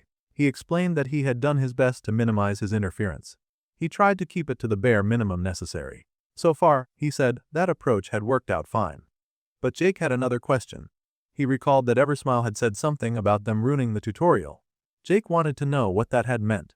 What exactly had they done to ruin anything? The Viper didn't answer right away. He seemed tired of all the questions. With a sigh, he said that it would be easier to show Jake everything at once. There was no point in explaining it piece by piece when a single vision could reveal the entire truth. Then, raising one hand, the Viper gently touched Jake's face. As soon as he made contact, Jake's vision began to shift. He started to see something unfamiliar. He asked what was happening. The Viper answered calmly, saying that he was showing him the story of two individuals. One had entered the tutorial with his friends. That was Adam. The other had entered completely alone. That was William. The boy William relied only on himself. Early in the tutorial, he stumbled upon a wand and with it, he gained the means to kill. He used that weapon without hesitation, cutting down others wherever he went. The wand gave him power and he embraced it. In contrast, the other boy Adam faced immediate tragedy. On the very first day, his group was attacked. In that initial brutal encounter, two of his friends were supposed to have died, Jake and Joanna. The story, as the Viper told it, framed their deaths as the first turning point in Adam's journey. But Jake, watching this unfold within the vision, interrupted. He objected firmly. He pointed out that wasn't how it had happened. Neither he nor Joanna had died that night. His voice cut through the vision, reminding the god that something in that version was off. The Viper turned to him, unbothered by the interruption. He explained that this was not Jake's story. This was the version of events that should have occurred. The one that would have unfolded if fate had not been rewritten. Then the god resumed the tale. He said that in the aftermath of that loss Adam, weighed down by grief, found himself aligning with two others, Richard and Nicholas. Jake recognized the names. He remembered Nicholas well. That was the other archer, the one Jake had ended up defeating himself. When he pointed this out, the Viper simply responded with a single word, precisely. That, he said, was where things began to change. That was the moment Jake's continued existence began rewriting the course of the story. From there, the Viper explained, a complex web of manipulation unfolded. Richard had been using William, pulling strings from behind the scenes. But what Richard didn't know was that Nicholas, in turn, was manipulating him. Each had their own agenda, and in the original version of the tale, this chain of betrayal and scheming would have culminated in Richard's death at Nicholas's hands. However, that balance of deception didn't last. William eventually killed Nicholas. While Nicholas was cunning and manipulative, he lacked strength in direct combat. William, on the other hand, had grown increasingly brutal and efficient. With Nicholas removed, William's rise became unstoppable. He began to dominate the tutorial, eliminating his remaining competitors one by one. In that timeline, there was no Jake to oppose him. Jake had died long ago, as he was meant to. And so no one remained to stop William's ascent. By the end of the tutorial, William stood alone. Everyone else had been erased. And with that, Eversmile would have succeeded. He would have gained the most powerful disciple the tutorial had ever produced, but things hadn't gone that way. One variable had changed everything. Jake, his unexpected survival, enabled by a mysterious bloodline no one had anticipated, altered the path entirely. That first night, when Jake should have died, something different occurred. He had awakened, he had endured, and that survival unraveled the fixed threads of fate. That, the Viper explained, was why Eversmile considered this tutorial ruined. The divine plan had been interrupted. A thread meant to be cut had instead been woven deeper into the narrative. Even so, the Viper reminded Jake that in both versions of the story, his friends had met their end. He told him not to place all the blame on himself. But Jake couldn't accept that. He shouted in frustration. He said he could have done more. He had survived. That meant he had a chance to change things, and he failed. He had turned away from his friends instead of standing with them. He had been a coward, he said. While they faced danger, he had remained on the sidelines. The Viper, however, disagreed. He told Jake that wanting to stay out of other people's problems wasn't wrong. He had made a choice, and that choice hadn't been evil. But Jake didn't see it that way. The god told him again, his friend's weaknesses weren't his responsibility. That only made Jake angrier. He asked if the Viper expected him to become like one of those people who turn their backs on others. To ignore those he cared about, just for the sake of self-preservation. To that, the Viper gave a serious answer. He said that no one was Jake's responsibility, unless Jake chose for them to be. Those words struck something deeper in Jake. He didn't respond with anger this time. Instead, he said he didn't want to become like the Viper. He didn't want to live a life of solitude, sad and detached until the end of time. Hearing this, the god's eyes widened. For the first time, there was no witty remark, no sarcastic reply. He seemed surprised. He fell into a moment of silence, reflecting on what Jake had said. But Jake wasn't done. There was something more he needed to make clear. He said that if one day he were to fall in battle, he hoped things would end there. He didn't want to be brought back. He didn't want the Viper to revive him. Cecil, who had been listening nearby, was confused by this. He asked Jake why he would say something like that. Why wouldn't he want to be revived? Jake answered him plainly. If he were brought back, it would make the fight meaningless. There would be no weight to it, no real risk. He didn't want a divine safety net. He wanted to know that he could lose. That what he fought for could be lost. That's what made it real. Then, with those final words, Jake turned and stormed off. He still had a task to complete. The dungeon boss, or rather the Beast Lord, was still waiting for him. Cecil tried to call out, telling him to wait, but the Viper stopped him. He said to let Jake go. The god's tone had shifted. It was more serious now. He said that his chosen one had already gone through more than most, and from now on things were only going to get worse. Cecil didn't understand what he meant by that. He asked what the Viper was talking about. The Viper hesitated for a moment. He said he hadn't planned to say anything. Jake wouldn't understand, and he probably wouldn't want to hear it anyway. But then, speaking more solemnly, he explained that as a god, he could sometimes glimpse beyond the present. He could peer slightly through the veil of fate. He couldn't see everything, but he could catch glimpses of what lay ahead. He said that when he orchestrated the meeting between Jake and William, he already knew what the outcome would be. That part was inevitable. But he had seen just a little further beyond that moment. And what he saw, he said, was enough to tell him one thing. Jake would fight the king of the forest before the tutorial ended. But he was destined to lose that battle. The thrill reaches its climax, and we're left off on this panel to anticipate what happens next. I've tried my best to cover this story in really big chunks, so I'm now going to wait on you guys' response to know if I should continue further. Personally, I find this story very refreshing and unique, so if this compilation video does well, I'd be extremely happy to continue it further.